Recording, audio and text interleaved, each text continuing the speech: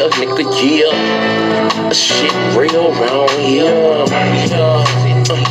Yeah, nigga, yeah. Shit real round here, yeah. If you want it, you can get it, my nigga. Shit real round here, yeah. If you want it, you can get it, my nigga. Shit.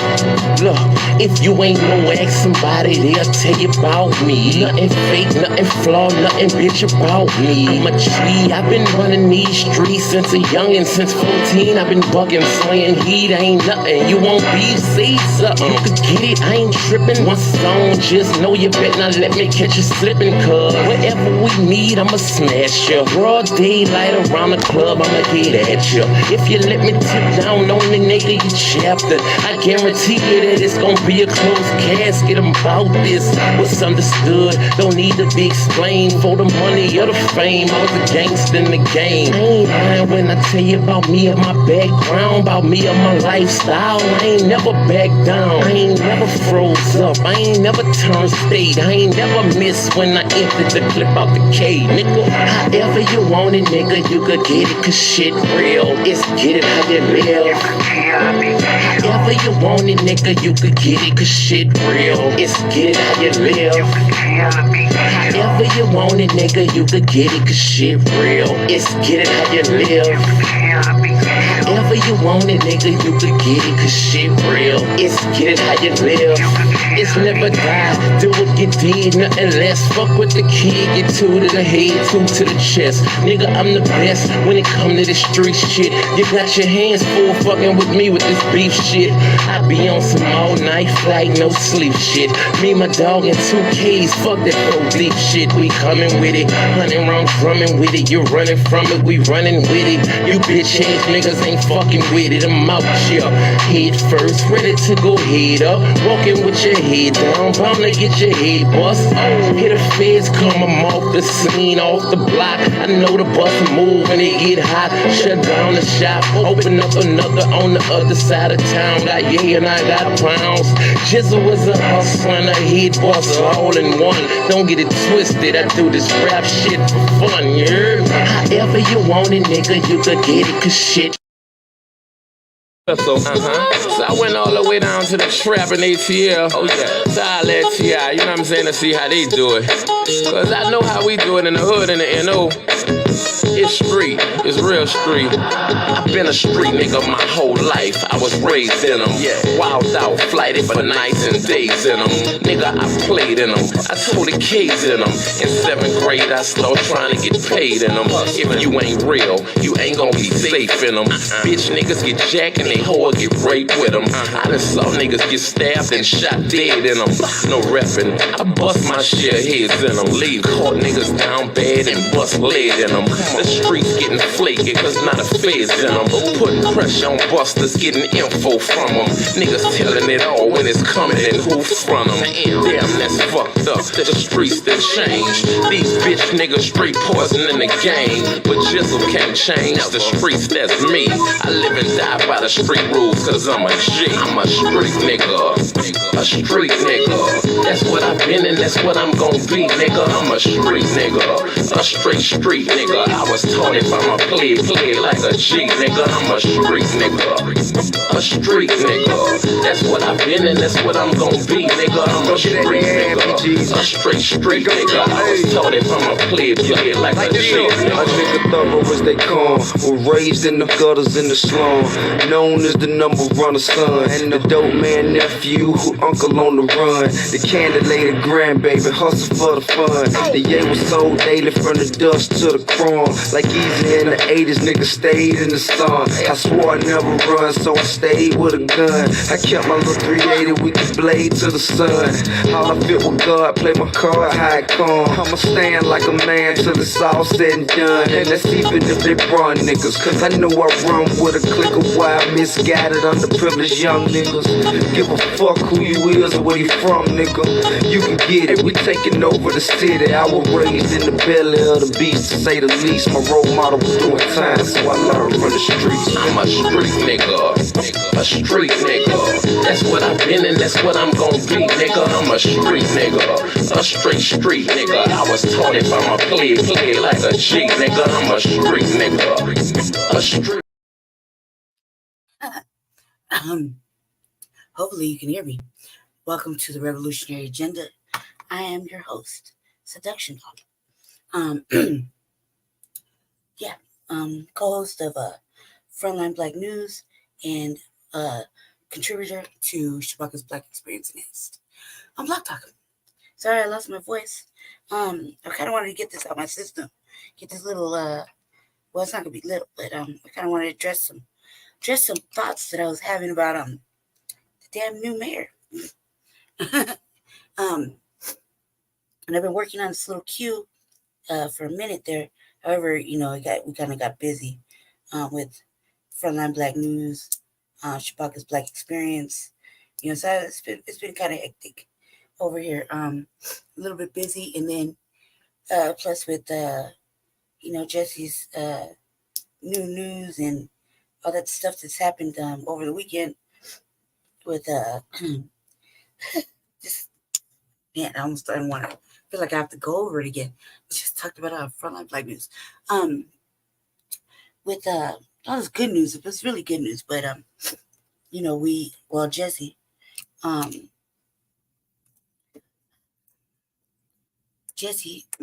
junior chairman of the Unity Party,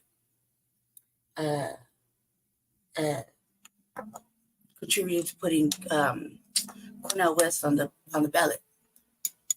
That's one thing. Second one news, if you weren't paying attention this weekend, they also nominated him for House District 8, where he lives, under the Unity Party banner. That's a big thing. So I've kind of been doing some research. I was busy.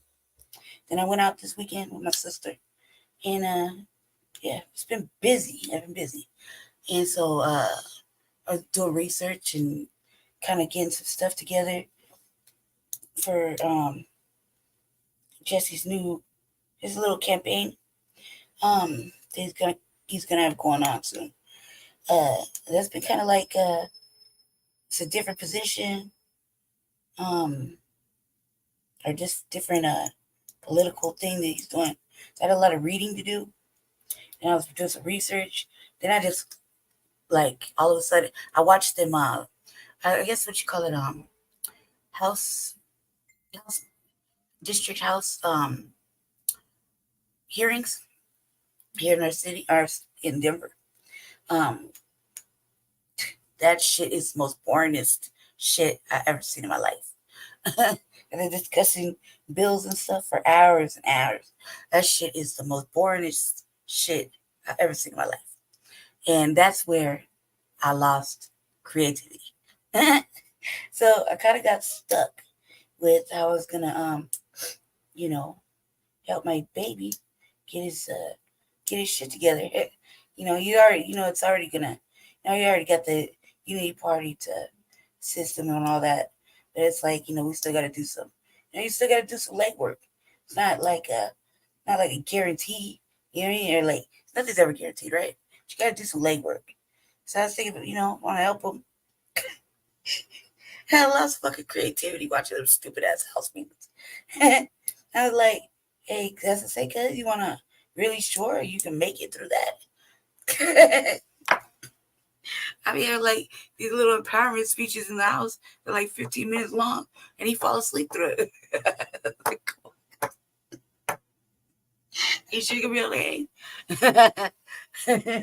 I was just teasing him, you know what I mean?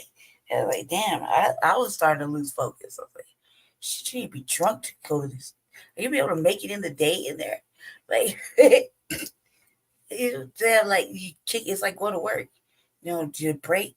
You'll pick one of these little House representatives to hang out with during lunch. What goes on in there? You know what I mean? I never really went in and just watched. I clicked on it because they showed it on a channel, and I was like, God damn, this is long. When do they take a break? Just one after another, same fucking thing. same topic for like hours. I was like, man, boring as shit. Well, anyway, I lost my creativity. I got started in creating some shit, and I was just like, what, listening to it, I almost just dozed off. Anywho, with all that, this weekend, I had planned on calling Cap on the new mayor and his little budgets and all his little reporting and stuff like that. So I had a whole queue set up, and then I lost my queue during, I don't know what the fuck happened, but kind of moved things around. And I think it's the way I got my Chrome set up. Just sometimes like if I move around too much, I have like 10, like maybe 19 windows open. Part of it is just research, yeah. So I'm looking at them, and I will lose my window for some reason. Part of it is because I blew the screen up really big, because currently, this is why I'm not on camera right now. Currently, my eye that was messed up when I was a little girl, is now starting to act up all of a sudden, and it's just it's a really long story, but basically, it emanates. Sometimes you'll say my eye's leaking, and it emanates some sort of like pus from the back of it. Okay, because wasn't really sitting in correctly when it went back in. Long story. So, by the miracle of whatever, it's stuck in the whole time since. But prior to when my bones in my face were broken, the doctors could not get that fucking eye to stay in. It was one. So the black woman that got that eye to stay in, and it stood in all these motherfucking years later. It's still in, but it's just like something going on, because I've been feeling like little pressures, and it's just weird. It just feels like it did when I had it covered up for like 6 months in the very beginning. With duct tape. After they put the stuff in, like black molasses, and fucking a cotton ball of sugar, and it's stuck in there. And I wasn't told to touch it and put a piece of duct tape over it, and it just kept taking it out, taking the stuff out little by little, and eventually stuck. So, and it's really like the vision was bad, still kind of bad on that side. But now all of a sudden, at least this last year, but recently over the last week, it's been kind of giving me little pains on the side of my face. It's really, really just pouring out, like leaking pus from the back. It seals itself shut. It can be, there's so much drainage, it don't have a chance to dry, but it has a chance to be disgusting, So, instead of messing with it on camera and like, doing, trying to look presentable, I decided to stay off camera, and just talk to you like this for today. Just because it's so much work, and to try to look presentable. And then I got something to do today, so I actually got to leave. So I'm kind of feeling like, man, if I had something to cover it, you know what I mean? Because you can't just go and leave with my sunglasses on. I got to actually cover the shit. Or else it's going to be like draining down my face, you know what I mean? And that's what's happening. So it's just messy. I don't know what happened, honestly. I have no idea. It's just been kind of moving around. It's weird. It doesn't look like it, but it feels like it, and it's acting like it. So, it's ugly. I feel like it's really messy. It's gross. But I have to leave today to go to the doctor. Not the eye doctor, but just the doctor, period. So I was like, how the fuck am I going to get there? Because I can't really see that well with that eye covered, and the other eye is so much, the vision is just fucking gone, and I got to drive. So it's like, man, pray for me, Allah.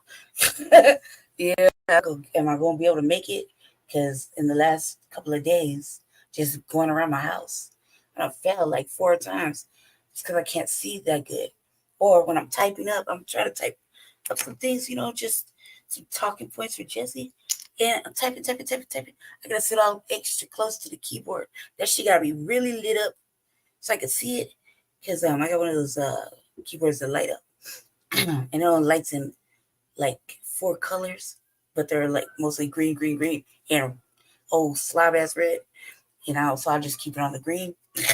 I gotta light it up, put a light on it, then it's trying to type, and I go back over and I'm like, man, how come I'm gonna type it because with a W? Yeah, fucking major motherfucking spelling letters all mixed up. I'm like, fuck, man, I don't got time for this shit. I don't got time to edit after the pre-edit and then take it to a new edit and then run it through the grammar thing. Like, this shit's gonna be like, for real. It's a lot of work. And I was like, so lost my fucking interest. You know what I mean? Because I can't see. So, like right now, it took me forever to redo my cue. Just right now, I'm sitting here, I was like, I'm really deep today. Explain some shit. Because, we're upset about with the mayor, right? And I'm like, fuck, man. I had to run this track back. So I'm looking for a couple of key things that the mayor had did or said, and then to lead into something else that had just recently happened. And I'm like, fuck, I can't read it. I can't see it that good. All right, let's hope we get it done. So luckily, as long as you can move your mouse, oh, this is stupid. As long as you can move your mouse over certain things, it's kind of like a natural function. You don't really need to type it or really read. It's so blown up. The screen, the words right now are so blown up that I kind of have to unzoom it just to see it correctly so I know where I'm at in my cues. The vision is just horrible. Like, I could be maybe 1, 2, 3 steps from it and I can't read nothing. That's how bad it is. So the bad eye happens to be the good visual eye. That makes sense. So I feel silly to explain all that shit. All right. Well, I decided to start off with something funny, a couple of funnies, and I thought that would be all right to start off with. Just kind of loosen it up a little bit because it's about to get really ugly. I had like, how I feel about the new mayor of Denver. It's like whatever, but man, they sure as fuck do not return email requests. They don't, like, you gotta damn there like stalk them to fucking talk to them. That's how I feel like. I sent it a couple of requests to speak with the actual mayor, just maybe 2 weeks ago, and the city council lady. About two, maybe 3 weeks on the council lady. 2 weeks ago for the mayor, and I probably did it like 2 times each. You know what I mean? Just submit. Because I got something I want to talk to them about. And normally I wouldn't really do that. However, what I want to talk to them about is so fucking important. And fuck, they're already housing people. You know what I mean? So they've been giving away free motherfucking housing all year long, damn near. So what I'm asking about is actually important. I think that you can't convince me that they're super busy when I watch city council and I see what they're up to.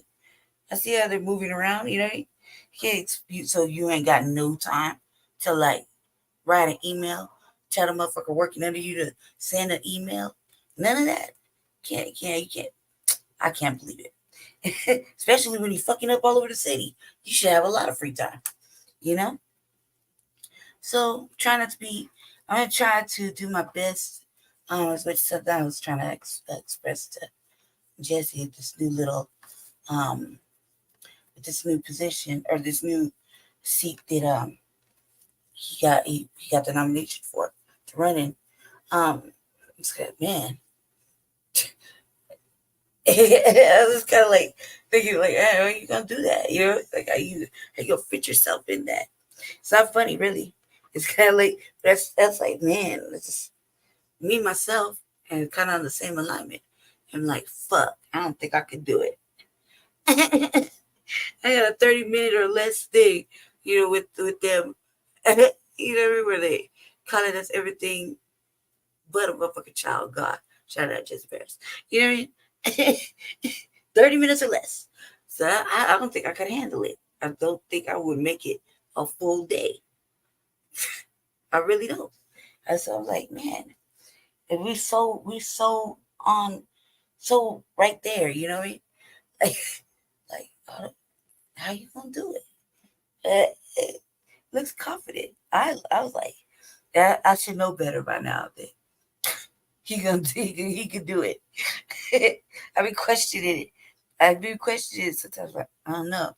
Let's see him in action. I'm like, oh, that's how you did. You know, they love him. I don't understand. It's weird. I don't know.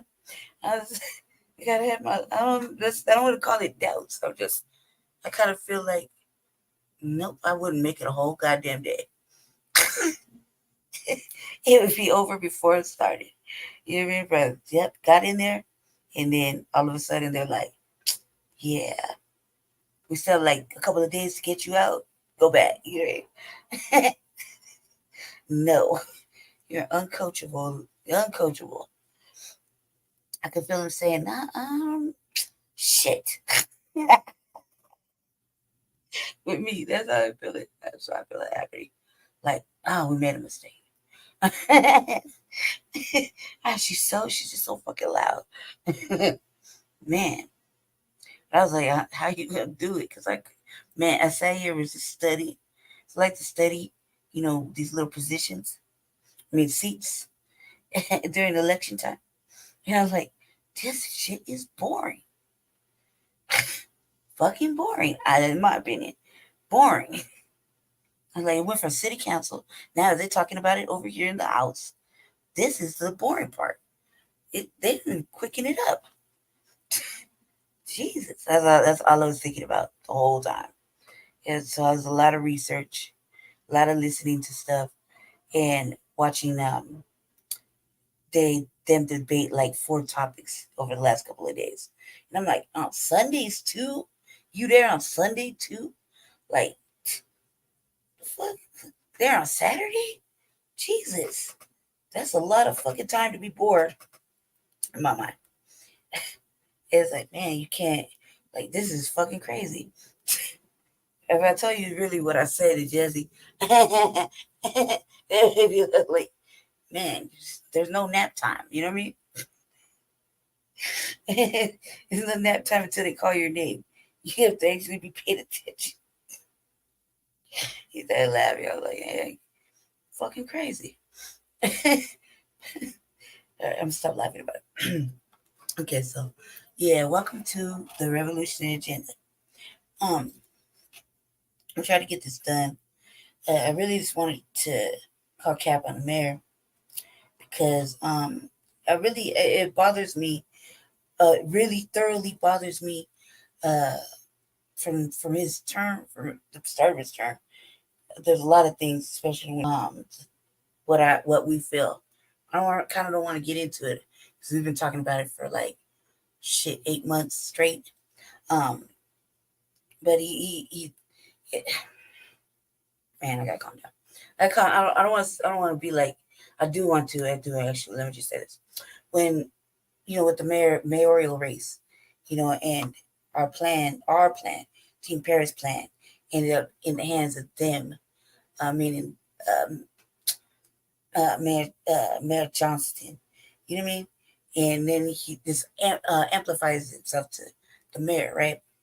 And so he ran. So part of this shit that was going on was part of our plan, but we did not anticipate him fucking it all up.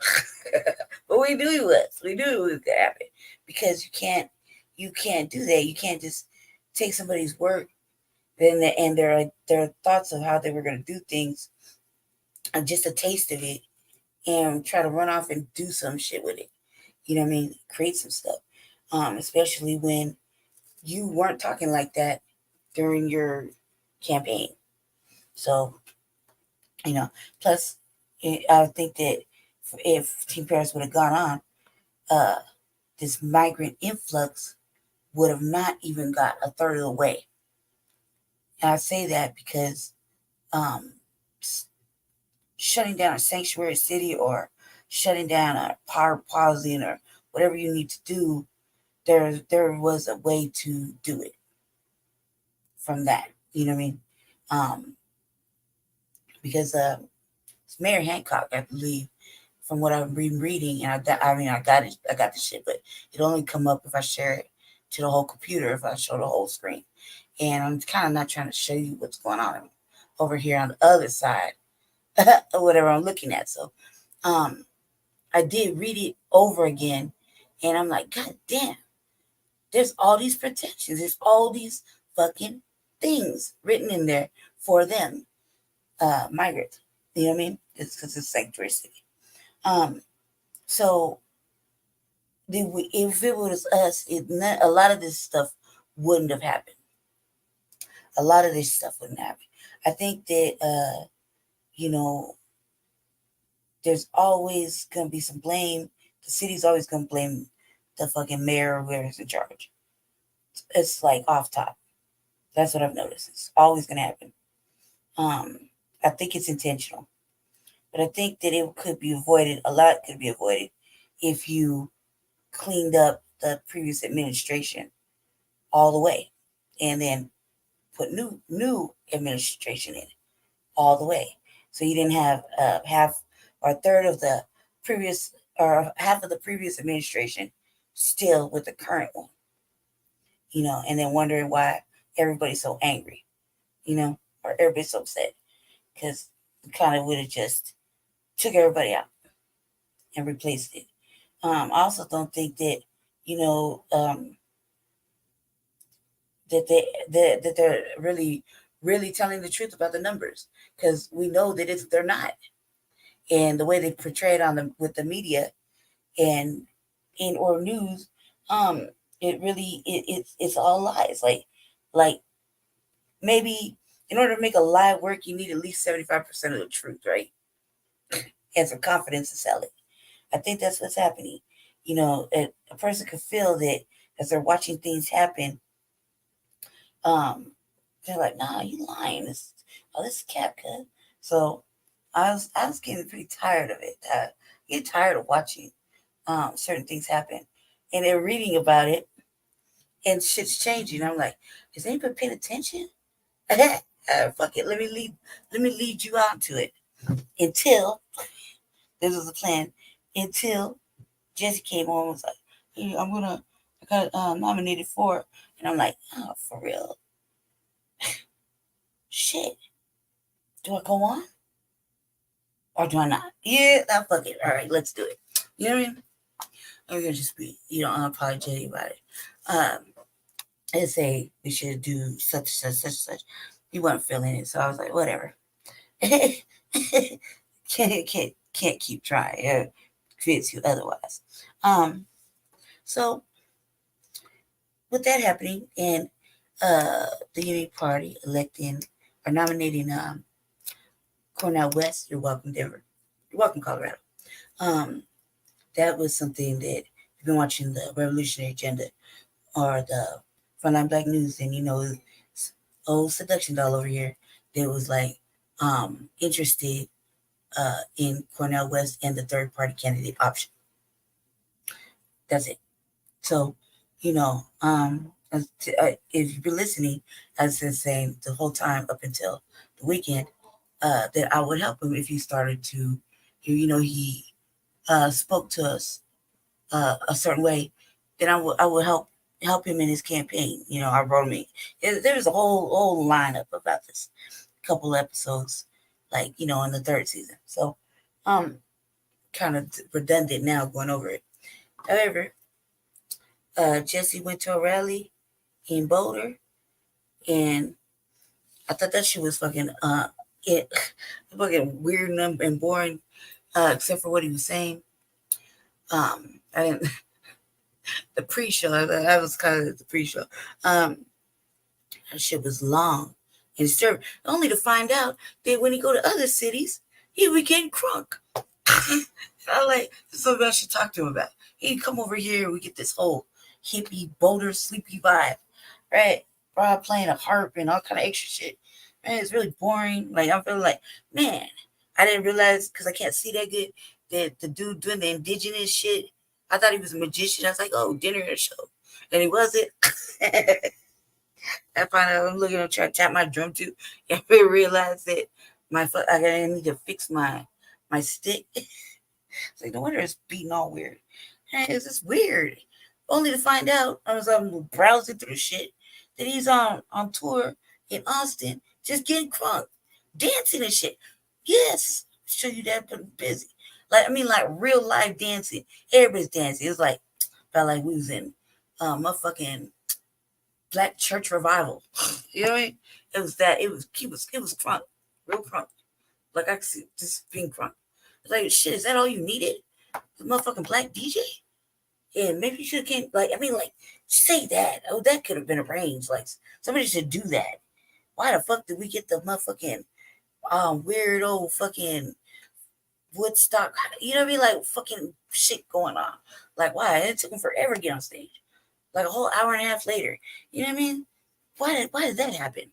However, it does not deflect from what we learned. And then the next day when Jesse did the Unity Party fucking convention and that then that.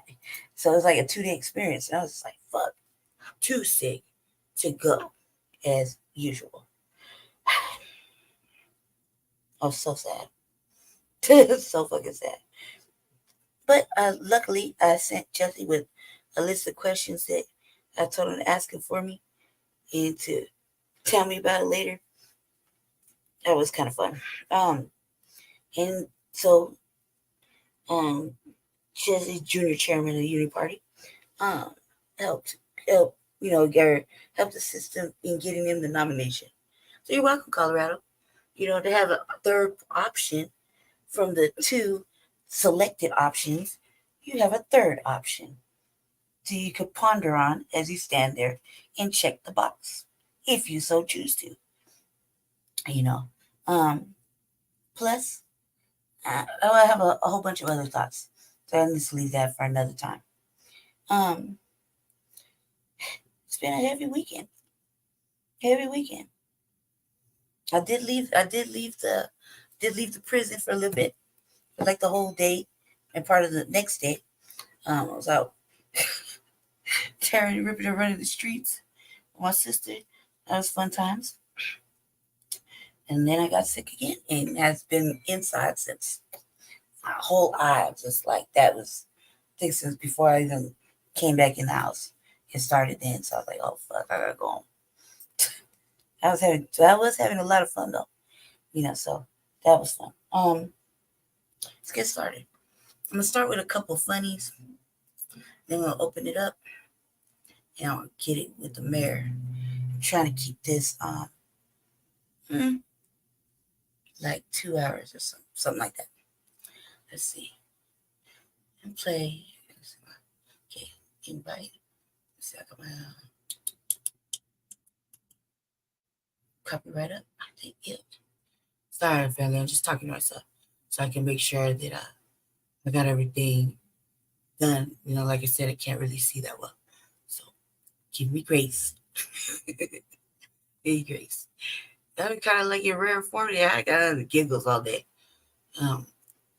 It's just super giggly and hyped up all day. Like just like almost like I was when I left to go outside. I was like, man, couldn't talk to everybody. Other than on Shabaka's show earlier, last night. Yeah, last night. So it's pretty fun. Let's say present, share screen. Okay.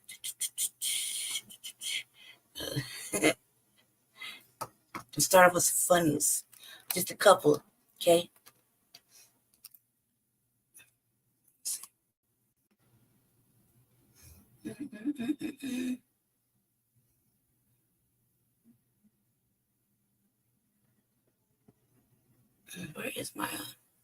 Where's my thing?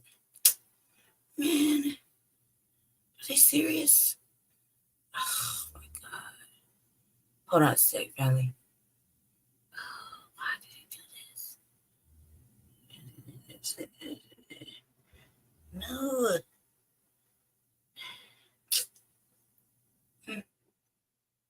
I know, right? Stop me looking at my cube like this. I gotta have my thing up. All right. If your travel trailer is uninsured, you could run into issues down the road. Protect your RV with Progressive. Quote online in as little as 4 minutes. I don't know. I came across this dude earlier today. It's kind of funny to me. I like what somebody said. Okay. Hey, sorry I'm late. I had a long night last night. Oh, shout out That's to you. fine. Okay, ready to get this interview started. I'd like to start this off by asking, what is your superhero name? I go by the name The Protector. The Protector. Nice. Before I even get it crunk, just so let's prepare to laugh, okay? Because it says the worst superhero to interview, okay? That's all I gotta say. So, yeah, just listen to what he said. It's funny as fuck. Listen. Okay, what would you say makes you special? What makes you different, per se, from other superheroes? What makes me special is that I believe that I am the first and only feminist superhero. Wow, a feminist. Nice. What makes you consider yourself the only feminist superhero? What makes you say that? I only do my work at night. And nighttime is actually the most dangerous time for women, period. One of the privileges as a male is that after work, we can just walk the streets and walk home from work at night and we can feel perfectly fine. Of course, something can happen, but it's very rare. We don't have to really fear for our life when we walk back. And for women, it's very different. And I pride myself on protecting women at night, especially when they're walking home from work. What I do is when a woman is walking back from work, I'll basically follow them all the way until they get home to make them feel safe. I walk far enough back so that they don't feel like I'm crowding over them, but I also walk close enough that if they look back, they know that I'm there. I take a lot of pride in, making women feel safe because there's a lot of creeps, they'll like stalk women. And I basically walk behind the woman to make sure that they're safe. A lot of the times the woman will turn back and like notice me and like, I'm very famous. So we play like this little game. Sometimes they'll start running or they'll start jogging and then I'll start jogging after them all the way until we get to their house. It's just a little personal game that we play, something to pass time. Sometimes the walks be kind of long. So yeah, we'll get all the way back to their house. And I'm telling you, man, like the women, they get so excited to make it home safe because I protected them. Like their hands be shaking, trying to put the keys in. And sometimes they'll drop the keys and pick it up and then they'll finally get it in. And then they'll rush inside the house, slam the door shut. And, they don't really tell me thank you, but I take that as a thank you. Just them being excited to get home and knowing that I protected them the whole way. And normally when they go inside, I'll walk up to the door. I'll twist the doorknob, make sure that it's locked. Or I'll also go to the windows, try to lift it up, make sure that's locked. And, most of the time it's locked and I'll walk away. But the times that it's not locked, that's the times when I will enter the house. I'll try to enter the house without them knowing so, they can still feel safe. I'll just protect them through the night. What I'll do is I'll enter the house and I'll crawl under their bed when they're not looking. Jesus Christ. And I'll stay under their bed the whole night while they sleep to make sure that, no creep breaks in and tries to like kill them or, sexually assault them. Because, main thing that they won't expect, is like, these creeps and murderers and stuff. when they come in and see a woman on the bed, they will not expect a man to be under the bed to come out to protect them. And that's actually one of my secret attacks. So yeah, I'll just stay under there the whole night. I actually never sleep when I do that.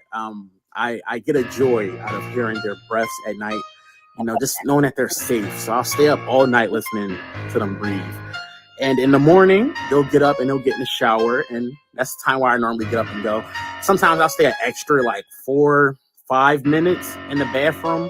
I'll stand outside the shower curtain while they take their shower and stuff. And then just for extra precaution. But normally by that time it's safe because, it's sunlight. And yeah, that's when I'll leave and be on my way.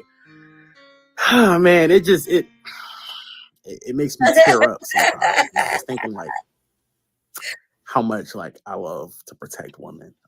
It's a beautiful thing. It's a beautiful thing. Not a lot of heroes do it. And they should. That's the problem with this world today. They don't make women feel safe. And I believe that's why I'm here. Okay. Yeah, that's it.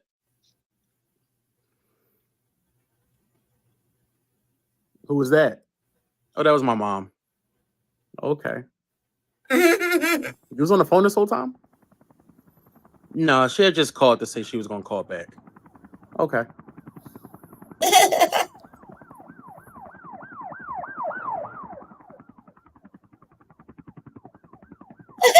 Getting crazy out there, huh? Yeah, sounds like a lot of officers. So when do you think y'all will let me know if I can join the Avengers or not? Yeah, we'll review the footage of this interview and your answers, and we'll get back to you. Okay. All right, yeah, that's fine. I was just making sure.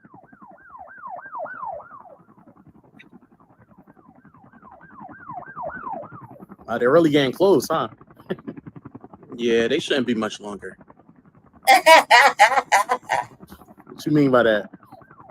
Stay still. What?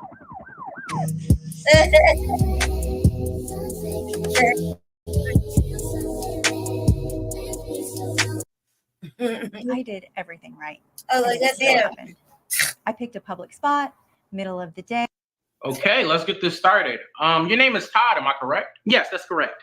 Okay, Todd, you did great during the running exam. I just want to say that this is basically the last part of your training. If you get through this, you're hired.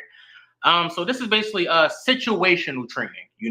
We're going to act out a situation that you would most of the time go through as a police officer, basically to see how you handle it. I'm going to act out a person that went over the speed limit, and you're going to act out the officer, of course, and we're just going to see how you handle the situation. Okay? Hey, sounds fine with me. All right, just going to walk up and I'll start it all off. Wait, 1 second. I just wanted to just know, just so I can just get this clear. What is the race of the character that you're playing? What does that got to do with anything? Oh, I'm just trying to just get into character. So I just want just know all the details. Just, I don't know, just to determine how I would act in a situation, You need to know the race to know how you're going to handle the situation? Not necessarily. Just to be more in the moment, I'm just really trying to just get into this just so I can actually feel like I'm actually there. So what's your race? I'm Caucasian. I'm a white male. Caucasian. Okay. All right. Caucasian. Okay. All right. I know how to do this. All right. Let's go. Okay. Starting now. Hey, officer. May I ask how come you pulled me over this evening? Of course, sir. I pulled you over because you was going past the speed limit. Over the speed limit? I didn't go over the speed limit. Well, you see, sir, my machine picked up that you went over the speed limit, so you did go past the speed limit, sir. Oh, well, your machine is wrong. Oh, my machine is wrong? Oh, I'm so sorry for that, sir. Well, we're going to go actually work on the machine and make sure that it gets better for next time. But yeah, enjoy your day, man. There's actually a Starbucks around here that you should actually try it out. I really like that Starbucks. And whoa, wait, Todd, what are you doing? Wait, what do you mean what I'm doing? What? You can't just let me control the situation like that. Well, I asked if you went over the speed limit and you said no, so I believed you, I always believe the civilian. Todd, you're supposed to question more than just that. Oh, I'm sorry. I just, you look so trustworthy as the character, so I just didn't think I had to question any more than that. I apologize. How do I look? Okay, listen, Ty, we're just going to try that again. I'm going to play a different character. We're just going to try to approach it differently. Maybe we'll come to a different outcome in the end. All right, so let's start. Okay, wait, 1 second, sir. What is the race of this character? Todd, what does that matter?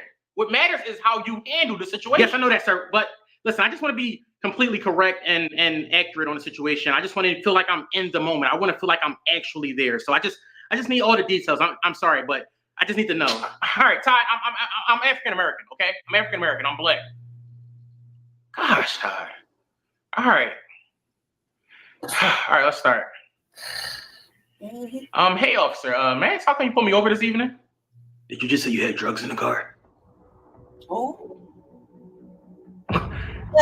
What? No, I said, may I ask how come you pulled me over this evening? Did you just say that you're not feeling too sober this evening? Oh my God. No, that's not what I said at all. I actually... Put your hands on the steering wheel right now. Put them on the wheel. Okay. Let's cut this. Todd, you're not saying the lines that Put your hands on the wheel.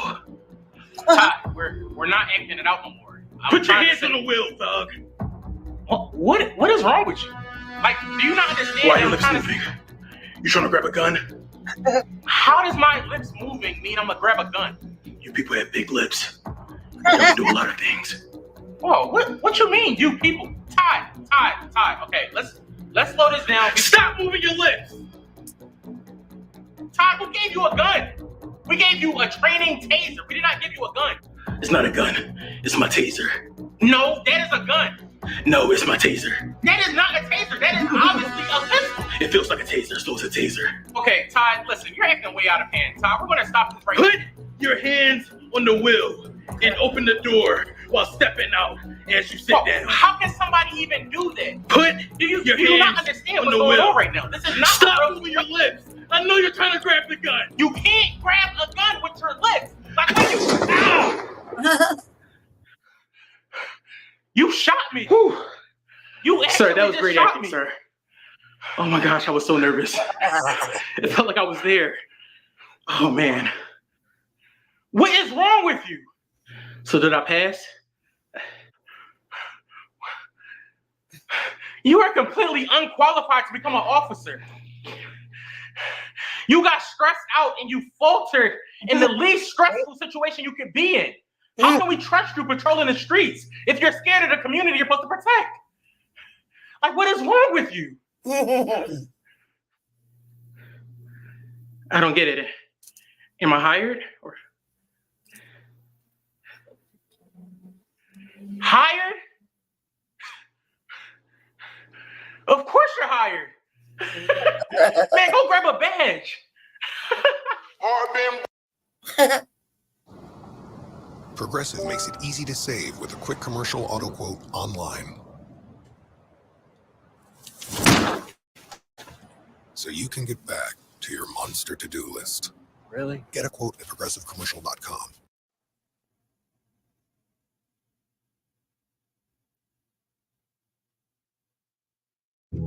What do teachers do with all those mugs they're gifted?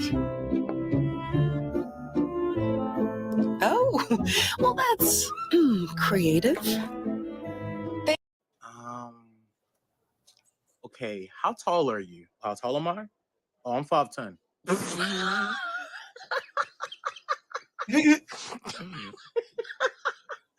Oh my goodness. Okay, but for real. What? I'm serious. I'm 5'10". Oh. Okay.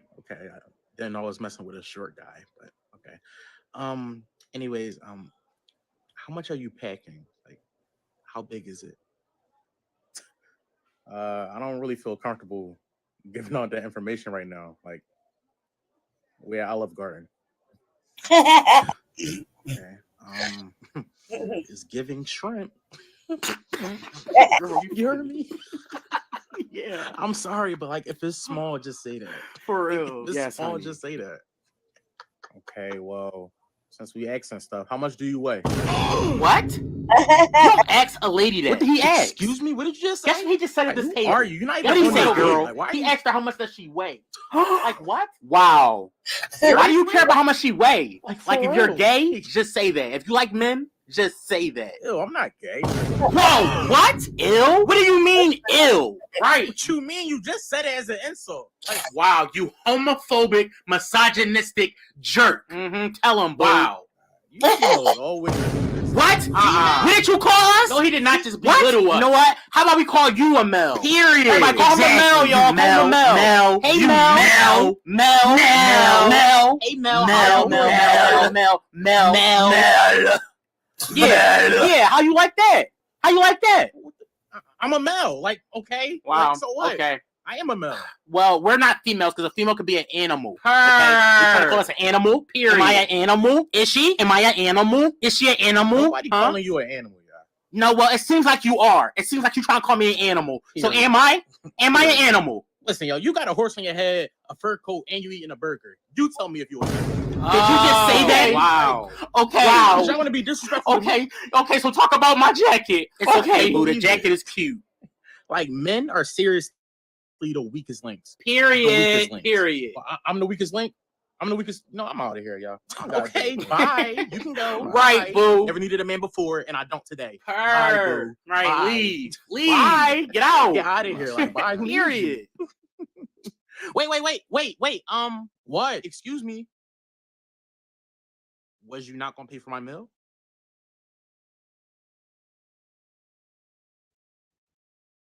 Bracken. What's up, cuz? Hold up. Who the fuck is this nigga? Excuse me, my nigga. Do you mind me kindly asking who the fuck you is? You look lost like you took a wrong turn or some shit, but I'm gonna give you directions on how to get the fuck from around here. You take a long walk that way, nigga. Oh, I'm in the right place, cuz. This is You Got Me Fucked Up Avenue, right? Oh no, this is I'm about to beat your ass boulevard, but I can show you where you got me fucked up at. It actually starts up there at the intersection and it ends right here. So I can understand your confusion, my nigga. Look, bro, you're not really good at intimidating niggas. Bro, what the fuck you mean? I'm triple OG out this bitch. You're a bird, nigga. I'm so sick and tired of people not taking me serious. I'm a gangster. Look, would a gun help? Possibly. Okay, I got one at the crib. I'll be right back. Wait here. Nickelodeon was kid everything, but that marked one of the darkest chapters. These are 3 predators who worked at Nickelodeon. Hey, what's up, man? See you got my gift? Yeah, man, the portal. I really want one of these. Thank you. That's what's up. I'm gonna need you to send that back though. What? I need you to pack up the portal and send it back to me. Oh, that's a good one. Hell, nigga, I ain't playing. Send my shit back. Why? What'd you? Oh, you want to know why? Let's look. The fuck is this, Gonzo? Oh, that's your gift. Okay. How much you spend on this? What? That's kind of rude. You know the portal thing about you starts at about $75. Okay, thank you. Nigga, ain't no thank you, nigga. This shit smell like you got it for free. How do you smell a price? When it smells like piss and prostitute sweat, you can assume it's free. I think this sweater got herpes. And you know, the audacity of you acting like you don't know how some smell with that Mark Wahlberg and Boogie Nights dick nose you got, nigga. I thought it was a thought that counted. When the last time you see me wear a sweater? When the last time you see me wear any clothes? It smells like somebody had sex with the sweater, not with it on, but with the sweater. I feel if I put this on, I'm gonna get shoulder AIDS. What? It'll give me a chest TD. Listen, you know, my dad passed away. That was his sweater. And I gave it to you because you're the only person. Man, fuck your daddy. He been dead since Fuck March. you. Did he get killed in the sweater? Because there's blood on this shit too. He indeed did. Nigga, send my shit back. Portal from Facebook. All right, everybody here? All right, so the agenda for today, I just wanted to go over Before a we few get things. started, I just wanted to make an announcement real quick. I know you see me talking, bro. Yeah, that's why I interrupted. I got something real important. Well, you should have called a meeting, bro. I'm in the middle of talking about the agenda we got to go over, so you got to wait. It's real quick, I promise You have to wait till after, when we have time for announcements. But it's important, Kermit. Look, I don't have time, and I do not give a fuck what your announcement is, bro. I got a goddamn agenda to cover. My announcement is more important than your agenda. Well, you know what? If it was that damn important, maybe you should have called your own damn Zoom meeting so you can talk about your stupid ass motherfucking announcement. I'm sorry, Kermit. I didn't know dying was a stupid announcement. Yeah, that's my announcement, everybody. I'm dying. Well, this is awkward. Oh my God, Gonzo! I'm sorry to hear that. It's no big deal right now. I actually feel more bad for Kermit because He's got to feel like an asshole right now. Kermit, you are an asshole. I'm sorry, I had no One idea. with blisters. Come on, man. And prolapse. How the fuck am I supposed to know he had that kind of announcement at a work? Shut up, meeting? shut your Yeah, ass Kermit, up. shut the fuck up. Skeeter, what the fuck? I thought you logged out. Well, this is awkward. All right, look, let's just start over. Look, Gonzo, if there's anything you need, just let us know. man, we got Would you your like back. some meth? Anything at all? Really? Anything? Yeah, man, your family. You'll have to pay for the meth, though. You know what would have helped me a lot is if Miss Piggy pulled a titty out right now. Yeah, man, any other time I'd be ready to beat your ass about trying to see my girl titties, but, you know, since you dying or whatever, you know, go ahead and pull them out, Miss Piggy. Hey, Piggy, hey, pull one of the titties out right quick. So let them see. No! What the fuck is wrong with y'all? No! What you tripping for? You got 6 of them. Just show them the bottom one. They don't guys, even he's count. not seeing any of my Piggy, put your titty online, I guess. $1,000. Come on, he dying. Yeah, like, for real. stop being a bitch.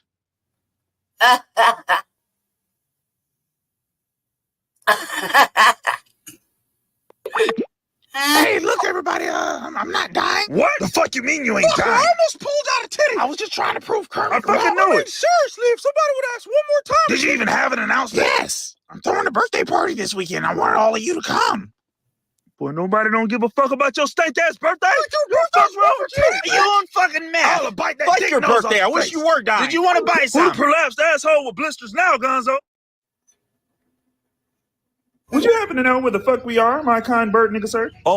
Do I have GPS tattooed on my forehead, my Oh, nigga? no, I just thought you knew where we was because you here. Because I'm here, I'm supposed to know where we at. Well, yeah. Well, I guess just- what? You here too. You know where we at. Oh, all right. So why you putting all that pressure on me then, bro? I ain't think of it like that. You didn't think about that because you're an asshole. And assholes don't think, they stink. Now get your ass the fuck off my block for something bad happened to you. Yes, sir. Wait, hold up. Yo, block. Bro, did I develop a stutter? Yes, my block. How bitch. is your block if you don't know where? Because I'm here, bitch. And wherever I fucking go is my block. Now, do we have a fucking problem, my guy? I mean, I guess not. Buy some bottled water from your boy. Huh? Oh, no, we good. No, the fuck you ain't. You thirsty. Oh, no, I'm not. Quit being cheap. They only $40. Look, we go head out, Fuck bro. you, give me a ride. Oh, no, we not going that I way. ain't say which way I was going. You know what? You got a point. You mean point in the direction? But, nah, I meant, bye, nigga. What the fuck? You know, I'm here to tell you, this remaining silent shit ain't nothing like they make it Not out. here to be silent. It was me, 2 other dudes, a toddler, and the letter today was a You up lowercase in q. here all tight with it. What? No, I'm not, bro. I'm telling Waiting you for what. your pay lawyer. My lawyer told me to snitch. That's what I'm Thinking doing. you all wise, ain't you? Ain't nobody fucking say I was fucking wise. Let me finish snitching. You've been talking for the first 48 minutes. So you ain't just tell me that long ass story about how you met your wife on Christian Mingle and lied to her about you being Forrest Whitaker? That had to come clean after a year because you got tired of winking? Let me finish snitching. Now, one nigga had on stripes, two vein draws, looking ass bitch. Why don't you just let me fucking finish? I want to get back to these Sesame Streets. Don't you want to go dance with your father again? Watch live and local news on a variety of networks with no Hello? Oh, hell no. How y'all got my contact information? Wow, that's crazy. This video just talked to me. You sound old and stupid. There's no way a video can talk to you. Yes, it can if you make a video call, which you've done. Oh my God, the video is talking to you. What kind of evil shit is this? Are y'all aware of current technology? I told you we should have never went through that devil worshiping phase in the 70s. Now Satan is finally coming to collect our souls. Well, I knew he was on the way when I saw Justin Bieber with dreadlocks. Oh, hey, do y'all old asses want something? I don't know. Do we need anything? Yeah, tell him we need to save 15% or more on car insurance. The fuck is y'all decrepit asses laughing? Well, he's saying you look like the Geico lizard. Wait, that's not him. Bro, this shit's still not funny. You ugly bitch. Geico. 15 minutes Hey, could save you. Hello? Yeah, put 2 exclamation marks after bitch. Hello, I'm on the phone. What's One going of on? those smiley faces. Hey, I'm actually on the phone, guys. Tell him his mother's chest is so flat that he was breastfed with condensed milk. Hey, my mother's dead.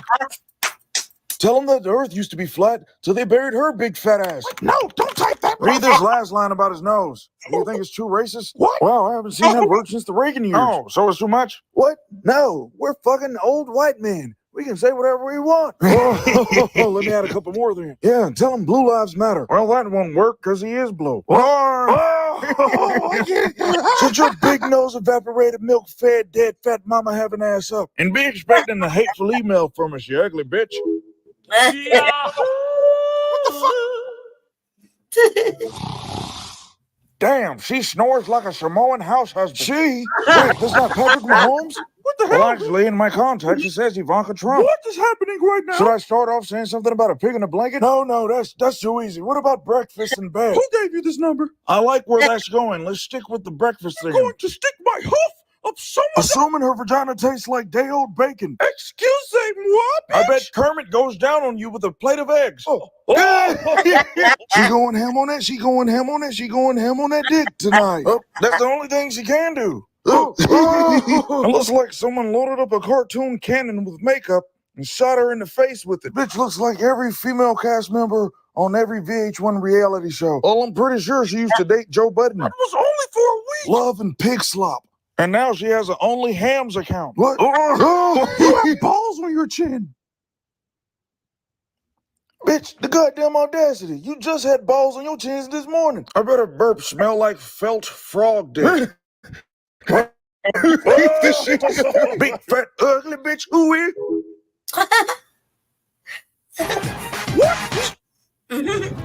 Don't get caught in the uninsured current. Get protected with Progressive today. All right, welcome everyone. Today in group therapy. What did you say? Didn't understand. I didn't get to say much. I was starting my sentence. You said at least 7 words. I think I went ear blind on the 8th.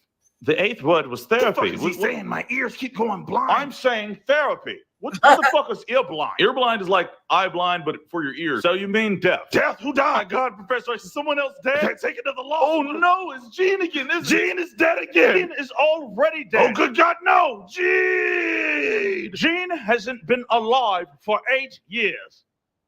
And this is why all of you need therapy. I went ear blind on you again, but reading your lips, are you saying therapy? Like yeah, I think you're saying therapy. Like therapy. Is that a new word? You're saying it wrong. Well, I just can't comprehend why I'm here. Let me ask you this. What does R. Kelly, Mystical, and Harvey Weinstein have in common? They're rapey. I say the first word in that description fast and the last word of that description slow. Therapy. Therapy? Therapy? What the hell are we doing here for therapy? Because you fucking need it. With all due disrespect, Charles, we don't need any fucking therapy. We're goddamn men. And you don't believe men need therapy. Fuck no. Therapy is talking about your emotions and feelings. And that kind of stuff is for women. Women and bitches. Do you not understand how stupid that is? And you all care intelligence is for women. Women and bitches. Oh my God. It is imperative to your health to open up about your feelings and emotions. Hell no, Charles. You're supposed to take all of your emotions and bottle them up as a man. You bottle them up. You put all that rage in one place and allow it to glow into a fury, a fiery fury that explodes out of your face when it's time. No, that is not what you do. You open up. I don't open up.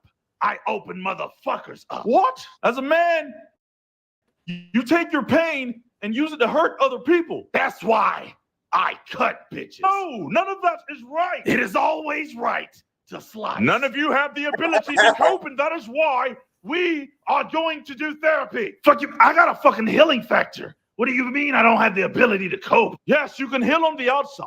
But what about your inside slogan?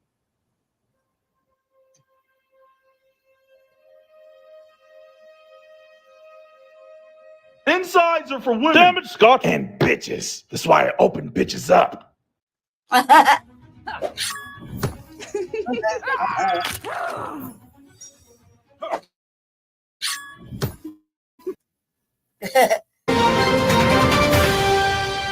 was like, when I got Several federal agents are currently the subject of an investigation following a raid on the residence of Sean Combs, also known as P. Diddy.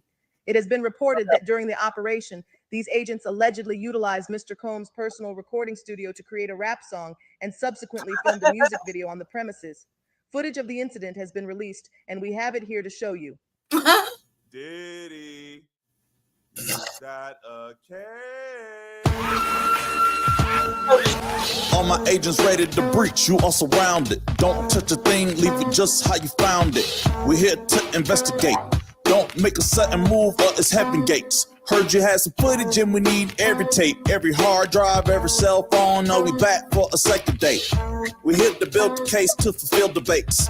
and put you in the state where it seals you fake. I don't read Miranda's, they bore me. I got these extra charges here, hold it for me. You came through with such a surprise that you can't run cause your shoes untied. Dumb guys leave evidence on thumb drives. Heard you through a pool party with a cum slide. You won't be around next year, the crime's too severe. Here comes the feds from the rear. Here comes the feds from the front to the rear. Yeah, we got feds in the rear.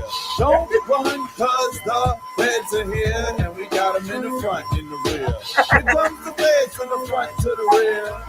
Yeah, we got feds in the rear. We heard at your parties you had some heeshies, and they blow vicious with gold lipstick and strong hands. Not my thing, but I understand. I watch you want a man. It's not for me, but it's cool if it's you. If that's your preference, then do what you do. But word to mama, I'd rather tongue kiss a piranha, eat out Madonna, and arm wrestle Michelle Obama. That shit sounds suspicious. Hands are in your ass crease. Let me loose, I don't even need a brief. In your bedroom with the dark light for the sheets. Everybody look, hey, hey, hey. Let's come on the walls, come on the ceiling, come on the door, don't touch it no more. Here comes the feds from the front to the rear. Goddamn niggas, bruh. Oh shit, we back? Hey there, real quick, you guys. This is Steve Fisher, and I'm here to tell you about a great event from the U.S. Concealed Carry Association. We're hosting a 100. Hello? So you really taking your album title serious, huh? What? You having an off season or some shit? You really trying to fall off? You trying to, this your real fall off? What are you talking about? So you really deleting songs off your album later for real? Oh, my nigga, like, what the fuck, Jermaine? Hey, nigga, don't be calling me yelling. Don't yell, bitch. I will yell all I want. Bitch. Bro, you need to calm down. Calm down or what? You gonna drop a diss record on me? Huh? That's what you gonna do?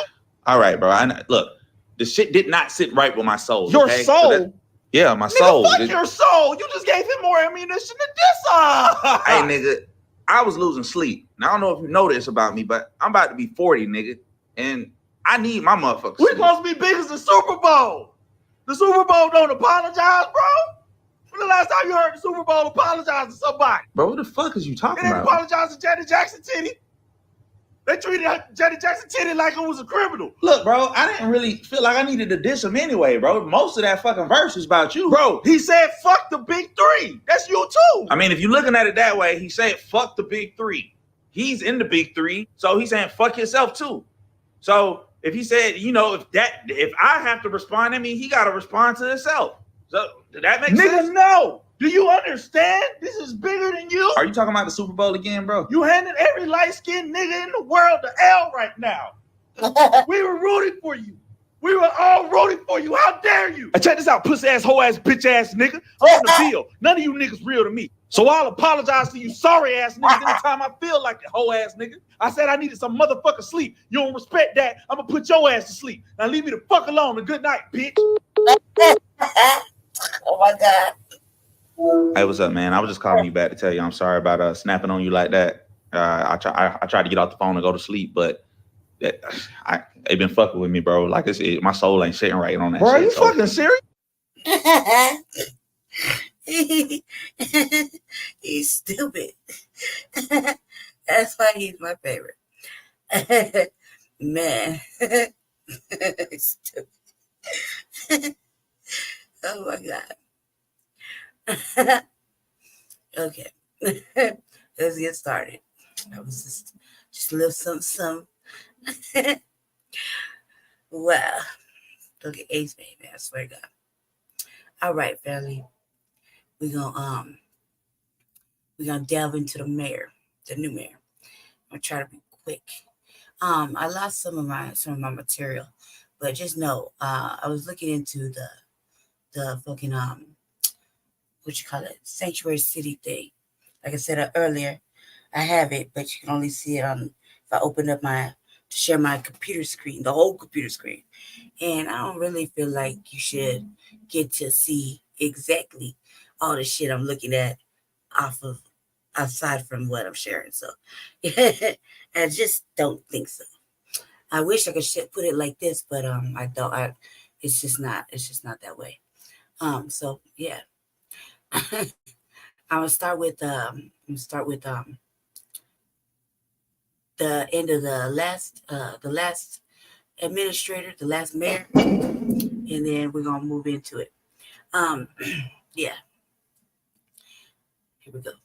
Let me see. Oh, what's this? There you go. All right, here we go. We're pushing for an outside company to handle migrant sheltering in the city. The mayor issued a statement today saying there's still too much work to do before the new mayor, Mike Johnson. Denver Mayor Michael Hancock is no longer pushing for an outside company to handle migrant sheltering in the city. The mayor issued a statement today saying there's still too much work to do before the new mayor, Mike Johnston, is sworn in on July 17th. The $40 million contract for the company Garda World was proposed to try and alleviate staffing problems. The city had hoped it would also save money for managing incoming migrants. So far, Denver has helped and sheltered more than 12,000 migrants at a cost of nearly $20 million. Declaring a state of emergency as hundreds more migrants arrive in town, and there's no sign this trend will be slowing down. The city announced today that 600 people have arrived in the past 2 weeks, 247 showing up since Monday. More than 400 migrants are now staying in shelters, many at city rec centers, which are closed to the public during this crisis. Tori Mason has the very latest on the situation. Tori, seems like things are getting more challenging by the day. Yes, Jim, but this emergency declaration is a really important step. Denver Mayor Michael Hancock says this will free up additional money and make more options for shelter space. Now, many of the migrants are coming from Venezuela. They started arriving a few months ago, but over the last couple of weeks, they started showing up in much larger numbers and without any warning. Now, the city is overwhelmed trying to find enough emergency housing. Hancock says he's been talking with federal officials, which is a change from last week when the city said it hadn't heard from the feds. The Department of Homeland Security is downplaying the problem, claiming around 100 people a day are crossing the border. But video from the border suggests otherwise. This is footage as just a snapshot of what's been seen daily in border towns. Hancock had strong words for politicians in Washington. Cities all over this country are once again having to respond because of the failure of our Congress and federal government to address a very critical situation. This is a clarion call to our elected officials at the federal level to put aside politics and recognize the humanitarian crises that have come to our borders and have now put a strain on cities all over this country to respond. Now, Hancock says this situation has cost Denver taxpayers around $800,000, and that amount is expected to increase significantly. He hopes the government will eventually pick up the bill. We're going to be following this story as it develops, and we'll have more information on CBS 4 News at 10. For now, we're live in Denver. Tori Mason covering Colorado First.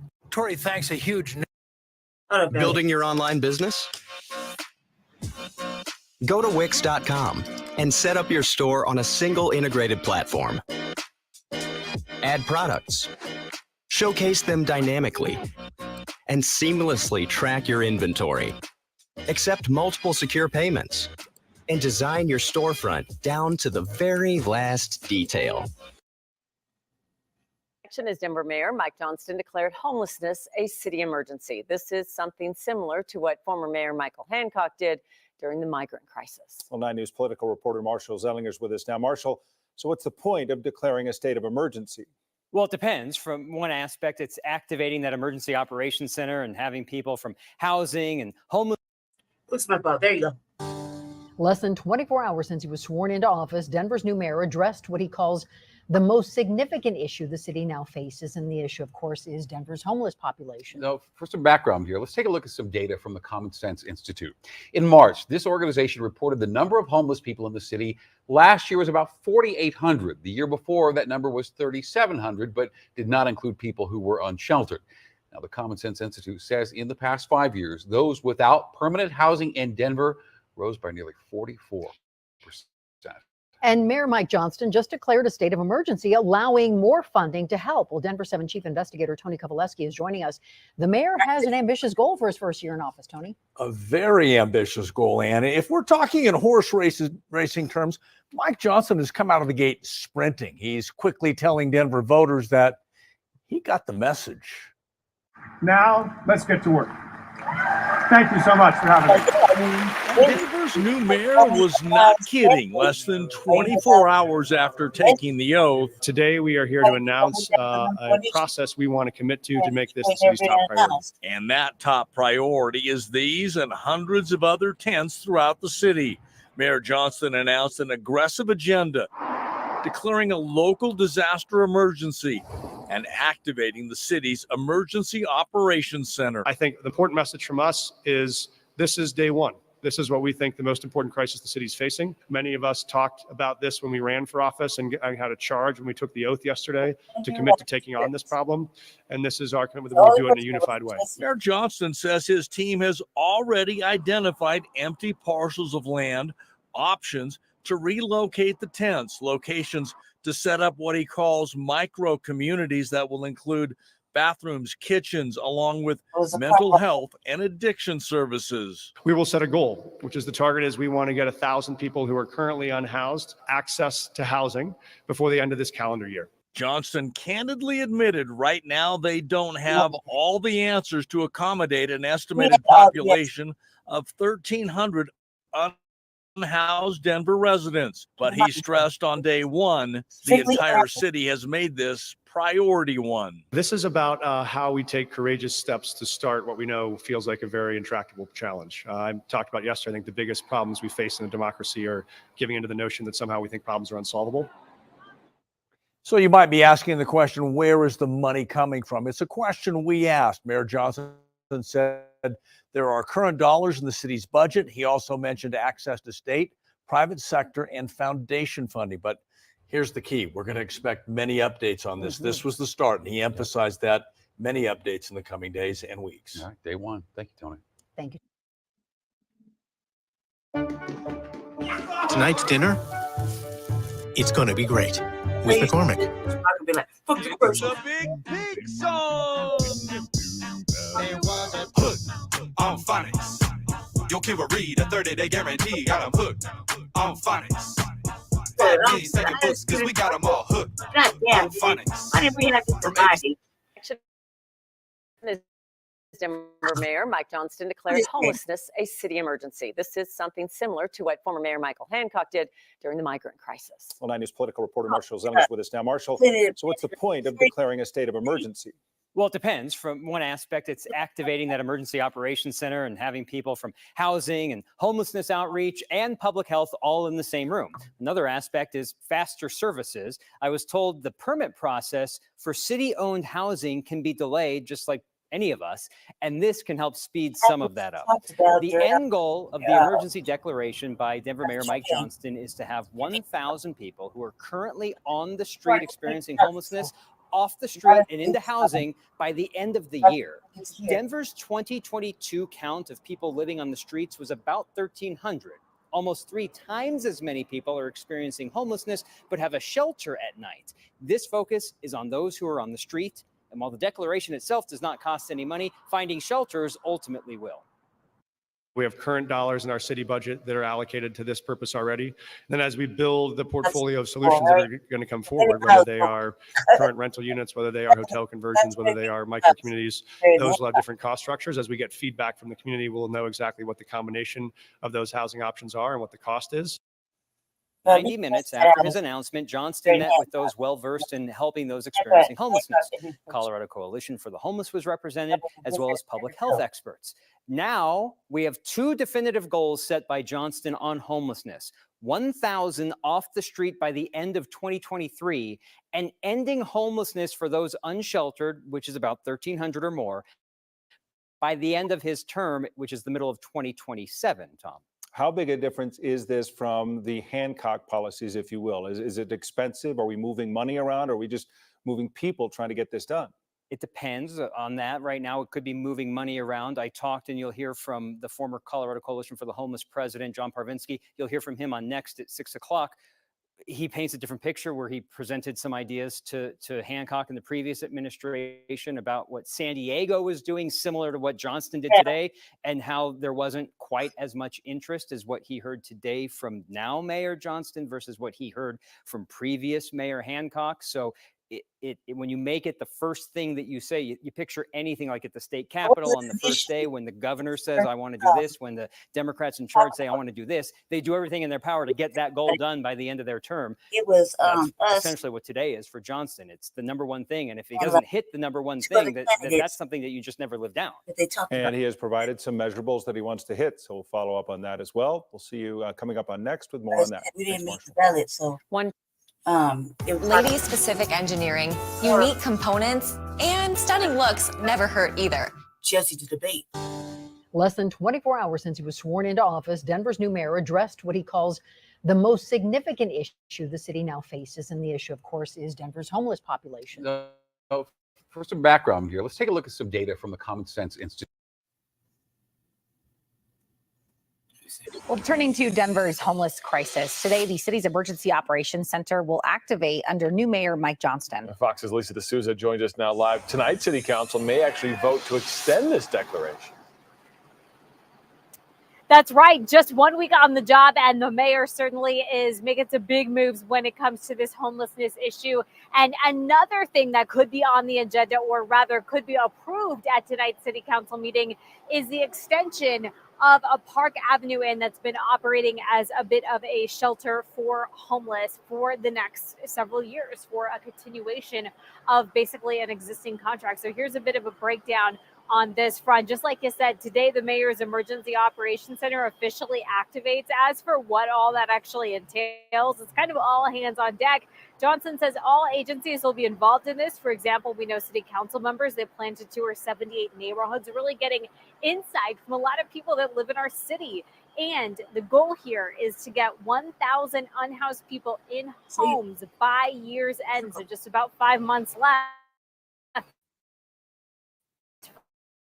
for that declaration, but also potentially approving, just like I said, a nearly $3 million contract with the Colorado Coalition for Homeless to operate a shelter housing here at 300 or 300 people, I should say, at Park Avenue Inn. Now, kind of the goal of this emergency declaration is to make it easier to access help and resources, potentially in the terms of funding from the state and federal government. So obviously a lot to follow up on, a lot happening today alone, let alone in the weeks and months ahead. So we're going to be on top of it. Live in Denver, Lisa D'Souza, Fox 31. All right. Thank you, Lisa. Hold on.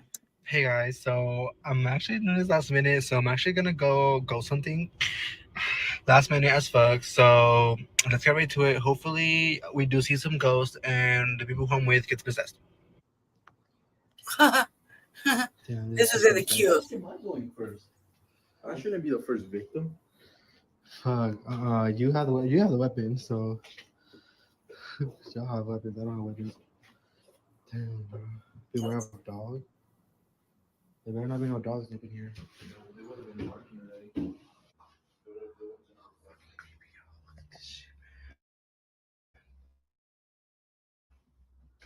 Oh, this is the office. Yeah, this is the front desk. Nah, see, this they were trying to get it to the housing, but I guess they stopped it. They won't be squatting up in there, man. Like, be a whole bunch of shit. That's like right. That's in sorry, in our city. It's like near Colorado Boulevard. This is fucking creepy. Talk about this in a second. No sir. Hold on, we gotta get to the right one. So forgive me, barely, because I can't really see that well. Let's see. I want to talk about the House 1000 thing because let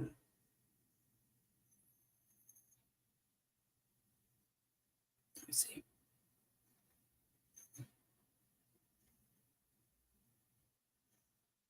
Let me see.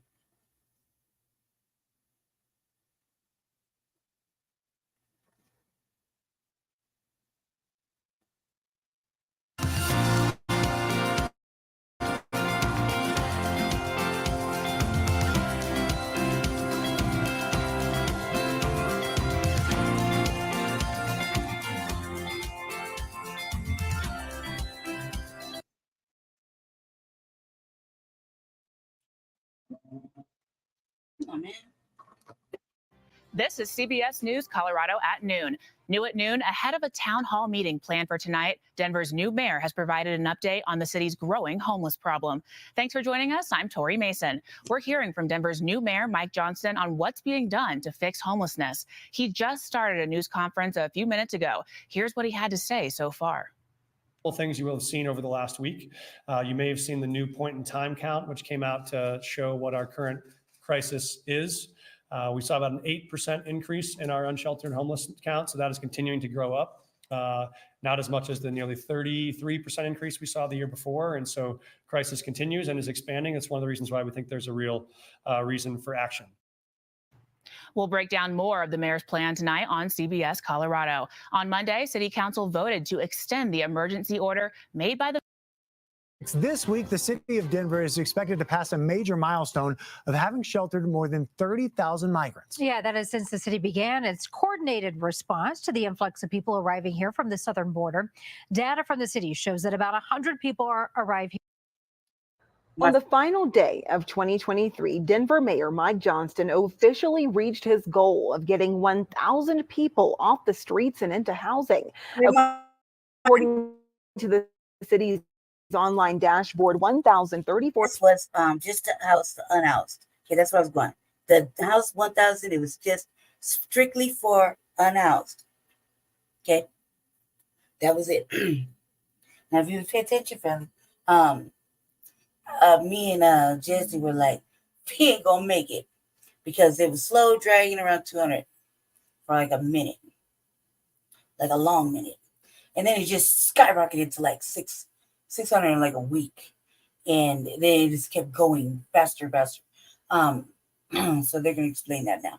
People were housed, with about 1,013 staying indoors.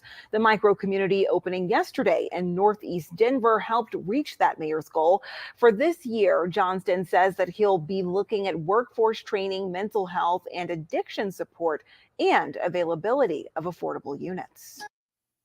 So today's the day. I've got my RTA mock system and Coyote appliances. And they did tell me it was only going to take a few minutes, and I got to say, they were right. On the final day of 2023, Denver Mayor Mike Johnston officially reached his goal of getting 1,000 people off the streets and into housing. According to the city's online dashboard, 1,034 people were housed, with about 1,013 staying indoors. The micro community opening yesterday in Northeast Denver helped reach that mayor. Denver Mayor Mike Johnston's homelessness initiative coming under scrutiny about how much it's costing taxpayers. And we know the city has spent millions of dollars trying to help people experiencing homelessness, but there are still a lot of questions about that spending in particular. Denver 7's Brandon Richard joins us now. And Brandon, council members also have plenty of questions about this plan. Oh, yeah, they do have plenty of questions. They were able to ask the mayor's team some of those questions today. They asked about spending and outcomes, but the answers they got weren't as clear as they hoped. The mayor's homelessness initiative comes with a huge price tag, but the exact cost is still somewhat of a mystery. You have 8 sites, and I've been asking for what's the monthly operating cost for these sites. Council members like Stacey Gilmore have been asking how much the program, which has been rebranded as All In Mile High, is costing Denver taxpayers. But the answers the mayor's office is giving aren't entirely clear. There are many things that we're working on to fully understand, and I don't know that I'm going to have a good picture of that until closer to May. We're all in on this, and I want to make sure that we're doing this in a transparent way so that it can be replicated if this is successful. What is clear is the city spent $10.3 million on the mayor's homelessness initiative last year, $35 million less than they were approved for. The money they didn't spend has been carried over to this year. Aside from spending, the jury is still out, in my view, on housing first and its success, because I've seen it fall on its face. Council members like Kevin Flynn still have questions about the program's overall success. I would say 164 people who exited the program, many went back to being unhoused, were put in jail, or died. When we are spending a significant amount of money on these programs, we've got to have better outcomes than a 73% negative outcome. The mayor's team said they're working to improve those outcomes by increasing their engagement with site providers to understand the challenges they face. They're hoping to have a clearer picture of the results in the months ahead. Fuck that. It's also worth mentioning Councilwoman Gilmore resigned as homeless committee chair last November, citing a lack of transparency from the mayor's office on homelessness response efforts. And going back to the spending, when you combine the money that wasn't spent last year with the $39 million the city already planned to spend this year, that means spending could top $75 million this year. Brandon, one of the things that money was spent on hotel rooms or hotels turned into shelters. Did those council members bring up security, especially in light of the recent shootings, multiple shootings at that former DoubleTree hotel? Yeah, that was one of the big topics they talked about today. The mayor's team says that they're evaluating security at each site, bringing in extra security cameras, guards, and in the case of the former DoubleTree hotel, they confirmed they've added metal detectors in an effort to improve the security situation. But right here is where, of course, all of that. You have 8 sites. and so And keep in mind, all these little 8 sites are like in the district that Jesse lives in. So, and we said this, and keep in mind, we said this. I said this first. I said they set up old girl, the fucking city council lady, in Jesse's district for the okie doke watch and see, because it's already showing itself. But you know, you throw shade at us. Like, I can't continuously try to warn you. You know what I mean? Because that's really what she was doing. And the fact that I sent her a handwritten letter and made an appointment, she ain't really got back to me. And I can't really fucking believe, you know what I mean, that she's that busy. I can't not, you know, when I know better. So yeah. Don't you got somebody under you? Don't you got an assistant? Don't you got somebody to help you? I mean, come on now, stop the cap. Like, what I'm talking about is important. So yeah, no, she throws shade, right? But can't keep trying to warn her.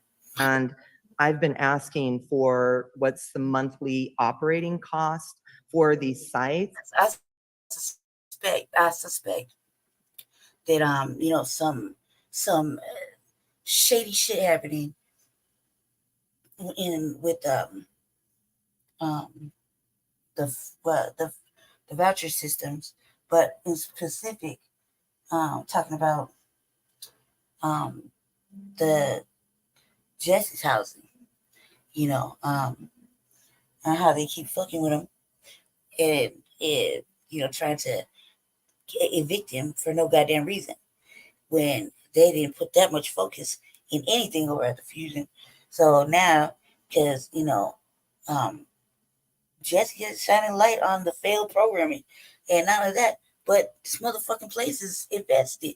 There was no reason for his apartment at all to have any kind of anything. His apartment never had, I mean, for like I think he's been there like almost 4 years. The fucking, at least the last 3 that I know of, up until like maybe 6 months ago, he didn't have no problems like that till then. You know what I mean? And then him calling it out because, you know, shit's fucked up. There's like maybe 1 in 6 motherfuckers that keep a clean spot. You know, and they're constantly getting, you know, sprayed just to avoid that shit, like on a weekly basis. So for them to start fucking with him and making him move out everything, damn, they're out of his apartment, or else type shit, is kind of like fuckery. And I happen to just be, just be thinking that it's a possibility. It's because, you know, he fucking highlighted that. I mean, listen, like when, you know, if we were in the position that he was trying to run for mayor, I believe that we would have took more due diligence to not be just placing any old motherfucker in with other motherfuckers. Anything that could bring in this kind of vermin or infestations, you know, try to keep a place pretty decent. I would do a lot more vetting, you know what I mean? There would be a lot of differences happening, still everybody will get what they need. But I don't think that we would have just put any and everybody in one spot, not knowing that it's going to cause conflict, it's going to be turning into dangerous situations, et cetera, et cetera, et cetera, and or things that weren't there before are now there. So I think that it's an agenda, like when anybody speaks against the fucking bought and paid for, put yourself at certain kind of risks. And I think that's what's happening. But because we're so fucking involved in a whole bunch of other stuff, we're really paying attention to the play that's happening right there with that. I'm more worried about what's happening with the city and the fucking atrocities that the city's doing, to people, and how they're neglecting the unhoused, favoring the migrants at some point. So we were more focused on that instead of looking at like, oh my God, they did the okie doke on us. You feel me? So yeah, I did warn old girl when she brought up them eight what you call it, shelters in the district that Jesse live in, same district he about to run in, or they, you gotta run in and House District 8. So it kind of seems like, now that I think about it out loud, kind of seems like some old bullshit. Council members like Stacey Gilmore have been asking how much the program, which has been rebranded as All-In Mile High, is costing Denver taxpayers. But the answers the mayor's office is giving aren't entirely clear. There are many things that we're working on to fully understand, and I don't know that I'm going to have a good. There's no reason any of these people, these two people right here, should even be in the chambers speaking on housing issues or this new all in fucking shit that it's like the third time you're gonna rename the same program. Like, come on, man. Like, you think nobody's paying attention? Picture of that until closer to May. We're all in on this, and I want to make sure that we're doing this in a transparent way so that it can be replicated if this is successful. What is clear is the city spent $10.3 million on the mayor's homelessness initiative last year, $35 million less than they were approved for. The money they didn't spend has been carried over to this year. Aside from spending, the jury is still out, in my view, on. Jury is still out. Over to this year. Aside from the money they didn't spend has been. Hold on 1 second. Year, $35 million less than they were. What is clear is the city spent $10.3 million on the mayor's homelessness initiative last year, $35 million less than they were approved for. The money they didn't spend has been carried over to this year. Aside from spending, the jury is still out, in my view, on housing first. It's been carried over. This is like Cap. How can it have been carried over? Like, if you read the newspaper over here, they've been constantly getting and giving out money. Constantly. There's been money just floating, millions of dollars floating around for unhoused needs and whatnot, and or migrant stuff. So I mean, like 2 million here, 5 million there. So it's like, come on, man, like it's a lot. The math doesn't add up. It doesn't look right. None of it is, and we're already seeing with one of the new council ladies that she already showed misappropriation, and she got the big old slap on the wrist on 7 racks collectively, so it's a bullshit, it really is. So there's misappropriation, which I've been saying since at least the last 3 years, but I don't mean to say, but it's clearly showing its ass. And its success, because I've seen it fall on its face. Council members like Kevin Flynn still have questions about the program's overall success. Of the 164 people who've exited the program, many went back to being unhoused, were put in jail, or died. When we are spending a significant amount of money on these programs, we've got to have better outcomes than a 73% negative outcome. The mayor's team said they're working to improve those outcomes by increasing their engagement with site providers to understand the challenges they face. They're hoping to have a clearer picture of the results in the months ahead. It's also worth mentioning that Councilwoman Gilmore resigned as homeless committee chair last November, citing a lack of transparency from the mayor's office on homelessness response efforts.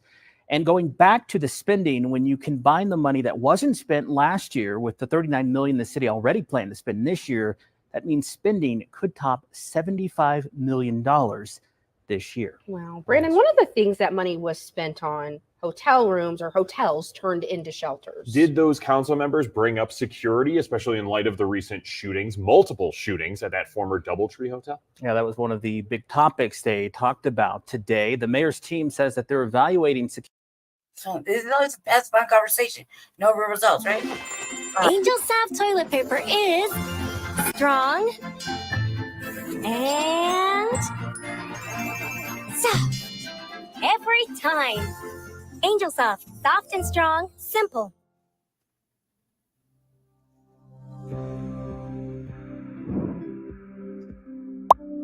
Was that an email from your customer looking for some immediate assistance?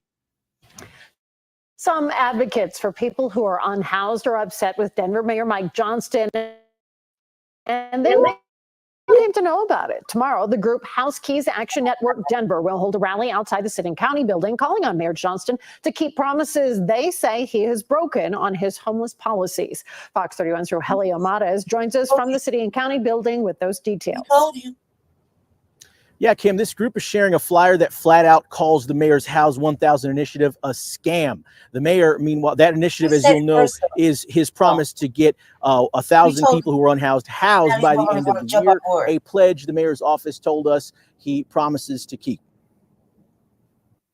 Encampments, people who are unhoused, and where to put them. It's Denver Mayor Mike Johnston's job to figure out just that. V. Reeves with HAND, or the House Keys Action Network Denver, says the mayor's promises on solving this issue of homelessness have lacked accountability. We want him at this point just to follow his own encampment policy. We're not asking for more than that. We're asking for accountability to his own words when it comes to how he's going to decide when to sweep and carry out a sweep. So the plan is to hold a rally outside of the City County building on Monday. The mayor's office provided a statement to Fox 31 on this planned rally, saying he remains committed to the goal of housing 1,000 people by year's end. Focus on those people who really need to be indoors during the harsh winter instead of the most visible people, instead of focusing on geography.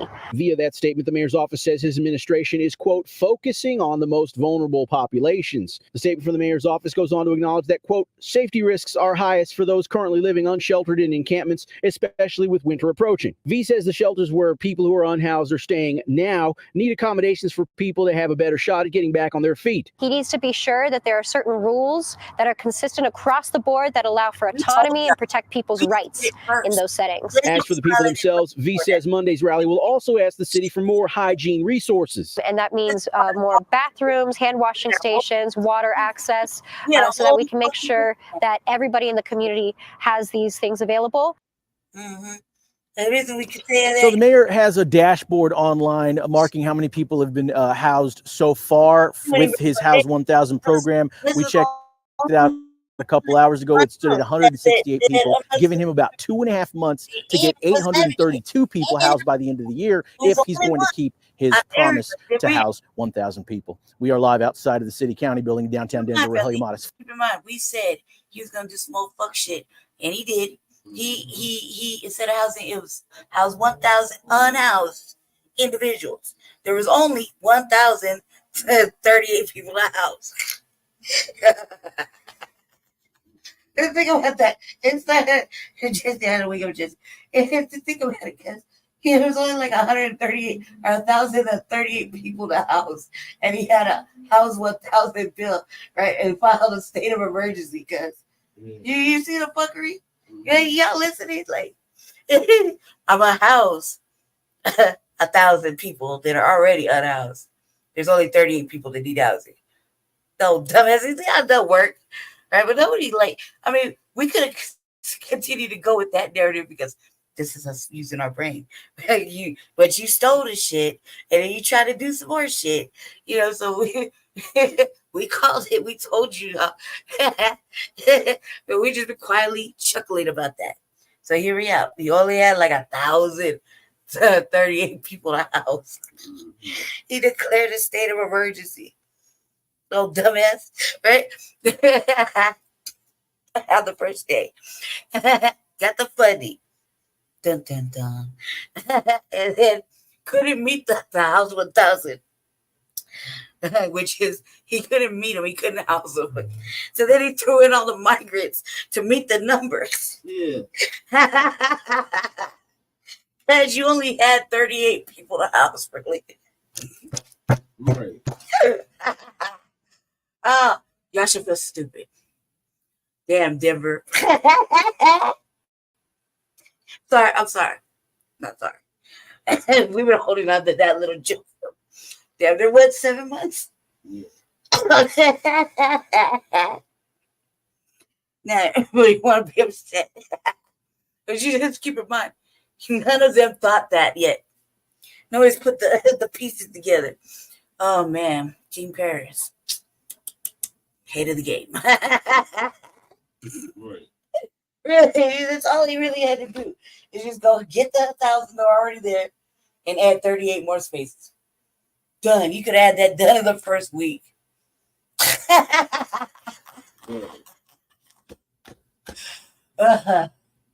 I'm sorry. I'm not sorry. God, oh God, man. That's funny, right? Yeah. That's what you get for stealing. That's what happens when you steal a motherfucker's hard work and intellectual property. Mm-hmm. That's what you get. That's what you get for clowning. The only person who lived unhoused experience and actually housed people. That's fucking shit, right? So Jesse was the only one on the whole thing that had lived unhoused experience. Right. And actually housed motherfucking people. Was the motherfucking face of homelessness. And all of a sudden, the city didn't want to hear it because, you know, white voices matter. White tears, white voices. Man, all of that shit, right? All this, why not say so? Right? And the whole time, I'm like, Jess, you see the fucking stupidity? Mm-hmm. That's what you get when you still Team Paris's motherfucking genius. They gave you just a taste. You just gave you a taste. Right. Jesse had to bogart his way into these forums, right? And especially the one homeless one outside. Oh my God. And what happened, Denver? What did you do? What did you do, Denver?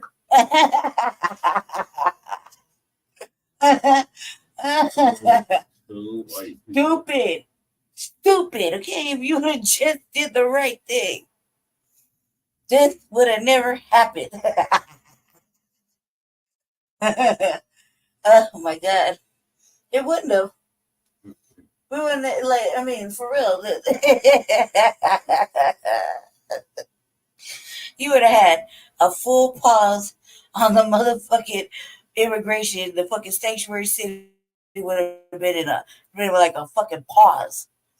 There would be really no motherfucking shit going on. No immigration influx.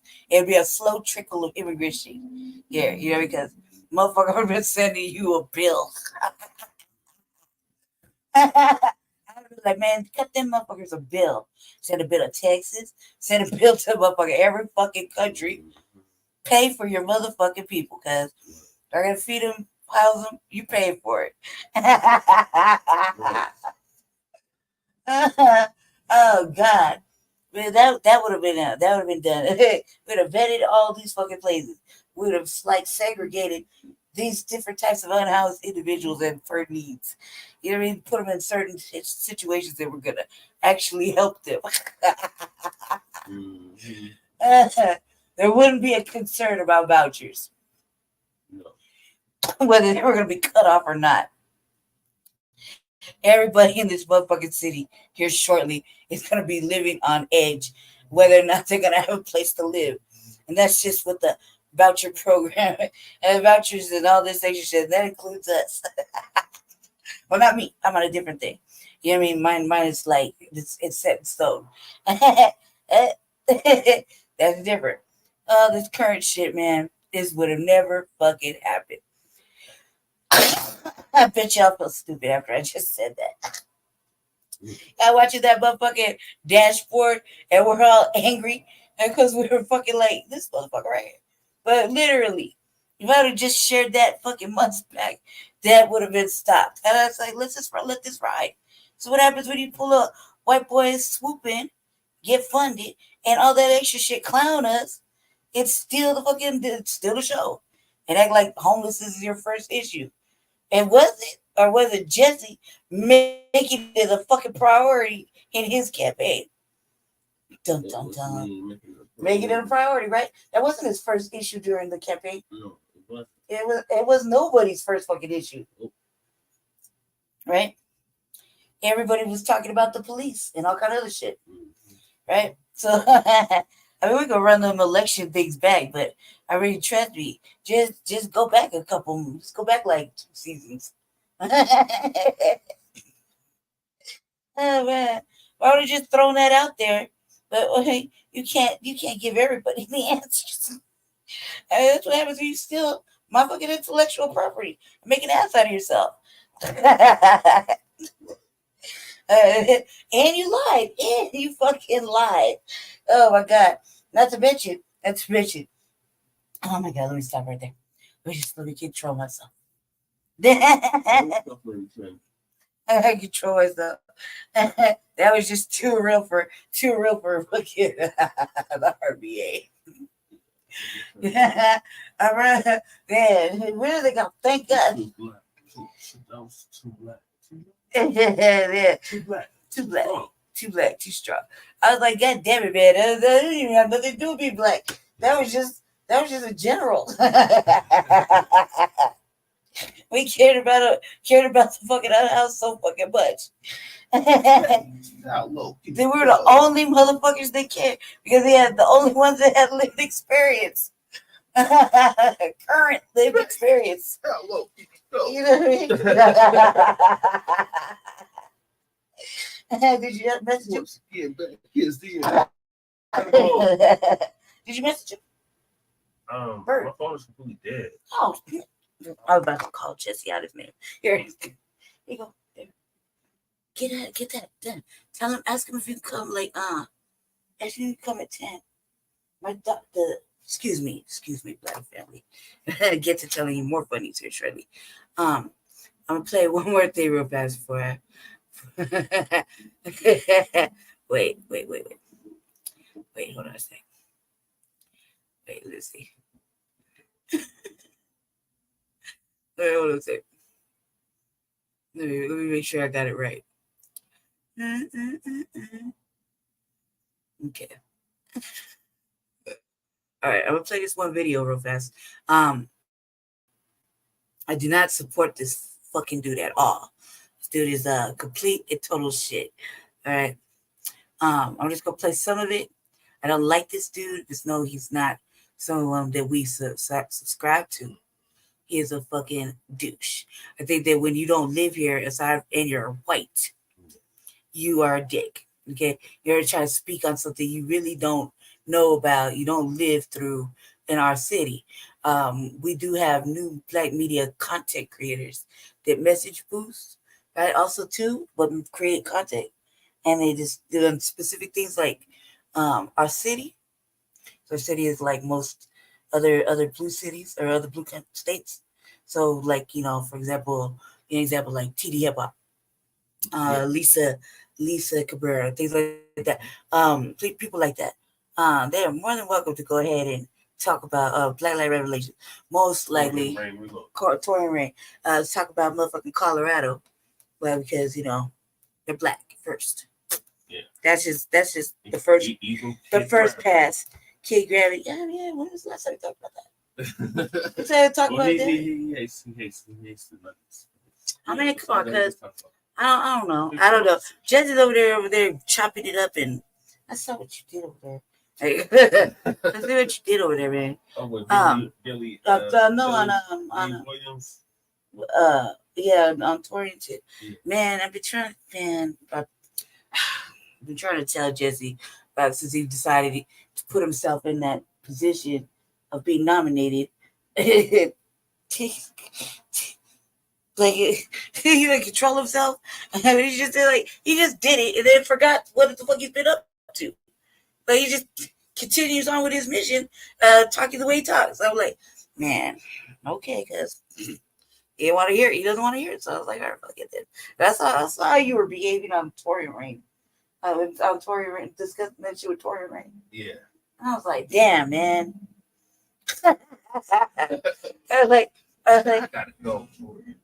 I was like, I can't watch. I made it 2 minutes in. I was like, my sense on it. no. I was like, that had really saw that shit. 2 minutes, I clicked off. As you were talking for 2 minutes with him. Yeah. And everything you said, I was like, oh, cuz this is not. I was like, nigga. I was like, stop it.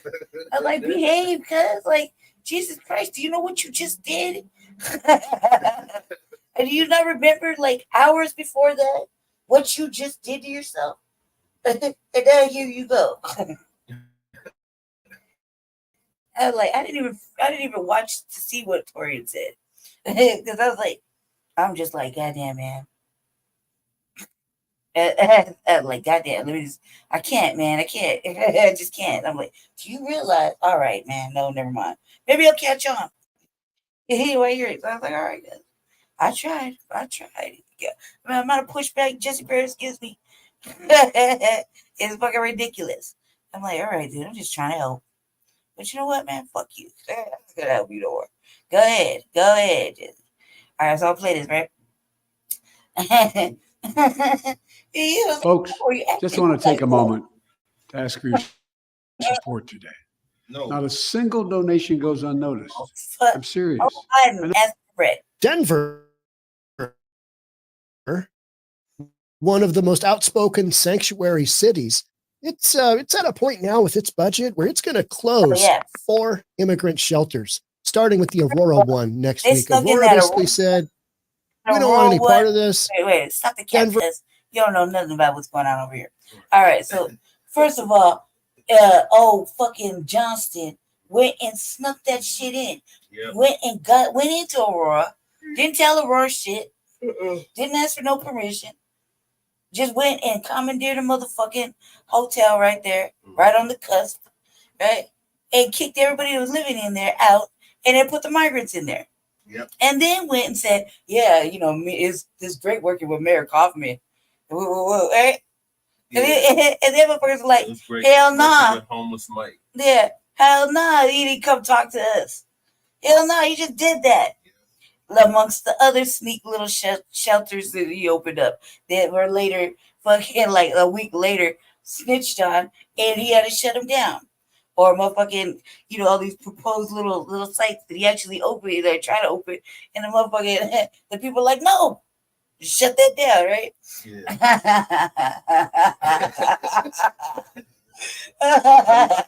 Then when he snuck that Aurora shit in, and Mayor Coffin was like, no, we didn't talk no.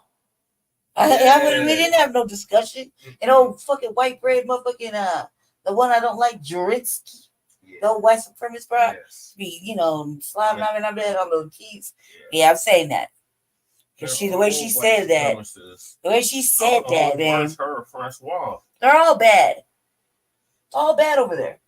And I'm salty still. I'm in my feelings. Still about Aurora. Still in my feelings. So I don't know when I'm going to get over that. She's still in her bag. I am in my bag because, the shit that I went through, not knowing until months after, they wronged me. They wronged the dog. Also, I really could have gotten in that ass. Is it worth it? No. Don't worry, I'll try again. I see your game. You know what I mean? I see the game. That's what I'm looking at. Just like, did you not just watch the fuck I just went through? Like, right? he just can't stop being himself. That's all. Yeah, you just can't stop being yourself. I'm like, I'm like, damn, dude. And every day, I'm like, do you realize? Because you did this to yourself. Ways you didn't have to, All right, we're gonna play this. I don't like this fat white dude. I don't think he's fat. He probably does. He's probably fat. I don't like this white dude. I think he talks out his ass. I think he talks a lot of shit. It's condescending, sarcastic. I don't like it, and it fucking bothers me. However, he gets no passes over here, and it'll cut cap every time he speaks within reason. He has nothing yet, so we'll see. Denver, you take care of it. Now Denver is kicking people out, 30 and 60-day stays, closing down shelters. Are they still a sanctuary city? Who knows? We've got shenanigans in Denver. Let's get into it. Here we go. Next week, when Denver begins closing shelters used to temporarily house immigrants, officials will start with the shelter in Aurora that has driven a wedge between the two cities. Now, Aurora's got common sense. Denver is going down a crazy train of poor decisions and just what happened? I mean, literally, what happened? You could say the same thing about Seattle. I kind of know what happened in Seattle. We had this massive influx from California. They brought all these liberal positions, and you went from a conservative logging and fishing, area to blue hair is great. Marry whoever you want. It's all good. The shelter is one of 4 hotels that Denver Mayor Mike Johnston said earlier this week the city would be shuttering over the next month, a move that is expected to slash the city's projected $180 million spending on the illegal immigration crisis by $60 million. Where are all those people going that are getting booted out of these shelters that are closing?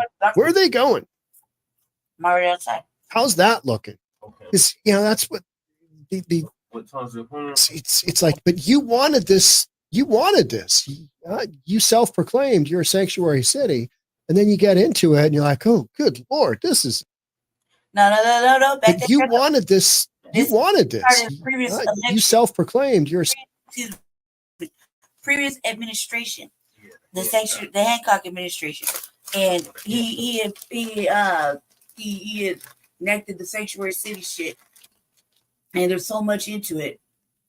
Like I said, I have it. I read it thoroughly, and I was like, this. So, and I read it before when Jesse was going to the campaign.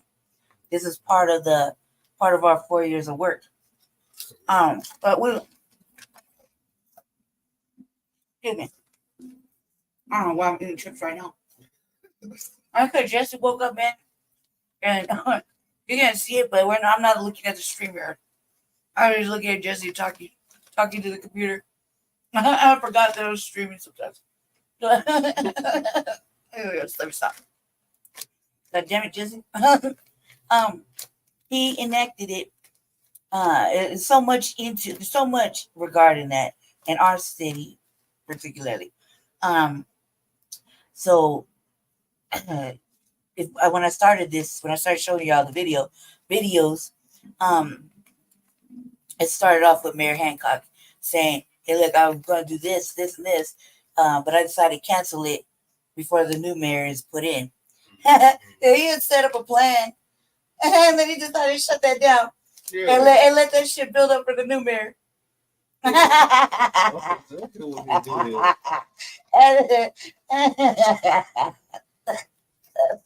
After giving us a lecture during a speech, he was going to let us be you. Divide the city by race. Yeah, that's what happened.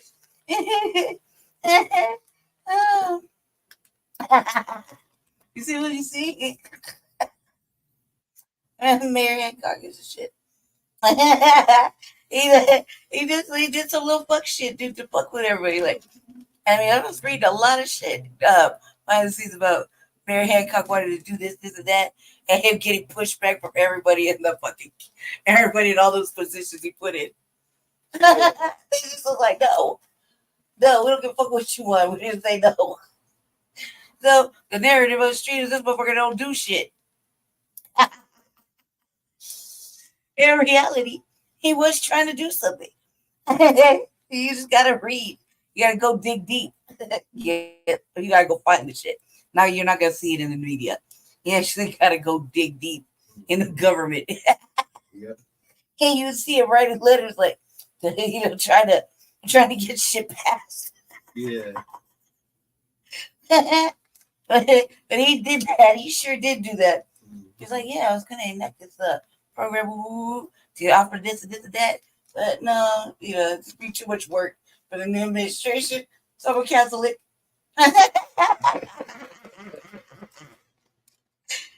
You see that stupid? I would help him out, but I thought, no. Cancel that. It'd be too much for him to handle when he first comes in.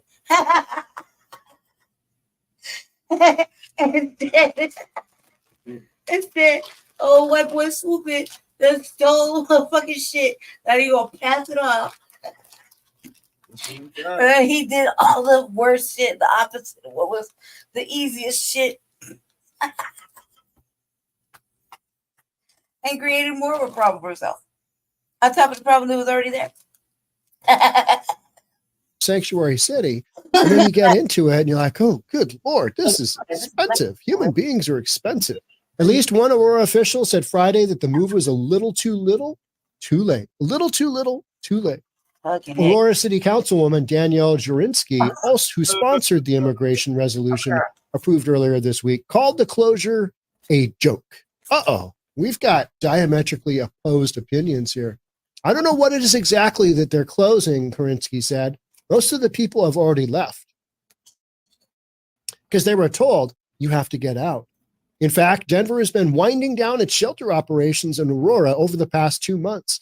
Aurora Mayor Mike Kaufman said on December 12th in a Facebook post, the Denver officials agreed to close the shelter. You imagine you just stick a shelter in some other community and say, hey, yeah, we're a sanctuary city. Yeah, but we're not located in your city. Oh, yeah. Well, anyway, I mean, give us a couple months and we'll try and get those shelters out of there. I deeply appreciate that Mayor Johnston not only agreed to stop busing any more migrants to the You need your team. If she's lost in emails, he's consumed by a doc. You lose them for hours every day. He stuck that over here. hotel, but he also agreed to pick up the migrants who are currently staying there when their vouchers expire. You're seeing this happen in Chicago. You're seeing this happen in New York City. Forget the residents that were living in there out. Yeah. There were people who were like, hey man, I've been working. I'm trying to save my money. I am motherfucker that made me homeless. You have migrants. And Justin was like, yeah, we just paid for the hotel stay for them. Whoop whoop whoop. Gave them vouchers. Gave them vouchers to stay there for a certain time. Discussion on this. He's like, it's all good. We talked to the mayor. He's like, Mayor Justin. He's like, we talked to the mayor and everything. It's all good. They said we could do it. I don't know why he's complaining. You know, it's good to have a working relationship with the other mayor. Like, wait a minute, The cop was like, wait the fuck, 1 minute? Hell no, we didn't discuss this. What are you talking about? These are your problems. Right. This is your immigrant problem. Your unhoused problem. He said yes. This is your unhoused problem. Your immigrant problem. So we fucking try to push it out on the other little cities around you. Fuck no, we didn't have no discussion. He's like, what? No. And then the fucking Jurinsky was like, he never talked to us. But he let Michael Johnson talk about it. He's like, oh, it's great having a working relationship with Aurora. You know, yeah, we put them in there. Make sure they got everything they need. Give them a little vouchers and stuff. You know, have every wraparound services. It's so great. They're like, what? Huh? No. Hell nah, we don't want that shit. These are your problems. Take your shit. Right? And amongst that, he was doing some more, which, like I said, you got emergency funding. You had emergency funding for the unhoused, and then he had funding for the migrants.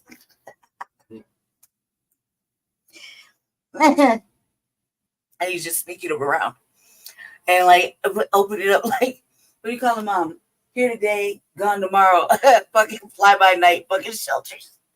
Yeah. And motherfuckers are stitching on them. And you have to go and close them down. Oh my God. Like, dude, he like, oh my God.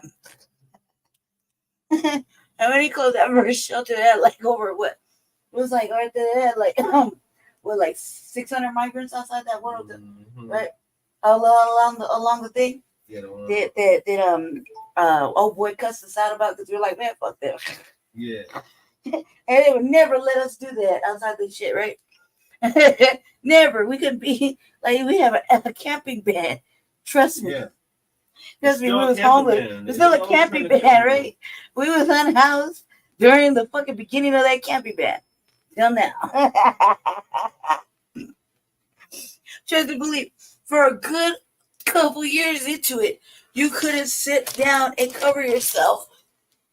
There was motherfucking people walking around crying and shit like that. But you want to lay down, go sleep, but you couldn't. Yeah. You could not. They would arrest you.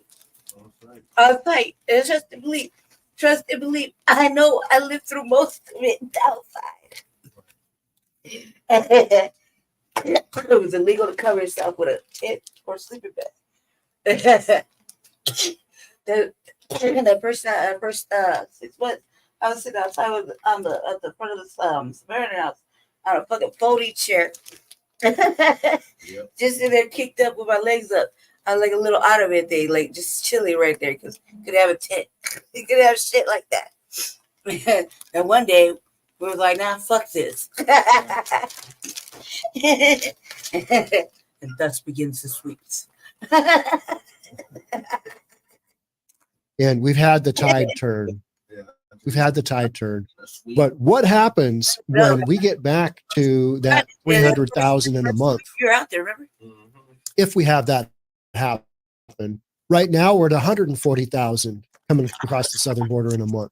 140,000. Yeah. Double that. 280,000. They're going to have to go somewhere. Denver's going to pick up a bunch. Chicago's going to pick up a bunch. New York City's going to pick up a bunch. What is that going to look like? If we have the border happen like we did last fall, October, November, December, if that happens again, that will wildly impact the 2024 elections because you're going to have so many people on opposing sides of who they're going to vote for pointing at this going, what are we doing here? What's going on here? So will it be the perfect storm? I can see that happening. Will that happen? I'm going to pull a Tim Pool, which is, I can absolutely see that happening. I don't know. Maybe not. Yeah. What do I know? I'm just a, pundit that speaks on the internet. No, I think it could happen. Will it happen? Yeah. High probability. That's where I'd go with. Yeah, I can see this happening. I can see this taking place. Well, and, the media trying to hide it. What illegal immigrants? Oh, you got 11,000 a day coming through right now. That's true. That is that. So the issue nabbed headlines after the hotel to make room for immigrants booted out long-term residents like Joe Sasida, who had been living in the Aurora Hotel for a year. Mm-hmm. We're hearing more and more here people locally in Seattle that have rented a hotel room being asked to leave, saying, hey, we got to give it up to a migrant. That doesn't seem very fair, right? It's just he did that though. But what you're having happen in the sanctuary cities is the competition for resources, meaning housing. In all these cities, you do not have enough housing because you have constricted construction and development to the point where you're always so far behind. Earlier this week, the Aurora City Council made a symbolic statement that it was not a sanctuary city when it passed a resolution demanding other cities and organizations not systematically transport migrants or people experiencing homelessness into their city without first coordinating with Aurora. They're building housing the whole time. Remember when Let's Go Brandon Johnson and then Eric Adams, they put in a bunch of, all right, you can only drop them off between 8:30 and noon, Monday through Friday, none on the weekends. Got to give us a 32-hour heads up that they're coming. Otherwise, we're going to fine your bus drivers. We're going to impound their buses. Yep. Yeah, just not very sanctuary city like, right? They were trying to stem the flow of all these people coming into their community. Let's watch a little video. More than 2,000 migrants are in Denver shelters tonight, but their time is running out. Some are now finding themselves on the streets in these freezing temperatures. Denver 7's Christian Lopez spoke with migrant families today asking for help. I'm from Colombia and she's from Venezuela. ¿Cuánto tiempo tienen en Denver?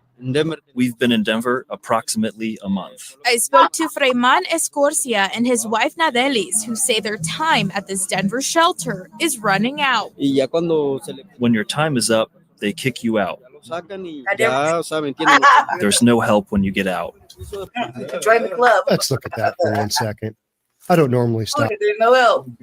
Welcome to. When parents are looking at Abbotsford Venture, they might feel uneasy, wondering is their kid ready for an overnight? Puppies. You got snow on the ground. You got drifts on the side. These are not four-season tents. You got some cold temperatures. This is miserable, right? It just is. Meanwhile, Denver's closing down shelters willy-nilly. Goddamn right. No help when you get out. All while also counting down She's 7 months pregnant. to the birth of their child. This is the fucking shit that's happening, right? The mayor was like so amped. He was gonna do this, and that. Yeah. And when he said he was gonna house 1,000 motherfuckers, man, Jesse started out the shit outright. We already knew what was gonna happen. It's like this is the same old shit, and you know whatever he said, the city council, we can run it back, right? Every fucking Monday, and every chance we got, we just shit talk, right? This is the same old. Look, he ain't making it work yet, right? And he thought he could handle it. And then we've been riding that helmet so much about the fucking immigrants. Yeah, that they want to call new. Whatever the fuck. They're already rebranding shit. Like Denver Almost Out Loud. Just because you change your name. And they need to lose their 501c status too. Yeah, exactly. But we can't keep telling you what the fuck to do. Because what did I say? I would close down at least 5 motherfucking things. Just from start. Just for the sake of corruption, cronyism, and misappropriation of funds. I would have did that. That's what we would have done, right? Because you can't have the same 5 entities cheating out the regular people, cheating out the people who live here, the unhoused that were here. Yeah.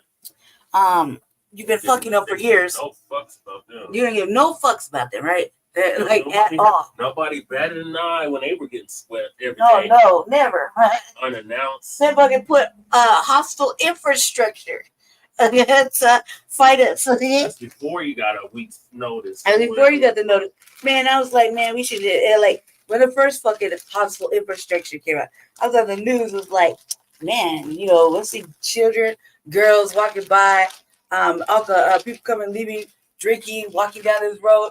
And these hard ass boulders right here. And right when I pointed it, there was a motherfucking blood stain on the concrete. Or somebody that walked it, bow, slipped on the motherfucking corner, bashed their head. I was like, see? Yeah. Like I said, what the fuck is this gonna do? Motherfucker, I build on top of it. I will build on top of it. I put my little pallet and shit. Oh, yeah, the before the fencing. There was just the boulders. Yeah, they're the troughs. The boulders they got from the mountains. The boulders, the troughs. Off of I-70. The troughs, right? That they should have put plants and food in. They fucking let trash and debris get collected in, right? Motherfucker walk by, pee in it. This is right. This is right when old boy tried to go to Hancock's door. Turn the blocks up. Yeah. This is shit that we were gonna like, fuck no, right? And that was a way of, with the 8-foot fucking fencing. Yeah. They was just like, we're gonna get these motherfuckers a sweep. So you kidnap the motherfucking unhoused to get them to move. Yeah, remember there was 1,200 people went missing. Right. That's because no, they never gave us an account for that. 1,500 people. It was 1,500 in the summer. Yeah. Right. You still don't know where they are. Right. And then how many people fucking died that they don't want to talk about, right? Yeah. And they're in the winter months. All this shit, right? All this shit is happening. During Jesse was this prior to during the election, yeah. All this shit was going on. right during the election. During the election, right? Old fucking Johnston who left Park Hill, fucking ghost town. Him and Terrence, right over there, shaming Jesse. But he was the only one, the only candidate that had years of unhoused experience, and it was like it was working for fucking Denver Homeless Out Loud, aka rebranded Hands. Not 20, 30 years ago. Well, we were within 2 films. Yeah, message to the mayor. Yeah, right. Little dollar. He's the face of fucking homelessness. That's black homelessness. Black homelessness. Back there, that's what I said. Tokenizing, right? They gotta have Hands. That's another thing. Nobody ever calls it out except for me. Hands has to have a black token. Then and Judgy was big tokenized. And I had to make sure I clearly call that out. And then look, they're building this up, man. Building this up. You about to be you're already the face of black homelessness.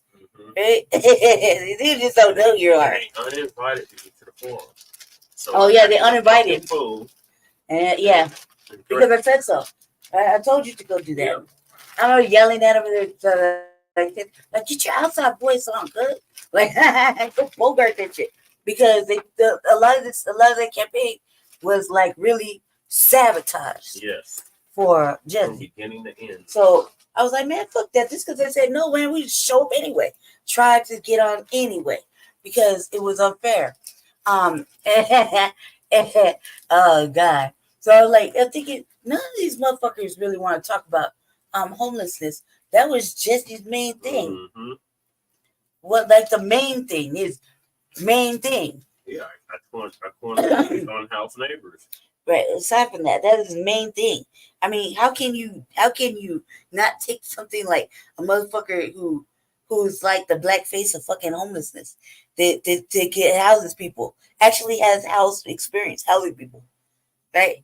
Real life activist shit, right? So how the fuck you're not gonna take this seriously, Denver? Who complains about the homeless people? How are you not going to do the right thing? My backyard. You know what I mean? Constantly complaining about the homeless. To take a homeless person home. No. But they had no problem taking these illegal. No, they didn't. They sure didn't. They never had a problem feeding them, clothing them, getting money for them, welcoming them into our apartments, renting out whole buildings for them. Landlords just like, bring them on over. Just free rent for 6 months or longer. We don't care. They don't got no job. But you think they was doing any of that for the unhoused? Fuck no. We would get locked up. Locked up and swept every day. Swept, terrorized. I lost 2 motherfucking power chairs. Also, oh my God. So much. But so much happened. So I was like, you really think Denver did like they Denver complained so fucking much about the unhoused. Right? So much. That's the main thing. They were like so upset. They're dirty, they're funky. Right? You can do better. Right. So and Jesse, Mr. Unhoused, and works for Hands and everything. Right? For how many years were you with Hands? Denver Homeless Out Loud. Right. How many them. Years. How many? About 5-6 years. 5-6 years, right?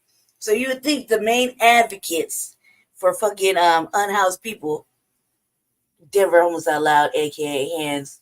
I was like, it's the same shit, right? Just because you rename it. Right. And they didn't stop talking to me. Like I said something wrong. I didn't say nothing wrong. I was like, just because you try to get out of fucking doing an audit. You should have been audited. Yep. You know what I mean? You would still be audited. You're lucky that we are there over there. They 501c status You were lucky that we didn't get in there for the mayor because that would have been one of the first motherfuckers that got audited. And it would be like not waiting 6 motherfucking months when I would be like, just go to that file cabinet and take everything out and walk the fuck out. And then, find a couple speed readers. I'm available. They get audited one year. And I'll bring the material back a week later, and that's it. 2008, 10 that got audited. Yeah, there wouldn't be no fines. You have to get shut the fuck up. They was freaking out. Yeah, they were freaking out. We were there. Remember that they was like, you gotta Brady gotta leave. Yeah. We gotta talk about infrastructure. Infrastructure in the what? Oh, that was the 2020. Yeah. The infrastructure. I'm just trying to warm my hot pocket, my pizza rolls. I was minding my own business. You're such a hater, bitch. Yeah. Like, it's just because you see a corner of me. I'm just trying to warm up my pizza rolls in Ches's apartment. Yeah. Minding my own business, mobbing around and shit. They're like, is that Brandy? It's supposed to be a secret meeting. We need to talk about the infrastructure. Yeah. Like, what fucking infrastructure? Right. A file cabinet? The fuck you mean? You're doing wrong. And you make Jared Burton apply for his own goddamn job. Yeah, that was ridiculous. And I know. He's still with oh my them God, he's still with him. The old treasonous motherfucker. Right. Jerry. Bruh. I know you're an Aries and everything, but there's no excuse for treason. Oh man. I remember when Jesse when the job offer came up, and I was like, man, I want to do it. And Jesse let me put my hand up. Let me get an application until he said, there's Jesse, that's Jerry's job, right? That's what he does, right? What? And like, because normally it's me whispering shit to him during the meetings, and everybody thought I was telling him fucking spy shit, but I was clowning, I was talking shit, but other things, right? I was like, man, you let me go through the whole meeting. And I was like, wait, back this track up. I'm sorry, I didn't realize, Jared. I apologize. How could you do such a thing? And just over there chuckling, like, this motherfucker never makes jokes and cracks jokes during these meetings. And sitting there serious, and I'm the only one sitting there whispering and shit, like sitting all extra close to him. I was like, yeah, how close was it? Last year. I was sitting so close to you because it was ridiculous. Like, that's how it looked, right? I'm like, I would turn around and look at shit. It looked like I was telling conspiracy theories or motherfucking telling them shit. I was a little bit some of it, like, man, they lying right here. They're having secret meetings behind your back, right? I'm not gonna be able to do this shit no more. Right, and that was that. You know what I mean? But like, man, the conspiracy for Brandy, that fuck Brandy. I mean, they put me on the board, and they took it back. I was like, I was like, God damn, man, what I do? Oh yeah. Oh yeah. I was so sick. That was right before I got fixed. Where'd the money go, Anna? Where'd the money go, Anna? And where she got the stimulus cut? And I was like, you ain't gonna take us home? Not that Anna that they parade on the TV now. No. Oh no, that's clearly a fucking man. That's a man. I don't give a fuck what they say. There's a lot of man shit going on, according to one of my friends. So this motherfucker shit. Hey man, that's how you gotta get benefits. You gotta put on a dress. You gotta act this way in order to get help and money. Go for it. I was like, what? He said it's all a business. Politics is a business of what? Stop saying things like that. You're so fucking right. Yeah. Shut up. I'm saying that you're making it really hard to combat right now. Yeah. So, yeah, Jesse was like stomping. First, they didn't want to open the door, remember? Mm-hmm. They didn't want to open the door for you, and I was in the back. Man, I Friday kicked the back door. I was like, bow, bow. Bow. Jesse was knocking on the front of the building, and he was knocking for like a good 10 minutes. Yeah, and nobody would come open the door. And I was in the back because there's a little ramp in the back. Yeah. I was in the back, and I was like, "What the fuck is taking up so long?" So I was over there standing on the porch, and he comes back around. He's like, "Babe, nobody answered the door." I was like, "What the fuck?" Bow, bow, bow, bow. And all of a sudden, dude comes and opens the door, and I look down the alley like he went that way. I was like, I don't know who it was. He went that way though. He guess you weren't coming to the door. Ben. He's like, why are you kicking the door? I said, I didn't. He did. Some dude went down the alley though. Yeah, to try to play it off. I did. Yeah. I did get away with it. Yeah. Well, listen, there was no camera back then. I did get away with that. I just kept it pushing, right? I would sit down. Me and I was having something. We had food. Where we eat fruit? Yeah. You had It was eating the fruit, right? fruit tray or something. Yeah. So did you bring it or they? Yeah. Yeah. Imagine you brought it. Yeah, they don't brought fruit. Yeah, man. Yeah, all the fruits. And so I was sick. This went on. My lung was still broken, and I was really sick. Like I was coughing up all this blood. And then, I'm telling you, the DPD, DPD, RTD ditched me. Yeah, they all left me. They left me bleeding out on the street through my lung. You know what I mean? They're like, oh, and it's kind of like in the midst of not like at the end of COVID, right? Yeah, beginning of COVID. When my lung. Yeah, it's the beginning of COVID. Yeah, they were like, mask up, and trade up. Like that's how I look. Motherfuckers see me holding out for dear life, coughing up like a puddle of blood. These motherfuckers lift their mask up and kept it pushing. Cuz look at police just look like this, whoop whoop, and they like, cuz what are you doing? Help me, I'm dying. They were like, fuck that. They said it's a pandemic. No. She gonna die. Roll these windows up. Woo woo. The policemen are your friends. Yeah. They protect and serve. No, motherfucker. It's like, I'm not trying to catch no zombie shit. I'm out. The RTD, I was at the bus stop right here. I was like, I was just trying to get across the street to the purple building. You know, it took me like 10 minutes to get through the parking lot because every 2 seconds it's like this. Just like this, right? This is how it sounded. That's the guy right now. And it's like that, right? Every time I talk, I would stop and like literally cough up all these clots, right? And I was holding on the bus stop. The bus pulled up, and I just stood coughing and spit up all this shit right there. That motherfucker, he told the people to stay on the bus, and he kept it pushing. Yeah. He was like, "Oh no, I can't leave you here." I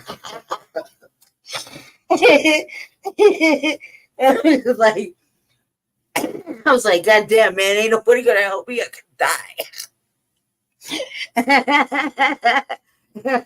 Oh man. Yeah, so we went in the back and Jesse was like stomping around. I'm over there commandeering books and shit. I was like, ooh, this looks good. This looks good. You know, I'm gonna sit down. He's like, sit down and eat this. I was like, all right, do my best, sir. And he's like, and he go talk to him. He's like, where the money at, Anna? You're lying, Anna. You're lying, Anna. I was like, God. I was in there like, I'm gonna kick my feet up on the table. She was first Venezuelan illegal. I kicked my foot up on the table and shit. And I was like, this is about to get real. And he was cussing her out. Bro said she'll be right back. She never came back. She left the whole day. The whole day. She was gone. I was like, what job did they do that at?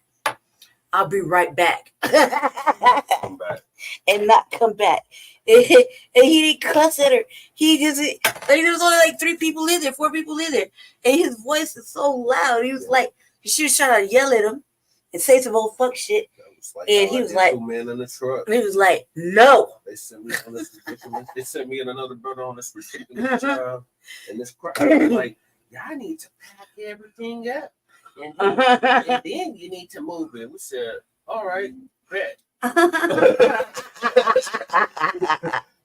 went out and said, fuck that. Good morning, never came back. Good morning, MD.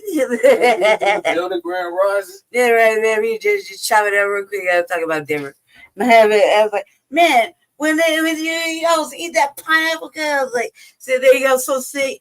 I was like, he's just stomping around. He's like, that day he was all Black Liberation Army militant shit. And I was like, oh, okay. But he was so loud. This little old bitch was like, I'll be right back. I can't take this. I'm gonna go outside and get some air. Yeah. And she just trained the fuck up. She never came back. And I was like, this old cowardly bitch. Like, what the fuck is wrong with you? Like, all he's saying is you're lying. You can't handle your lying, but you was lying.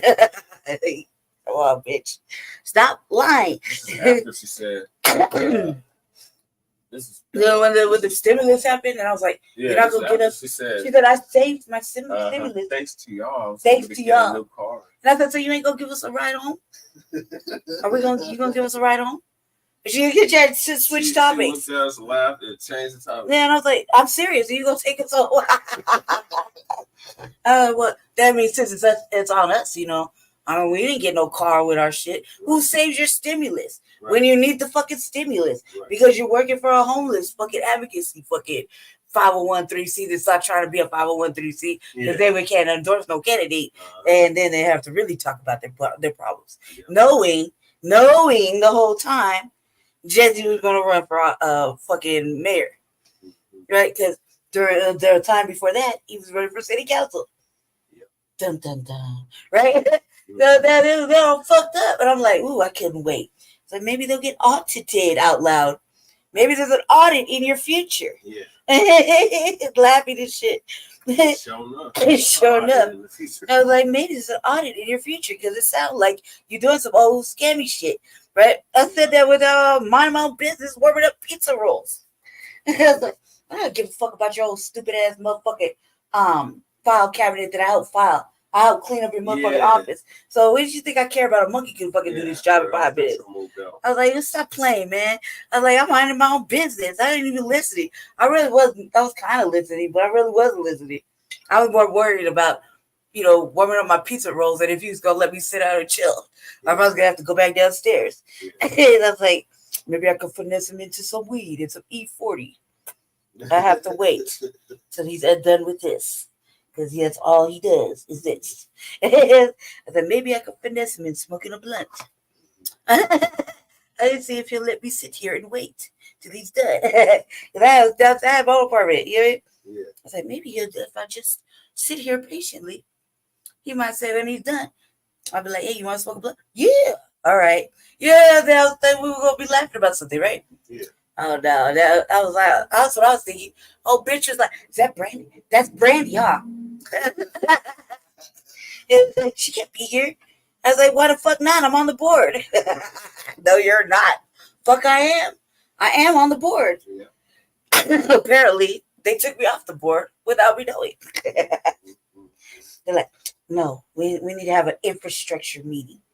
And I was like, for real? And I called out the main one. And she's like, yeah. Therese? Yeah. Scarecrow. I'm like, come on, man. You're the one that put me on that. You gave me all the paperwork. You did all the shit. And come on. You told me I had to do this, that. I did everything, man. I'm like, stop playing. I was like, well, maybe perhaps since, it's only one file cabinet, perhaps a motherfucking an audit is actually required. And since you can't find these motherfucking gift cards to fucking give to the house. Remember? That was really the start. Yeah. Because motherfucking Jerry was like, we ain't got no gift cards to give to the people that clean the restrooms. Mm-hmm. we promised to give them gift cards. And they clean the porta potty outside. Yeah. What the fuck? And I was like, you already know what's cracking. Yeah, because D.O. was providing porta potties in our house before the city. Yes. Right. So it was like, fuck that. Yeah. They stopped kicking up trash and stopped doing a whole bunch of shit, right? They provided porta potties that weren't so far away, and they would give the unhoused a little bit of like a little $20 gift card or something, like $10 gift card, right? Mm-hmm. To go to King Supers and get some food or whatever, remind you. 20, yeah. And all you had to do was just go change out the motherfucking toilet paper and kind of wipe down the shit. It's fucking porta potty. They come and handle the rest of it. Yeah, then all the gift cards came up. And all the gift cards came up missing. And they try to blame Jerry. They try to blame Jerry for it. And Jerry wasn't having it. But Jerry still.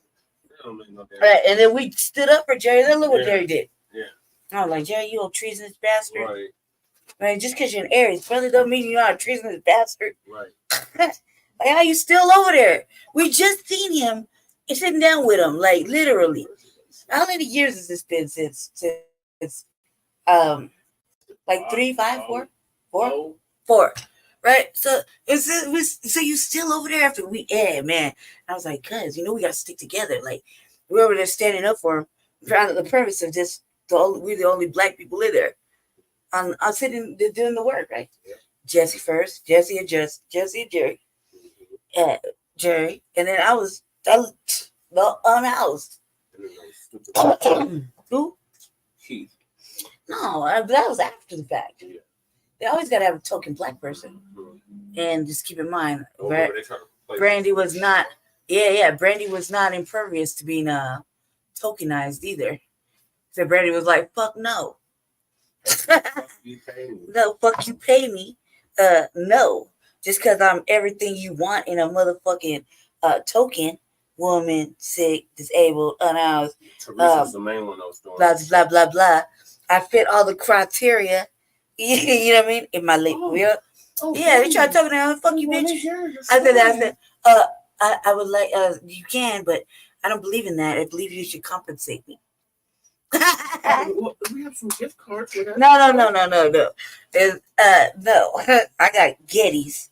You gonna compensate me? You gonna pay me for my time? I said, you're not gonna capitalize on my shames in my place without paying me. Right. Fuck you mean? She was like, whatever. And then when they got housed, for real house, like permanently, I was going to go try to. Yeah, I was going to try to go do my due diligence and continue my fucking helping my people outside. She was like, no, we don't need you. Your house now.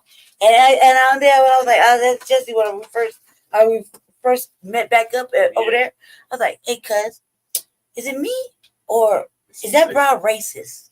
I said no. No, I was like, cuz I said, I think she's racist. Is it me? I'm tripping, cuz he's like, no, she's racist. Mm-hmm. And I was like, I knew I was right.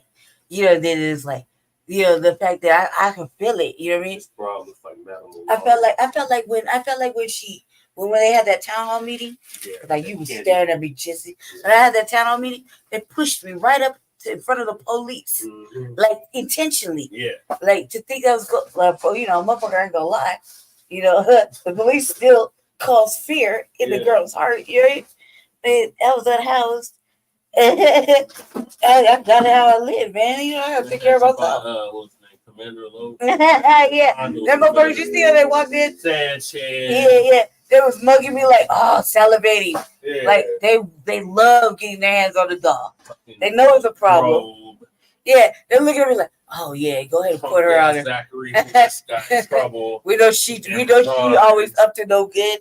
Hey. She is always on some bad shit. We just see her late. We know what she up to, right? And push me right in front. And Chief pays her. Yeah, they pushed me right up front. I go front. Thank God it was winter time, right? Because I would have probably started. I was like, deep breath. She's like, and these guys, right? Oh yeah, that I give my little speech. I was like, man, fuck that. I live unapologetic. I don't say what I came here to say. It's cold outside. And I'm sitting at the table with these motherfucking white folks. And they're like, I'm like, what are you eating? Oh, you want this? Oh, okay. I guess I can partake. That's when we used to get she was a complete mammy then. She was sitting there. I was like, cracker that was all drunk and shit. And I was Like, when I get my shit, though, I was calling out the police. I was amongst other things. That cracker lives in my building on the same floor as me. Now? Yeah, remember? Does he remember? Yeah, he don't speak to me. Oh, so he don't remember his act. He's bullshit. Remember? Oh, you did? Yeah. I reminded him. Jesse. I reminded him at one of the council meetings. You can't behave yourself no way. The Fusion Council meeting. You can't just let that go. Said, this dude, I remember this dude. Yeah, you know the one that stuttered. The same one that stuttered. Because that put the fear in that dude. Oh, you don't like it. He was mad that you kept talking or asking them fucking questions. Yeah, that's what I do every week. I was like, why the fuck are you mad? I've been doing that.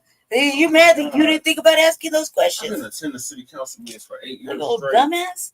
Right? He started stuttering when he was trying to address you. I'm like, is this the first time you turned in the city council though? No, he's like, he just actively, this is the moment he had to have some anti-election. Goddamn Skippy. Goddamn right. It could be 200 units a house and you still don't get the same questions. And so I was like, just don't tell me how to use my 3 minutes. Right. It's not white. I say so, goddamn it, I know. When he pushed me up in front of the police, I think the police were like, oh man, I think they naturally get, aroused when they saw me because them motherfuckers were waiting to take me in all the time. Literally, I just tell Jesse about how every time they take me in, what they come and get me in. They do right. So like that. When they do get me, they do fucking. They were like excited. They pushed me right there and literally hit me. I hit one of them with the chair. By accident, right? Because I was getting parked, right?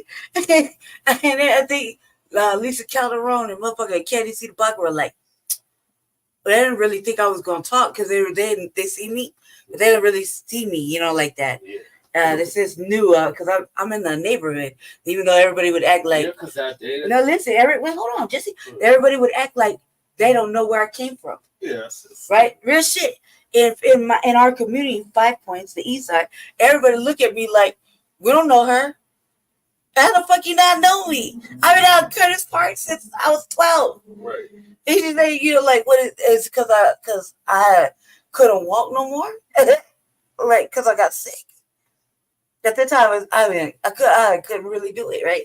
I was really fucking sick. My heart fucking, there's a whole bunch of shit, right?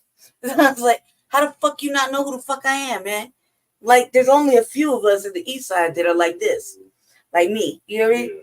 Like light skin. And so I was like, come on now. But they were like, we don't know who they're the free coons of. Where the fuck they come from sometimes. You just gotta wonder. They think those sneak ditches, right? So when I seen them at the meeting, they're like, they're up on like a little stage, looking down at me and shit. I give them the business. And in front of the police, and I pointed around at the police, and they're like, they started feeling uncomfortable and shifting around me. Yeah. It was relentless. I was like, man, trying to do the right thing. I realized how much racism was in Denver Homeless Allowed, aka Hands. Right? And then watch how they're moving now. And them yelling at us because we were like, now, fuck that. How you gonna house the migrants and not really be housing the unhoused anymore? Oh, well, we want everybody to have housing. Okay, yeah, that's a sentiment. Yeah. That's a sentiment. However, the reality was, that you just kind of switched over. And not so much housing the unhoused unless you're snitching on them. Yeah. Right?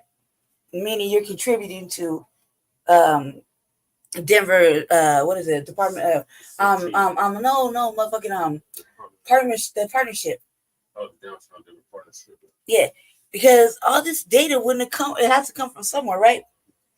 So it comes from one of the biggest motherfucking outreach activist fucking spots, right? So I used to say, man, they're walking around taking notes and drawing maps. They know where everybody is, right? And yeah, but before that though, remember I was outside getting arrested. How the fuck they even know I was over there? I didn't know. Before the hot team, before all of that, they didn't have nobody except Denver Homeless Out Loud and the motherfucking service providers, which was only 3. Right? So somebody had come with the fucking needle exchange.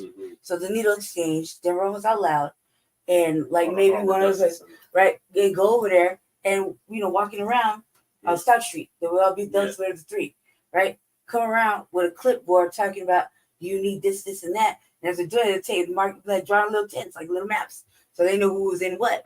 Right? Get to the police. Oh, the CCA. You remember? And the police would do this way before all that other shit happened. Like, because we're sitting on the boards, remember? So I'm like, there's a bad idea.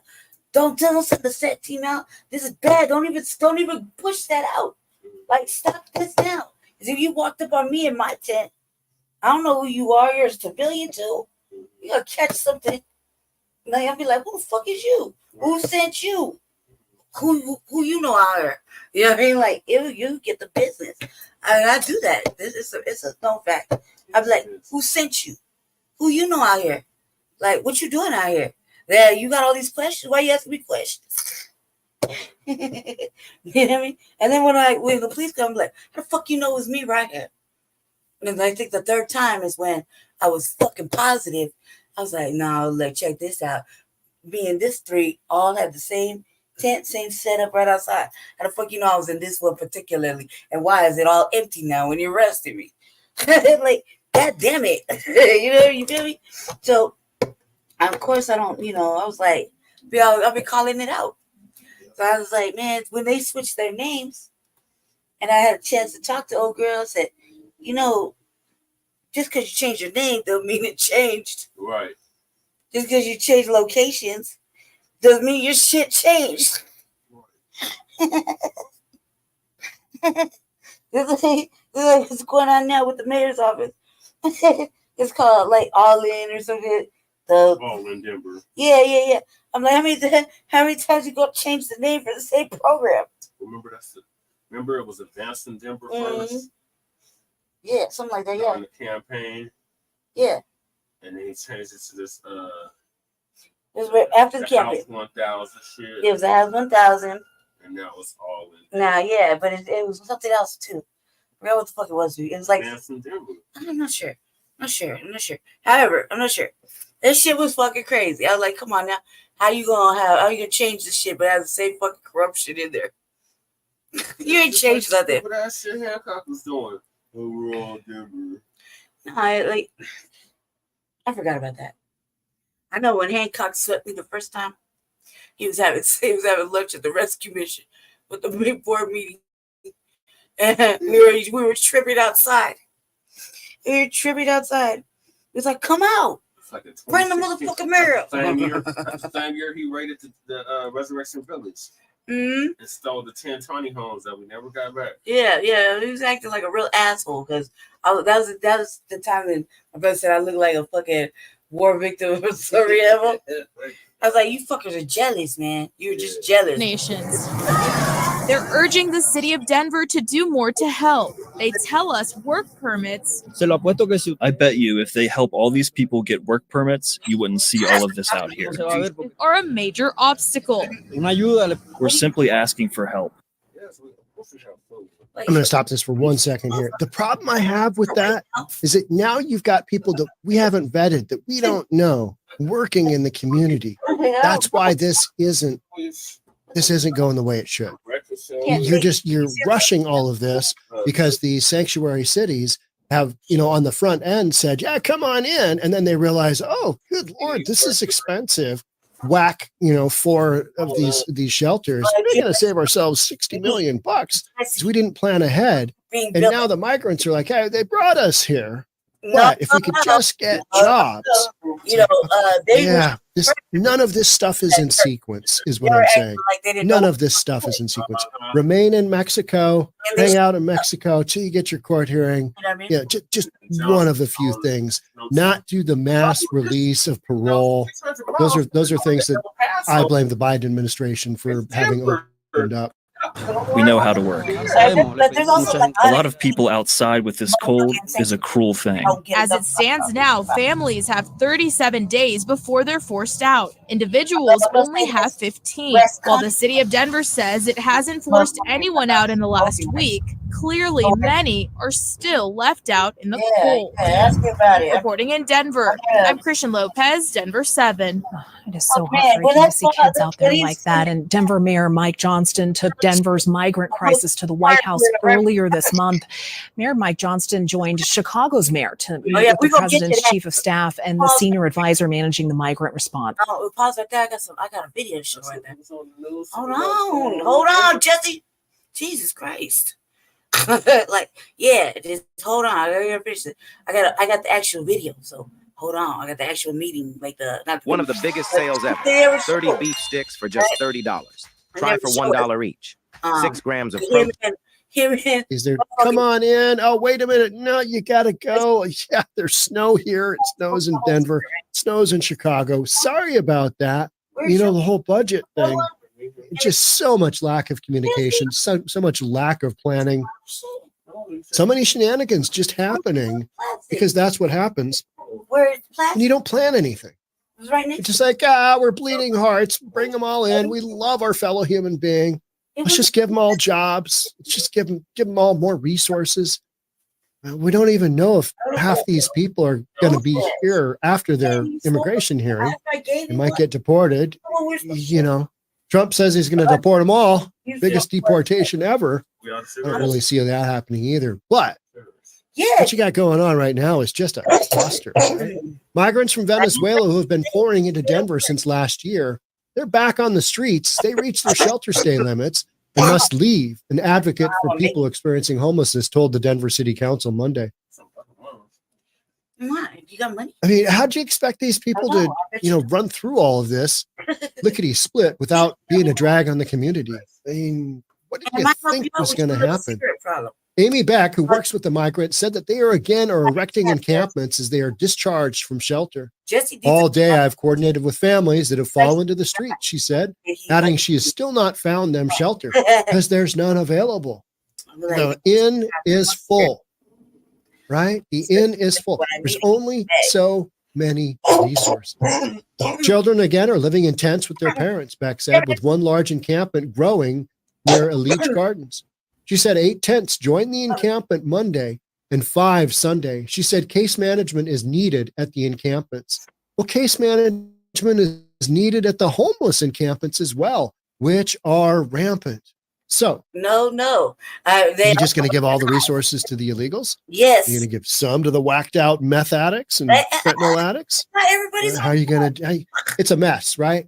This was a mess from the get-go. It's just a rolling disaster. We need to do something, Beck said, suggesting the city open another congregant shelter in a central location or eliminate shelter stay limits. Okay, so let's just run this through. All right, we're going to eliminate the shelter stay limits. Everybody can just stay there. So the shelters get full, right? So you've got capacity, I don't know, call it 3,000. What happens when the next 2,000 illegals come through in the next 60-day period? Where do they go? Oh, yeah. Good Lord. Yeah. How did we handle it last time? We eliminated the shelter stay limits. Okay, but they're all full. No. He shut all right. So everybody went back to the street. Do we? What about those 4 we closed up? Can we open up those? And then no shelter stay limits there? Can we do that? Man, that was just short-lived. Literally, you've got the blind leading the blind on this stuff, right? You guys joke about how Eric Adams has a 3rd grade reading level. And then let's go, Brandon Johnston has that pointy haircut and he can't get out of his own way. This motherfucker, it's so ridiculous. I have spent all day trying to put families back indoors, but there's nowhere to go, right? There's nowhere to go. Beck also said it would be helpful if the city did not discharge large numbers of people from shelters on the same day. Yeah, this is a cluster. Nothing is happening in an organized fashion. This is not reasonable. That's why cities like Aurora are saying, we do not want this in our community. It's we can't afford it. We don't have the funds to take care of it. We don't want it. We don't believe it's good for our community. We don't know who these people are. They're not vetted. And at the same token, they are literally located next door to Denver, who's just, this virtue signaling big blue sanctuary city. And things are, not going all that well. We got to shut them down. We got to open them up. We got to close them off. We got to open them up. You don't know whether they're coming or going. That's the bottom line, right? The city plans to shut down 4 migrant hotel shelters in an effort to cut costs. Meanwhile, we should eliminate shelter stay limits. Okay. Well, he just totally backpedaled. The migrant response is expected to cost the city and county of Denver up to $120 million in 2024, even with the closures. Now, if you've already got an existing big budget deficit, $120 million, that doesn't help out. And these cities are on the hook for this for quite some time because it takes time for these illegals to kind of cycle through. Do you like online shopping? I recently discovered a very useful money-saving tool called Saver Genius. It's crazy, It has 2 major features. The first is comprehensive price comparison, which can be collected and analyzed on major e-commerce platforms to recommend cost-effective products to you. The other is and get where they're finally going, wherever that may be. Do Better Denver. Have you guys checked out Do Better Denver? If you're on Instagram or you're on, I think it's X. About that. Do Better Denver. Yeah, they're kind of like, trying to think of the Denver could do better. PDX Real down in Portland. It's kind of like, just showcasing some of the absolute shenanigans and tomfoolery that's happening on a daily basis. And I haven't seen a lot of those type. Somebody called me a social activist the other day, and I was like, I'm not a social activist. Meanwhile, I'm out there interviewing Andrea Suarez of We Heart Seattle. I see the point. But I don't see, they're activists, and I guess I kind of fulfill that. But when I think of activists, I think of Looney Tune, blue hair, really big, never miss a meal, and just talking about ridiculous stuff that is not based in reality. But then you've got kind of this reality activism as well. And that's where I would kind of say that I fall into. But you've got Do Better Denver. I love the name. Do Better Denver. Denver. Do better. All right. Okay. Let's see what we got going on that they're saying that Denver needs to do better. They post video of encampment. Johnston said last week that city officials were not seeing new encampments on the streets as the migrants begin to be discharged. But Beck's remarks Monday, as well as social media posts by Do Better Denver, have proven otherwise. Right? Where are they going to go?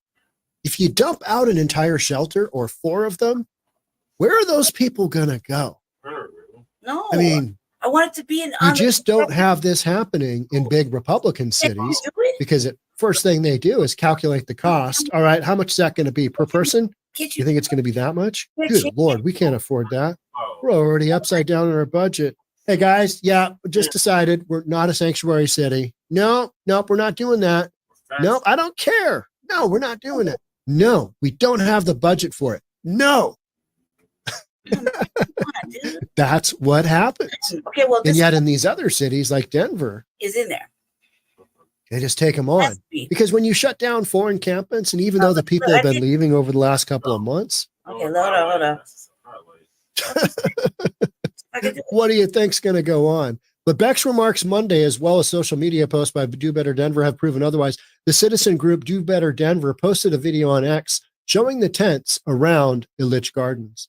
Now, I've looked at this. The issue, what I would say, it's we're going to look at it, but we're not going to watch the video. Hold on. Because what I would say is these may or may not be shelters, tents that are housing illegal immigrants. I don't know. And without, having know exactly what that looks like, they could just be a bunch of homeless people. Or in the case of what I saw last Friday it was, over with Andrea Suarez and Tim of We Heart Seattle, so many of the encampments that you see standing are not occupied by anybody. They're literally there. The tents are there to do sex trafficking and shoot up drugs and smoke drugs, period. That's what they're there for. I mean, horrific, right? And that's why you got this squalor thing, because nobody's really living in them. They're just, everybody's girlfriend and then doing a bunch of drugs. So Mayor Mike Johnston, this is the post from Do Better Denver. Mayor Mike Johnston has said to 9 News Denver, they have not seen an increase in the number of people living on the streets since changing their migrant discharge policy. Well, you had a bunch of people and then they went somewhere. Where did they go? Not into another shelter, because we know you're closing those down. So where are they going? They're going to the streets. So is this a realistic portrayal? You can watch that video if you want. Do Better Denver. Can I?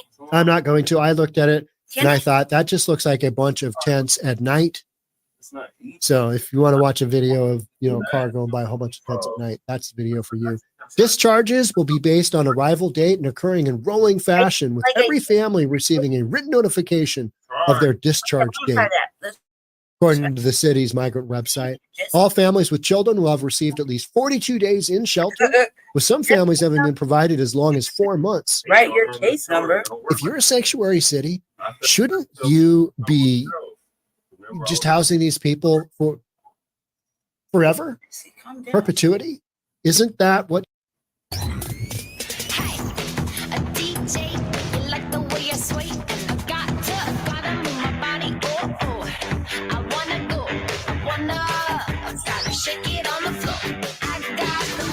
It's one of website. It's one of that one.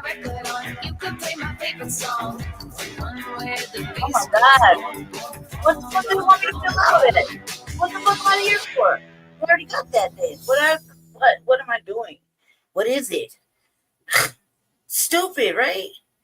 The fuck are they asking for? I need more. It says, please send us information. Today, I'm going to talk to you guys about where I get my glasses. I buy direct. For though, what is this for?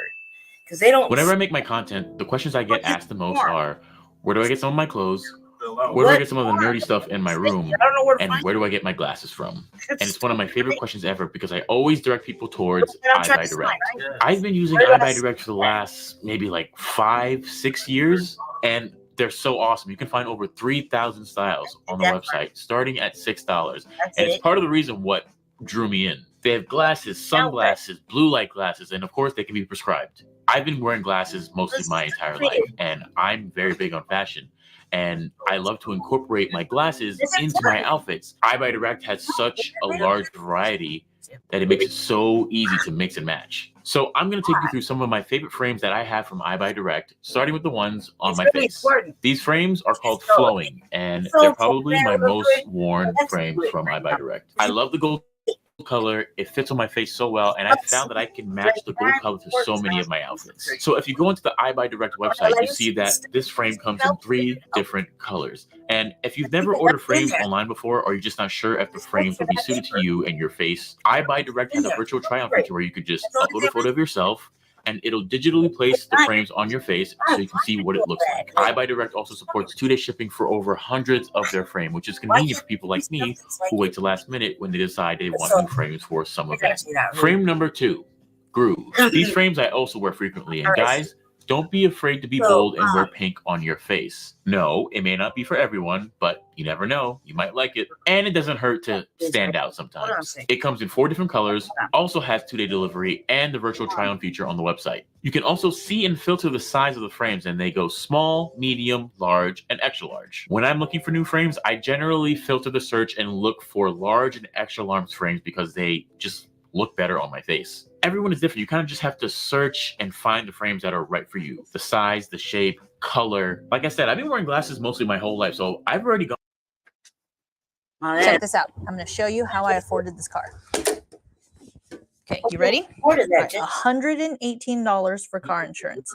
That's how much I was paying. I know. Okay, I picked up the car a few months ago and watched this. Ready? Just keep looking for it. Like plans for a homeless encampment sweep tomorrow morning are still a go. It's after a large debate at City Council tonight. That sweep happening at Zunai and Spear, a location where hundreds of migrants have been living. Fox 31's Gabby Easterwood was at the council and has more for us. Well, dozens of migrants came to council tonight to voice their concerns about the sweep that's going to happen in this area at Zunai and Spear. Most of them, though, telling council that they're ready to work in this area and give back to the Denver community. These migrants will be moved in the morning, but tonight they were at council, voicing their gratitude alongside worry for what's to come. We are in dire need of your help. Outside the chambers, though, is where the real conversation happened. Asked to meet with the governor because he is the one who has said that this is not a statewide matter, statewide concern. I disagree with that. Yes, with council members Chantel Lewis and Serena Gonzalez Gutierrez meeting with migrants. We don't want y'all in the streets. Let's just say we want to continue to fight for you. Joanna Gonzalez was a nurse back home. A skill she's ready to bring to Denver, but for her and so many others, we are in urgent need of those work permits. Work permits are standing in the way. La situación es a lo que yo le really need work storage stations. We don't want the government to pay for all of our expenses, all of our lives, housing, food. No, that's not what we want. We want to be able to work and sustain ourselves. The city says the plan is still a go, mainly because they plan to connect these migrants with housing and are working to open 2 shelters. I'm a nurse and I am here to get more training. I want to continue supporting my 2 kiddos who are back in Brazil. Now, this sweep is set for tomorrow at 7 a.m. The city says that they've already had 300 rental applications from these migrants, and 100 of them have already been placed into housing from this encampment. In Denver, Gabby Easterwood, Fox 31. Gabby Easterwood is a racist. What's the magic behind the no-pierce earrings that even Melissa McCarthy couldn't resist? You must have heard of the 2016 interview where Melissa claimed that she hates relying on diets or any weight loss measures that discomfort the... More than 2,000 migrants are in Denver shelters tonight, but time is running out. Some are now finding themselves on the streets in these freezing temperatures. Representative Christian Lopez spoke with migrant families today asking for help. We thought it was funny as hell. I'm from Colombia and she's from Venezuela. ¿Cuánto tiempo tienen en Denver? We've been in Denver. Dozens of other migrant families now living in this large encampment at Spear and Zunai. A lot of people outside who have been kicked out, they have nowhere to go, so they're out here with these temperatures. It's concerning because there's kids and pregnant women like her. Many families who are staying in these tents tell us that they were previously living in this hotel. Here we go. So now thank you all. Now this just happened. Being here, we are here today to give you some last week updates on and the I was city like, in oh, I regards got to covered. our city budget and to our newcomer program. I want to open with a couple. That house 1,000, family. Strictly for the unhoused. But he was acting like we weren't paying attention. Yeah. We clearly paid attention. And then threw in migrants and their families. Yeah. He made a whole shelter for migrants' families. Because, only here you can be a migrant with your children outside. But if you're a black Denverite or a motherfucker just Denverite, period, and you have children outside. Thank you, Jesse. Yeah, you ain't got your kids outside for very long. They took your kid. Yeah, some old neglect shit. And they're real quick to snatch up black people's children. Oh, yeah. So yeah, that's why black people don't be letting their kids outside like that. I know for a fact. Because it happened to me, and this is a fucking fact, straight fucking fact. So, but no, migrants can have their motherfucking children outside all hours, and especially they have little girls like 12 to 14 and stuff, mobbing around playing around unhoused, and this period outside playing around encampments where you never know who lives there. And, your kid could come up, fucked off, violated or, fucked off. So, it's a real problem. And they don't seem like, like we had what's neglect? The question is, I know because motherfucker was accused of the shit. Hey, I wasn't, there's certain things, right? And I'll just say this. I'll say this real quick. Leaving your kid unattended so you can fuck off and do whatever and preach narratives how you just want to work and oh my god, you went through so much to get here, blah blah blah. Ain't nobody ask you to motherfucking bring your motherfucking children across 4 or 5 motherfucking countries, bomb rush the border, and then try to force yourself onto us and every other sanctuary city or whatever. That's a reality. Fuck it, I don't give a fuck. It's like that's what it is, right? It's just what it is. So, yeah, motherfucker does want did say, well, you should do a hard pause. Just to deal with it was not one, but just that's off top. That's a whole separate conversation, cuz Jesus Christ, man. Try to focus. You focus on what I ask you to do, please. Because I can't see. I really can't see. They'll come. It's like a recertification packet, and that way I can just fill it out, take a picture, and submit it. I mean, that's the thing. Retake these that one packet that had the application of the SS stuff in it. So I can retake that whole those pictures. I did it and my hands were shaking. My heart. A couple of thoughts before we jump into the details. Yeah. There is a cycle that's been happening for hundreds of years in America. Oh my God, let's get past People live in a home country that denies them fundamental rights to arrive and. Do you really want to make your holiday special? Tanzania has got so much to offer. From the famous Serengeti. Denver by the busload, we faced a crisis, the biggest in the country. The crisis started beforehand, so one that threatened to overwhelm the city. But while others facing this crisis demonized our new arrivals or ran from the problem altogether, we did something different.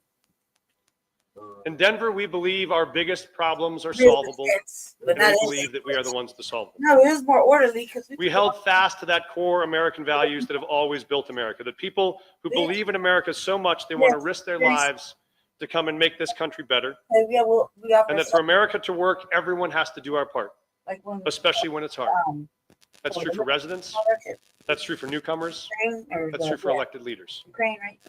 And that's when we realized this problem was just an opportunity to solve another problem. Sir, yes, we did it. In Denver, we are undertaking our own great enterprise to be the most dynamic, most equitable, and most affordable city in the country. But this booming economy faces a real challenge. We need workers to make this great machine fly. I left it. We need to build 3 times more housing units than we ever built before to keep this city affordable. We need healthcare workers to serve our aging parents. We need teachers to support our growing children. We need chefs to support our thriving restaurants. We need entrepreneurs and engineers and data scientists who will make the vibrant spaces where Denverites want to gather and tourists want to visit. Denver's dream for our city and the American dream of our newcomers are aligned. A broken politics has made a crisis out of an opportunity. We have taken a population who desperately wants to work and pitted them against a population who desperately needs that. Today, we endeavor to solve that problem. 3 months ago, we found ourselves stuck in the same trap. With continuous waves of newcomers, no federal support, challenges for access to work authorization. But we knew that serving our newcomers well could also mean serving the city well. We refused to accept the terms of that challenge. Because in Denver, we believe the way to solve these problems is not by turning our back on our American values, but by turning to our American values. Is that the case? And that's why today we are here to announce the next phase of this program that we think positions ourselves to serve the newcomers who arrive here best and to serve the residents of this city best. So let me walk you through what we want to talk to you about today. Oh my God. Here are the highlights. Today we'll announce the Denver Asylum Seeker Program, which will give us a chance to better serve migrants and avoid cuts to core public services and stabilize the city budget. And as a result of that, we only need to propose today a package of $45 million in cuts to help meet the remaining budget need for the city. That means some very exciting things for the city. It means that all rec centers will be fully open before the summer. It means all of our Parks and Rec programming will be restored for the summer and the fall. For city employees, it means no more layoffs, no furloughs, and it means that the seasonal staff who experienced reduced hours will all be offered the chance to return. That all starts today. Let me tell you a little bit about how we got here and where we're going from here. When we started this crisis in December, as you remember, these were our actual expenditures that we were facing in 2023. Increasing August, September, October, November. In the month of December, we spent $15 million in 1 month. And at that moment, the number of newcomers was still increasing. It was at that moment that we built a projected budget for 2024 based on that $15 million month of December. When we started this crisis in December, as you remember, these were our actual expenditures that we were facing in 2023. What? Increasing. God damn it, what? Okay, man, I thought you had something serious to say. This for the people. August, September, October, November. In the month of December, you've seen this already. Yeah, I did. Okay, but the people haven't, so we'll just let the people hear it. You stop talking. Jesse, focus. All right, yeah. Anything else? The 22 there was What did it say? I can't see. I can't read it. So I'm saying y'all can zoom in. I can't zoom in. Just Since December 2022. how am I gonna make it? Denver Cause has I can't even see this shit. I can't see period right now. more than 40,000 illegal immigrants, and I'll never call them newcomers. And look, these numbers are not the same. Okay, 6.1 million. There's a lie on the numbers. This 35 million was paid in just the past 4 months. Well, first of all, December do you really believe the money rolled over to the next year? March 2024. Hold on, man. Can you just answer my question? Do you think that the money rolled over because they be getting all kind of money? Yeah, they still got the COVID money. They still got, they just be getting money every week. City council just be approving funds, right? So I mean, and since you know what you know, because you were here, we live here, right? We watch this shit rapidly, like all day. You know, we know what's going on because we're so sick of it. And plus, we still a little salty, you know. You know, motherfuckers run off of my intellectual property and then go fucking pervert it and then fucking act like whatever, and then we get it all out of control and then want to lie. What she said was going to happen.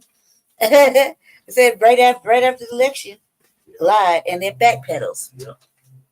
So these numbers aren't the truth. They aren't. We had a lot of motherfucking migrants supported more than 40,000 at the cost. Jesus Christ. Okay, so yeah, and do you think that part of that 35 million rolled over to 2024? all that funding, right? Okay. Still from the handcuffing. Mm-hmm. Plus the funding you got from when you did the fucking state of emergency. You did a whole bunch of shit. Emergency shit. I'm talking about this. Right. You spent $15 million in 1 month. And at that moment, the number of newcomers was still increasing. It was at that moment that we built the projected budget for 2024 based on that $15 million month of December. 15 million times 12 months is $180 million. That was the gap we faced in December. That led us to do two important things. One was to sit down with all the agency heads you see in this room and say we need to start having hard conversations about how we could adjust our budget. Second was to sit down with our nonprofit partners and our program providers and our city team to work on what changes we could make to our migrant program to reduce the costs. Let me show you what that looked like in the next slide.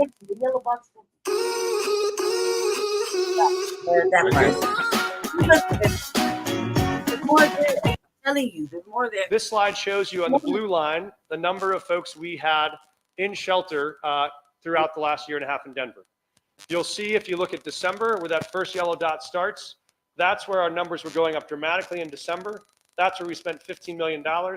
That's where we first made our $180 million projection, and after that, numbers continued increasing.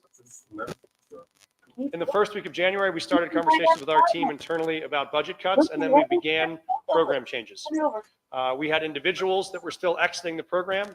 We started with our nonprofit partners by doubling down on expanding case management. So we knew when folks were exiting, they could exit to housing.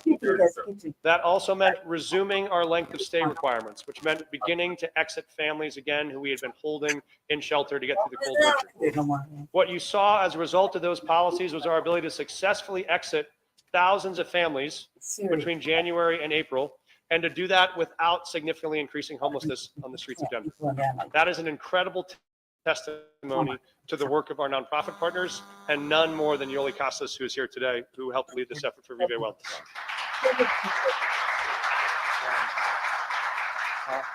In that moment, we also started to see more and more folks who did not have access to work authorization. In order to let them support themselves and get transitioned into housing, they needed to work.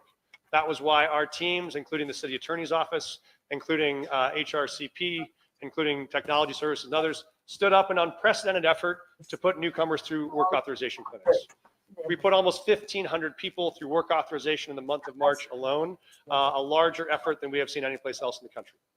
That meant that folks were exiting with work authorization in hand, with an apartment to move to, and a successful place to go.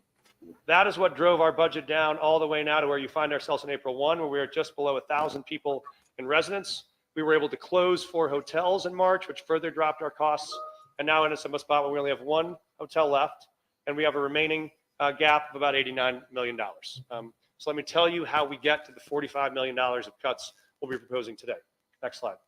As you may know, we had already started making initial cuts early in the fall for things that we could protect or move.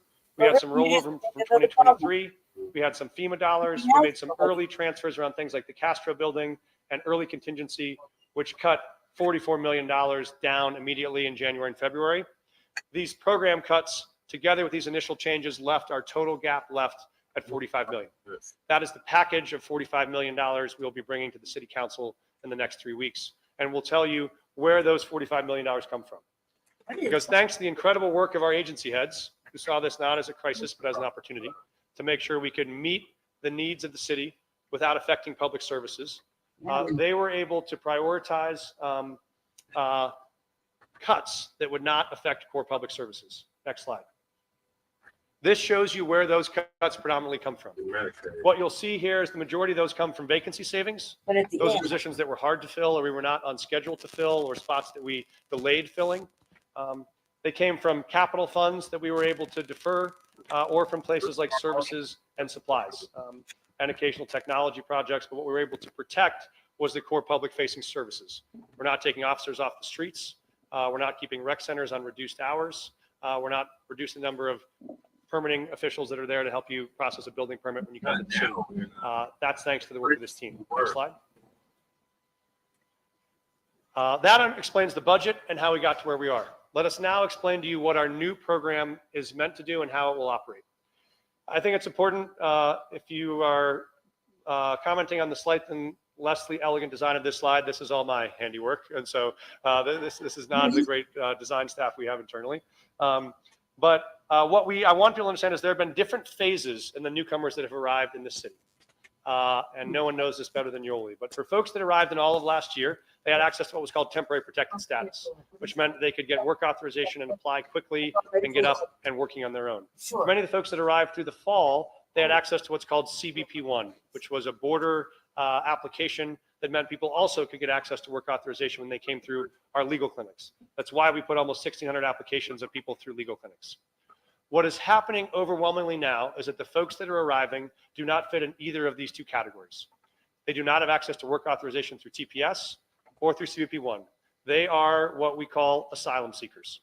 They've arrived in the country from Venezuela. They want asylum. And right now they have a court date that says they can get a hearing on that asylum somewhere around the year 2030.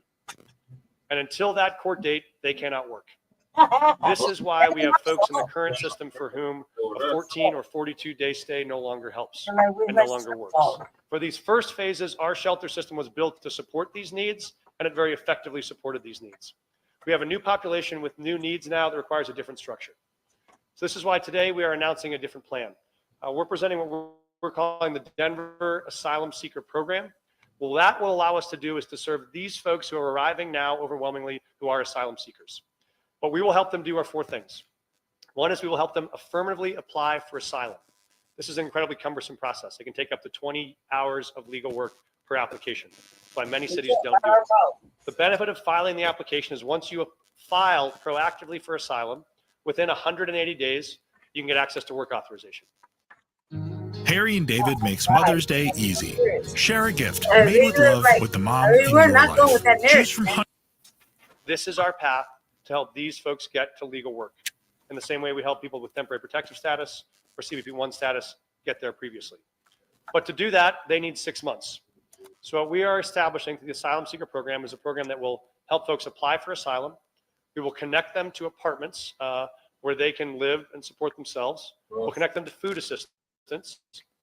And over the course of that 6 months, we will connect them to a program we are launching called Work Ready Denver, which will be led by our Department of Economic Development and which will offer asylum seekers the opportunity to get job training and skills. That can mean everything from English language services to financial literacy to newcomer integration and support, as well as the opportunity to connect to industries that they want to enter, to get certificates in those industries if they're applicable, and to have on-the-job training opportunities that are unpaid. So that when those 6 months pass, they can get their work authorization, they have certification, they have training, they have preparation, and they can enter the industries in this city that have openings they so deeply want to fill to drive the economy they want to help us support. That's the path going forward. What that means is we will change the structure of our current shelter system. We will no longer move forward with a hotel infrastructure that offers 14 or 42-day stays, because that is not the right structure for the services we have. For those folks that are in shelter today, they will have access to the asylum seeker program if they want to enter it. We will work to help them access apartments, help them access workforce training, and get on the path to work authorization. We will have a limited number of slots to be able to do that, because these services require more time, require more staffing, and require more expertise. For those folks that don't do that, we will have a congregate shelter system. We will have an overnight congregate shelter system for folks that arrive. If they arrive and we do not have a spot in our asylum seeker program, we can either help them with case management, we can help them with onward travel, or if they have friends or family in the city they're connecting to, we can help connect them to those services. So if you go to the next slide, this is what the model of our new Denver Newcomer Services Program will look like. You see, we'll continue to serve folks who are never in shelter. You just came to Denver on your own and never came through our shelter system. You can still access work authorization. You can still access some wraparound supports and services. If you on the other side have come through our system and exited shelter, you can still access our workforce authorization clinics. You can still access some wraparound services and case management we'll have in place with partners. And you can still access onward travel if that's the best decision for you. For folks that enter the asylum seeker program, there are these 4 components I laid out: asylum clinics, apartment housing for up to 6 months, food assistance, and participation in our work-ready workforce training program. For folks that are not in that, our other option would be the short-term congregate shelter, where we can help case manage them to exit independently within 72 hours, or to be able to onward travel. What this does is both make sure we serve the folks we have well, help them get connected to work, and have, we think, a model for other cities to replicate on how to serve even those folks with the most difficult path to get them into work authorization. And also to make sure we provide stability and consistency to the budget long term, so we do not have a continual crisis that our nonprofit providers are facing, that our city is facing, that the budget may be facing. We think this allows us to deliver a win-win both for the city and for our newcomers, and that's why we're excited.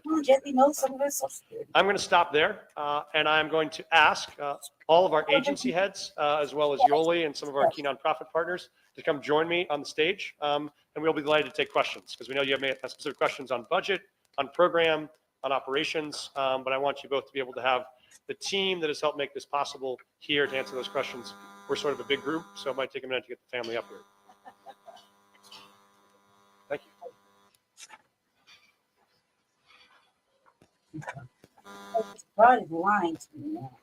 Like, for real, like, there's no such thing.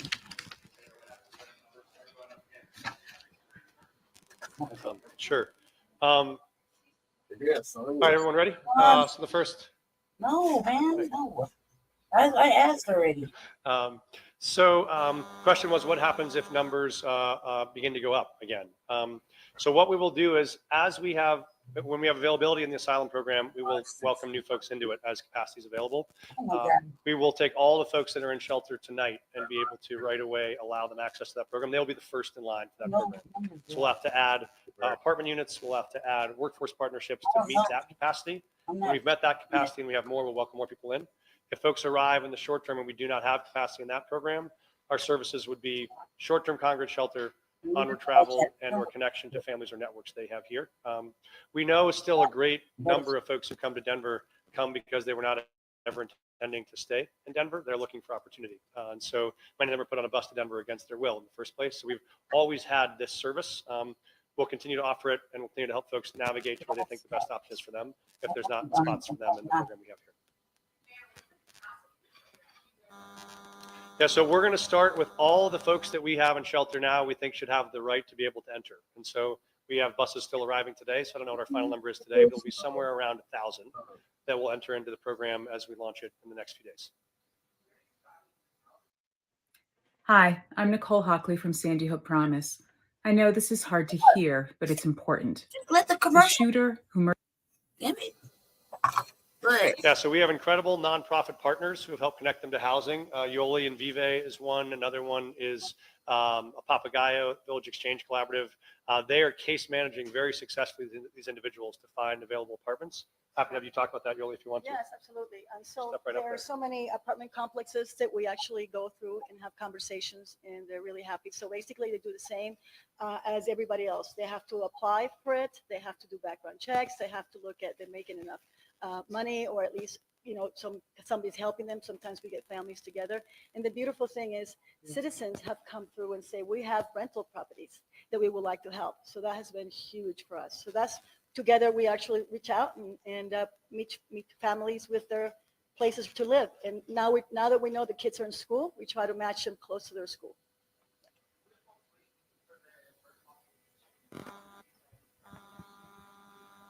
Yeah, great question. So this is why we built this model around the needs that folks have around a 6-month wait for work authorization. So what we've found is, Nicole has this great phrase that I love, which is, the current system we had is not a way you would support your own family. You wouldn't eat out 3 meals a day and stay at a hotel every night. That'd become very expensive for you. But that's the structure we had. And it's much more expensive. To put a family into an apartment and allow them to shop and cook their own food in their own home is much more efficient. So what we'll work with nonprofit partners, and we will provide up to 6 months of rental support and food assistance that would allow them to be able to cover room and board while they're waiting for that work authorization, and to participate in the workforce training program the same way you would if you were a student enrolled in a college program or a student enrolled in a workforce training program. So we cover those base needs, allows them to get training, and get prepared for work when they are authorized. So they cover them all the way to 20 what? We're gonna give them, yeah. See, well, let back the check up, Ellie. Listen. Become much more efficient and doing them very expensive for you. Support is. Yeah, great question. So this is why we built this model around the needs that folks have around a 6-month wait for work authorization. So what we've found is, Nicole has this great phrase that I love, which is, the current system we had is not a way you would support your own family. You wouldn't eat out 3 meals a day and stay at a hotel every night. That'd become very expensive for you. But that's the structure we had. And it's much more expensive. To put a family into an apartment and allow them to shop and cook their own food in their own home is much more efficient. So what we'll work with nonprofit partners, and we will provide up to 6 months of rental support and food assistance that would allow them to be able to cover room and board while they're waiting for that work authorization, and to participate in the workforce training program the same way you would if you were a student enrolled in a college program or a student enrolled in a workforce training program. So we cover those base needs, allows them to get training and get prepared for work when they are authorized. All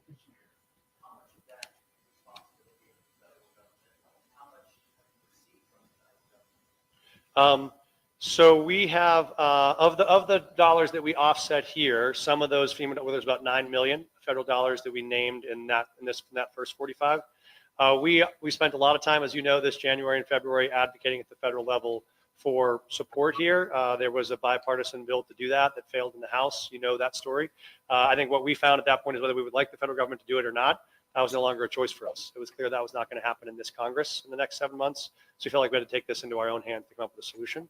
And that's why what we've come up with is something that both provides better support for newcomers and stabilizes the budget for Denver residents without cutting core public services. So our first program here for asylum seekers will be a 6-month program. We know the phases can change. That'll carry us about through November of this year. We get a new Congress, you can get new legislation, you can get new work authorization changes. Many of these variables could change down the road. Until those variables change, this is the program we think best serves newcomers in the city.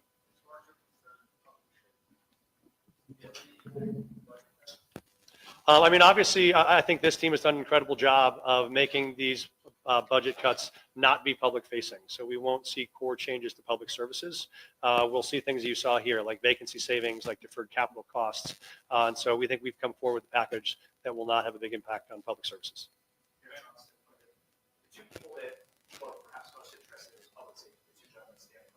Yes. I know that there are budget cuts that impact the city. Can you talk a little bit about those, or those not hiring certain positions, we still have recruit classes going through?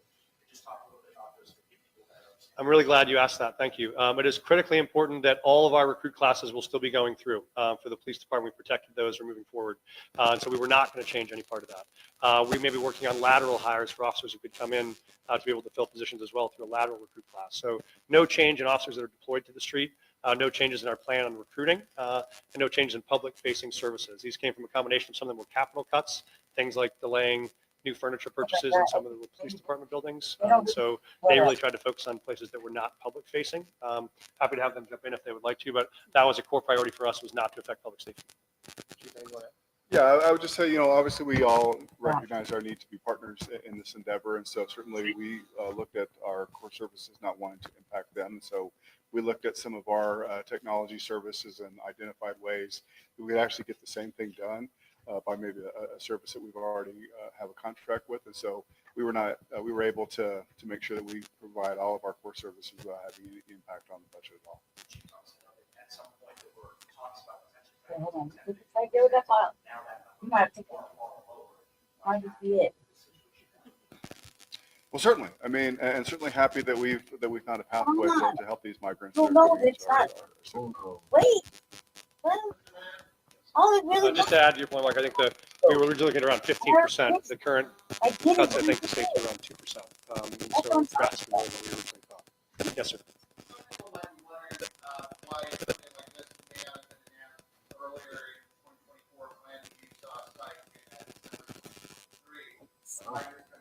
No.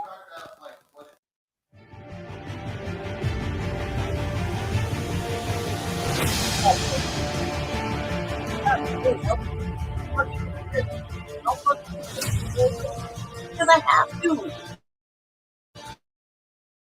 Girl, wait now. You can help me. That fish shit. Stop that now. Come on, girl. It is. No one grab it. This is what I'm.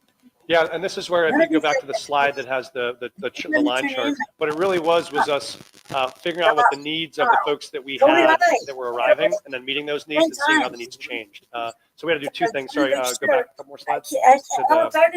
Keep going. So it was two things. You know, when we saw this big budget bump, we said we got to change services, then we got to figure out how we can reduce costs. And so that was resuming our exit policy, our length of stay policy. And then it was realizing we had a lot of folks here that could work through work authorization with CBP1 applications. That's why there's this massive effort around legal clinics. So that was the major focus in February and March, is let's get everybody work authorized. And once we got through that was when we discovered this huge and growing population of the asylum seekers who did not have a path to work authorization. And those are the folks that you see showing up with the squeegee on Colorado Boulevard or showing up in a Home Depot parking lot looking for day labor. So for us, it was seeing what the needs were and how we had to modify the program to meet those needs to make them successful. I don't even want to look. You just keep moving stuff around like. Hold on. I mean, we've spent extensive amounts of time with immigration experts around the country, legal experts, workforce training experts, partners here to build a program that we think 100% sets people up for success, sets individual immigrants up for success, sets businesses as partners up for long-term success in the city. So yeah, we're very confident that we have found a path that is going to be highly effective and totally aligned to both immigration and workforce legal requirements. Yeah. Now you can help me to do both things. Yeah, you're not getting it right now, but you will get it if you need something, though, right? You need something, you'll be there right then, right? Come on now. Come on now. I mean, the reason why we're so excited about this outcome is this is a plan that is going to better serve migrants who arrive in the city and better allow them to get to work to actually support the city and to support themselves and to support industries that have open jobs. We have almost 8 million open jobs in this country. We have hundreds of thousands in Colorado. We have a great supply of folks here who want to work. The frustrating part for businesses and for the residents are, why can't these folks work and support themselves as they want to, rather than taxpayers needing to provide that long-term support? This helps resolve that by getting people access to work, protecting city budgets, and making sure we can get newcomers access to services. I know Yoli did want to step in on something about that. Yes, I want to speak from the nonprofits and the community and the citizens. What Major Mike said for what was a reason to start that is absolutely true, but from us is looking at that spike in December, to do that whole thing another year, it's been 17 months. There's no way you have the capacity of the nonprofits in the city to do that all over again. There had to be a solution. And when we hear there were cuts also for our city, that really important. It's where we came in and we're like, whatever you need, let's work something out. But there's no way we can do another 17 months of 5,000 people, either as nonprofits, as citizens. We cannot cut anymore. So somehow we came with this wonderful thing together. I think it's a win-win for everybody. I just want to share that. Same people for fake shit. What's this? I don't have the energy for it. All right, cool. All right, now that that's over with, basically keep money right here. But man. Able to. What I love about Home Chef is there's no guessing. We're saying this, everything's pre-measured. Everything is gonna be like Make sure that we provide all of our core services. 2026. Legal experts, workforce training experts, partners here to build a program that we think 100% sets people up for success, sets individual immigrants up for success, sets businesses as partners up for long-term success in the city. So yeah, we're very confident that we have found a path that is going to be highly effective and totally aligned to both immigration and workforce legal requirements. Yeah. I'm going to let you jump in after this.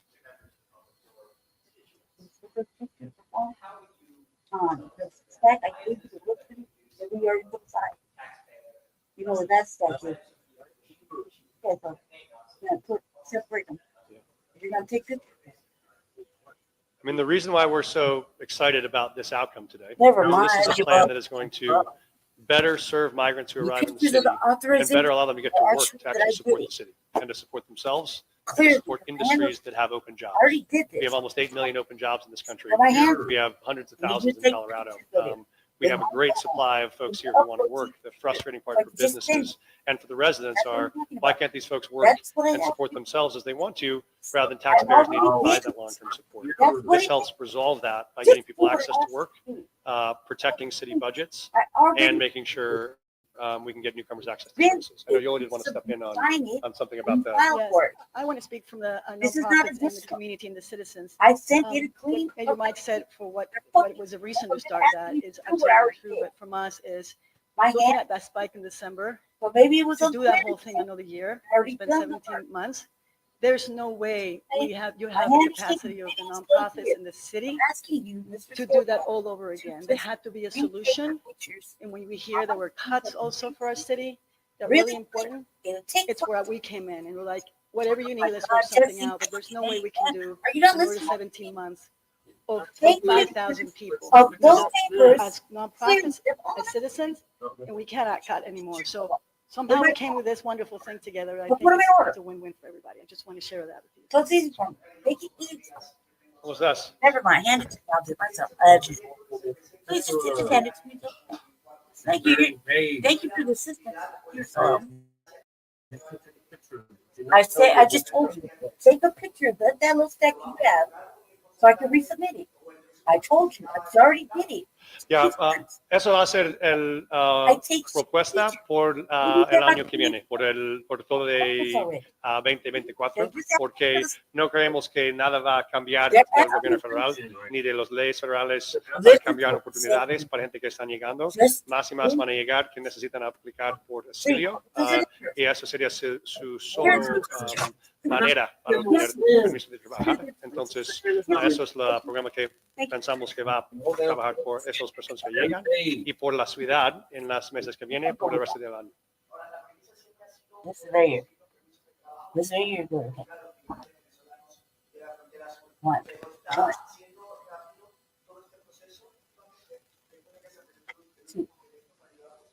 Para ayudar a la gente que necesita asilo.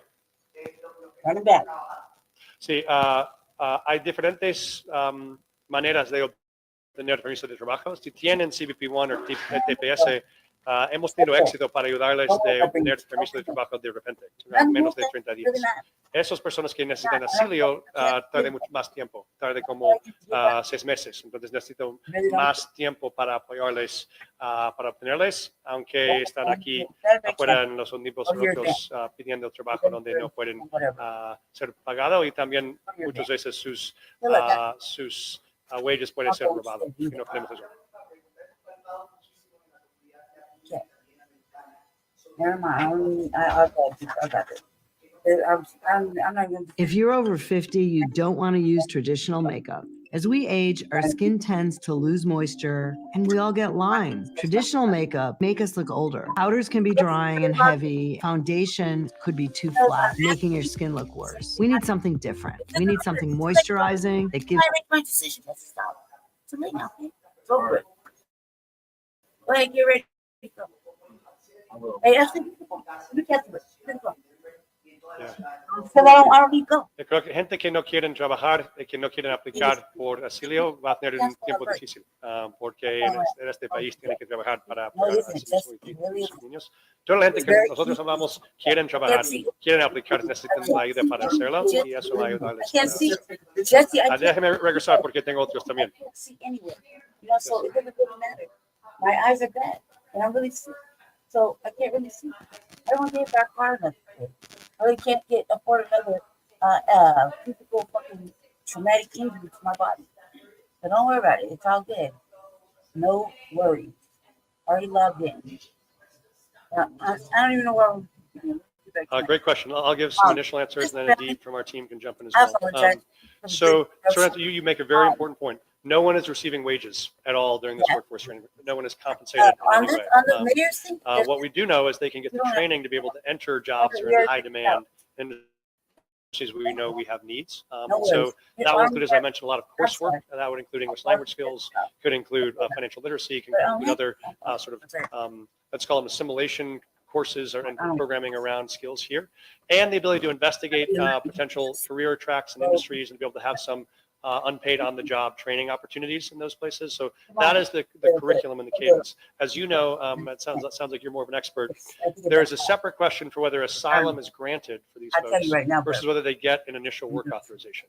They may still be facing a 6 or 7 year wait for their asylum case to be determined.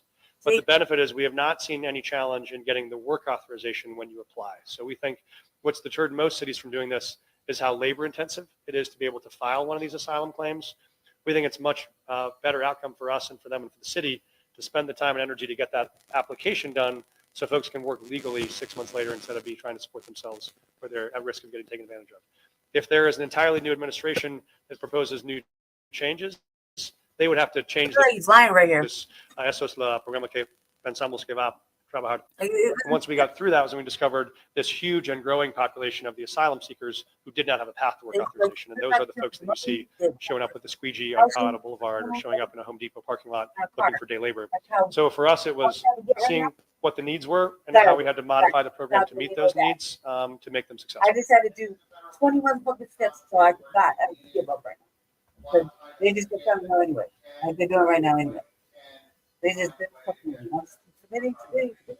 I mean, we've spent extensive amounts of time with immigration experts around the country, legal experts, workforce training experts, partners here to build a program that we think 100% sets people up for success, sets individual immigrants up for success, sets businesses as partners up for long-term success in the city. So yeah, we're very confident that we have found a path that is going to be highly effective and totally aligned to both immigration and workforce. Like for example, I need financial assistance. It's only $200. Right.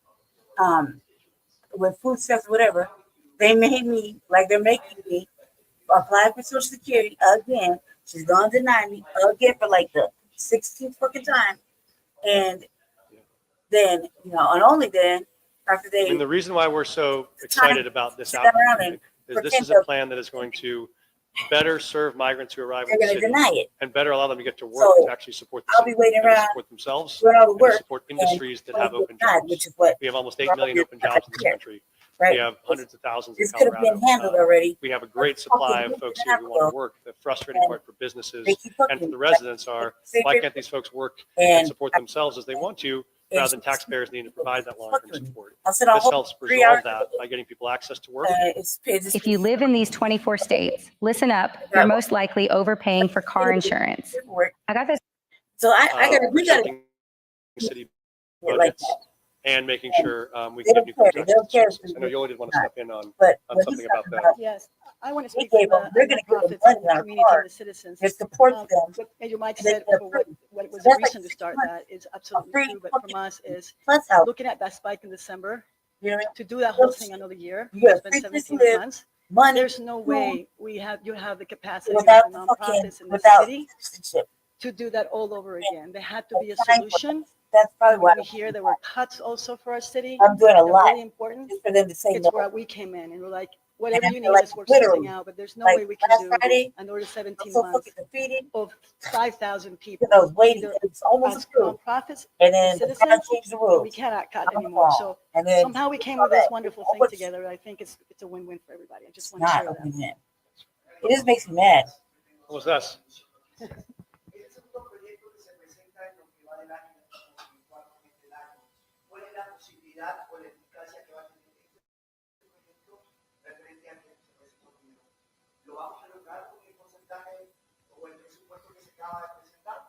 Ya, eso va a ser el propuesta por el año que viene, por todo de 2024, porque no creemos que nada va a cambiar del gobierno federal ni de las leyes federales para cambiar oportunidades para gente que están llegando. Más y más van a llegar que necesitan aplicar por asilo, y eso sería su solo manera para obtener permiso de trabajar. Entonces, eso es el programa que pensamos que va a trabajar por esas personas que llegan y por la ciudad en las meses que vienen, por el resto del Oh, you really want me to go drive? See that safe? Do you really think so? That question mark. Would you drive like that? Yes. But you want me to go, you know, just. Para ayudar a la gente que necesita asilo. Sí, hay diferentes maneras de obtener permiso de trabajo. Si tienen CBP1 o TPS, hemos tenido éxito para ayudarles de obtener permiso de trabajo de menos de 30 días. Esas personas que necesitan asilo tardan más tiempo, tardan como 6 meses. Entonces necesitan más tiempo para apoyarles, para obtenerles, aunque están aquí afuera en los ómnibus o otros pidiendo trabajo donde no pueden ser pagados, y también muchas veces sus wages pueden ser robados. Y no queremos eso. See how he's doing?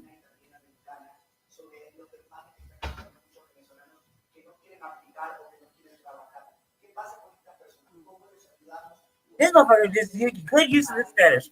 Basically, he's some of the stuff he's saying is just crazy. Yo creo que gente que no quieren trabajar, que no quieren aplicar por asilo, va a tener un tiempo difícil, porque en este país tiene que trabajar para apoyar a sí mismo y sus niños.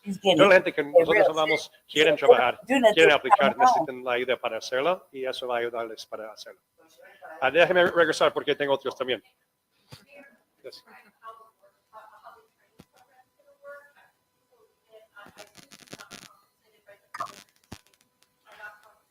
Dude, you see how crazy, you know how much money they're gonna spend on that?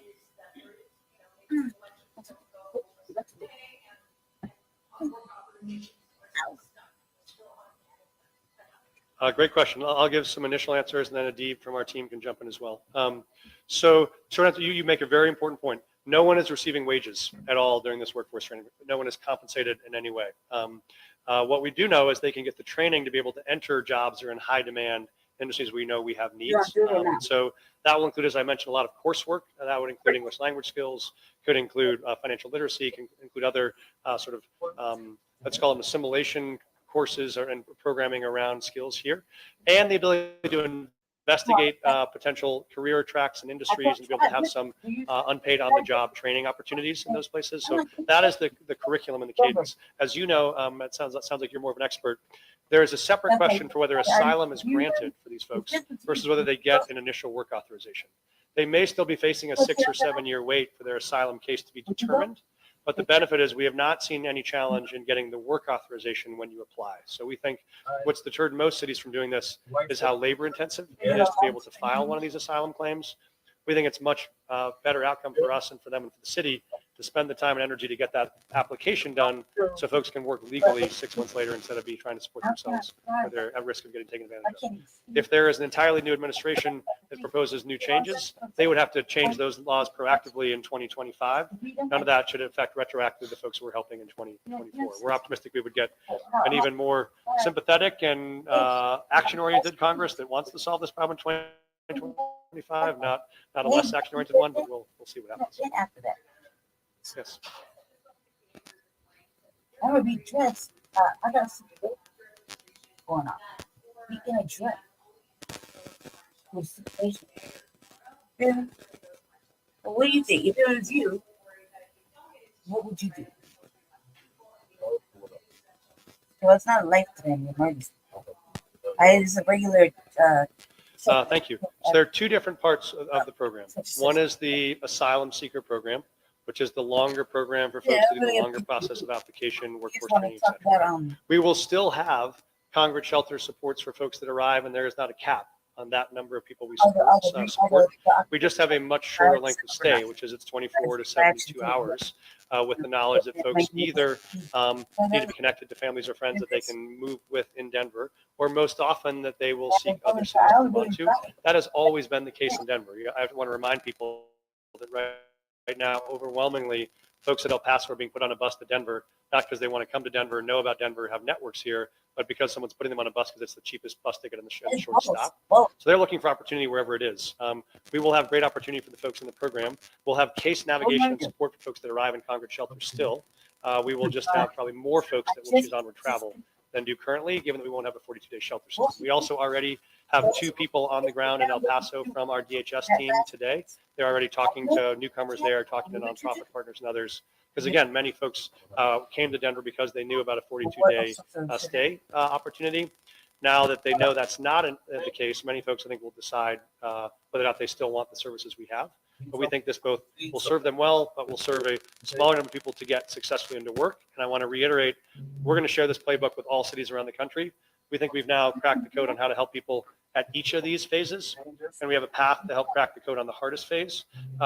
Everyone has to do their part. Denver will do more than our part, but we can help other cities that want to also do their part. How much? Do you know?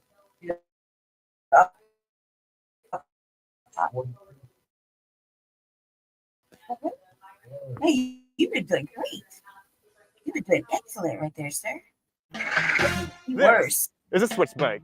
This is a switch bike. They decided, they're talking about Mayor Johnson in Chicago. For more on how immigration is affecting communities across the U.S., we turn now to 2 Democratic mayors, Chicago's Brandon Johnson and Denver's Mike Johnston. Gentlemen, welcome to Face the Nation. Nobody showed this. Good morning. Thanks for joining us. And Mr. Mayor of Chicago, I want to put to you a question about what seems to have developed overnight. There are reports of a plane from Texas landing in Chicago carrying more migrants that arrived around 1 a.m. I'm wondering if Texas officials gave you any heads up, who's on the plane, what happens next? Podcasts and shit. Well, what we have is clearly an international and federal crisis that local governments are being asked to subsidize, and this is unsustainable. None of our local economies are positioned to be able to carry on such a mission. And what we have attempted to do is to create structure and some coordination. For more on how immigration is affecting communities across the U.S., we turn now to 2 Democratic mayors, Chicago's Brandon Johnson and Denver's Mike Johnston. Gentlemen, welcome to Face the Nation. Good morning. Thank you for having us. Thanks for joining us. And Mr. Mayor of Chicago, I want to put to you a question about what seems to have developed overnight. There are reports of a plane from Texas landing in Chicago carrying more migrants that arrived around 1 a.m. I'm wondering if Texas officials gave you any heads up, who's on the plane, what happens next? Well, what we have is clearly an international and federal crisis that local governments are being asked to subsidize, and this is unsustainable. None of our local economies are positioned to be able to carry on such a mission. And what we have attempted to do is to create structure and some coordination around this humanitarian crisis. And unfortunately, the governor of Texas, Governor Abbott, is determined to continue to sow seeds of chaos. And last night and several nights before, a number of buses continue to arrive in the city of Chicago, throughout the country, without any coordination. And now he's taken on this very dangerous task of placing individuals on airplanes and flying them into our various cities. This is certainly a matter of not just of our national security, but it's the type of chaos that this governor is committed to administering. Mr. Mayor of Denver, to be clear here, I know that you have looked at New York and Chicago making decisions to restrict bus arrivals. Are you trying to take measures in your city to restrict them from even arriving in the first place?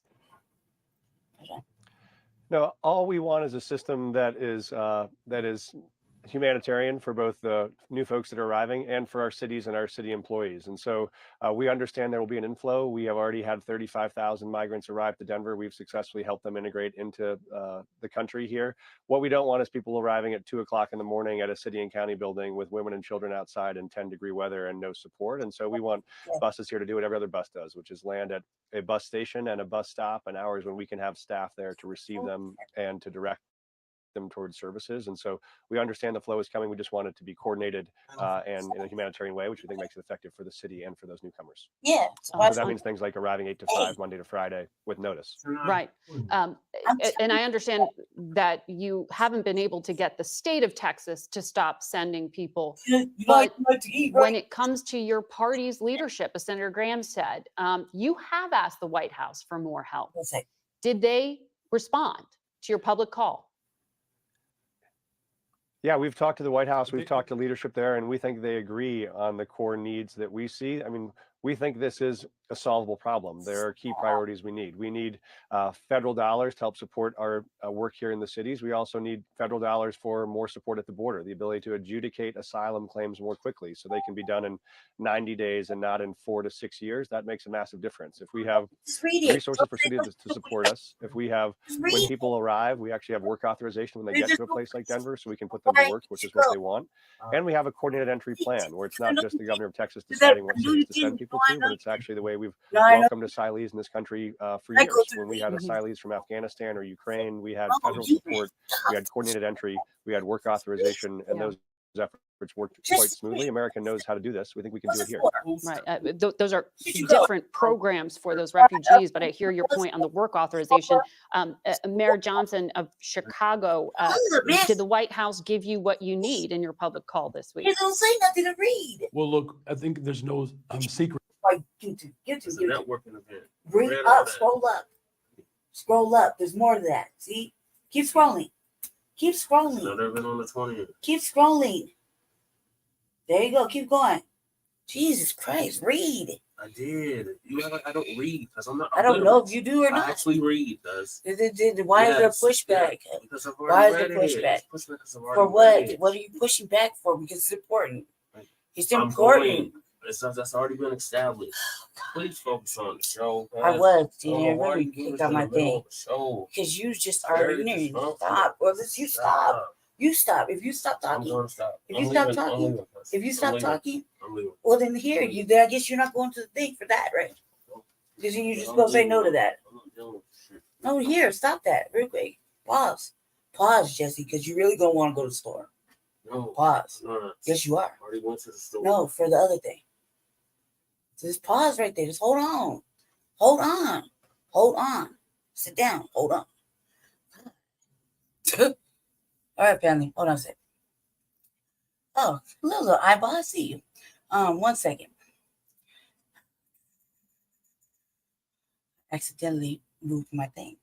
1 second. I pull it back up. Okay.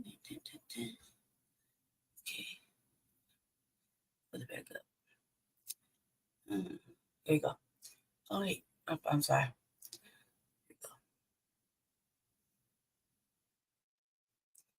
Here you go. Thankfully, I did not lose it. All right. I can't see. Sorry, little eyeballs. Can't really see that well. I accidentally clicked myself out of the thing. Yes, it's early, but we had plans for today, and the plans doesn't continue. But I just want to make sure that he under the awareness of why he should go, and if I should send him this other stuff since he's running. Since he's been, how do you word it, Jesse? How do I word it, Jesse? Like you've been nominated. How do I word it? Huh? I can't hear you. No, I know that part. I know that part. Cause oh my God, he's so frustrating. Okay. I don't know if I should give him this stuff that I'm working on, so he has it with him. That's the shit. That's the whole reason I gave him that thing to read. As usual. Yeah. I don't even know. Anywho, that's where we're at. That's what's going on. This comprehensive immigration reform would certainly transform this situation. In fact, it solves this crisis. What we have said repeatedly is that we need Congress to act to provide the resources that are needed in order to carry out this mission. But what we can have is a governor in the state of Texas acting the way he is acting. And quite frankly, the rogue buses that are being dropped off across this country in the middle of the night, leaving people with no real support at all, no coordination with the local municipalities. That type of chaos is certainly dividing our country, and we need better coordination between all levels of government to be able to respond to this mission. When you reach out to the governor, I'm assuming you have, do you get any response? Well, we sent an entire delegation to the border to see firsthand what's happening at the border. I've actually spoken with leaders of the Mexican government. They're having the same challenges that we're having here in America. And so there has to be a real coordinated effort to be able to respond to this crisis. Again, putting people on airplanes and dropping them off in the city of Chicago and Denver and New York without any coordination, without a manifest. I don't know how many federal laws or aviation laws he could be violating, but this type of chaos is not what's needed in this moment. We need a coordinated effort between all levels of government to ensure that this humanitarian mission, that's an international crisis, is met with the type of civility and sanctity that's required. Understood. I mean, I checked the weather in both of your cities. It's 32 degrees in Chicago. It's 25 degrees in Denver. I'm guessing someone walking across from Mexico.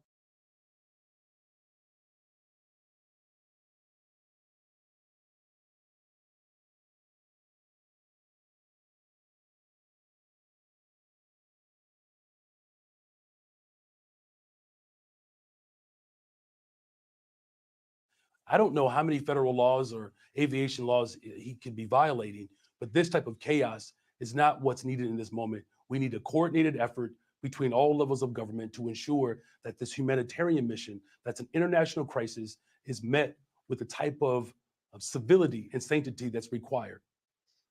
Understood. I mean, I checked the weather in both of your cities. It's 32 degrees in Chicago. It's 25 degrees in Denver. I'm guessing someone walking across from Mexico isn't outfitted for that kind of frigid arrival.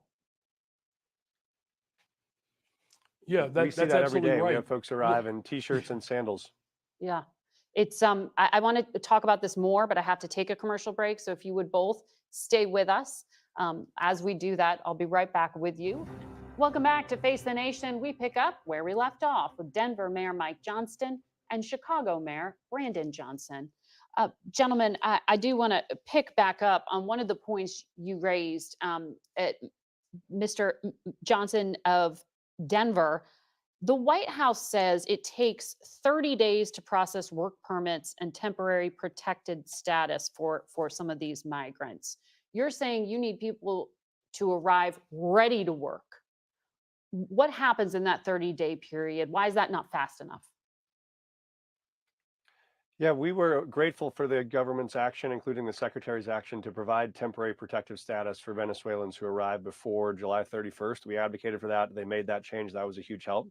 The challenge now is Venezuelans who have arrived in the last several months are not eligible for that temporary protective status. They often don't have a path to work authorization, and they may have an asylum claim that is 3 or 4 or 5 years in the waiting until that claim is heard. And so the challenge is on our city streets. We have folks that are here who, whenever I talk to migrants, I was with them yesterday, they'll just say, I only want one thing, which is the ability to work. And we have employers calling me every day saying, hey, Mayor, I have open jobs. Can I please hire these folks? But we have folks that right now are currently without a path to work authorization. We'd love to see that path to work authorization expand for more recent arrivals, the same way the Secretary helped it be possible for those who arrived before July 31st. And that was done through federal authority, through the administration, but changing the law would require Congress to alter some of these programs. I thought it was interesting, Mayor Johnson of Chicago, you also made the point that when it came to Afghans and Ukrainians, they arrived without a problem in your city, and that you would like to replicate that program for everyone. Cars lie to us. Motorcycles tell us the truth. We are small and exposed and probably moving too fast. But that's no reason not to enjoy every minute of every ride. Get a quote with America's #1 motorcycle insurer.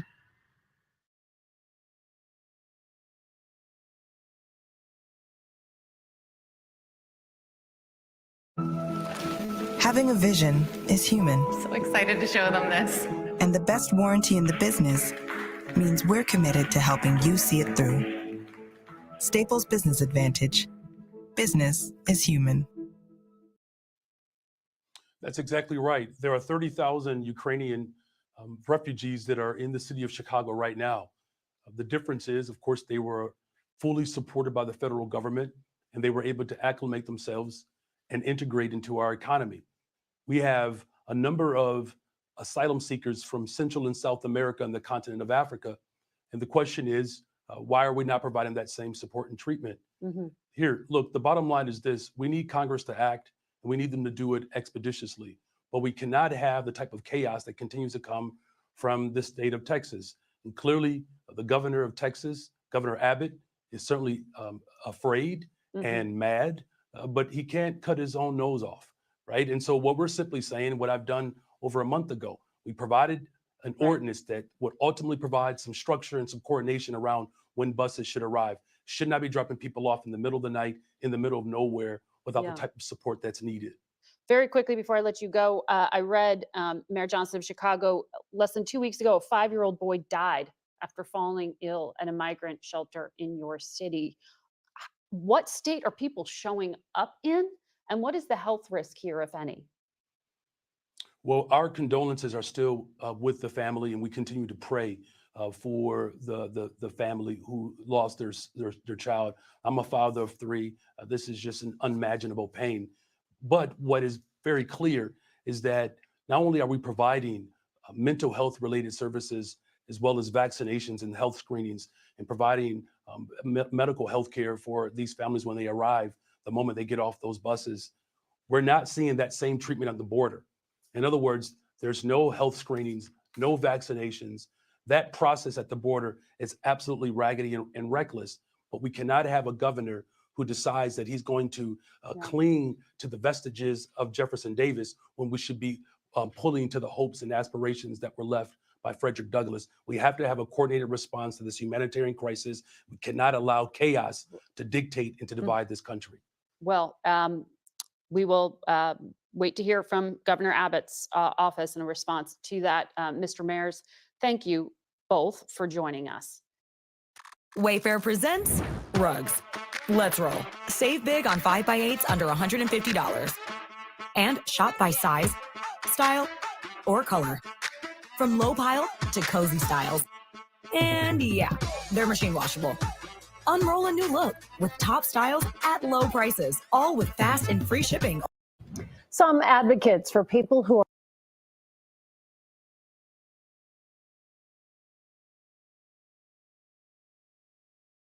Apologies, family. All right, yeah. See, so I didn't know about all that, but now now he's just doing a whole bunch of shit. Like, he's basically reneging on all this homeless stuff. He basically is reneging.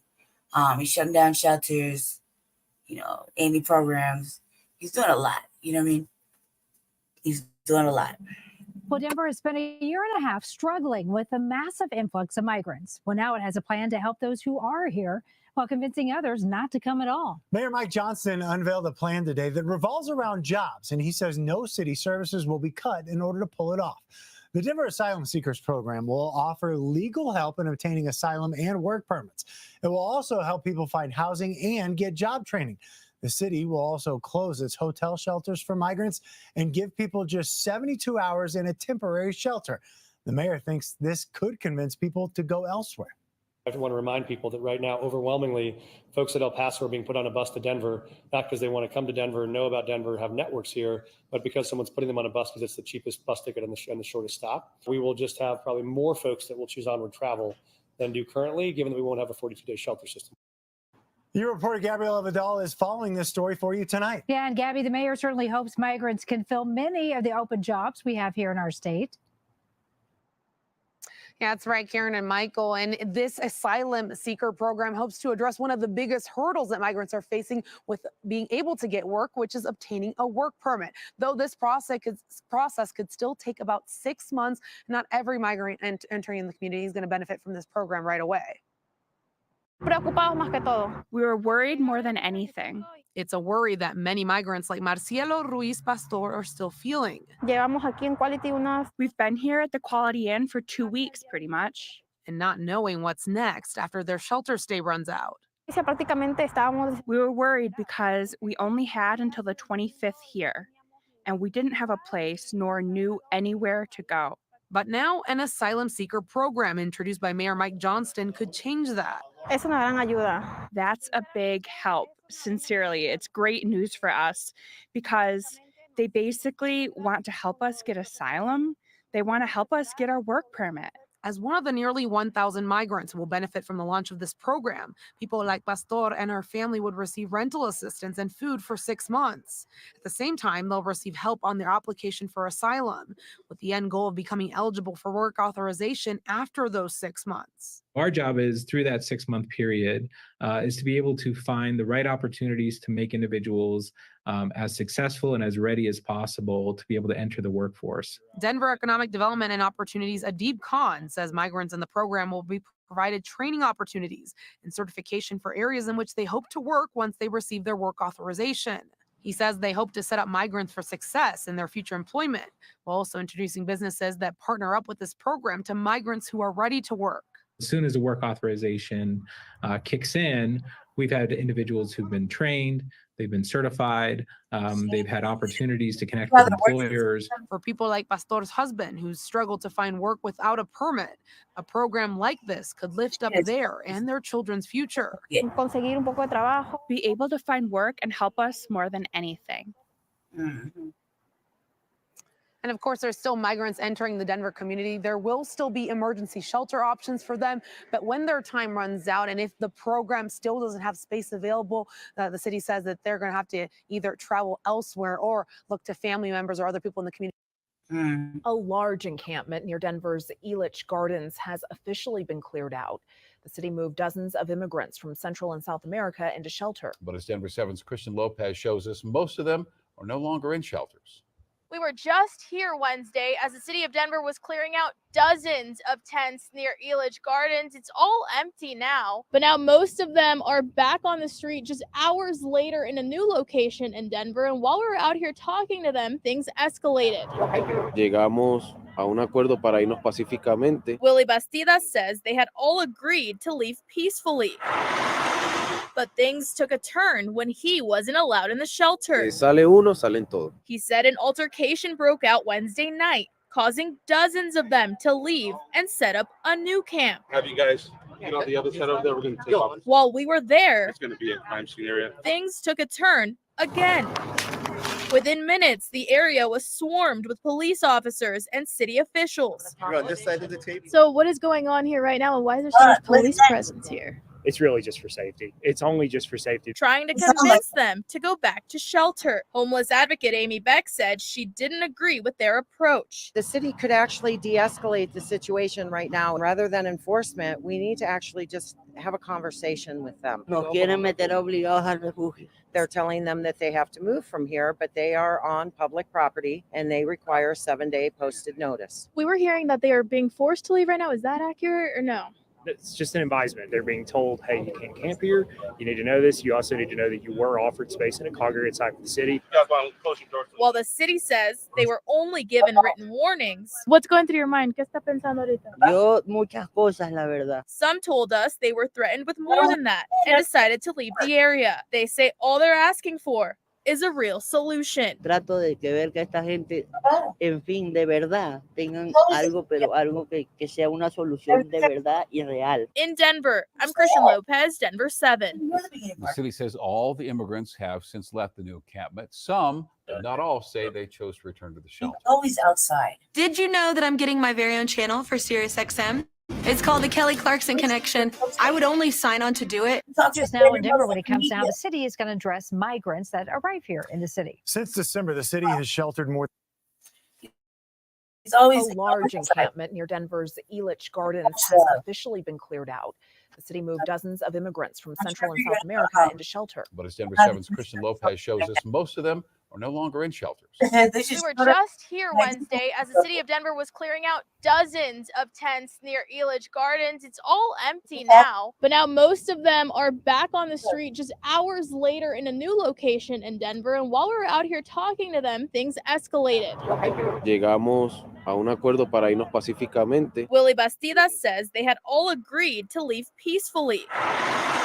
But things took a turn when he wasn't allowed in the shelter. Sale uno, salen todos. He said an altercation broke out Wednesday night, causing dozens of them to leave and set up a new camp. Have you guys get on the other side over there? We're going to take off. While we were there, It's going to be a crime scene area. things took a turn again. Within minutes, the area was swarmed with police officers and city officials. You're on this side of the table. So what is going on here right now, and why is there so much police presence here? It's really just for safety. It's only just for safety. Trying to convince them to go back to shelter. So what is going on here right now, and why is there so much police presence here? It's really just for safety. It's only just for safety. Trying to convince them to go back to shelter. Homeless advocate Amy Beck said she didn't We're going to take off. While we were there, It's going to be a crime scene area. things took a turn again.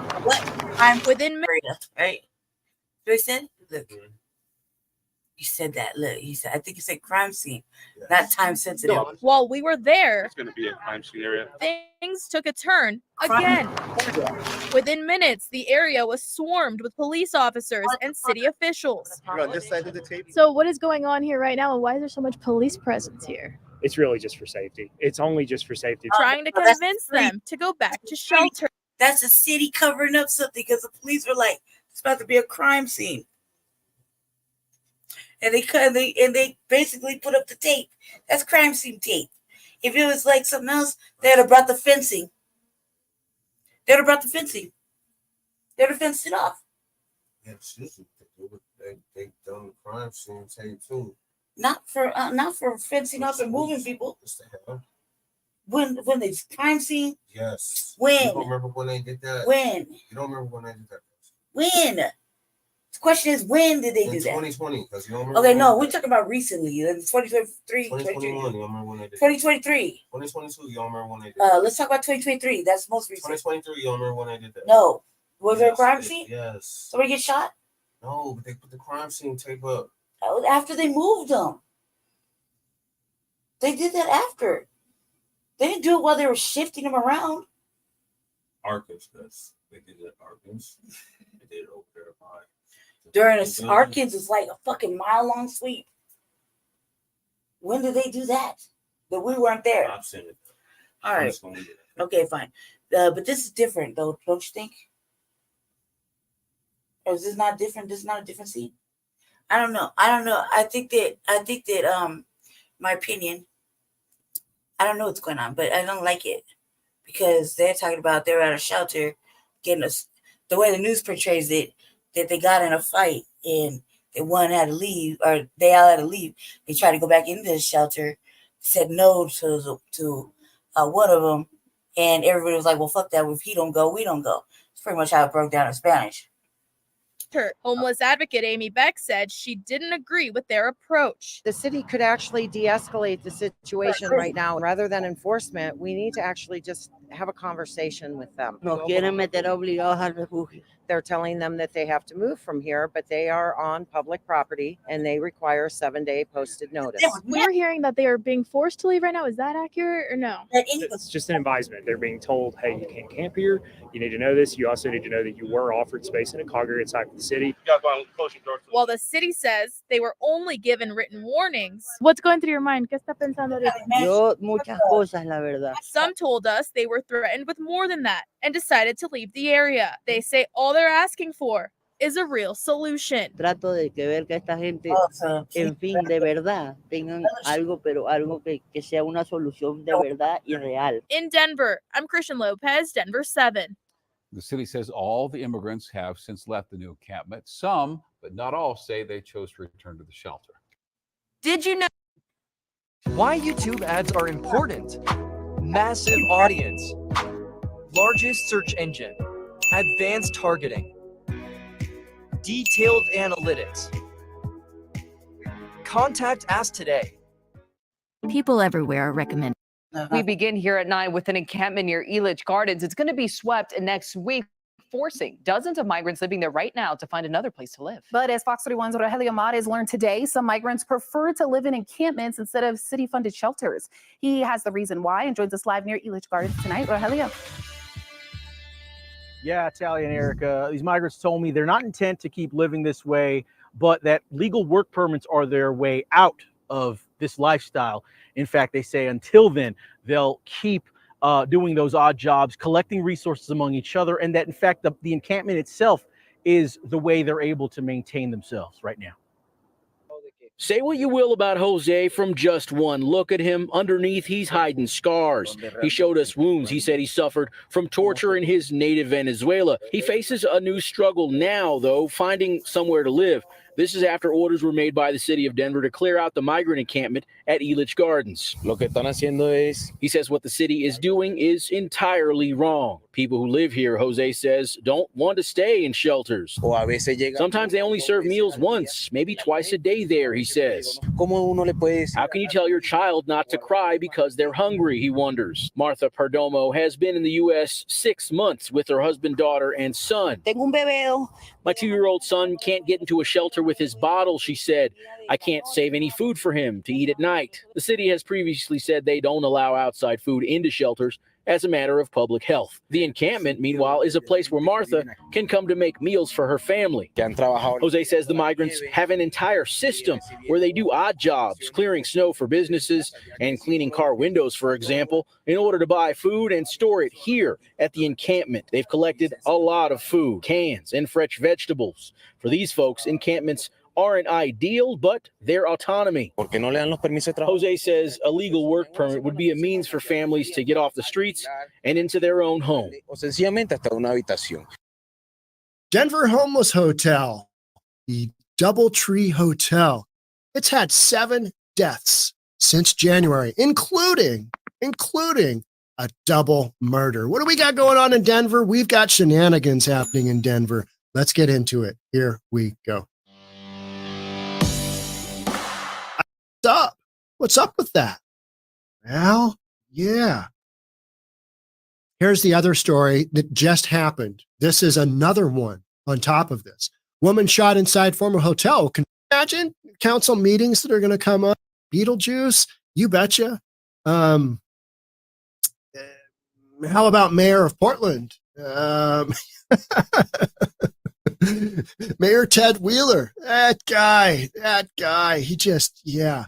But no, Denver, homeless hotel, 7 deaths since January. You imagine council meetings that are going to come up? Hey, I mean, local officials are going to be, yeah, we've had some issues. Yeah, you had 7 people die in the hotel, 2 double murders. What's up? What's up with that? Well, yeah.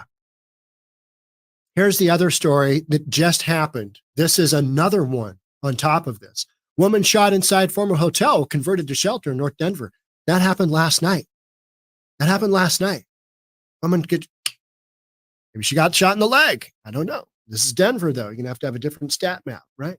So, the ongoing theme here is maybe you don't want to hang out at the double murder tree in Denver. And that Podcast, I think it was last week that I did, was the credit union that just boom shut down. And given the fact that they are next door, I think it's address here. Running for, yeah. Thank you. 4,000, whatever the street is the address of the double homicide hotel. And then 4040 is the address. And I'll remember the street name, but it'll probably be in the article here. It's literally next door. It's next door. So the credit union just overnight shut down.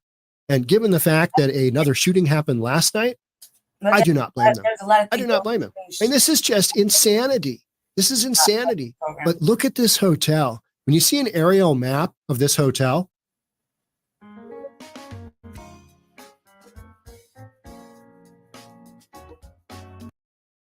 it's huge. Hundreds and hundreds of rooms. It's not like one of those, I want to say Travel Lodge, but a Marriott down in the South, in Texas and in Oklahoma, like the ones I stay at in Oklahoma City. You've got like kind of the set format for what a hotel looks like. They're boxy. They try and make them look, almost European now. And they got the porte-cochere out front, which is just a carport. And most of them end right about here on they're just kind of this box in this rectangular box. This one is a big one. I mean, you see the aerial and you're like, oh my gosh, that is a lot of rooms. So, what could go wrong when you put several hundred homeless people in one area and there's low barriers of entry, meaning you don't have to take a drug test. You don't have to do anything. You just, there's your key. Be safe in there. Yeah. 7 people dead. I'll talk about this one for just a second. The shooting occurred inside the former hotel in Central Park, despite increased security following a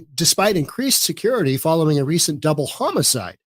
So we got a double homicide, got a shooting last night. That lady is supposed to be in okay condition, but yeah.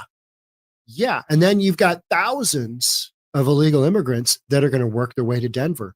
I'm sure it'll work out fine. It'll be fine. It'll be good.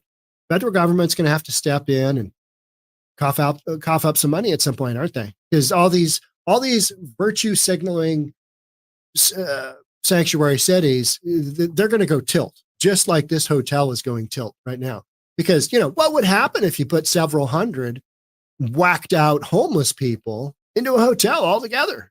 Yeah, you're seeing it happen in real time. It's funny how few news outfits are covering this story because, mainstream media. Oh, don't point that out. Yeah. Yeah. 7 people killed. Yeah. What? Hey now? I mean, they're mostly peaceful. I mean, yeah, they do a lot of drugs. They've got hammers and machetes and whatnot. But 7 people have died at a hotel turned shelter for Denver's homeless people since it opened in December, according to the city's medical examiner. This is per the city's medical examiner, right? You know what's crazy is they consider somebody who dies to exit the homeless system. You have exited into, typically I'd say casket, but nobody gets buried in a casket anymore. They get cremated, right? So they've exited the homeless situation. Yeah. I mean, that's how the system works. Yeah. How many people did you have exit your program? Well, including the guys who got murdered. 14. Former DoubleTree by Hilton Hotel. I'm sure Hilton is so proud of this. The former double murder tree by Hilton's Hotel serves hundreds of homeless people under a campaign by Mayor Mike Johnston to move 2,000 individuals out of the city streets by the end of this year. How is that working out? How many murders? Yeah. Okay. All right. How many people dead? Oh, how many was that? Oh, okay.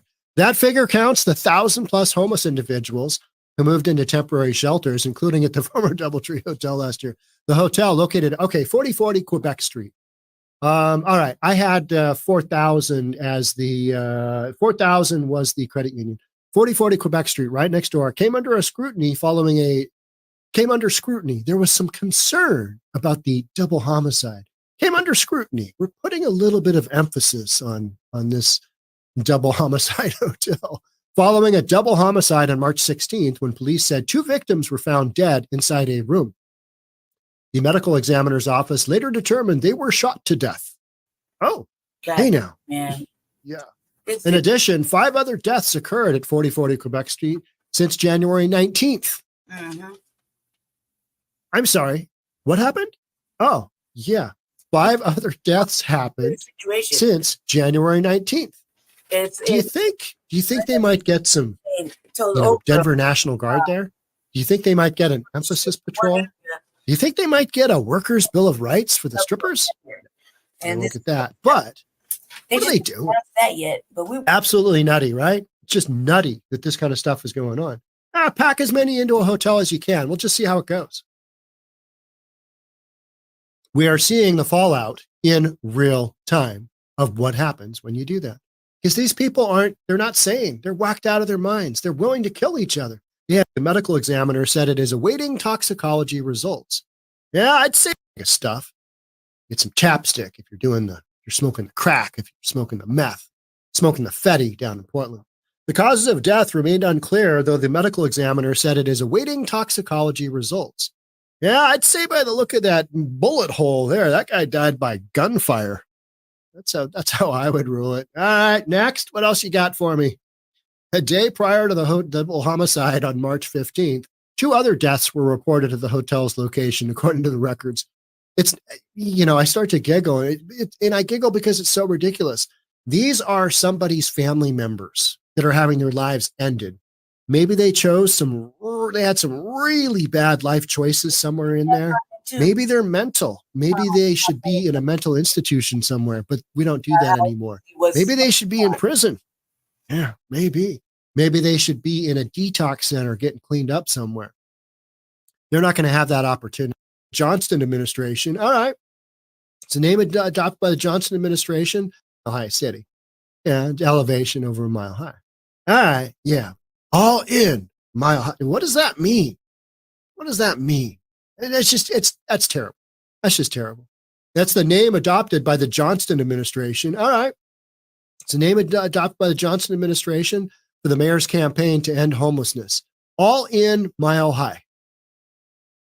To end homelessness? These people that get elected, I don't know. What's worse, the people that get elected or the people electing them? Yeah, it's tough, right? The city's homeless dashboard, which tracks exits. So now we're going to debate whether all the deaths are attributed to the homeless complex or not.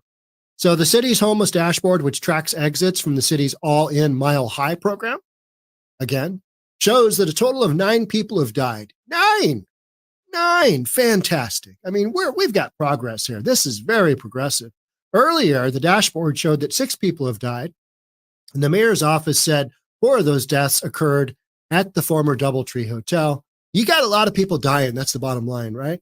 Of the 7 deaths at the former Doubletree Hotel tracked by the medical examiner, there were 3 guests or visitors, the mayor's office said, adding the city's homeless dashboard doesn't track deaths of people who are not part of the program. If you weren't in the Mile High Club, literally, in Denver, then they're not going to count you if you die. The medical examiner's office said it makes no distinction. Somebody dies, they die, we're going to count them. 7 dead, 9 dead, whatever it is, per hotel location. That's an incredible amount. I know we've got the Morrison Hotel here in Seattle, which is just infamous it has had so much corruption and murder, and the street out in front of it is just a train wreck, but it's supported by the homeless industrial complex, right? It's supported by this group of people like, we just got to save everybody. And nobody's getting off the drugs. Nobody's getting off whatever. We've just created this super conducive atmosphere. Hey, let's put all the drug addicts together in a hotel. We'll just, see how it goes because it's easier for us to get them services. And now you are literally seeing the end result, which is 7 murders, 9 murders, whatever it is. A lot of people dying, right? Because that's what happens. These people don't give a rat's ass if, you're not paying them for the drugs. They take your drugs, you take their drugs. Who knows? What a fucking Who knows what it's over? keeping it Right? You got a lot of that back and forth action going on. And that's why you see tents catch on. everybody out the motels, closing motels, right? They're about to let the regular people who've been on vouchers, and this is where the gray, scary issue comes in, like with us over here. We about to let that voucher system end, and don't have no plan for them.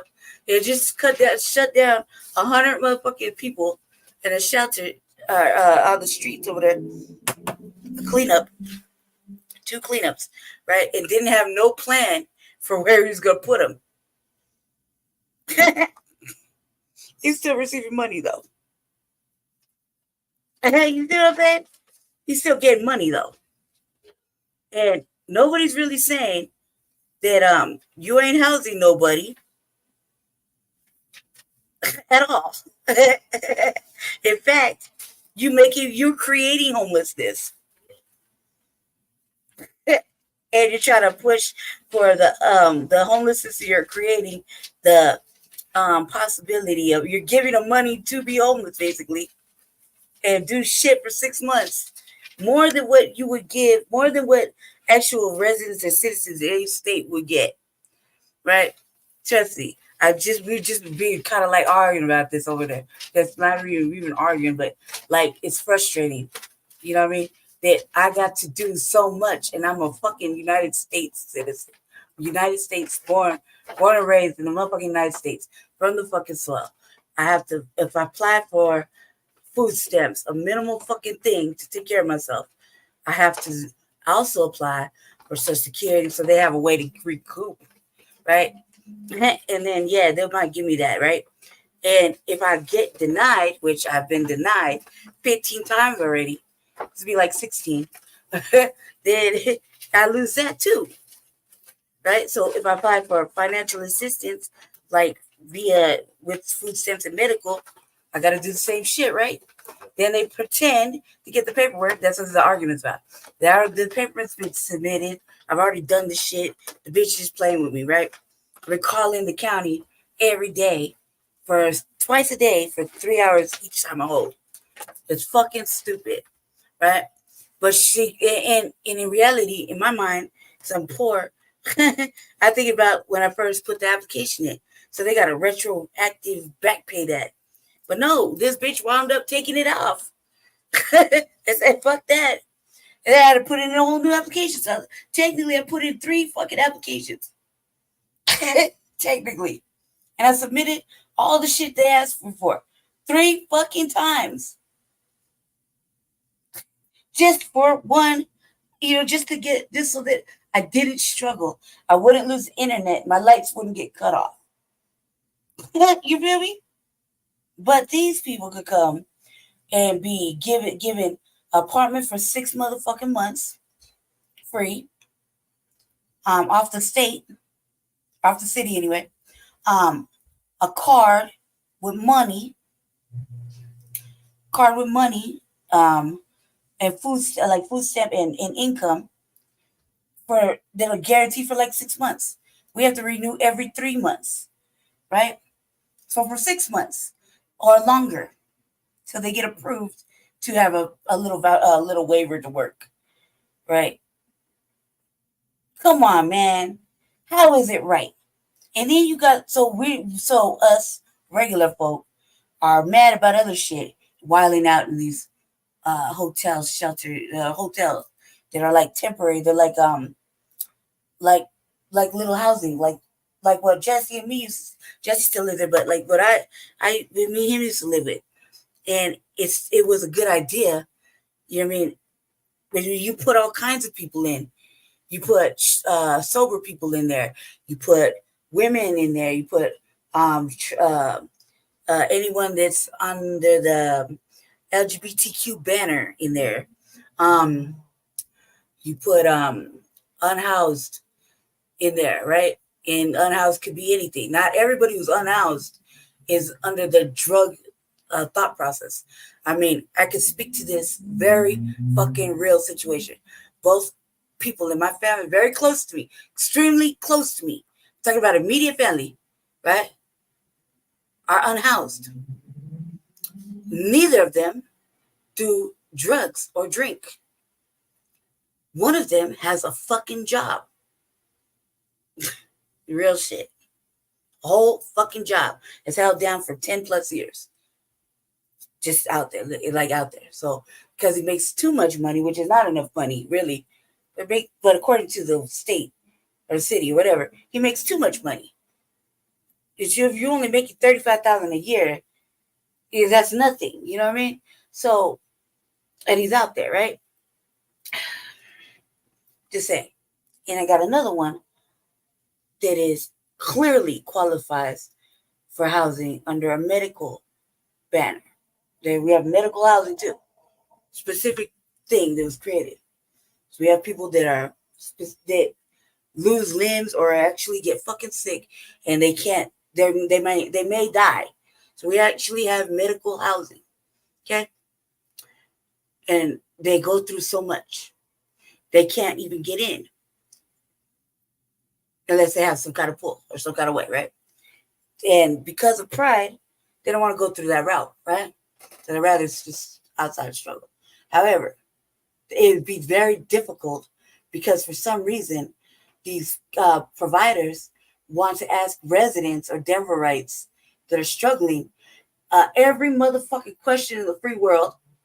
They want every amount of paperwork that you can find about yourself, whether you worked or not, if you have any assets or whatever. If you're old enough to be getting Social Security. If you do get it, can they have a part of it?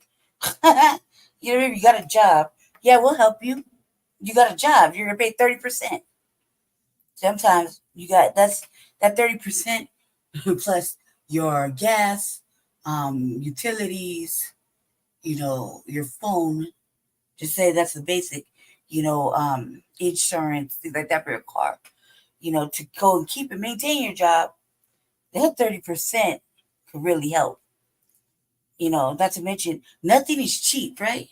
Like, insurance is fucking not cheap for a car. Depending on what's up with your license, right? Gas, I don't know if this is pretty fucking affordable. I don't see how, but it's whatever, right? Essentials that you need other than food, toiletries. Jesse, how much is a pack of toilet paper, cuz? Huh? Jesse, how much is a pack of toilet paper? Yeah. Like $10 for like a 4-pack? Huh? Like $8 for like a 4-pack of toilet paper. Just single ply. Not to mention you need stuff to clean your house with, right? Little stuff to clean your house, cleanser, dish soap. You need soap to wash your body. Shit like that, right? You can't get on food stamps, you actually need shit. Factor that in. That's another fucking remember Jesse was getting aid, getting aid too, right? And so he would use that minimal little $200, right, to maintain both households. Can you imagine? And pay like one a bill. You know what I mean? I think he had to pay his phone bill, something like that. I can't remember. You had to pay something, right? And maybe and do laundry. Jesse actually didn't do the laundry in the building. You mean like what did it cost you to do laundry, Jesse? What did it cost you to do laundry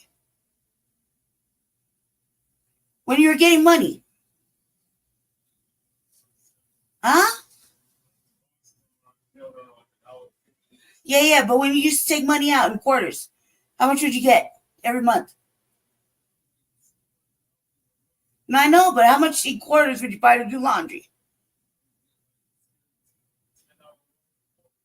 2? Or is it basically it cost them like between $20 and $40 to do laundry for the month. And you still wouldn't get it all done, right? Because the washers are like $1 fucking like I don't know how much. I can't hear them, so I'm pretty sure the last time I checked, in the same building that we lived in, I wasn't allowed to use the washers. I was the same building I lived in, and my program wouldn't let me go use the washers or go to the food bank or any of the shit that he had privilege to, right? Real shit. I had to leave. So that shit was foul.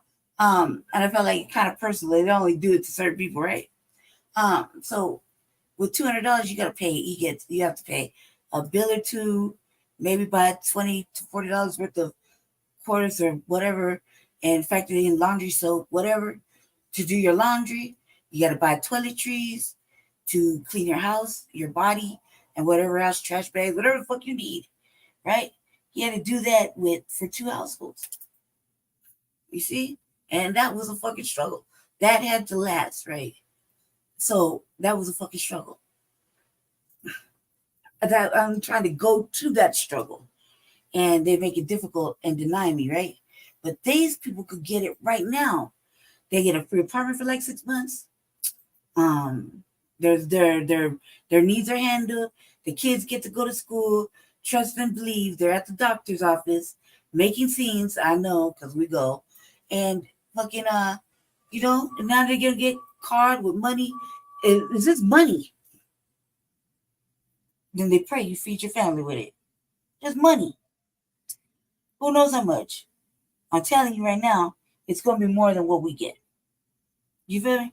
And that shit. So yeah, that's frustrating because the unhoused, they either could get on that on this grant I think it was like a fucking a pilot program where they randomly picked people and gave them 3 different types of income, and they did a little study, or they had some sort of, they might get a voucher, but the voucher only covers certain things. It's fucking fucked up.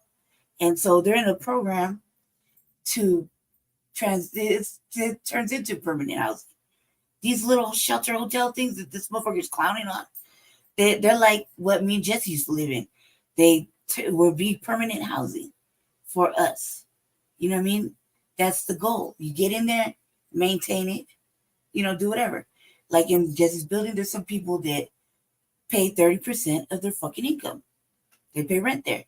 Then there's people like me and Jesse that qualified to not have to do that because of circumstances, or there's circumstances like I'm on a medical fucking thing. But the bill I got in under was because I'm one of those habitual people that go to jail or the hospital. Got tired of dealing with it. So they said they just gave me housing. And ever since then, I've done the work to maintain my housing because it's a privilege to get housing. I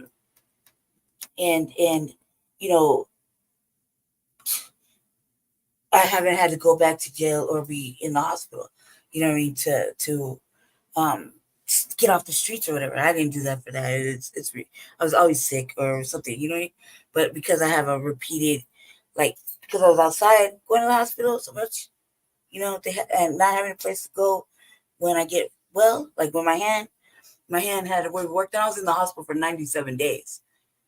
They couldn't let me out because I didn't have nowhere to go. I was outside. When I go to jail for like 3 months or longer, 2 months or longer. Sometimes I have to go on I like to call a jail tour. I haven't had to go in a while. So it's really weird. So they don't want to deal with it. Instead, you go to the hospital again, you have to be admitted for longer than, 10 or 11 days. They can't, I did something to where I can't go into a nursing home. I fucked up my possibilities. A, because I was too young, and B, man, I hate being, I caused my own demise on that, I did something bad. I got myself kicked out of that, you know what I mean? And it's because I didn't ever get approved for nothing. So I gotta get it how I live, right? I got in trouble, so you can only be in trouble so much. And then they just say, fuck that, that's a problem. Sick or not, we don't give a damn. Saying she's obviously not on hospice care here right now, so we don't really give a damn. She's not collecting Social Security, so it can't get paid for. So no, fuck her, she gotta be outside. So I'm lucky in that aspect. So I've just been good. I'm take care of whatever I can. But they don't say when they give you the voucher that, like mine, I was under the impression that it was going to be all included. Instead, I have to pay for the electricity. Electricity is so fucking much in Colorado, right here. And I kept telling him every month that I didn't have a job, and this is that, and it didn't matter. Shit just skyrocketed. You'd be in a house for 3 years with no electricity, no heating. I feel some kind of way about paying $100 and something. You know what I mean? A month.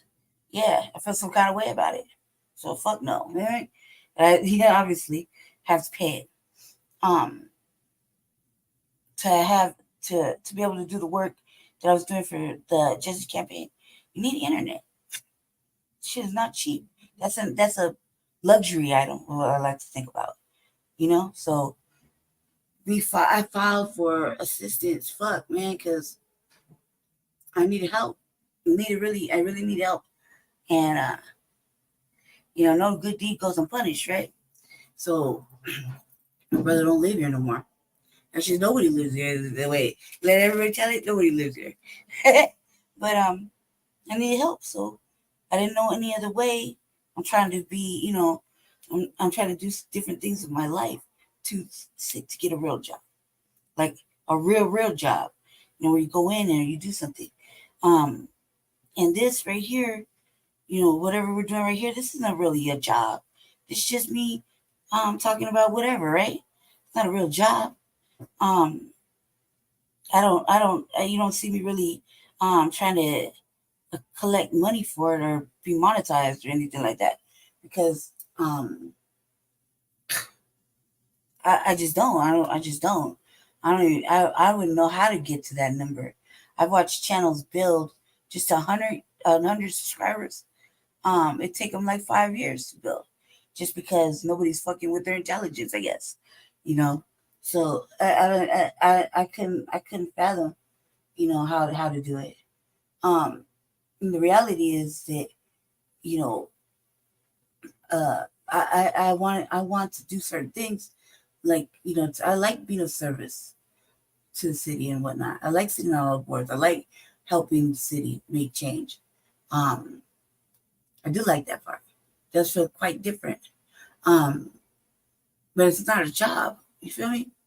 It's not a job standing up for shit. It's not really a job. This motherfucker talking about activisms and activists getting paid. Kid, we don't know where he saw that at. Nobody gets paid if they're activists.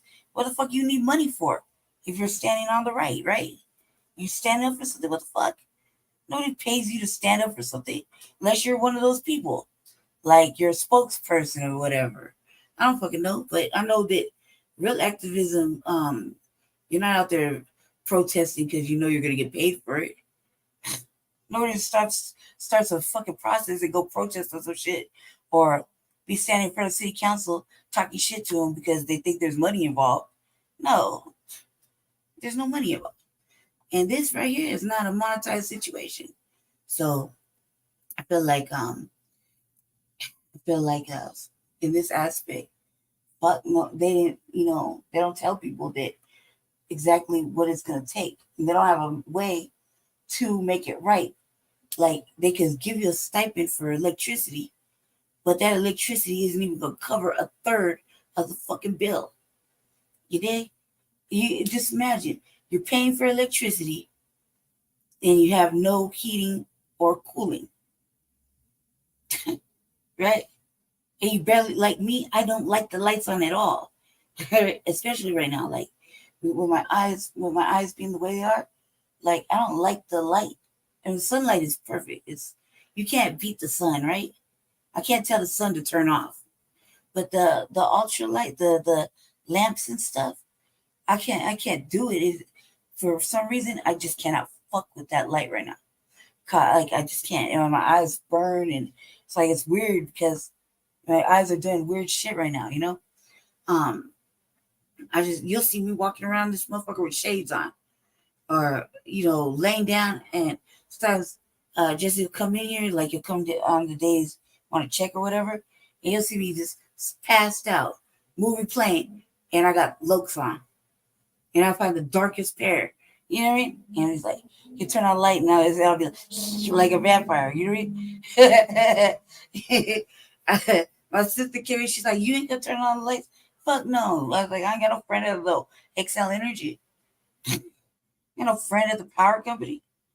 Or you have me walking around yelling, turn these lights off. Yes, sir. Hold on a sec. 1 second, family.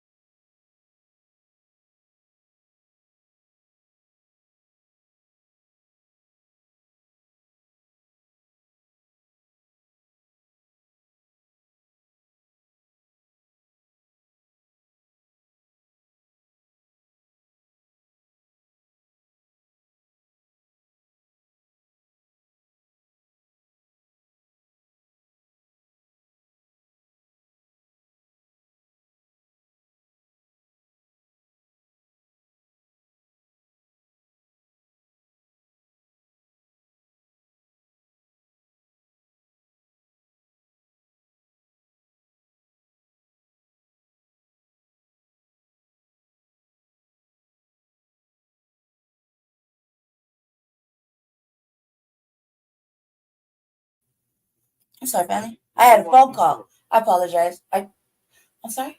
What do you want from the store? I just told you. Okay. Yes, please and thank you. Thank you. It, they don't have a. I'm not going next You to take Like it. 10 o'clock now. I thought you weren't doing it.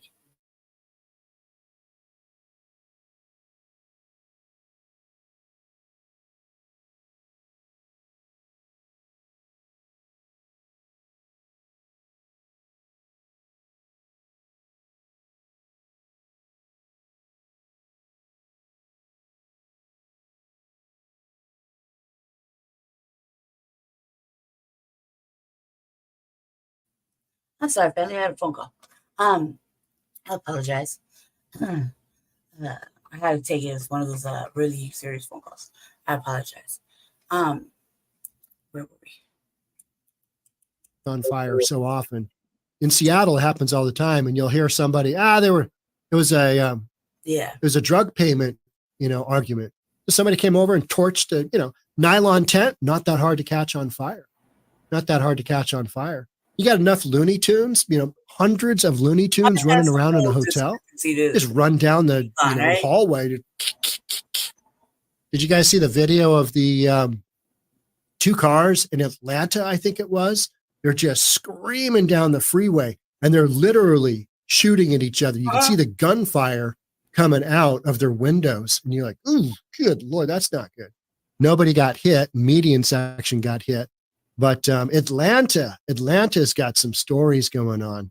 They've got some crazy criminal activity happening right now. So, but Denver is one of the cities that I'm covering because, like I told somebody in the premiere, each morning, if you haven't been following News for Reasonable People, each morning we premiere at 9:00. We premiere a new video, and we also release another video. So we release 2 Monday through Friday, and then 1 on Saturday, 1 on Sunday. But on the 9 a.m. premiere, I'm typically there. And somebody, we were talking about Denver having pound for pound, probably some of the craziest stories as far as homelessness, just terrible decisions from the governor, terrible decisions from the mayor of Denver, shouldn't have said governor, but, governor as well. Just, one event after another that give me podcast content for days. Months, whatever it might be. Yeah, this dude is like that's the thing, man. Like, it's one thing, for our people to cover situations that happen, with us. I mean, there's other B1 content creators and whatnot, and it's not a big deal. It's like it's cool because they're going through. They're either in a city like that or they know someone who is, right. So it's not a real big issue. But when this motherfucker's like this, oh my God, like he is so fucking derogatory. Like it's all stereotypical, right? With that cat. It's really irritating.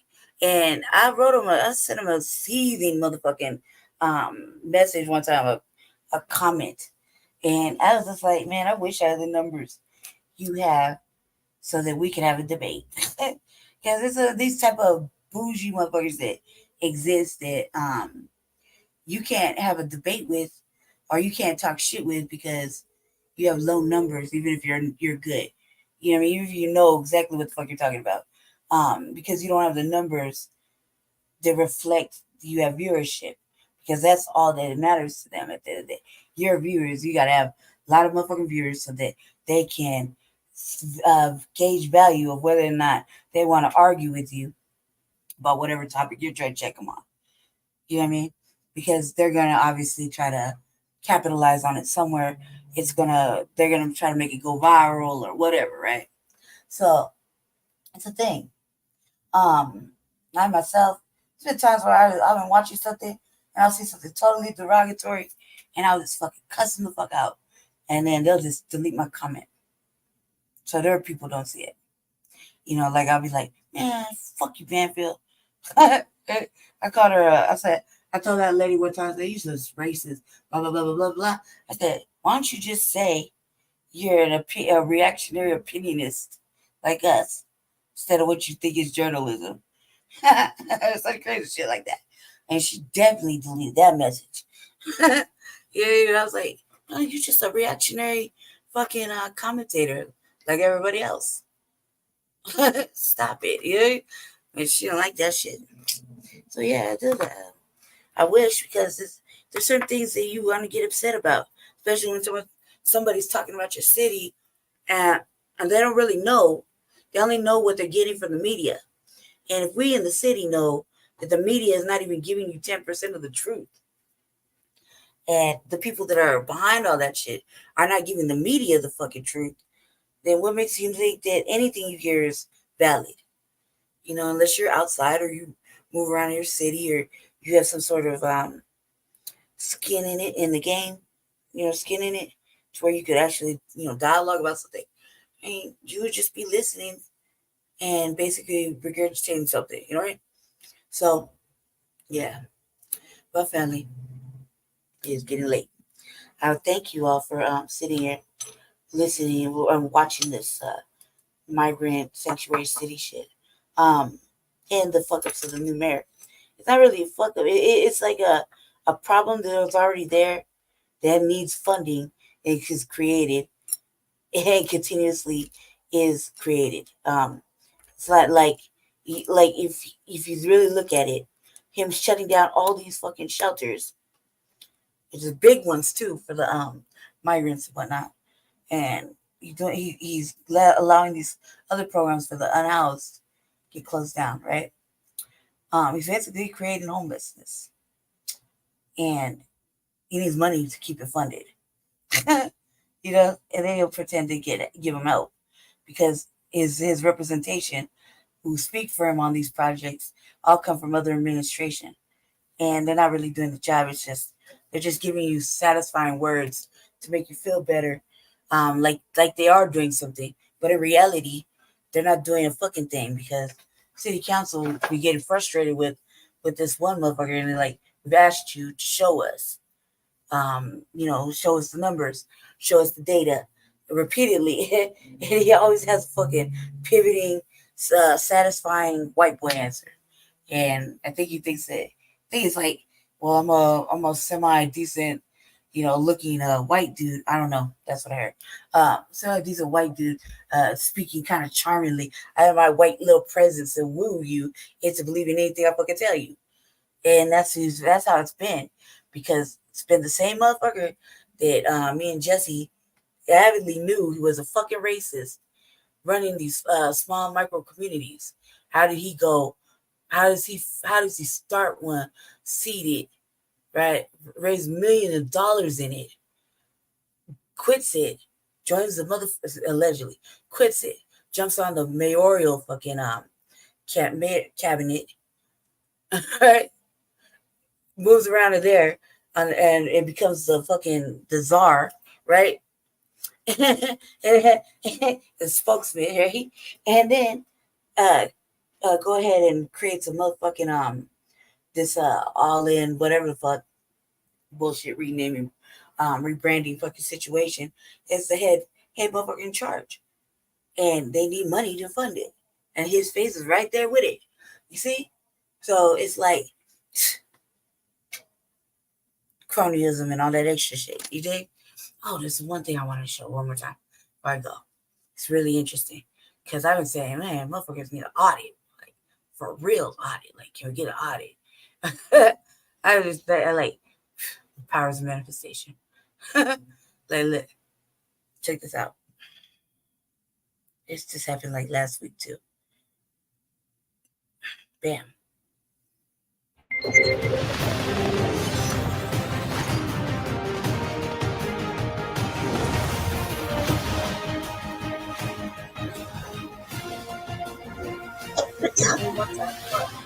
I'm sorry. Forgive me. GMC Sierra. It's the truck. Or get 2.9% APR for 72 months on select Sierra. After Denver Mayor Mike Johnson introduced a $90 million budget for migrant services, some advocates say that they're worried the city's new plans could actually make the crisis worse. Fox 31's Ashley Michaels has taken a closer look at those concerns this week on Colorado Point of View. The plan is to close migrant shelters and give about 1,000 people who are currently living in them direct rental and food assistance for 6 months. Mayor Johnston says 6 months is how long it takes for them to get legal work authorization. But some Denverites are questioning the amount of money being spent for services for migrants. Part of what's happening is out of the mayor's control. Denver became a sanctuary city back in 2017 when then Mayor Michael Hancock signed a law saying the city would not comply with federal immigration enforcement, and he directed local agencies to help people living here legally. Now, 7 years later, the city is dealing with a much different situation. We asked our analysts, is Denver's status as a sanctuary city sustainable? No, I don't think it is, and I think it's clear that it's not. I think policies have consequences, right? And when you have a sanctuary city status and then people start coming in, you have to respond accordingly, and now they're starting to cut down and say we can't do this. But we could have predicted that years ago. We can, but we have to do it in a limited capacity. There is some validation for saying we are out of resources and go elsewhere. We're trying to handle this as humanely as possible. And the reality is we are a sanctuary city. We can maintain it. We should, just morally and ethically. You can catch that full conversation on Colorado Point of View. It airs at 7:30 Saturday night and again at 7:30 Sunday morning on our news partners, Channel 2. Ashley Michaels, Fox 31. Angeline, the city is basically going to draw a line between the migrants who have previously arrived and those who arrive later. Yes, and the line is today as of midnight. The city says that the people arriving today have unique challenges compared to the people who came last year, for instance, who qualified for temporary protected status in some cases. Instead, those arriving now have to apply for asylum, then wait 6 months to get a work permit. So this program is designed to help them in that waiting period. The city will do a count today. Everyone in shelter or transitional housing will have priority for this new Denver asylum seeker program. But if you're not in the shelter today and you get here tomorrow, for instance, then you'll pretty much be on your own here.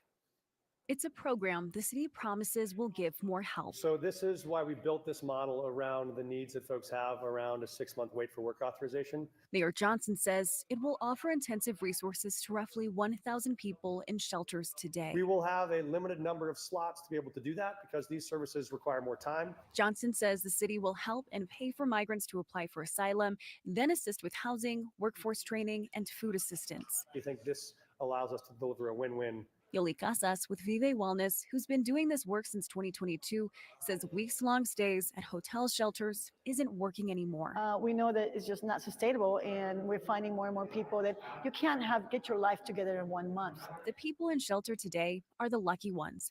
They'll be in the pilot program. The ones who get here tomorrow will now get 3 days in shelter compared to families who got 32 days. That's the hardest. I think that's my real nightmares. For them. But I feel like not, what will look like is this. They'll arrive. Yeah, me we and have Jesse enough were all time. over it. Maybe I think that we're given a If you can't 72-hour shelter.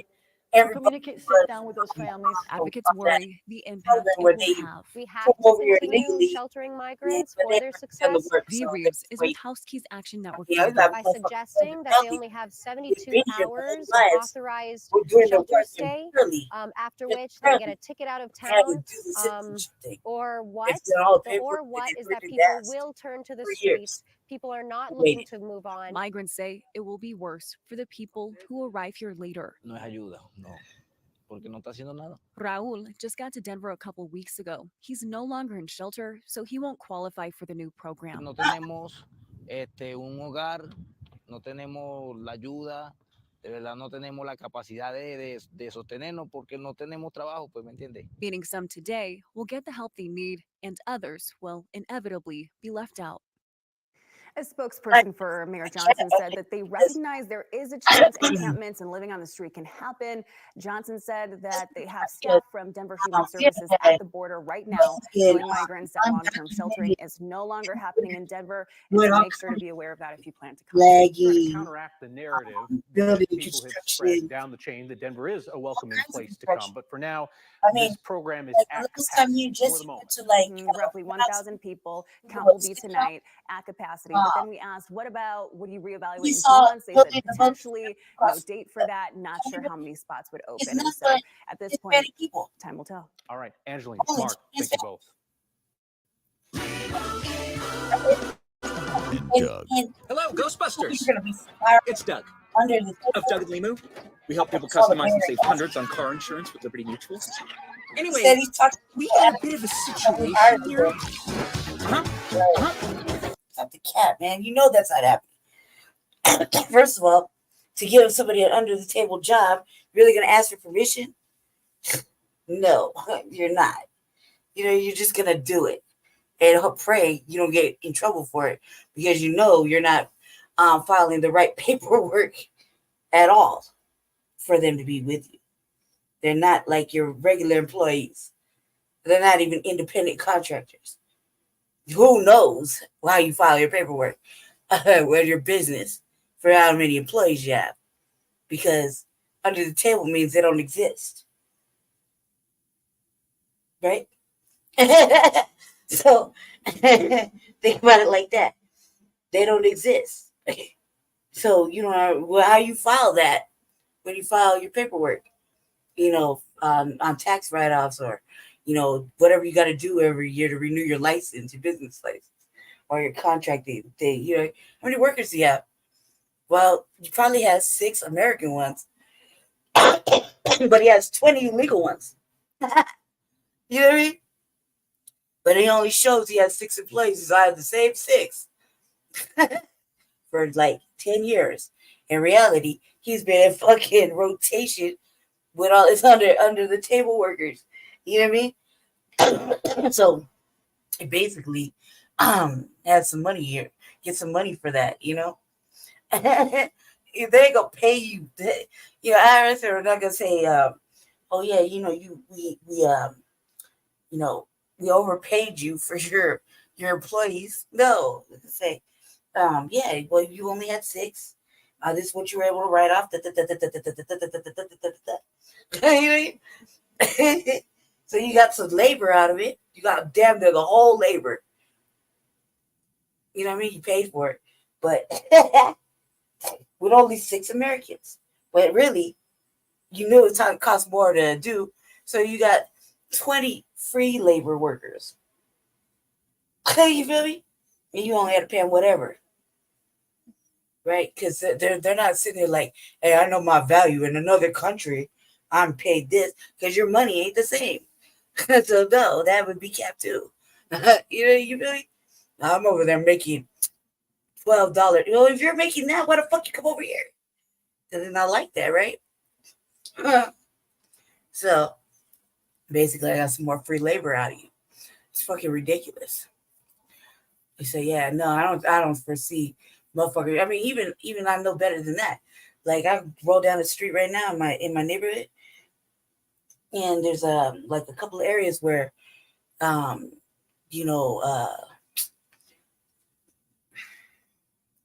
want to say temp agencies would drive around and be like, hey, you want to work today? Got a couple of jobs. You want to work? And then just pick up whoever, right?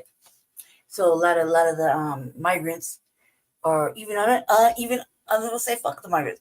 Unemployed people want to go stand out and try to get a job, so they'll go stand in the same spot. You feel me? But hey, we need about 15 people. We gotta lay this road down. Anybody wants to work, the pay is gonna be $60 today. You want it or not? I'm just saying, hypothetical, right? So it could be anybody. They don't give a fuck. They're just gonna pull up and ask. If you want to make that little $60, $80 a change, shit, you gonna hop your ass in the van. Ain't nobody taking they writing your shit down. They ask you no questions. They say, are you American citizen? Do you have an ID? Can I get your name, your social security number? Is this your current address? Is that your phone number? Do you have a mailing address? Great. Yeah, you just knows we're gonna need this so we can, issue a check at the end of the night. No, this is the motherfucker. We're gonna pull up, beep beep. Hey man, I need 15 people. 80. Come on. Yeah, you get off whenever we say you get off. Thank you. That's how it works. So you think that those bosses are calling and be like, Mayor Johnson, can we please hire your immigrants? We just want to be helpful.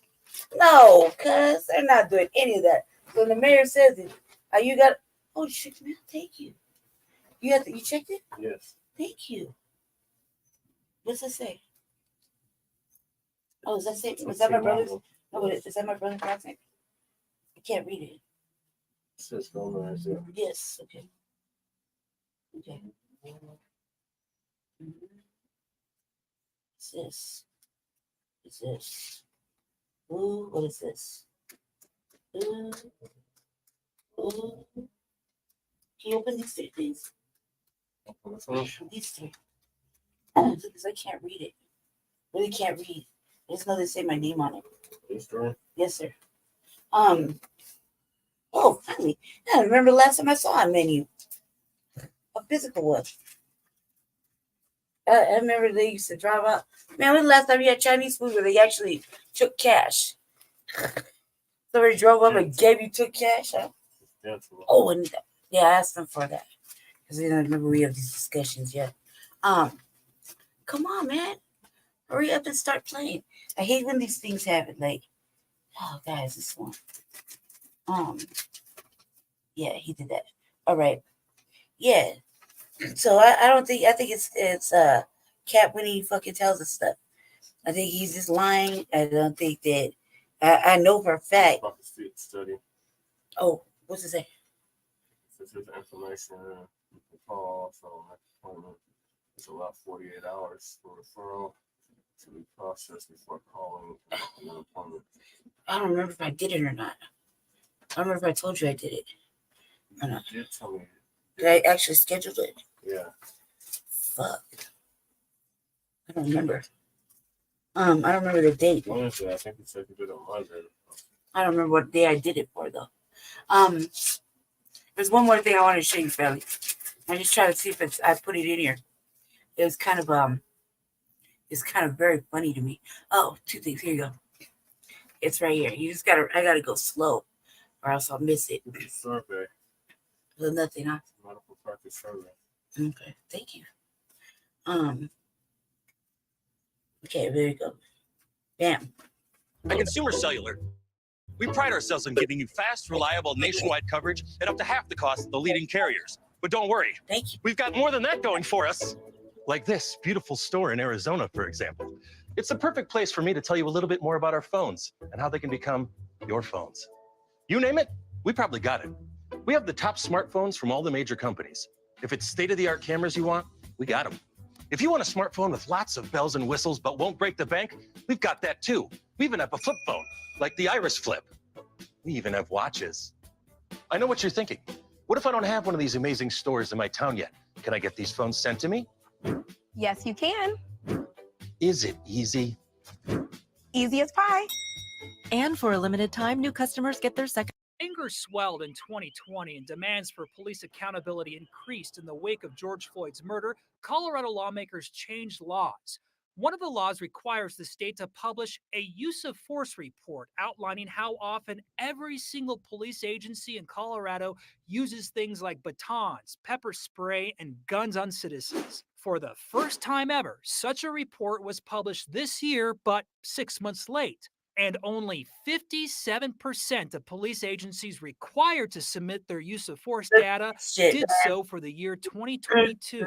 The data is so lacking, the report says itself, this report does not give a full picture of law enforcement contacts and use of force. Yeah, the intent of the report is to see, where law enforcement might be racially profiling, where they might be using excessive force, and on who. State Democratic Representative Leslie Herod pushed for changes in the law. She calls the report disappointing because of a lack of police data. The report points out data from several large law enforcement agencies is missing. Herod says lawmakers may need to give the Attorney General power to force police agencies to comply. Absolutely, I'm disappointed, but we need to dig in and see why.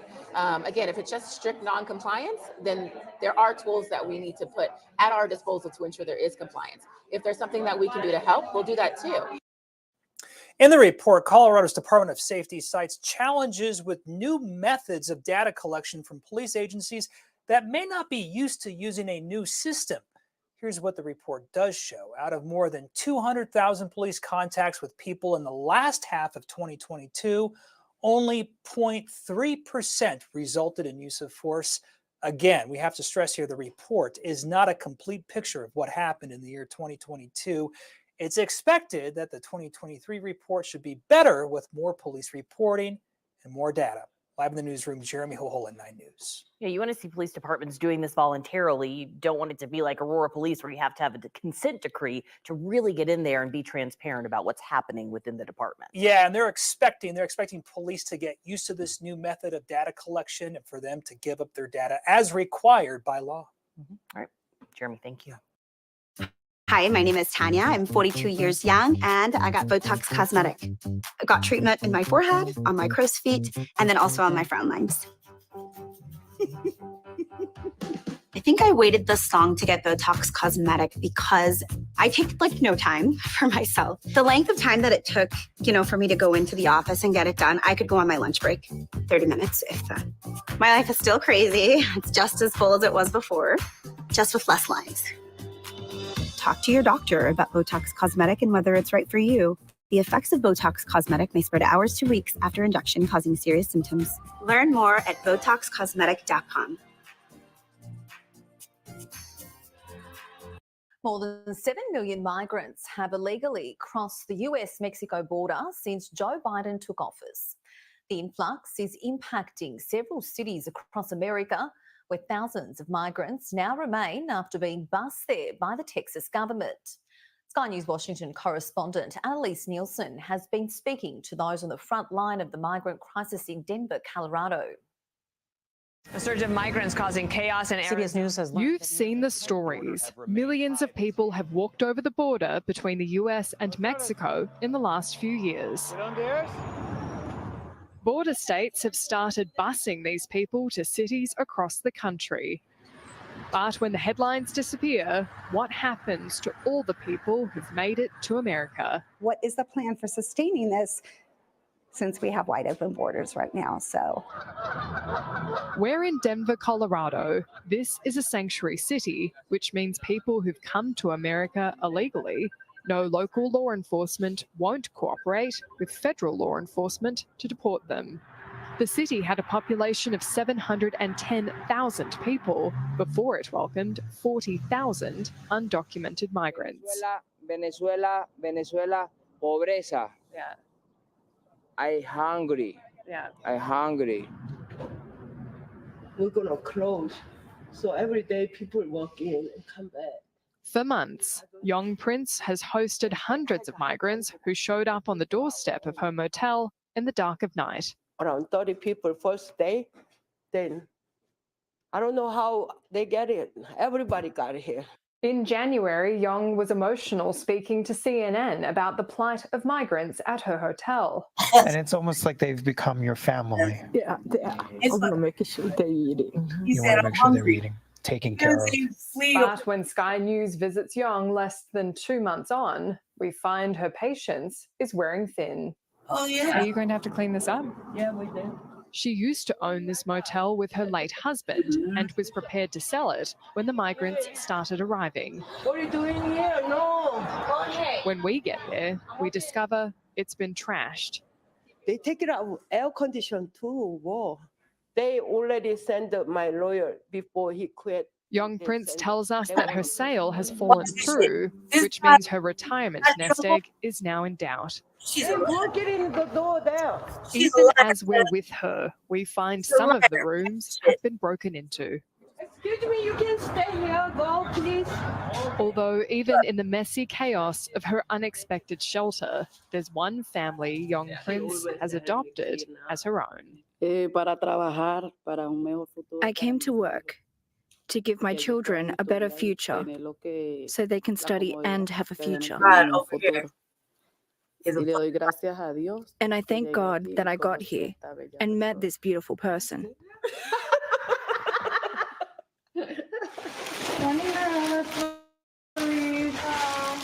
This is the makeshift shelter that's been running at the Denver Friends Church since the beginning of January this year. The congregation opened their doors to take people off the street in the bitter cold of the Colorado winter. Food, dormida, food, baño. Hola. Good morning. Good morning. Buenos dias. They're allowed to house 29 people each night. I believe that Jesus would help the poor. He would help the suffering. He would help those that are down and out. the widow and the child and the man on the street. I believe that these families need to see the love of God, and we get to do that. This entire operation has been run by volunteers. And you're yourself sleeping in a sleeping bag here. Yeah, we have a nice cot though. We know these people. They're coming. We have a few people that are new each time, but not often. It's a lot of the same regular people that have been coming since the end of January. There's still a lot of confusion around what to do with these migrants longer term. The challenge is we don't know. We don't know if it's going to be the end of this month. We don't know how many might find jobs and find housing in this area. Some of these children might not have a home, but they found a seat in the classroom at Eagleton Elementary. At the end of 2023, the school had 220 students. After the Christmas break, they welcomed another 125 children of migrants. This is a class where some of the children who've recently moved to the district are catching up, but no one knows for how long. So initially challenges were like, where am I going to find room for students in my classroom? What are the desks? Where find jobs and find housing in this area? Some of these children might not have a home, but they found a seat in the classroom at Eagleton Elementary. At the end of 2023, the school had 220 students. After the Christmas break, they welcomed another 125 children of migrants. This is a class where some of the children who've recently moved to the district are catching up, but no one knows for how long. So initially challenges were like, where am I going to find room for students in my classroom? What are the desks? Where are the pencils? Where's the extra curriculum books that I need? Like, where's the space? And so once that initial challenge is over, then it's the complexities of instruction. I'm basically teaching 2 classrooms, and where do I put my energy? While Colorado seems to have handled its influx of migrants better than other states with sanctuary cities, there are concerns that if these buses continue to come, if more migrants come, that there simply won't be the resources to handle this long term. We are inviting them across our border or giving them permission to cross our border, or even if they come in the illegal way across our border. But we don't have a next step for them, truly. It's get in this bus, go to this city, and good luck. And they arrive in a city like ours, and our services are depleted. We have a limited amount, but we're talking about weeks, when what they need is a lifetime of care. What they need is a lifetime of opportunity. The Denver Friends Church says they may keep their shelter open until April if the cold weather lingers. But the plan is to shut by the end of the month. Which is hard because it's never easy to shut the doors. That's not something that any of us want to admit, but our volunteers are exhausted. Annalise Nielsen, Sky News in Denver, Colorado. What's your credit card debt balance? If it's $10,000 or more, here are 3 easy solutions you can start implementing today. And number 3 is an absolute game changer. Number 1, the first step to tackling your credit card debt is understanding how much debt you actually have and how long it could follow you around for if you're only making minimum payments or have fallen behind. Minimum payments could literally keep you in debt for decades. $10,000 in debt can take anywhere from 14 to 26 years to pay off if you're only paying the minimums. And that's just $10,000. I know many of us have a lot more than that. Number 2, try this popular method to tackle debt. Start with minimum payments to stay current on all your cards. Then take any additional money you can afford and put all of it towards your smallest debt until it's paid off. By paying off your smallest debt first, you'll likely eliminate the most interest in the short. I've asked a lot of questions on this show about how much money the mayor's homelessness initiative here in Denver is costing taxpayers. Now, the Denver Auditor's Office will be asking some of those same questions. We learned today the auditor is looking into the finances related to the city's homeless shelters. The audit has already started and is expected to wrap up in July or August. While they don't know exactly what they'll find, obviously, the auditor's office confirms that how much it's costing to operate the shelters in Denver will be a part of the scope of that audit. Mayor Mike Johnston's office has released very little information about how much it's costing to move more than 1,400 people off the streets and into shelter. More than $110 million has already been approved by City Council for projects related to the effort, far more than what. Now, the Denver Auditor's Office will be asking some of those same questions. We learned today the auditor is looking into the finances related to the city's homeless shelters. The audit has already started and is expected to wrap up in July or August. While they don't know exactly what they'll find, obviously, the Auditor's Office confirms that how much it's costing to operate the shelters in Denver will be a part of the scope of that audit. Mayor Mike Johnston's office has released very little information about how much it's costing to move more than 1,400 people off the streets and into shelter. More than $110 million has already been approved by City Council for projects related to the effort, far more than what was budgeted. After Denver Mayor Mike Johnston introduced a $90 million budget for migrant services, some advocates say that they're worried the city's new plans could actually make the crisis worse. Because, look at he was part of the old administration. You see what I'm saying? So I don't think that he could be really relied upon to really issue some discipline, or anything really. I don't really think that they could do anything, because look, he's part of the old campaign, the old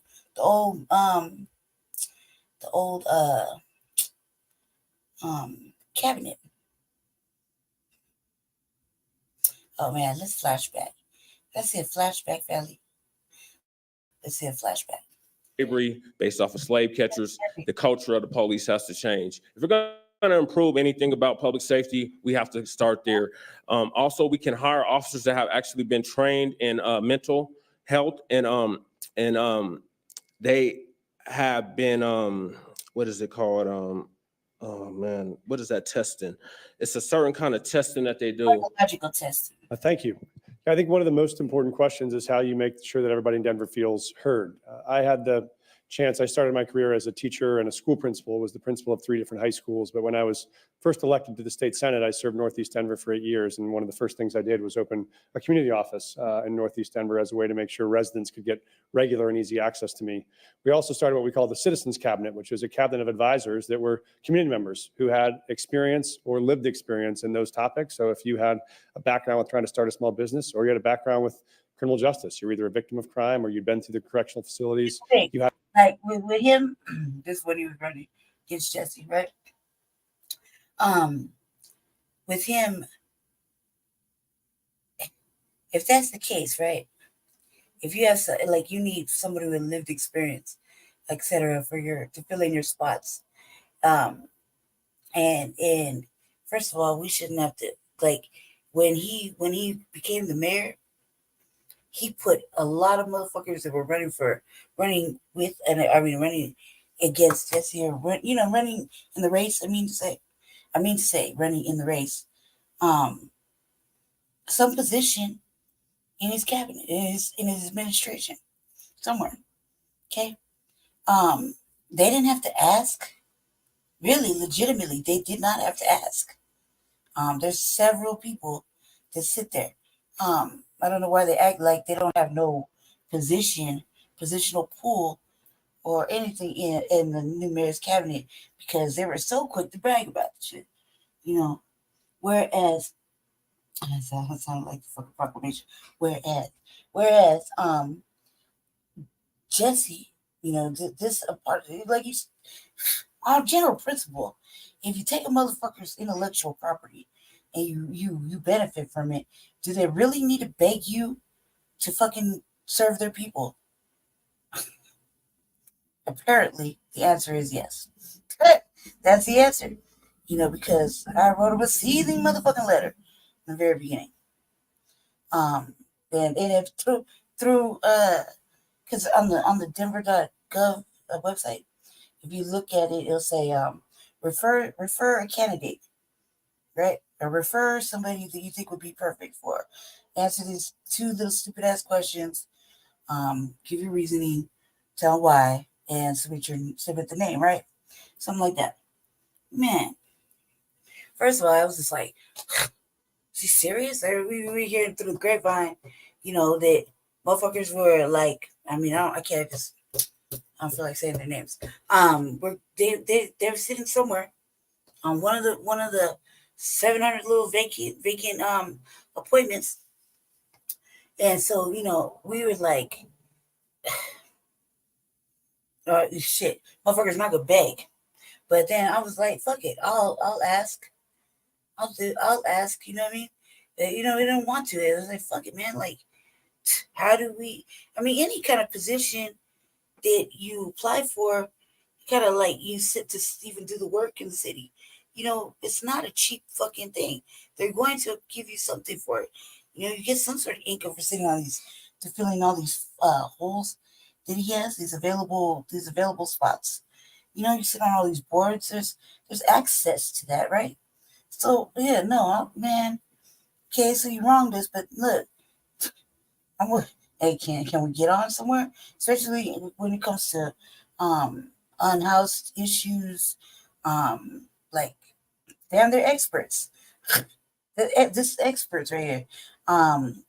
Any of these pipelines, these pipeline things. There's a lot of things like this off general principle I can speak to because I have lived experience. There's pretty much a lot of things I can speak to. That's why I get lucky to sit with Jesse on some of these boards because, I was just used to sitting back and listen, and I didn't know that it was possible that I could help him or help the city, right? So one day I was like, man, I just jumped in and was like, hey, tell them they could do this, and this, because I knew how to solve the problem, right? There's a way to solve all these problems, and they're really not that hard to fix. However, you can't solve them if the fucking business is create a problem to pretend to fix the problem, only to keep the problem. Consistent rotation, so it stays paid, and you ultimately end up with, filling up prison or jail or whatever. You have ulterior motives, flooding the system, flooding the streets with drugs, but you gotta you gotta clean them up. So you're gonna need some funding for that. You know what I mean? So it's this constant.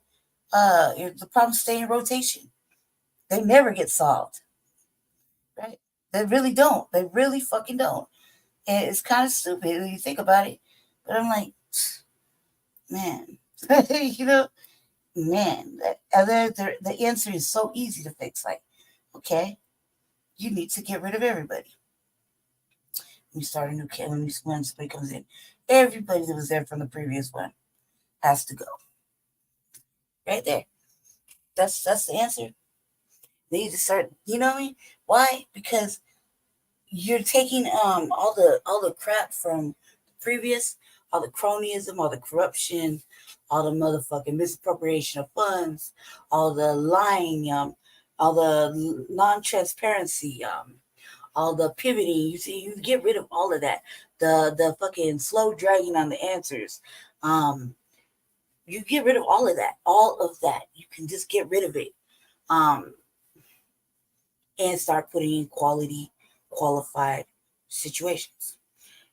If you got rid of a lot of these motherfucking programs, because all these programs have one thing or two things in common.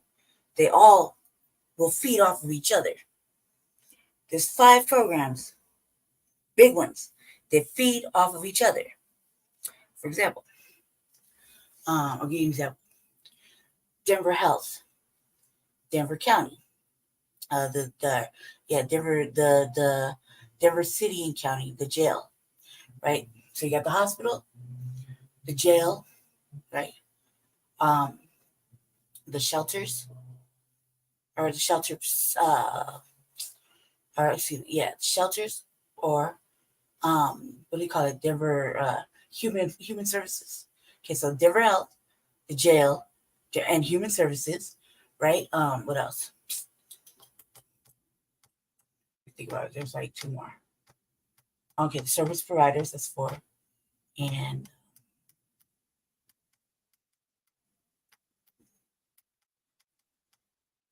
we'll go ahead and say nope. I just said that. We'll go ahead and say go ahead and say I want to say the police. I want to say the police.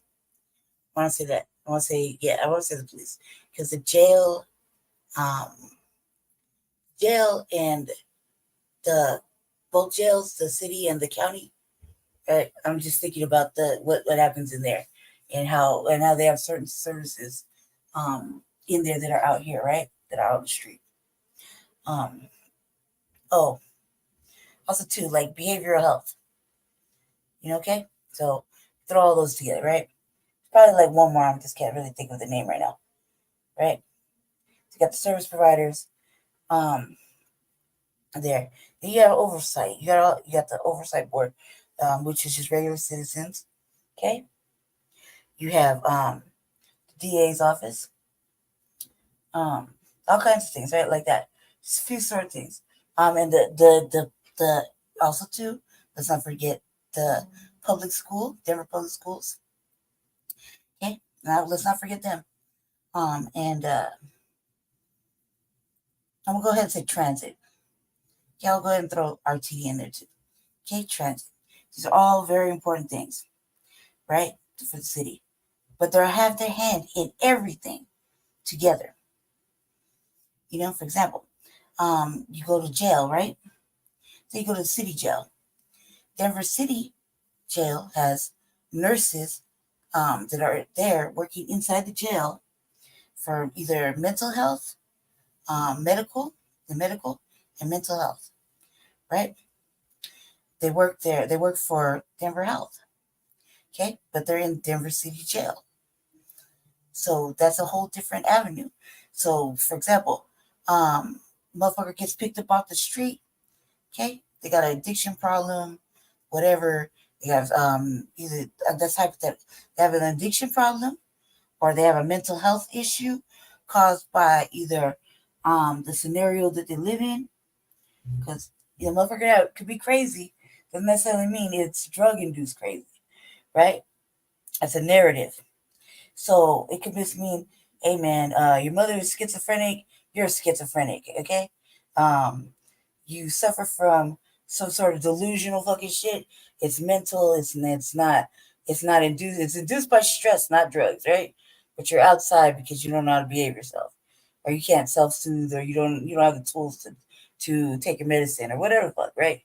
And you're around too many people, felt triggered, and you just did this. Okay, so they got doctors in there. They have mental health doctors in there. $7 to fly kite, family. Think about that. Okay, they don't talk about that. So that's $7 inside the jail to feed one of those people, okay? To fly a kite. So if you need to see two, that's $14 right there. You're already going back. Okay? Now, pause right there. When you get out, before you get out, right? Because they've been doing all this stuff. So before you get out, you have they're supposed to set you up with resources. That's the right thing to do, right? So you go into jail, say you went in, everybody's a drug addict, allegedly. We can go by that narrative. Everybody's a drug addict, right? You go in, you're supposed to come out with your outcome of why, what you're gonna do after you get out of jail, probation, fucking whatever, right? Treatment plan, if you need such, a medical plan, if you need such, what you're gonna do, your next step in housing, where you go, how you get there, any other fucking research you need. You're supposed to get out and have a plan. That's part of pre-trial, hypothetically. Like, okay, well, what you gonna do when you get out? Well, most motherfuckers will be like, got a job with my uncle. I start on Wednesday. I called in. It's very important. I try to maintain that. Some sort of lie to get out of this shit, right? And then they get a little bond, they get the fuck out. So yeah, they're supposed to have a treatment plan. And a lot of these treatment plans involve those entities. Well, those entities, such as Denver Health, the Department, the Human Services, right? They all need money. They all need certain things. So City Council has to come up with that, right? They have to, renew their contracts. Okay. Well, some of these things, like these things don't run for free. In order to do the work of the people, they gotta get paid, right? Because they don't do it for free. So every couple of months, it seems to me like it's all the time, but it's really like every 6 months, they have to renew. Everybody has to renew their money. Everybody does. Everybody has to come back and sit there and explain why they need an extra 20 minutes, why they need an extra 10 million. You know what I mean? Or can they renew their contract and they're asking for an additional 2 million because they're going bankrupt in or whatever the fuck. You know what I mean? They need help with employees. There was a time where I watched city council, they were paying these they call it getting to know you intake specialists. And all they do is ask you, how are you doing? How did you get here? And what would you like to see happen? Hand you a motherfucking flyer, and that's it. There's times I got on the bus, they must think everybody's homeless, right? I clearly live over here. Get on the bus to go somewhere else, right? They hand me a flyer, a homeless flyer. Like, this is where you can sleep. It's where you get a free meal. Yeah. Like, what the fuck is this? Is this what you give people on the bus? RTD, doing the work, right? What else? I would close down a lot of programs, the hospital, and a lot of things because, some things are in the intention of taking care of the people, but you're only taking care of the people because you get paid to take care of the people, right? Certain things are because they have to, but it's this, like, if the hospital only just kind of fixes you, keeps you just enough, you go right back outside, you get right back into the same shit, get hurt, they fix you again, only to never it never ends. Like the bill I'm on, so I was always sick, always in there for long periods of time. It's just easier to put me in a fucking apartment, so they know where I can continue my care. You know what I mean? I have to. I can't just be out in the street anymore. Like that. That's how they word it. That they need to know where I'm at. That kind of shit. Or if I was in jail too much, man, well, housing would solve that problem. And sure enough, that's what happens, right? So those things are like, those are the good times. Those are the good parts about that. Other than that, they're always on some other shit, like me calling the county right now. Like, dude, I'm tired of calling the county. If you can imagine, motherfucker like me calling the county every fucking day, twice a day, because the phone magically hangs up. But I've been sitting on hold for 3 hours every fucking day. You dig? Only to argue with somebody about the shit I already did, and they know, they've seen it. There's a receipt of it right there, and on the fucking same website that we're talking about, But they do this shit, and it's fucked up because you never really get anywhere with it. Like when they say, "Well, we don't want to put everybody in jail, we want to solve the housing problem."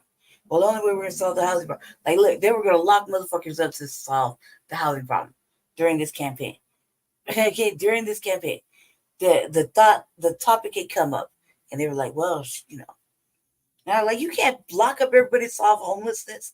That's fucked up. You already took fucking the handcuff administration took like 1,500 people off the street one summer.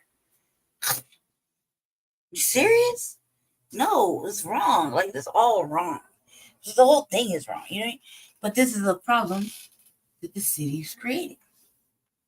I'm sure this median income and working wage is a really simple, easy fix.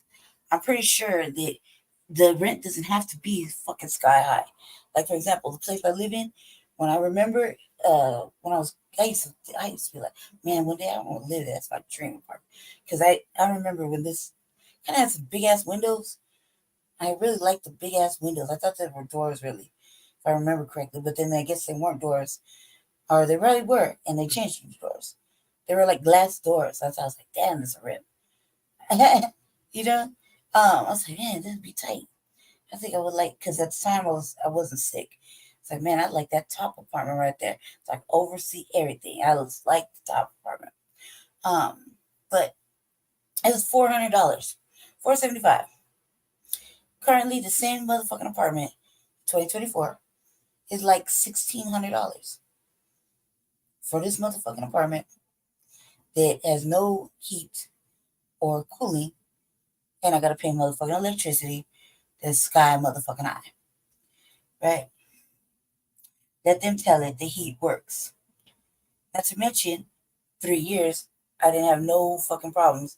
Then the whole last year I had mice out of nowhere, and you know how fucking hard that is to get rid of it. They want to blame me, right?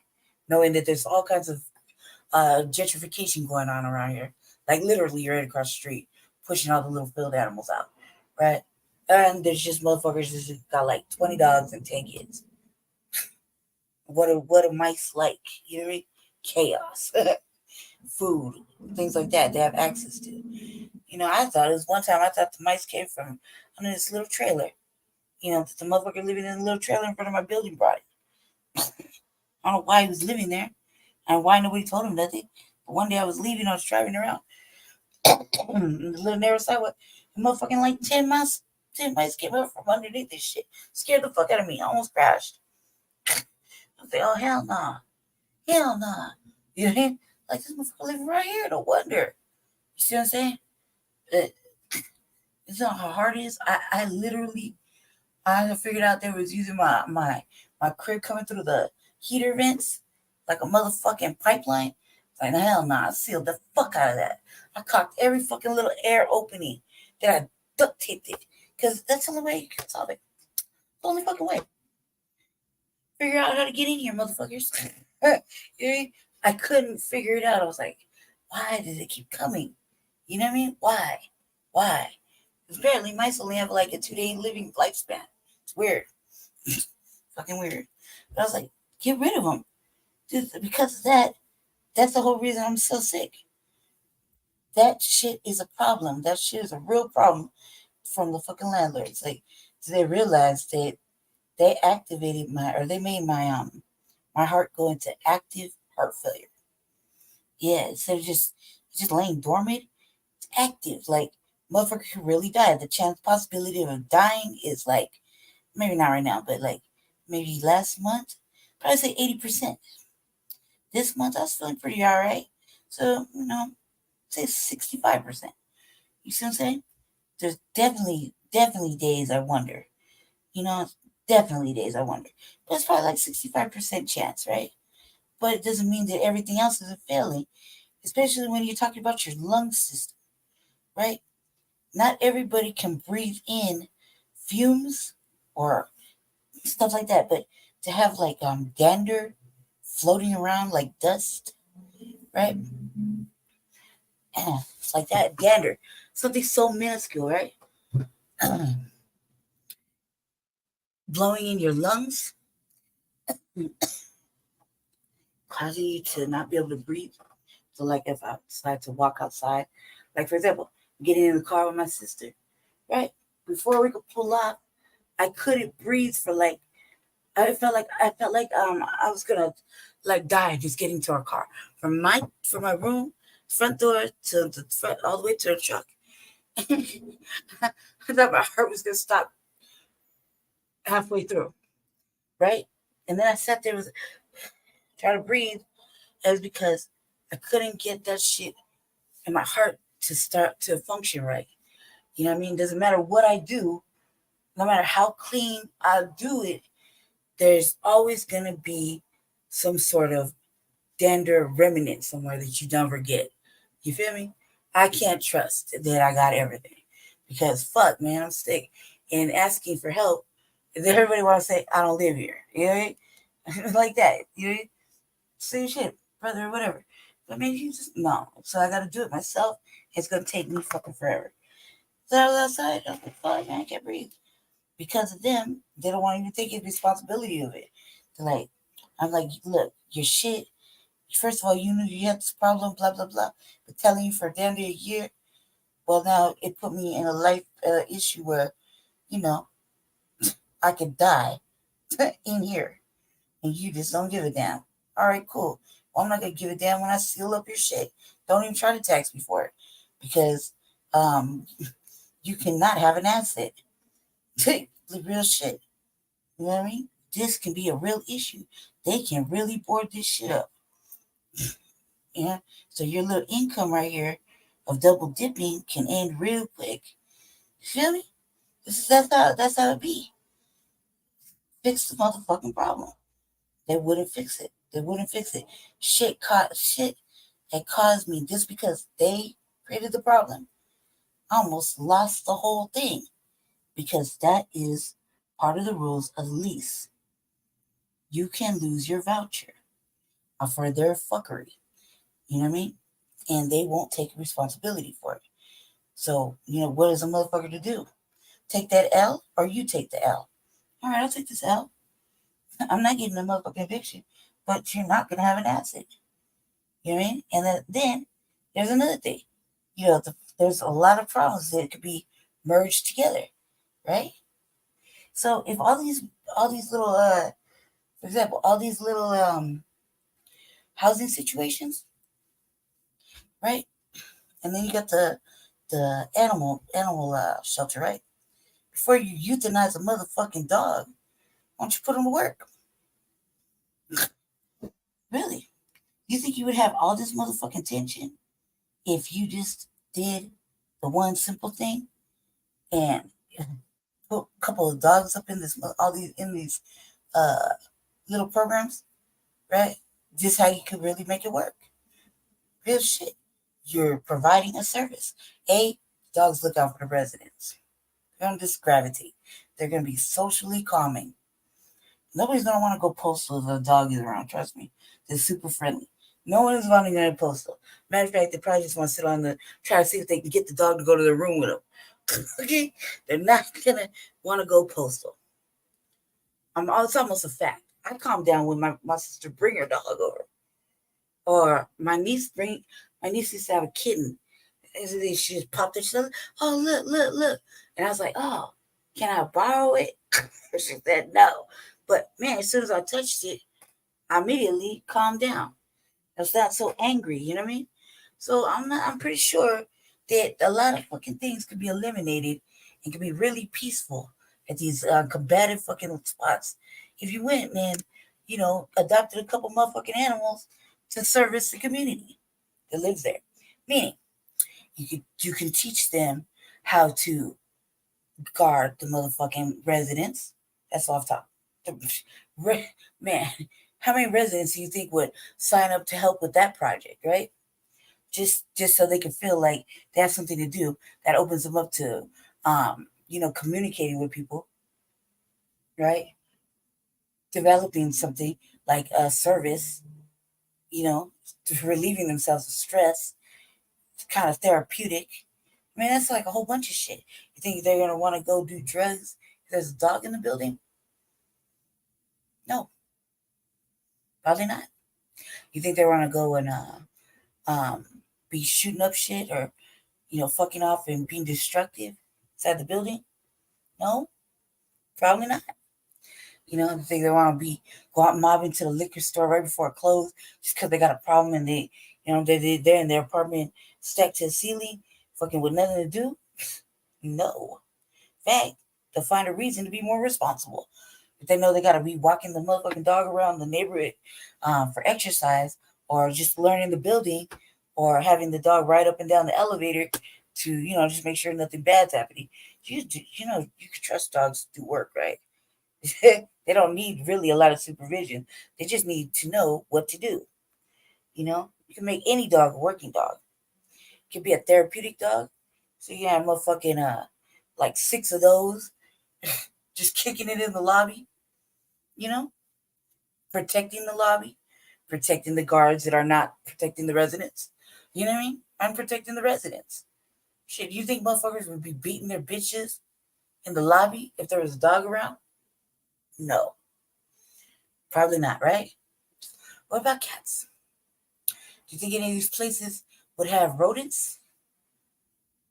No. Because there'd be cats there. They have a little section. You just go open the cage, take a cat out. Man, this motherfucker just love cats. They fucking sit there and talk to him. Jesse's one of them, right? Jesse has no problem going to the garden and there'd be some motherfucking garden cat eating tomatoes or some shit. The way you got these clothes hanging in the closet, freaking me out, man. Yeah, no problem. He be walking by, cat, like real loud and vocal. I'm like, fuck that. You can't bring that cat over here. I remember cats being so fucking vocal. Like so fucking vocal and loud. Man. And they're amused. People are amused by that. They like that shit. They just have somebody to talk to. Then they have they have a cat to fucking bother them and annoy them, follow them all around, like, and be in their mix. Some people love that. They love being bothered. Like there's this one summer, this one cat kept fucking with Jesse. Wouldn't let him fucking plant no plant nothing. Jesse tried to pick him up and take him home. Motherfucker said, fuck that, I belong to the streets. Trade up. Real shit. But he saw Jesse working in the garden. Do you think he was letting him do anything? No, he's over there digging up shit, sleeping in the way, just acting a fool. Meowing all loud. People like that. What do you think they're rodents? Or you think that motherfuckers want to be super attention? They want to be like, hey man, fuck you. You ever see you say fuck you with a cat in your hand? Probably not. Cats seem to get the job done all kind of ways. Let me take him to my apartment. Yeah, go right ahead. Go right ahead. Now you done gave a motherfucker a home. Get a cat a job, chasing mice around the building, calming the people down, giving people the emotionally something to pet, subversing something to fuck with and tweak on, right? And then finally, you done found a motherfucking irresponsible adult that decided he wants to be a pet carrier, a pet savior, a fucking family member. He needs a friend. So he went and got that fucking cat from the lobby and took him home. Now the cat got home. Less space in the shelter. Trust me, we got 8 of these buildings that have more than 100 people in them. And there's plenty of fucking animals just in the Denver shelter alone that they're always trying to get rid of or eliminate. Read about it all the time. Man, this one time I was like, come on, cuz, go get me a dog. They're only $5. There's one time they were like, couldn't get rid of them. You couldn't kick them all out. They're like, they're just kicking dogs out. Like, fuck, man. You know what I mean? They were so fucking overpowered, overly at capacity. They were like, this article treated it like they were just kicking these motherfuckers out in the street. Like, fuck, we can't take anymore. You have to go, okay? There's all kinds of things you could do, Shit, you can run a whole program. If you behave yourself for like a month, you can get a pet. Got plenty to choose from right here. It really, because the animal shelter's full, it really is. So you got all these animals just sitting there waiting to get picked when they could be somewhere getting played with, walked with, talked to, looked after, soothing. You ain't got this combative shit going on. You can merge some shit together. That right there is a big thing. Merging, right? I mean, you see it with a lot of shit. So why not merge this with that? You're solving 2 problems right there.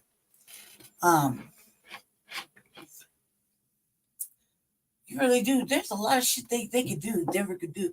They're really serious,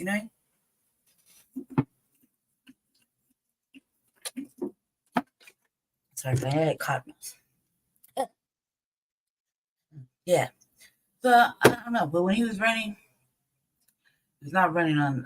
Had a chance to have your voice involved in what policies we built and how we passed them. So I would want to be open and available in that way, where community members know how to find me, where to find me, and they can give us ideas on how to solve the problems that are most important to them. He says that, right? So you would think that, we wouldn't have to beg. We've done a lot of begging. Like, I mean, I don't know. He not just not so much. But I was like, man, fuck that. Fuck that. What's up? Y'all available. You said people with lived experience. That's a lie. It's a lie. Big lie. Let's see. Let's see where I get to Jesse. And man, I think this is one of the ones we got invited to without being on the voucher or the ballot, excuse me. Did I miss it? Or did he go over here? Let me see.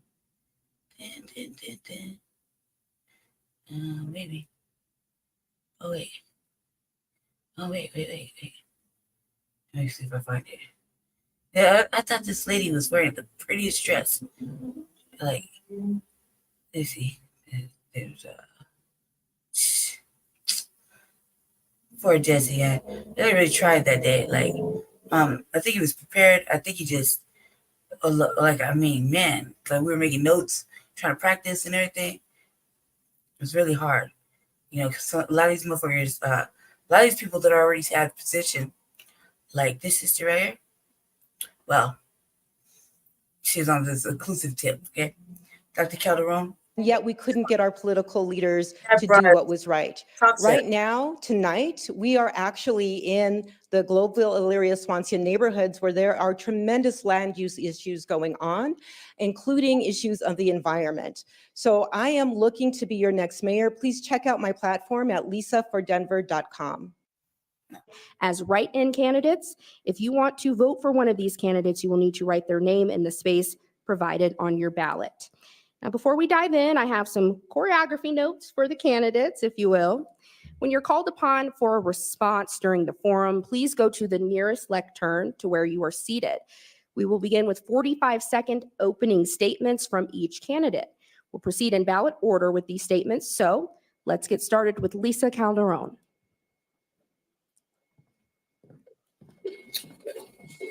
She came close. Good evening, everyone. I'm Lisa Calderon, and I'm running to be your next mayor. In 2009, this is when she was laughing because she rolled her R's, right? Then me and Jesse were clowning her the other day. I was like, "Hey, man, you see her?" She just did that. She was rocking like this for years, right? And he's like, "Yeah." I said, "She's black this year." 19, I ran and came in third, but it was after trying to get other community and political leaders to run, and no one would. So I stepped up, and that's what leaders do. We step up when it's not convenient. The fact that our housing crisis was happening back then, our homeless crisis was happening back then, and yet we couldn't get our political leaders to do what was right. Right now, tonight, we are actually in the Globeville, Elyria, Swansea neighborhoods where there are tremendous land use issues going on, including issues of the environment. So I am looking to be your next mayor. Please check out my platform at lisafordenver.com. Thank you. He's an opportunist. And I will now read an opening statement from Trinidad Rodriguez.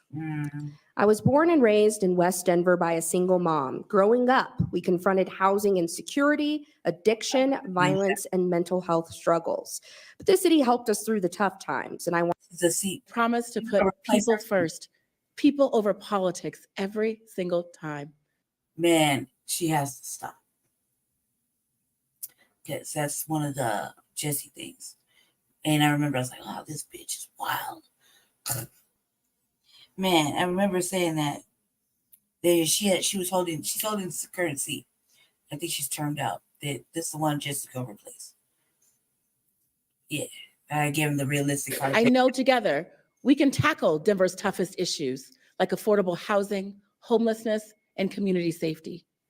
And we can do it with common sense solutions that, yes, are difficult, but we know that we can roll up our sleeves and get it done. Today in Denver, we need 50,000 more units of housing.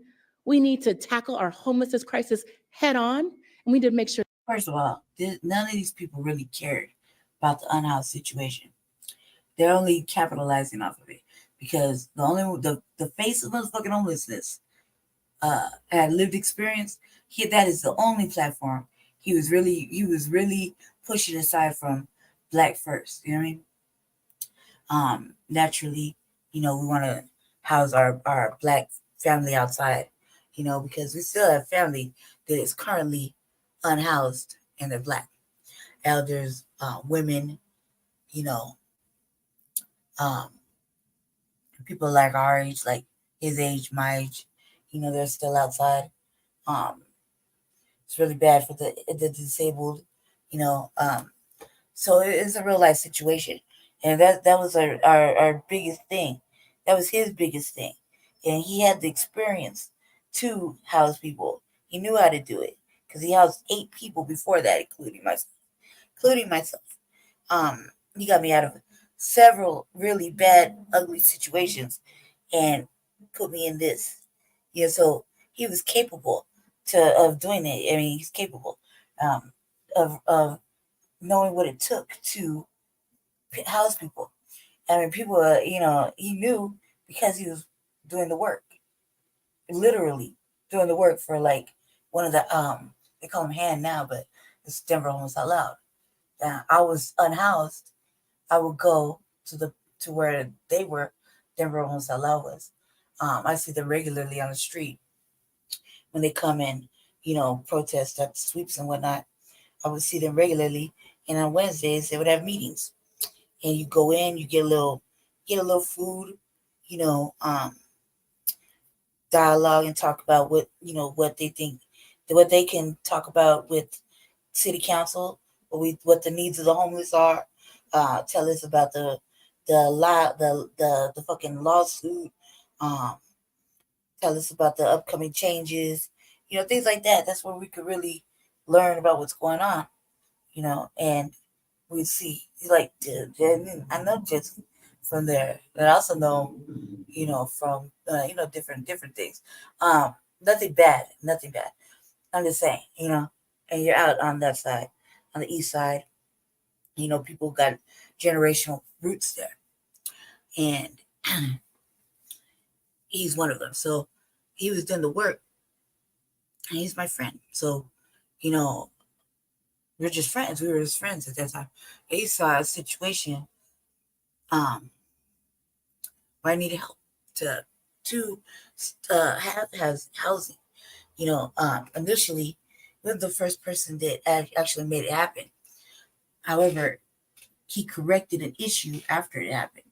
First person that had got me housing, I got into housing, did it. This is the rarity.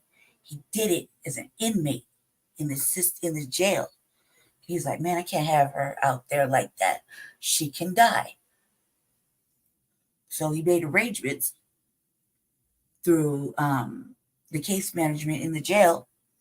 Also, that's the behavioral health thing.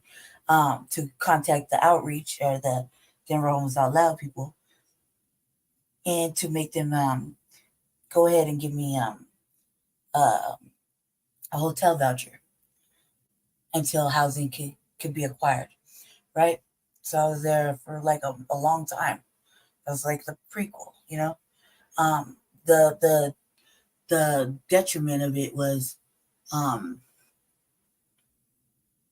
when the person that got out, that person was a dangerous factor to me. But I'm a motherfucker. I will not call the laws on you. I will not. I just won't. I'm just not that type. I mean, like, fuck. There was a lot of things I just won't do. You will not give me the tattle. Like, I'm not even telling. I'm telling nobody nothing. I grew up under the premise of whatever happens in your house, stay in your house.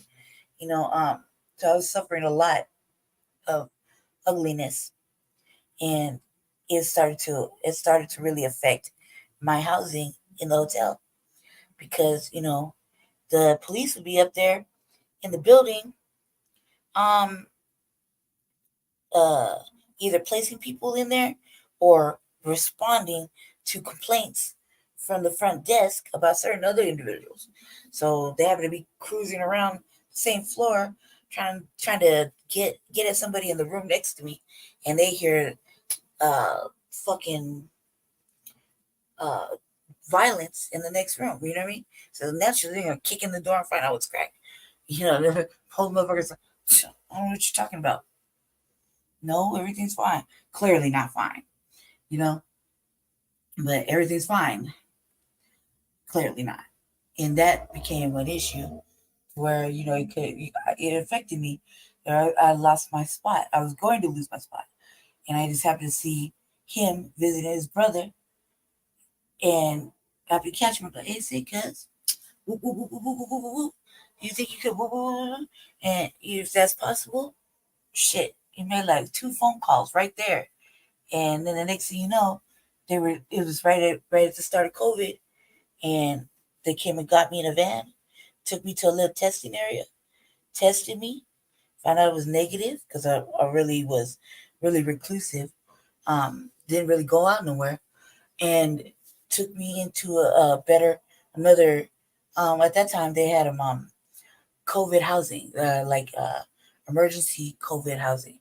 It was another hotel, and I was gonna stay there, finish my case, the stuff I needed to go into permanent housing, which was I had to continue to get the things I couldn't have. I didn't have the ID, my birth certificate.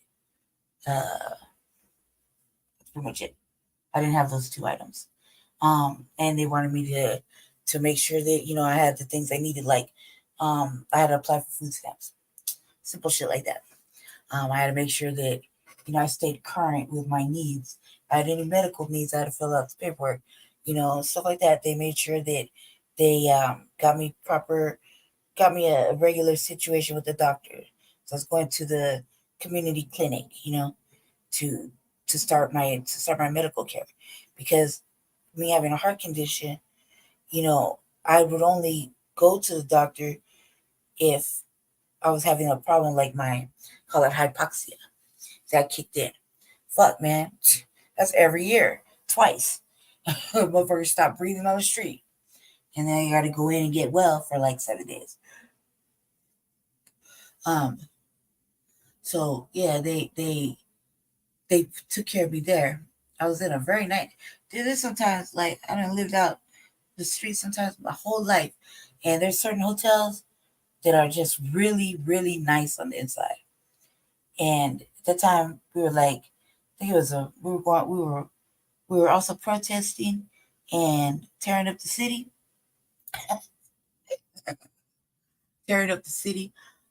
fighting with the law, protesting, and waiting for a spot to open up. Jesse got into the fusion. They tried to tell him that there wasn't nobody living there. They weren't taking applications. And he called them out and he brought the proof. And he said, I want to go there. And he made them put him there. And he housed himself. And then when he got in, like I said, the person I was with legitimately caused me to lose my spot, because he was with me and he couldn't follow the rules. He couldn't behave himself.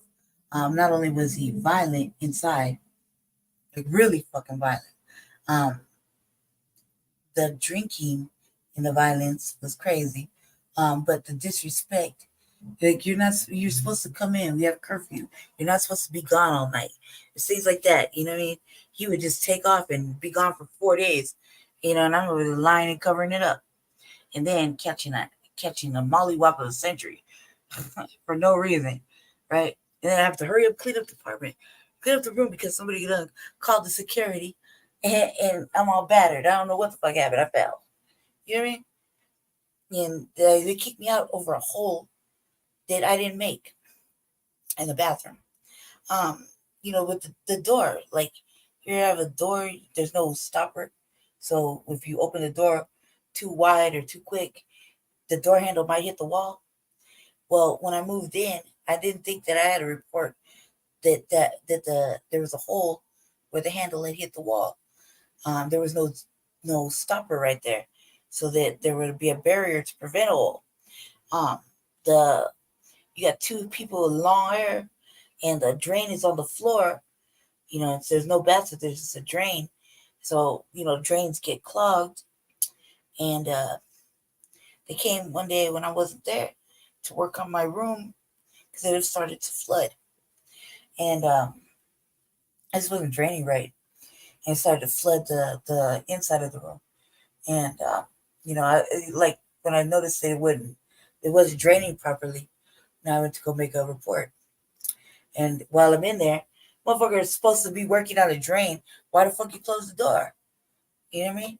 That's how I ended up losing that spot, because the person that was on my voucher with me, he was acting out, right? He was doing stupid shit. All the other residents, because he was on some old hoe shit, all the residents were talking about him. You know what I mean? So that shit's embarrassing off top. But then, they all seen him too, put his motherfucking hands on me. Everybody's seen that. There wasn't places I couldn't go where, he had 1 beer, 2 beers, and he was a whole different individual. Like, he forgot he spoke Spanish. He was a motherfucking loke that day. Like, 2 beers, loke. Full blown loke. He forgot his mama was fucking Mexican. Real shit. You couldn't talk. There's no reasoning. There's no understanding. Gone, just like off the chain, a whole different person. And that shit was like whatever. But because he want to blame somebody for losing their shit, right? Over a fucking maintenance request. I have machines too. I had to take with me, expensive ones, to help me breathe. And you want to take them and break them in the street. Well, that right there is like, first of all, I'm not gonna. You're gonna fuck yourself up. You're not gonna get. I can tell you, you're gonna do it. You're gonna do it. You're gonna do it the way you're gonna fuck yourself off. Somebody's gonna see it. You know what I mean? Doesn't matter. Like, hey, shh, don't do that. Right? It doesn't fucking matter. Motherfucker's on when he ain't hearing it. Right? He ain't hearing shit. There's no understanding at this point. Somebody see you break a life-saving machine. That's basically trying to kill them. They see you try to, dismantle them in the middle of the street. You're asking for it. You know what I mean? It's just a matter of when. And he did. He broke a fucking machine. This like $20,000 machine to breathe. You know what I mean? Broke it. And I'm like, look, I wouldn't even have to have this outside. This never would have been outside. This is supposed to be inside. But, motherfucker don't know how to behave. Don't know how to behave. That's it. That's just a wrap. It's over with. The motherfucker done lost their shit. Because, here we go. He broke the rules. And he's my guest. Too. So he broke the rules. I suffer. Guilty by association. Sure guess. So I was like, fuck that, man. When that happened, I think I forgot to be outside. I forgot what it was like to be outside. So I had like 18 days outside. And I was I was going through it. I was really going through it. I forgot how to be outside. So some of my skill sets kind of like were really laxed. I bugged the fucking coalition for 17 days straight to get on your job, man. Every motherfucking day. I was over there just raising hell to where they got so fucking tired of seeing me. It took them 17 days to house me. It was initially taking fucking forever. I was like, I knew you motherfuckers can move your ass. Like, you better stop. I could die. Like, for real. Like, I'm in a situation. Like, I no longer have this. I can't plug in my machines. Like, you know what I mean? I'm like having a hard time. Like, come on now, stop fucking around. 17 fucking days. When they said I had an apartment where Jesse lived, they had told me, I went in I jumped the bus with no shoes on. That's how bad it was.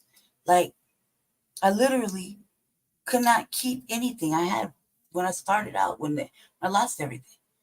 When I lost the room, I could not hold on to anything because you constantly have to move around. We got a camping van.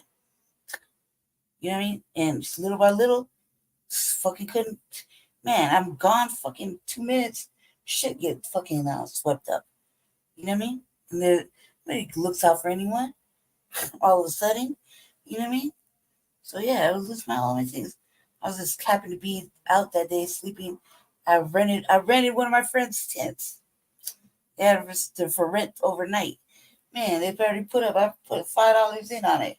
Like, man, just let me go inside. Cool. It was a little storage tent. You know what I mean? I was in there sleeping, and they was like, came by, said, yeah, you need to come sign these papers. You got a spot. Fuck, finally. You know what I mean? And there I go. I signed the papers. They told me what bus to take. I was like, all right. I went and got on the bus. And then it began. It's like maybe a week over there. I ran into Jesse. I was like, hey, you going over here, cuz? I live here. For real? Like, me too. How long you been here? Man, almost a year. What? You know what I mean? Yeah, I was like, well, what you up to? Ooh, hey, da, da, da, da, da. All right. You know what I mean? And then he was the only one that were hiding. Like, he wouldn't answer the door, you know. Motherfucker come trying to kill me and shit. This motherfucker would not let, because I knew it was safe. You know what I mean? I knew it was safe. And if it wasn't for him, I would have never got out of that situation. Like, for real, I would have never got out of that situation. He fucked up, put himself in jail. But at the time, I would have never been able to get out of that voucher, because that voucher, like, would not let me use any of the resources in that building. Everybody had access to the laundry, food pantry, everything. I didn't have access to none of that. You know what I mean? And that shit was my person, though, the one that did all kind of bad acts. He could go run around, break the window to my apartment, damn near kill me in my room. Like, literally, I had to shave my head and cut my hair because he want to pull my hair out. I had to shave my head. Yeah, so a whole year, all the hair I got now is like all it's growth from that, like 3 years of growth. You know, because I had to. I thought I had to. You know what I mean? Damn it, kill me in my apartment every other day. And then one day he did the worst shit he could do. I was outside. I was in the lobby, chopping it up. I didn't want to go in the room because he was terrorizing the room. And so I was just outside in the lobby. I'm kind of like, you know, saving myself, not going in the room. And he came out. I think he thought I was talking to somebody, like flirting or some shit. I really wasn't. There's other people around. I was just scratching off a scratch off, minding my own business. Really, legitimately, I was like a couple feet away on the same table. Wasn't minding my own business, and he attacked me right there in front of the guards and stuff, in front of the you know, the people, the staff. And I was like, whoa. But to then, you know, I don't think anybody really knew. If they could probably hear it, but I don't think anybody really knew what was going on. You know what I mean? Because I didn't go out. I didn't make no waves. You know, I didn't tell nobody. I just kind of like kept it to myself. They did that. You know, then all of a sudden it was evidently clear that it had been going on, and I still didn't want to talk about it. I talked about it with Jesse because he was a homeless advocate, meaning and a housing advocate. So he knew the steps to get that a person like myself has to go through to protect themselves without protecting them, without, you know, talking to the law, losing my voucher, things like that. You know what I mean? Because, you know, it's very difficult. Like, I'm the type that I don't care what board I sit on now, but I'm the type that at the time, like, I'm not gonna talk to you, man. I'm not gonna talk to the law. I have nothing to offer you. I don't give a fuck what you ask me. Do your own legwork. You know what I mean? And get me to give you nothing. You know what you're doing. Like, who the fuck you talking to? No. You know what I mean? So I wasn't gonna talk to them. I wouldn't talk to them. And even after that happened, I was immediately was like, I'm okay. No, it was nothing. You know, I immediately try to cover it up, you know? Until I was like, man, because you think you can help me get out of this? Because I don't want to say I'm getting out of it, because then you'll know it might get worse. You know what I mean? It might get worse. And who knows what he does when he's outside? Because, you know, we talking about me doing the most. And then I go outside and it's really dangerous. And I really have to wonder, you know what I mean, why this is happening. And then I, you know, got to do other acts of resolve. So I was like, no, man. And he's like, yeah. He was like, yeah. Everything was so behind the scenes, you know? And it was better that way, because he hadn't fucked up yet to where he locked himself up. He hadn't done that yet.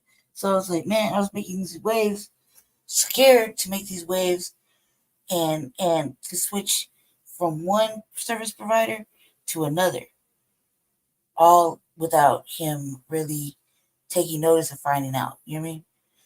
But I was over there. I had put myself on a name on the list. You know what I mean? To switch over, I'd found another apartment. I started making moves. You know, getting the paperwork together. Then he damn near kills me and breaks my lung open. You see me? And that's when there you go again, Jesse. Had to save my little life, legitimately save my life. You know what I mean? Because the doctors were acting like there was nothing fucking wrong. It was just a little bit of whatever. They weren't gonna fix shit. And Jesse was like, "Okay, I had to do a live video in front of, like, all right, well, it's fuck, you ain't gonna do nothing. Huh? I guess, you know, as these people are watching this go down, you know, fuck that. They're like, oh, he's like, I won't. And, you know, the thing is that black people, man, you need black doctors. For real. For real. Like, you can't trust them to take care of you, you know? So he did that for me.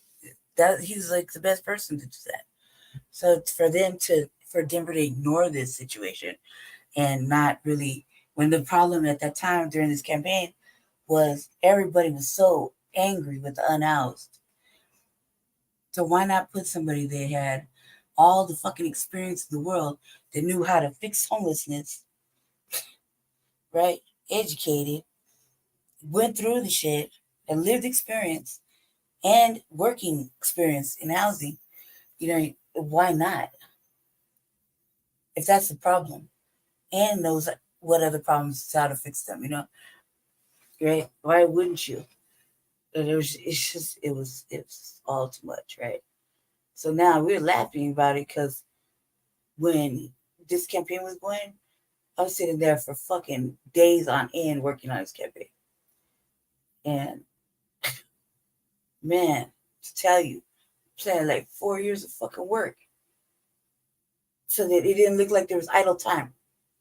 You know, a lot of people, you know, when they put when you pick a candidate, that's what I noticed. A lot of people don't have a plan. They say they have a plan. Like, what's your plan? That's very vague. You know, this broad really wasn't like until that. Like, nobody was really talking about housing like that. None of these people were prior to. None of these people really wanted to jump in this race. You know, in that race, the time it was just 4 people, and one of them been making it very fucking clear.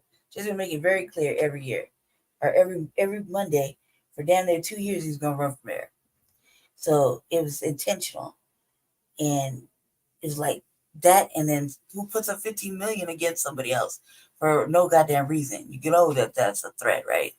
When you put up so much money, 15 million, a lot of money for a motherfucker, like, to see that, God, you really don't want him to go nowhere with it. So yeah, we didn't make the ballot. So that means certain people that invited him to a candidate forum reneged and took the invite back, or said, because you're not on the ballot, you can't come and have these little forums. You know, or his nemesis that got him kicked out of his own forum, somebody he had done for him, and didn't even show up. You see, really? So there's a lot of messed up things. So it's like, man, and throwing himself in for this lady's position when he gave the nomination for Cornel West. It's like, God damn, are you sure? Are you sure? Are you sure you want to do that? He's like, you were sure. You got this person. Of Action Command for Social Change, as well as the Unity Party of Colorado. So you so mad. You so fucking mad. Like, you're so mad. Like, it's not in hindsight. I'm like, he just wanted to be, you know, be serious about it. But he was like that day was really hard. I think I forgot what happened that day. Frontline Black News and Sabaka's Black Experience Enhanced, and I will still be the next mayor of Denver in 2023. The reason why I'm running to be the mayor is because we need people with lived experience with these issues that all these candidates are talking about.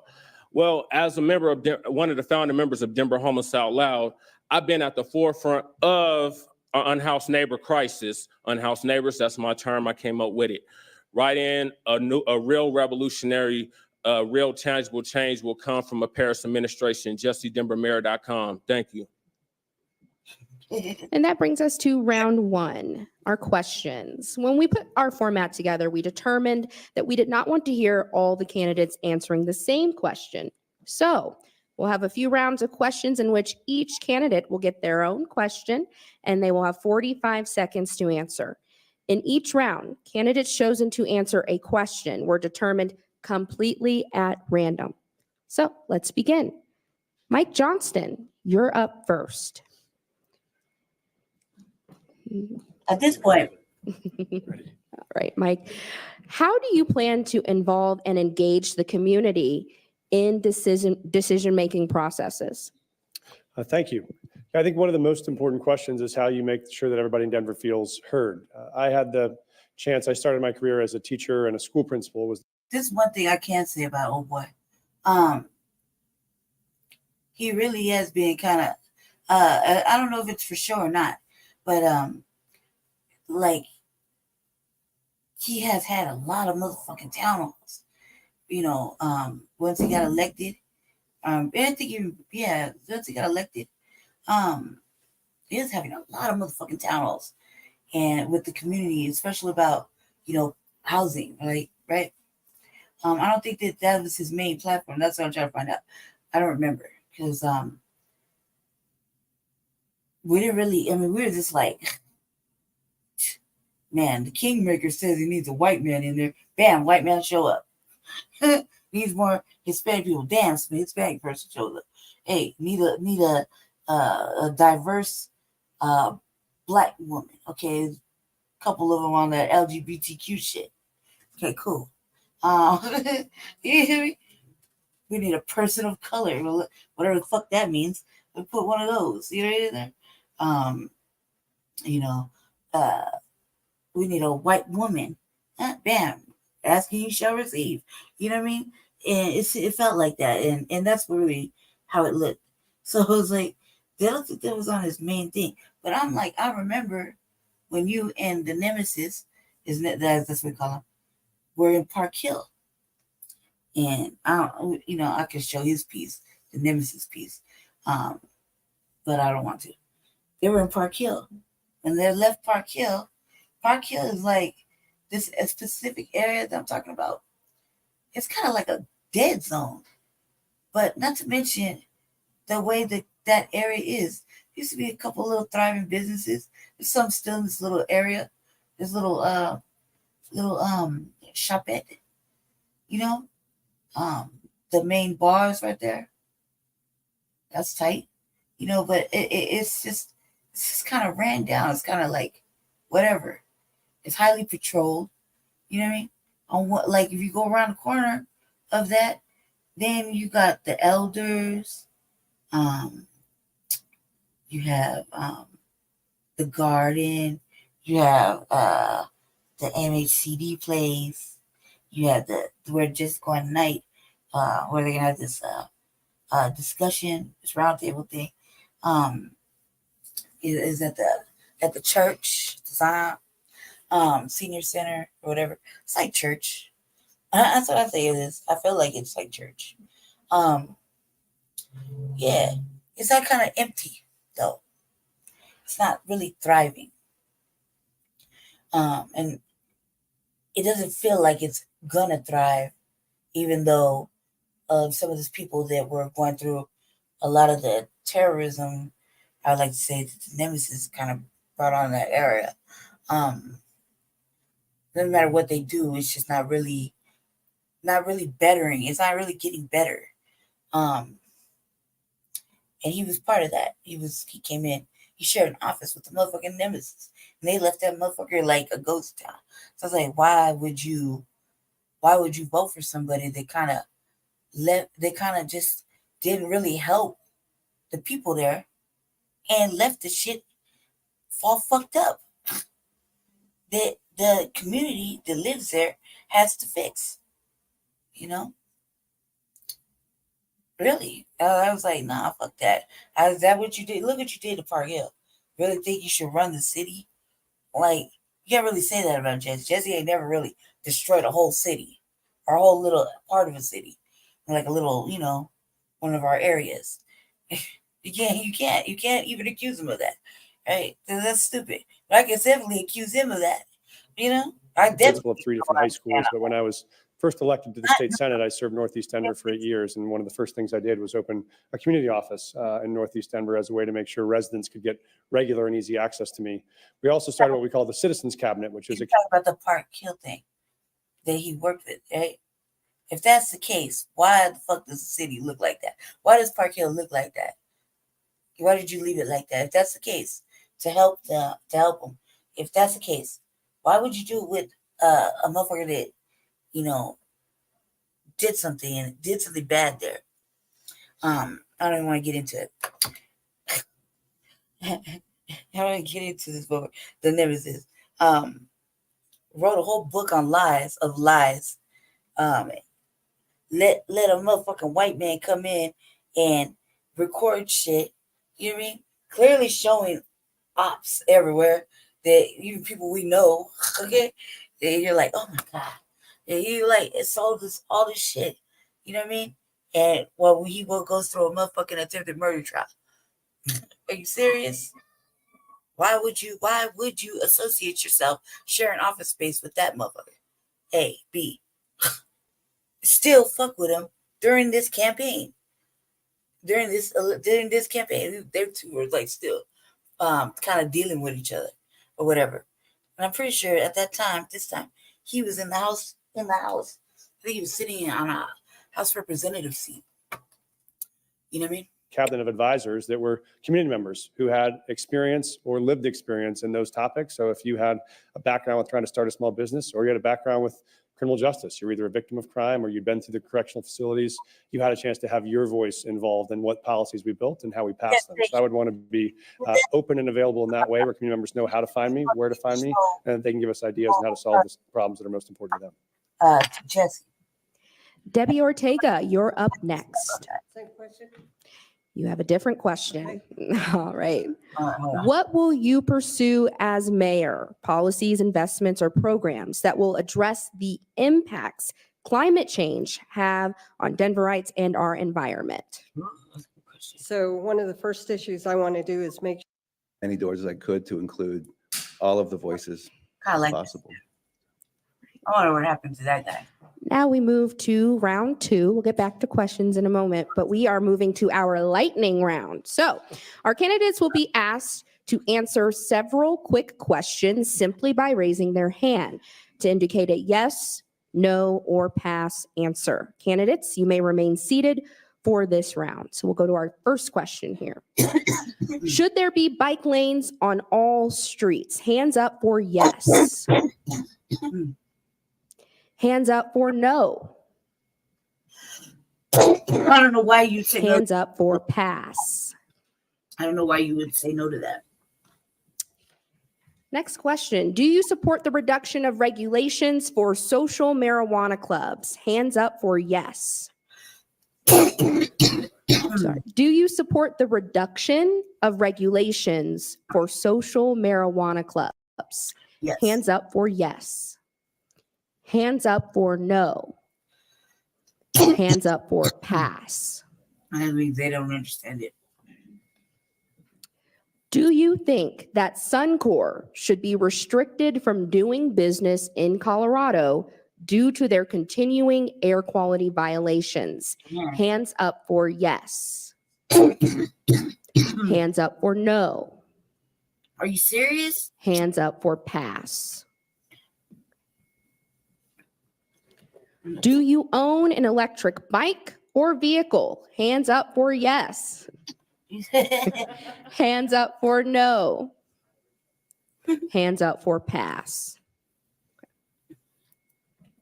Do you own season tickets to any of Denver's major sports teams? Hands up for yes. Hands up for no. Hands up for pass.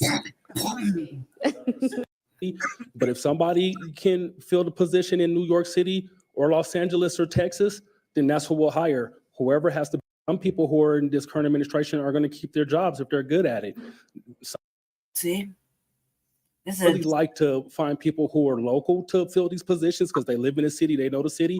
But if somebody can fill the position in New York City or Los Angeles or Texas, then that's who we'll hire. Whoever has the best experience, whoever can help get our homeless people off of the streets, whoever can help us bring more better community policing so our police don't have to respond, so we can make sure a crime doesn't happen beforehand, then that's what we're going to bring to the city of Denver.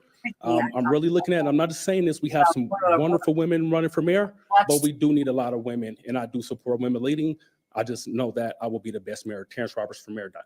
I know that. Lisa Calderon, the next question is for you.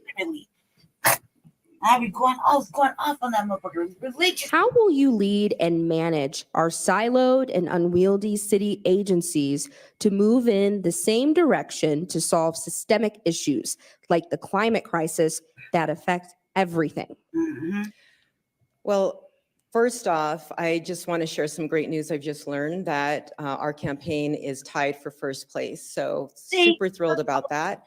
And I think it has a lot to do with how our progressive message of how we bring people together. So my first point of business would be hearing from city workers. They know what is working in our city and what is broken in our city.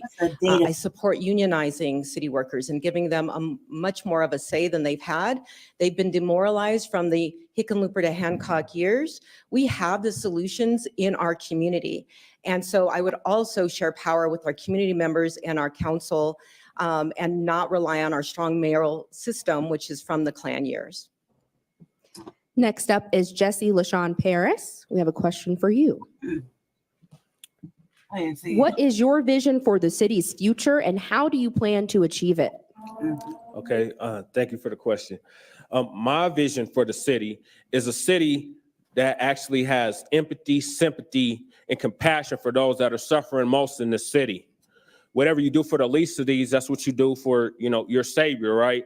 So I would like to have a city that was compassionate, that wouldn't just step over somebody that was unhoused on the streets, that would actually lift people up instead of putting them down. Put yourself in that person's shoes. So and the way to go about that is by auditing these service providers, making sure that the money is actually going toward helping those that actually need the services. I'm a client of CCH. I'm not getting the help I need. And the people in my building where I live, the Fusion Studios, they're not getting the help they need either. So we can do better, and under a Paris administration, we will do better. Thank you. Chris Hansen, it is your turn. Because you're serious. Please describe any ideas to improve and or speed up the processes for approving building or zoning permits. Great, Micah, thank you. Really important question for Denver right now. We are falling behind in large part because the permitting office of the city is not getting the job done in a timely way. I'm hearing stories about 24, 36-month delays. So we need to immediately address the backlog. I think we could use some private contractors to help with that. We can also digitize some of the more simple processes like a garage replacement so that those projects. A lot of people opposition. It takes people working together as Adams County commissioners, city council members. Even 1 or 2 blocks. My doctor has said that it's akin to smoking 1 to 2 packs of cigarettes a day. Pollution in the city has gotten out of control. We all know about the brown cloud. What we have to do is make sure that we have a public transportation that works for everyone. I was talking to the director. Of yesterday, which is Luis Garcia, who is the East High School student dying from the injuries he sustained in a shooting outside of his high school, to know. After legislative change, now cities have the authority to be able to adopt their own gun restrictions and ways to keep their communities safe. I think we only have to look as far as the tragedy of yesterday, which is Luis Garcia, who is the East High School student dying from the injuries he sustained in a shooting outside of his high school, to know that gun safety is a major crisis in the city. We know the state is taking great steps. I was proud to help work on the legislation to create universal background checks for all gun sales, to also ban high-capacity magazines. Great work was done by folks on this stage to enact red flag laws in Colorado. We have to enforce those more aggressively, particularly keeping guns out of the hands of people that are domestic abusers, where we know there's still the greatest risk for female partners of gun deaths. So I think we can do this, and we should be a national leader on gun safety here in Denver. Democrats. Another question in this round, and this one is for Chris Hansen. Man, some of this shit is like so programmed. From your website, Chris. Chris will use his systems engineering background to transition Denver to a 100% clean energy city. Give examples of what you as mayor will do to make Denver a 100% clean energy city, and by what date will this be accomplished? Offices, who would and why? Well, yes, I am platforming on adding more democracy to the city. That's fine, right here. Hold on. Platforming on adding more democracy to the city of Denver. We don't need any more three-term mayors. The science of three-term mayors are you will be embarrassed if you are not reelected. Well, look what just happened to Lori Lightfoot in Chicago. It's been 40 years since somebody who was an incumbent was defeated. Same in Denver, Colorado. Our mayoral system is too strong. We need an elected police official. Well, first of all, I don't think it's too strong. Like, if you're a fucking leader, how you fuck you too strong of a leader? That don't even make sense. I mean, the status quo. These motherfuckers are dominant society. They want shit they can control, right? That's a real problem. It's a real fucking problem. That's why a lot of shit don't get done right. Okay, they support that old cronyism, corruption, motherfucking, misappropriation, not punishing certain things. They not standing on any of the bills we have, any real laws. Like all this shit is like like constant because there's people that fucking support it. A strong mayor. Listen, it has nothing to do with like term. It has everything to do with if they're gonna elect you, right?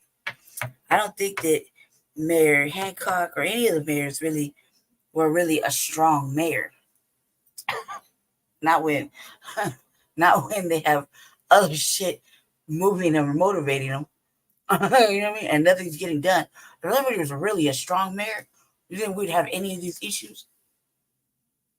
We wouldn't have no homelessness. We wouldn't have an influx.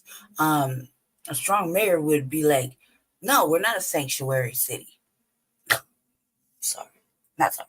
You mean because there's little areas around Denver that are like suing Denver and making these, they're very adamant. They're like, and I can show you an article right now that says, no, we are not going to be a sanctuary city. Keep your people over there. No, we will not be accepting your homeless people. House them. We don't need them over here. Our shit is running nice and smooth. We got no encampments. Everything's cool. There's certain parts of Denver that are like not Denver, but they'll be like Thornton, certain parts of Thornton. No motherfucking homeless people anywhere. Really. You kind of have curfew too, because it's like a sundown. It's like sundown, really. Until you get dark, motherfucking police are, you see you walking around, they're pulling your ass over. Or no. It happened to me. Went to jail. Doesn't matter. I wasn't doing shit. He profiled me, pulled me over as I was walking. No matter what I was doing, took me to jail. You know, real shit. It's like a sundown area. I never really thought about it till right now. I said it out loud.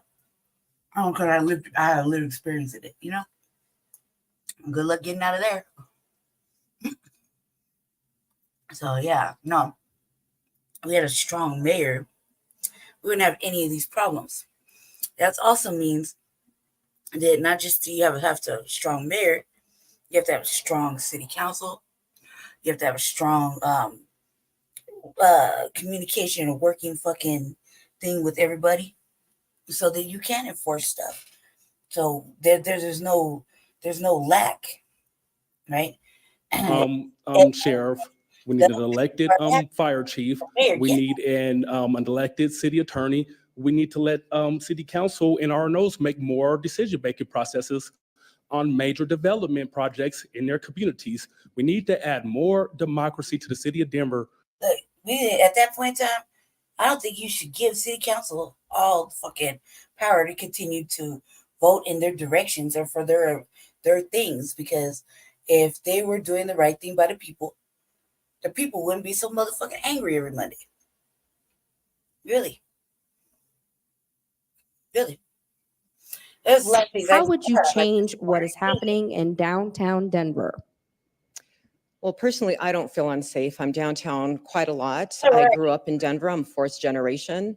One of my first jobs was downtown, and I want that to continue.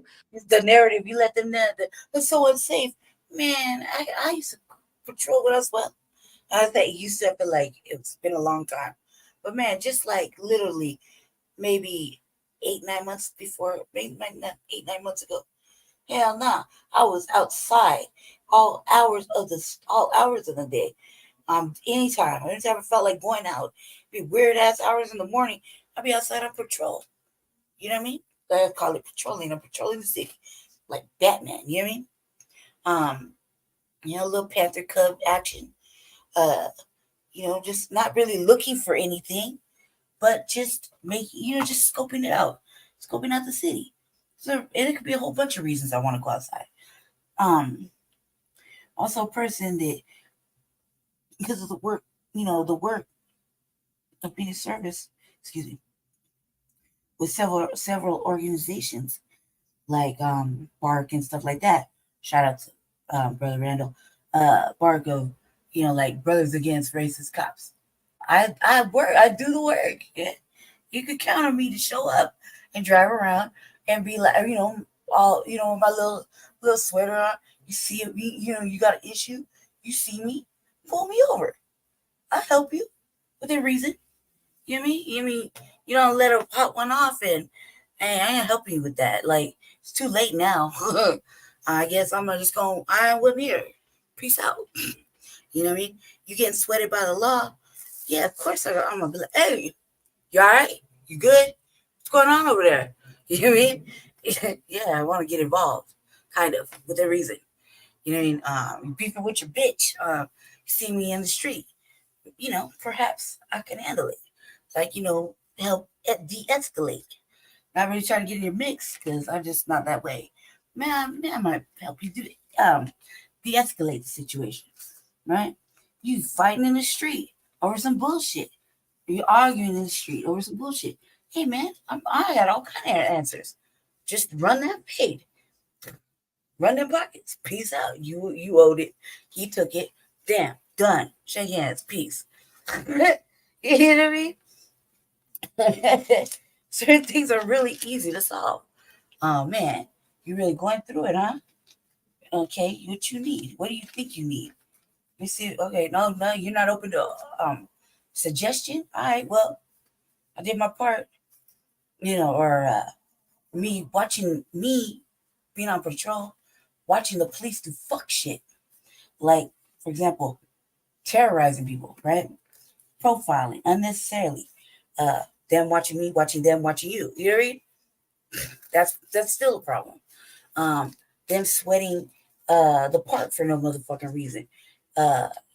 Watching parking like 3 at a time. Man, I used to fuck with the police. Like, say fuck with them. While like I drive by, like shake my head and call them trash or something like that, right? I'm like, ugh, trash. How you always sitting there? Till like when he was running he was running for mayor. Oh my god, I knew they were profiling. Like, and no, they clearly knew, dealing with me most of my motherfucking life, AURORA, right? Clearly know what I'm on. Clearly know it's a fucking issue. When they see me, I'm going to be a problem, regardless.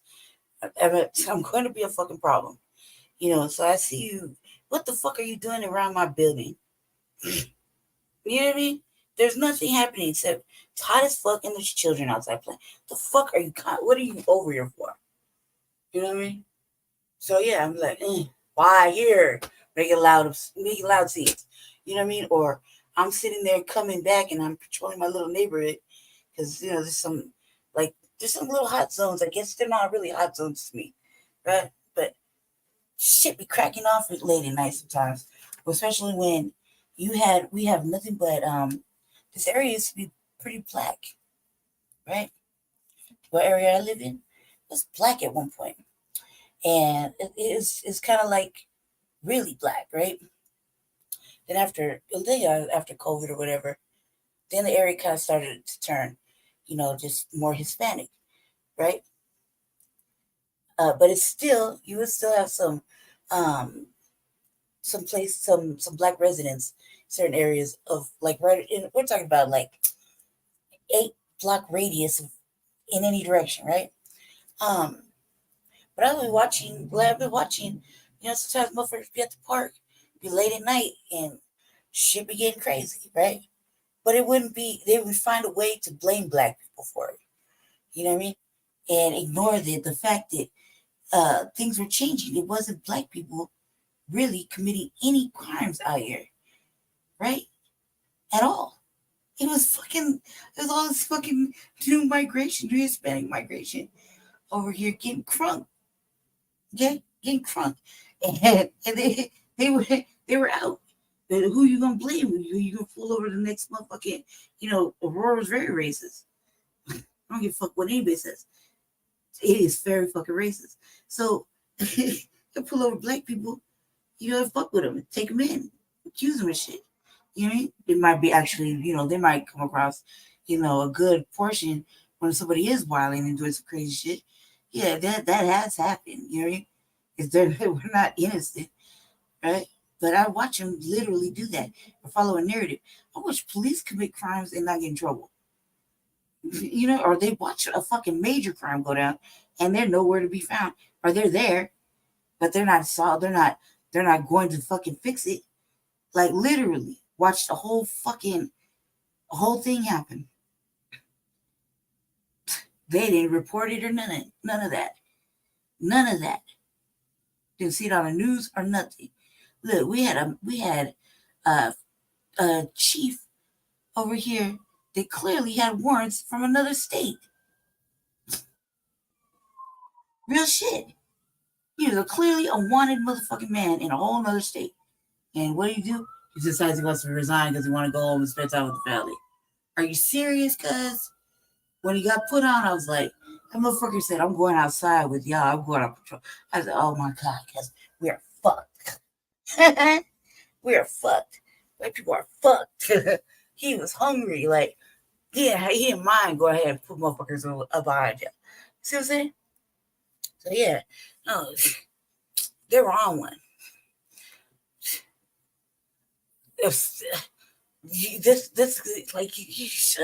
The narrative has been that it is unhoused people that have been making our downtown safe. And we have to stop scapegoating poor people. We need to also rethink. It's always, that's what I'm going. That's always the unhoused, right? Now you really can't blame the unhoused too much for all the crime that's happening. There's still, this narrative is still, the unhoused, it will still get a bad rap. There's like I said, motherfuckers are outside still. There's still same habitual problems going on. But downtowns, it's happening across the nation. It shouldn't just be a place that we focus on tourism and corporate business. Safety. Great question. Yeah, so we can start by actually getting to the root of what policing is in this country. It's been based off of slavery, based off of slave catchers. The culture of the police has to change. If we're going to improve anything about public safety, we have to start there. Also, we can hire officers that have actually been trained in mental health and like the thing with this is that we sit on one of the boards to change the fucking culture, right? We gave them 112 motherfucking recommendations. It took a year and some change to answer like 80 of them. And they kind of was like, I guess we'll go ahead and try to do this one. And we'll go ahead and try to do this one. That's how they answered it. Really. They really did that. They was like, it took them forever to get back. Yeah, we'll go ahead and we might look at this. I think number 90 might be suitable. Come on, cuz like whole time they had to put a new chief in. There was all kinds of crazy shit happening. And they weren't doing the work. They weren't doing the work. So, for people for us, meaning me and Jesse, me and him, trying to change the culture of the motherfucking police, meaning they need to be fucking held accountable for every fucking crime and atrocity they commit towards black people. Real shit. Real shit. Black people should not be dying in jail at all. They should not be getting shot up behind the scenes with ketamine. That's off top. It's off top. They should not be fucked with while they're inside. You should not be outside watching fucking crimes happening and they don't know how to de-escalate. You should not be able to shoot at an officer if you did your job, right? From inside the celly port, which is right before you go through the doors of booking. You should not be able to do that. There's a lot of things they should be held accountable for major excessive force. They should not be hireable. You kill somebody, doesn't matter what the fucking excuse is, you should go to jail. You should serve time like your term like everybody else. You should lose your job. You should lose the benefits that come with it. Some of these motherfuckers leave with a lifetime paycheck. You know what I mean? No matter what. You should lose their assets. There's a lot of things that should happen. You should be held accountable. The more egregious the act, the more punishable it is, right? And there's a lot of things they're afraid to fucking hit these people with financial fucking punishment as well as time punishment. They will just go and shift the motherfucker around the department. Oh boy, shot this shit off. He's no longer working. Yeah, he is. He's just inside. He's not no longer outside. He's just a dangerous motherfucker inside. You don't see him, so we don't know. We just think he's on sabbatical. Come on now. Let's just shift him around. Shift him around. That's it. And then you'll see the narrative of the police. We don't know if it's safe enough or blah blah blah. I mean, what about us? We're in danger. Okay, guys. Since when are you so scared you can't shoot off a pistol? Since when? Make it make sense. Yeah, you ain't pulling over motherfuckers. There's literally officers there. They'll say they got caught. Hot mic moments talking about they intentionally drive so that right up on your ass, so you'll get out the way. If you continue to be a driver that they want to move around, they're gonna pull you over for no motherfucking reason and find a reason. Literally, said that. Let's see what else. I like the new chief though. I kind of like that dude. That motherfucker is very tolerant. Every time he says my name though, I get scared. I have moments of like going to the cafe with Jesse, and he was like, he tried to call me by my name. He was like, "You coming in, Brandy?" I'm like, "Oh my fucking god!" Real life panic. Yeah, I forgot what the fuck the old boy was running on. Like, he didn't really say there. Let's see. Apex, a climax. As a city, we have a decision to make. You, as the voters, have a decision to make come April 4th, 2023. Who is going to lead us into a new beginning? We have a new mayor that's coming aboard. It's going to be either one of us up here. What I can say is I have lived experience with this. I am a true revolutionary. I was unhoused. I actually did go from a tent to affordable housing, so it is possible. And I'm a student. I was a student at one time. I have a bachelor's degree in criminology and criminal justice. Vote Jesse Parrish, write me in for Denver mayor. We need a new revolutionary beginning as a city. I'm the only Black first candidate in this race. Home beds, you actually know that everybody in this city has a place to live. That's the chapter we can write next. And that's why I'd love to be your mayor. My name is Mike Johnston. I'd love your support. Right here. Like, I swear to God, man, don't let me find it. I don't like that wasn't the first thing. Yeah, it's an issue, but it wasn't these people's issue. It just happened to be a hot topic. You know, I was like, that's why we were watching that. It's like, man, what the fuck? You know, but because like now it's gonna be different. You know, this District 8 seat, it's gonna be a little different. Although I'm gonna keep it 100, I am not feeling that creative about it. The shit, like I watched the forums at. Oh my god, like there's a little taste, a little taste. It's easier to take a transit system. This goes on all fucking day long. That's because there's people sitting there. Something like 9 million people sitting there. That's more than our entire state. Minimum parking requirements. That's Something about 50% more than our state. Are you serious? So why on earth would we put in rules and legislate for things that apply in a heavily populated, densely populated city when that is not what we are? And then trying to force people to adopt that model is very incongruent with the Colorado way of life, the Western way of life, the Rocky Mountain way of life. That's not what we do out here. What do we do, white man? I wholeheartedly disagree with the concept of the government saying, this is how we're going to make you do things. Mm-hmm. Sure. I don't believe it. You know what I mean? I don't believe it. In some of your major cities, you have to pay for your parking space. San Francisco, LA, New York, DC. They're building houses. There are probably some places here in Denver that do that, but down in Douglas County, we don't. Man, do you think they build? There are pay parking places if you go to a business, you're on a street or you're in a parking garage. Like houses?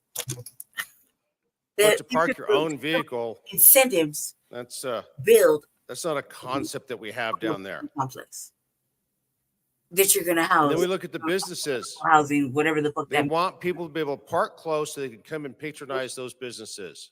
They what? Those motherfuckers. They want to be able to sell their wares or their services. To the incentivize. People find it convenient. Mm-hmm. If we make it inconvenient, then we're going to start hurting the small businesses. Right. Then we hurt tax revenue and everything else that's associated with it. It's a revolving door, basically. Right. As was mentioned earlier, this piece of legislation is going the wrong direction. Along with my colleagues, I would urge a no vote. Thank you. See, this goes on all motherfucking day long. I was like, Jesus, I can't stay awake through it. Thank you, Madam Speaker. I was, I think several of us have talked question. about this bill from the standpoint of He said he local got it. I was control. like, all right. And I don't think I have to say, or other folks, many of us, to remind you that many of us came from local government. My headphones. My ear And because we came from local government, so I can stay motivated. we're very sensitive to what we do in this house that impacts them. Mm-hmm. And I'll speak for myself when I say I have at least a weekly call with both my city of Grand Junction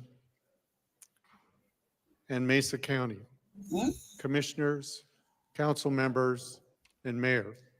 In addition to that, the Chamber of Commerce. And I get concerned when I see a bill like this and the prime sponsors talk in words of empowerment and partnership and stakeholding and effective stakeholding. Me, I'd be like, like I'd be making. And then I read what's on the Secretary of State's site about local governments.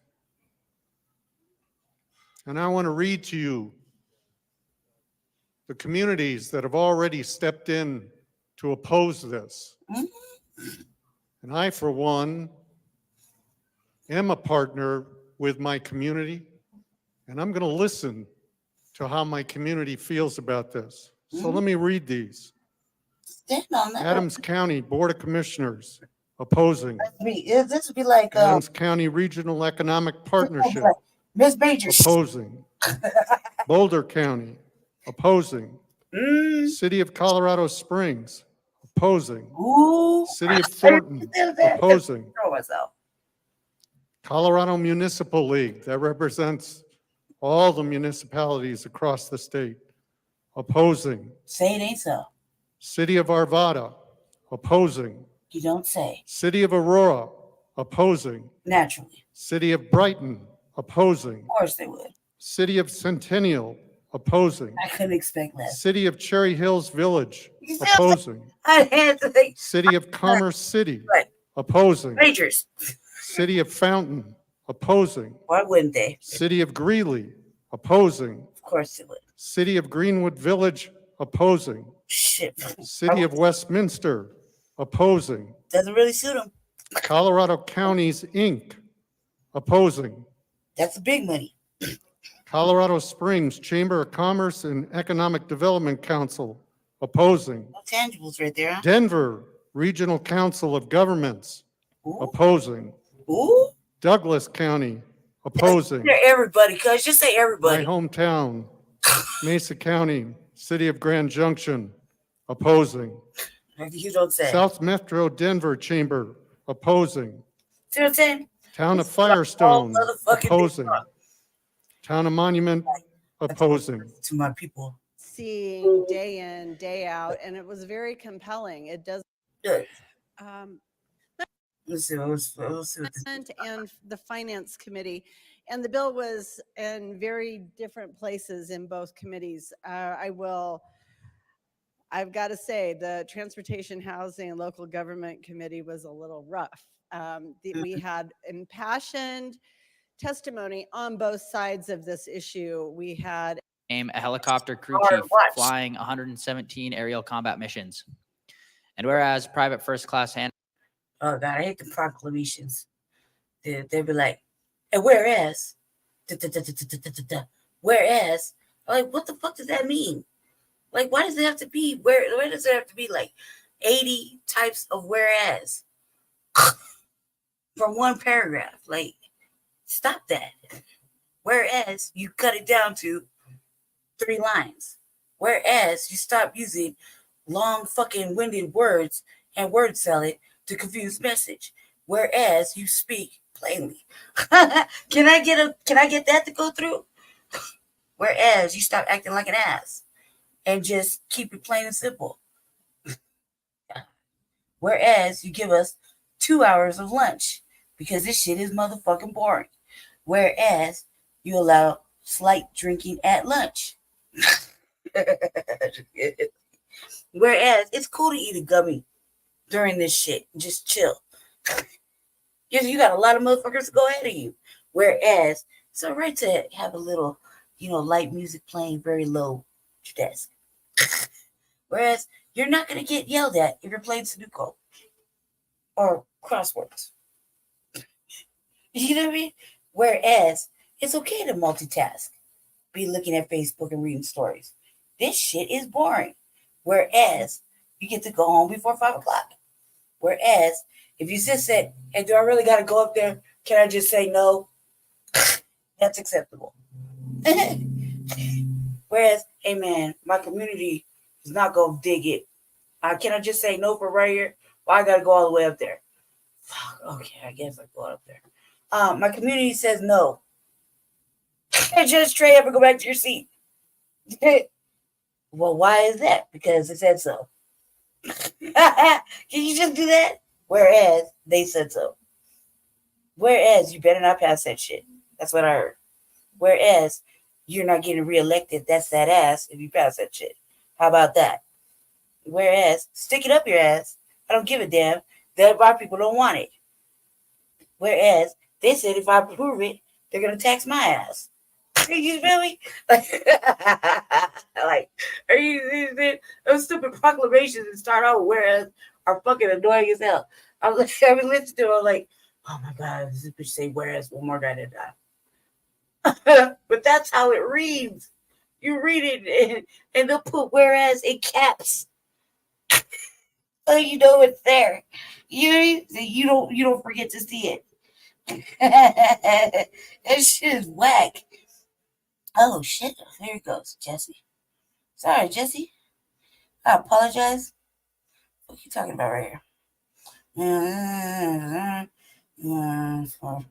Jesus Christ. Man, I should stop reading your shit before I put it out there.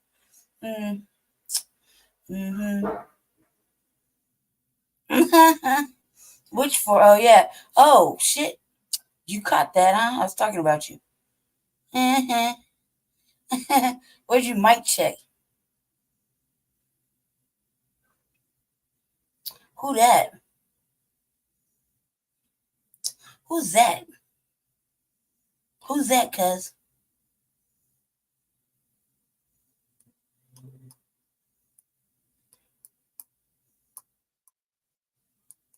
Is he ready to go now? If he ready to go now, we could talk about it. I'll throw a link on the panel. Other than that, I don't even know who that is. Who is that? I don't want to be disrespectful. Pretty sure. Don't be disrespectful. Just hit me in my messenger or something. If it is who I think it is. But, either way, I got some time, obviously. I got some time, so yeah, if you want to drop now, you can come on right now. I got some time. I got plenty of time. Actually, you got plenty of time to always gossip about some off-brand shit. Oh yeah, I got some time, but you gotta want to go now. Or I'm gonna keep it pushing on my dialogue that I'm having right here. But yeah, you could try. You can hop on. You can hop on too if you want to. Dialogue with an old boy. You know what I mean? What is this?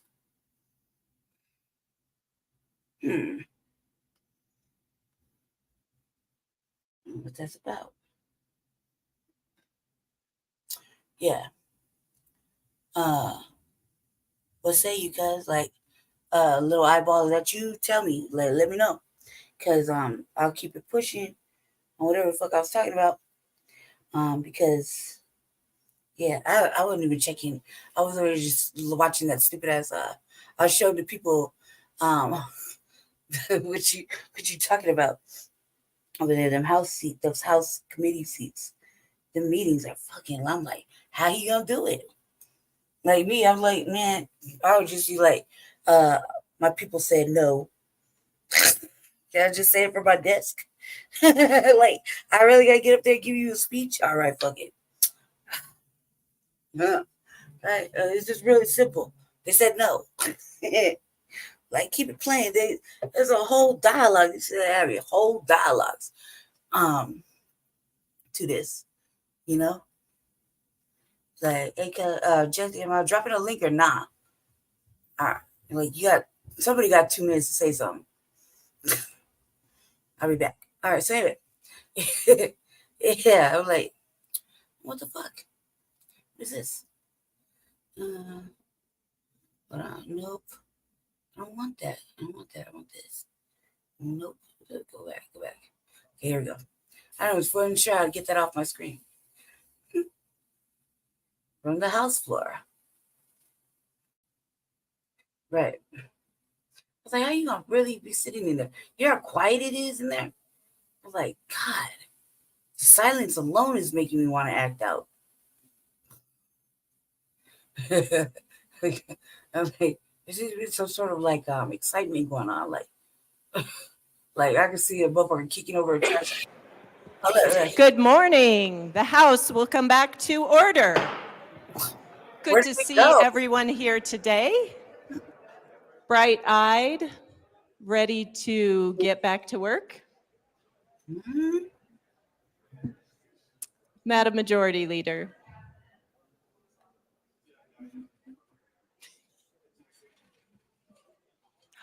Do you want announcements? No, bitch. We will do announcements. Finally, business. Years. I'm so proud of you. I love you so much. Aww. Yay. No. Thank you, Madam Speaker. Representative Lynch. Thank you, Madam Speaker. I just want to remind everybody that tomorrow is the best day at the Capitol, we have the Sportsman's Caucus will be here. So if you guys remember, they set up a big, huge barbecue out front. You get to taste things that have recently been killed by vehicles and other wonderful stuff. So don't forget, tomorrow is Sportsman's Day here at the caucus. Hell nah. Thank you. Representative Weissman, or McLaughlin, you have another. Yeah. Yep, Mom. Education Committee. Is this free? Today we have Senate Bill 188, and then tomorrow is a little change, so listen up. We will be meeting in the library, and we will only have 3 bills. We will have Senate Bill 164 and House Bills 1448 and 1446. Look on your calendar, it is correct, but we will be meeting in the state library. Thanks. Thank you. Rep Weissman. Thanks, Madam Speaker. Good morning again. 2 announcements. The first is that the Judiciary Committee will meet at 1:30 today in the Old State Library. We have 2 bills on our agenda, House Bill 1437, followed by Senate Bill 131. The second announcement is just that I guess I want to announce that I'm really grateful for all the nonpartisan staff who have to be here late and come back here early on nights like last night. I appreciate your dedication, and you're keeping this place on the rails. Representative Amabile. I'd have been mad as hell.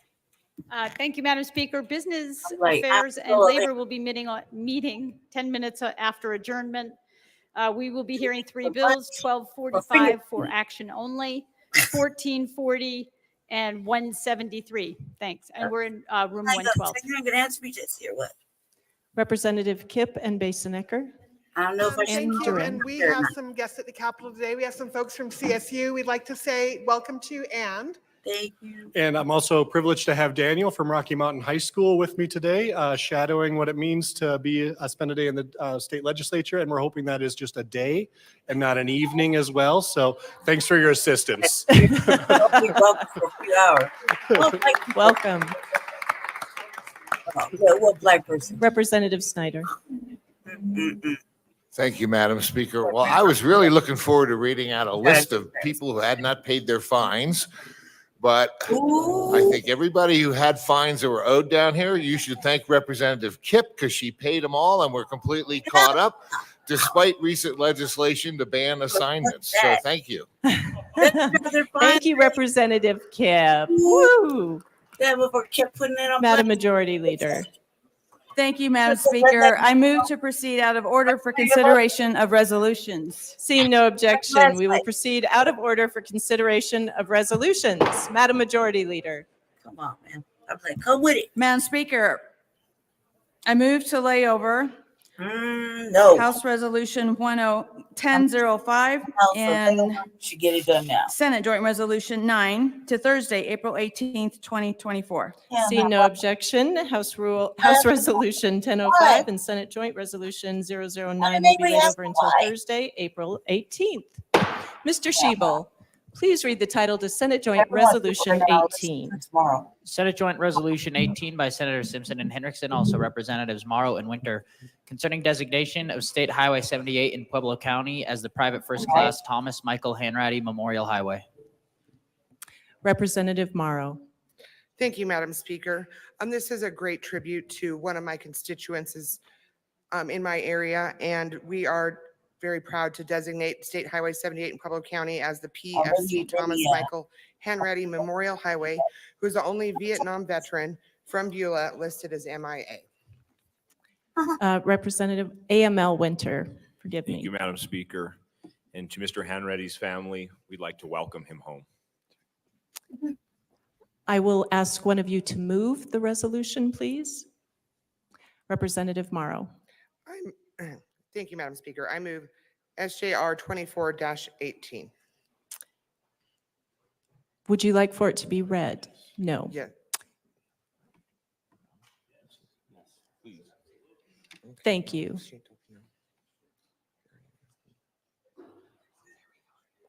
Thank you, Mr. Schiebel.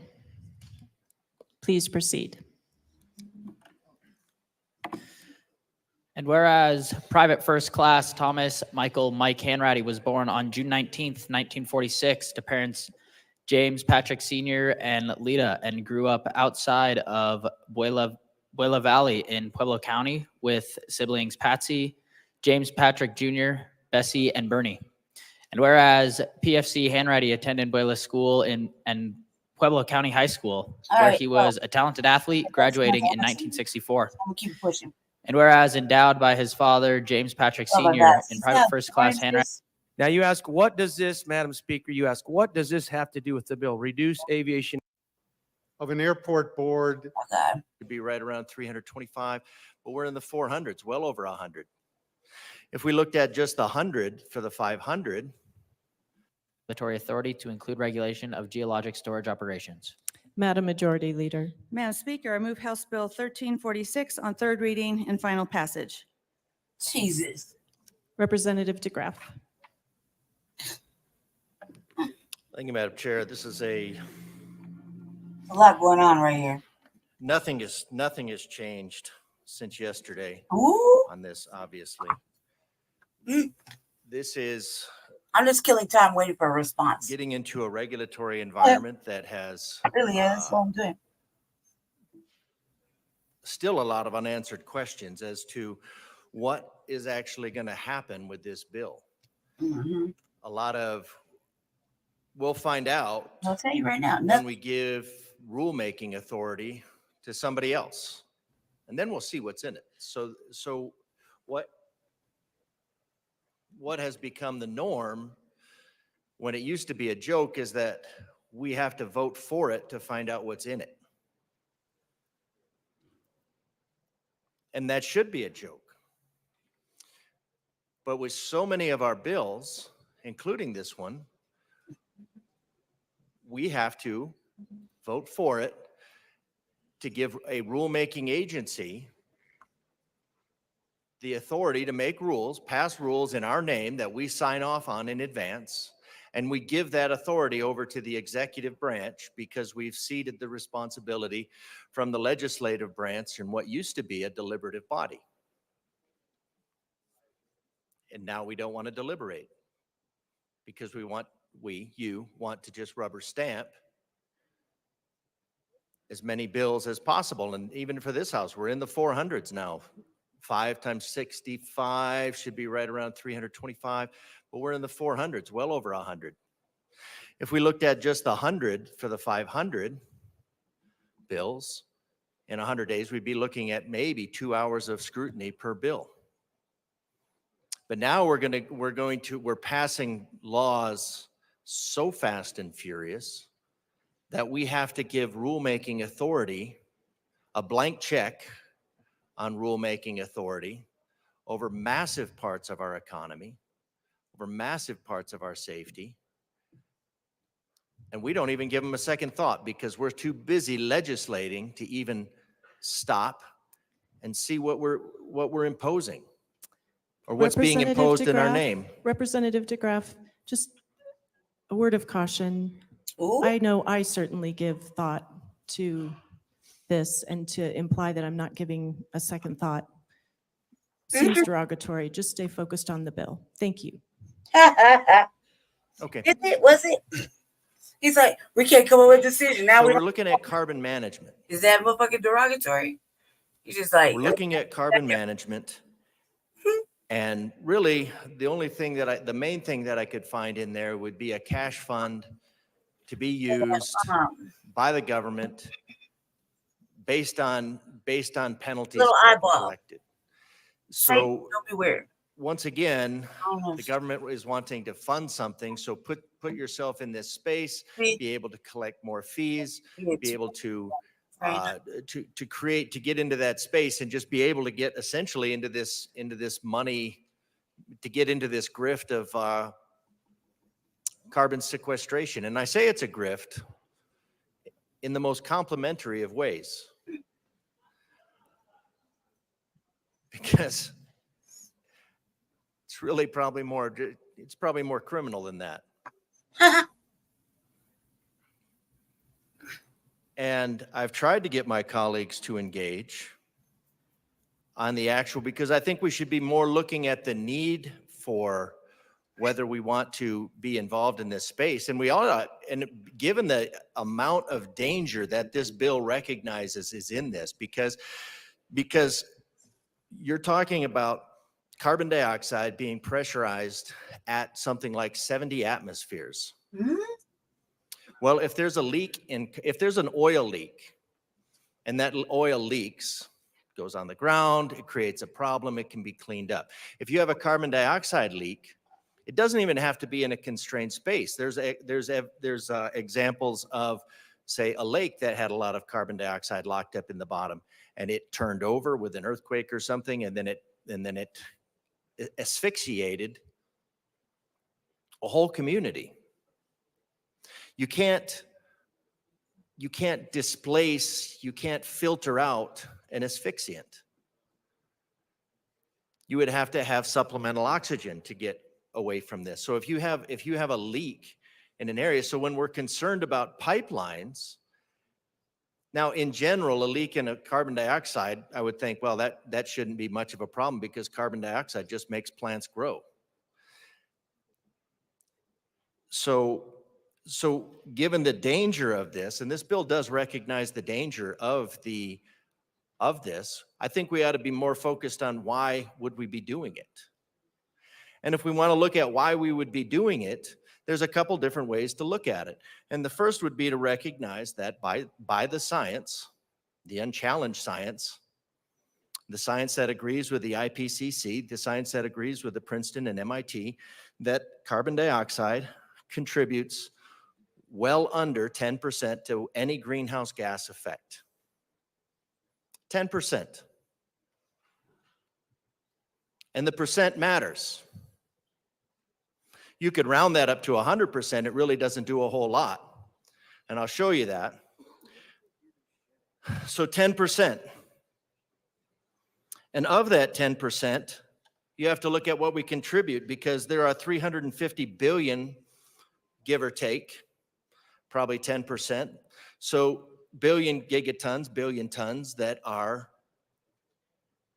cycled in and out of the atmosphere by natural processes. Probably more, it varies. We have lots of volcanoes, we have lots of, and in comparison to that 350 billion tons that goes into the atmosphere by natural processes every year, comparatively, the globe puts in about 35. Now, in the last 10, 15, 20 years, the United States has decreased theirs by 1 billion tons, 1 gigaton.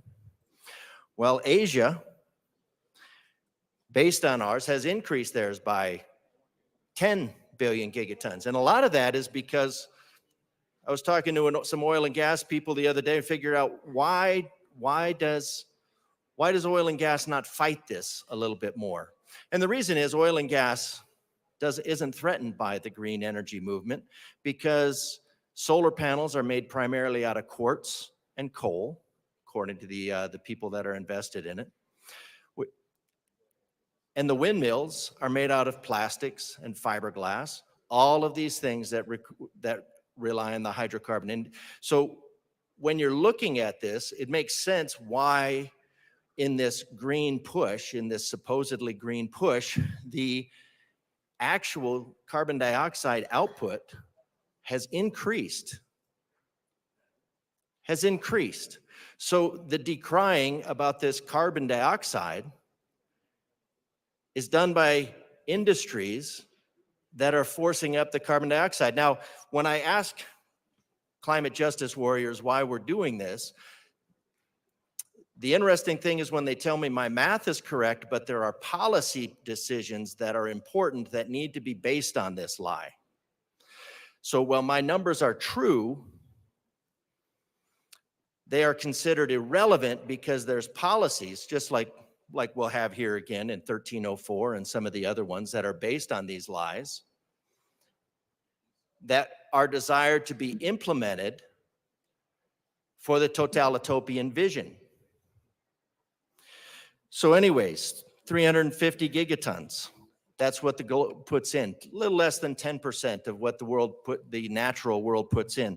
Of that, and so you could say of the 3,200 gigatons, it's just a hair over 1%. Representative DeGraff, you do have 1 minute remaining. Thank you, ma'am. I'll pick it up. So you have 3,200 gigatons in the atmosphere. So you have less than 1% that is produced by humankind. Less than 1% of carbon dioxide in the atmosphere is produced by humans. And that is contributing, if that contributes to anything, it contributes to the increased greening. Of that, the United States puts out 15%, and you do that math, and then you divide it by the 300 million occupants of the United States, and your carbon footprint comes out to be 1/1,000,000th of any part of any greenhouse gas effect on the planet. So what I hate to tell people, and I'm always surprised at how offended they get, is that you are not a climate god. You have no impact. You are so far in the decimals away from irrelevant in terms of your climate impact that you're not just irrelevant. Your factors below irrelevant. Representative DeGraff, your time has expired. Representative Evans. Thank you, Madam Speaker. Well, colleagues, we talked about this yesterday, and I just wanted to reiterate a couple of points on this particular piece of legislation. This, what is it, 39-page long engrossed bill here. As we discussed yesterday, there's a lot of stuff in this bill as introduced that I liked. I think that this bill does a good job in many ways of responding to emerging technology, allowing the free market to take advantage of that emerging technology and creating a framework by which we can regulate and allow the free market to use that emerging technology. Of course, we're talking about the pore space being that empty space in between the granules of rock and sand and all the other minerals that are way down deep under the earth. That pore space being used as a way to store things that we don't want on the surface of our planet here. So predominantly, we're talking about carbon sequestration here.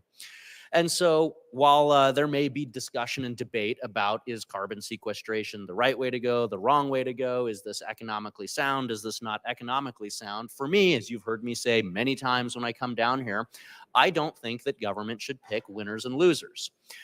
We have pore space. We know that exists. We have the technology to access that pore space.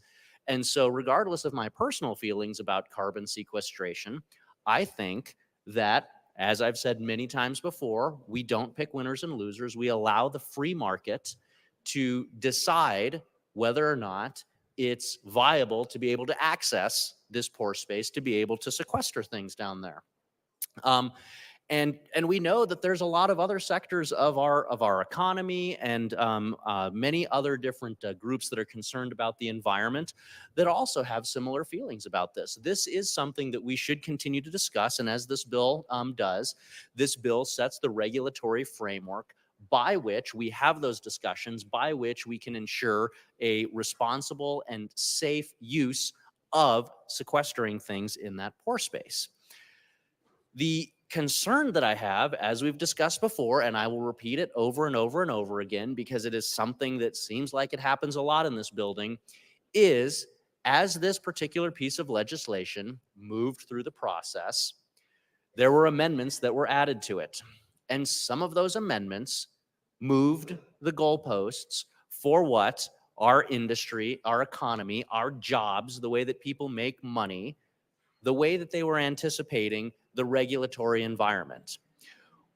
Whenever we come down and we have conversations about these bills that impact our economy and our industry, we always talk about regulatory environment, because regulatory environment is a critical component to making sure that we strike the right balance between safety and responsibility and also affordability.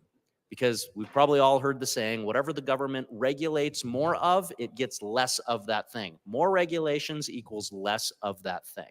So we have to ensure that we strike the appropriate balance in our regulatory environment and the regulatory structure to ensure that we're providing safety, we're providing transparency, we're providing responsibility and accountability, but the red tape does not become so extensive that the thing that is being regulated can no longer be used because of all of the red tape and the paperwork associated with it. And that is one of the concerns I have about how this piece of legislation evolved as it went through the process. And this particular concerns was the fact that last year, when we had this exact same conversation, we talked about a definition for cumulative impact.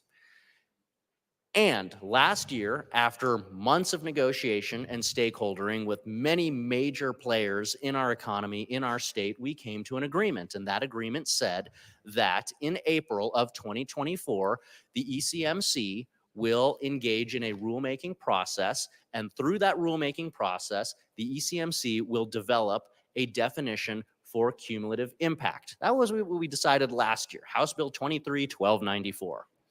So for a year, almost a year, folks were planning around getting the definition for cumulative impact through that rulemaking. And then a couple of weeks before April 2024, in this particular piece of legislation, another amendment was introduced that said, hey, let's not follow that previously stakeholdered agreement. Let's actually inject via legislative fiat a definition for cumulative impact. And that has a lot of concerns for me because that makes a more complex and a more unstable regulatory environment in which our economy functions, and that ultimately impacts our jobs and our cost of living when folks are spending time and effort and money to prepare for a regulatory process. And then after working on that regulatory process for a year, the rug gets jerked out from under their feet and we have to go in a new direction. That ultimately translates into more red tape, more uncertainty, higher cost of living, lower business environment, and as we all know, a more complex, more expensive business environment ultimately impacts jobs. You guys have heard me say the statistics before, and I'm going to say it again. Colorado is declining in our rankings for business environment. We are the 38th in the nation, 38th state for the cost of doing business and declining. So higher numbers are worse. 38th, bottom third. We're the 35th state in the nation for cost of living. That ties directly back to regulatory environment. That ties directly back to regulatory instability. That ties back to, unfortunately, the policies that were added onto this bill that move the goalposts, and in moving the goalposts, ultimately those costs get passed on to the consumer and to our economy. And so, again, while there's a lot of things in this bill that I like, I have to rise in opposition to it today because of how we got to this point, because of how the negotiated and stakeholder process that we went through last year was effectively changed up with a couple of weeks' notice, and how that impacts our economy. Now, we talked about it on the second reading debate. There were certain parts of that amendment that the stakeholders did like. Obviously, House Bill 23-1294 last year said that the ECMC rulemaking was supposed to occur in April of 2024. Part of that amendment that to this bill moved that deadline to September. That was, we'll call it the consolation prize for a lot of the industries that had prepared to go through a rulemaking to determine the definition for cumulative impacts. When that changed, then the next best option was to move that deadline to September of this year. So yes, there are certain parts of that amendment that were, again, stakeholder. I'm just waiting for a response. But the overarching concern that I have is that I just want to when we stakeholder, when we come to these agreements and these negotiations, we have to be able to provide some stability for our economy. As you see, this is some boring ass shit. Let's see. Let's see.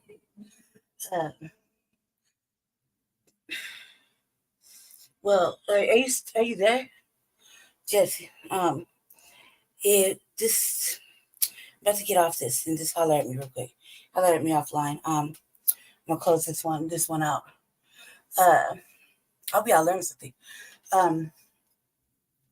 First of all, I think running for this house seat, I don't think I can make it. I don't think I would make it. So I'd be making all kind of noise at you. Like I'm trying to be entertained. That shit is boring as hell. That's why I was like, do you think you can do that? Like, yeah, my patience level. That's just me. That shit. It really is like, damn, man. Can you imagine that they didn't come to no resolution yesterday? Now they're still talking about it, and even the whites get petty. I learned anything there. Yeah. So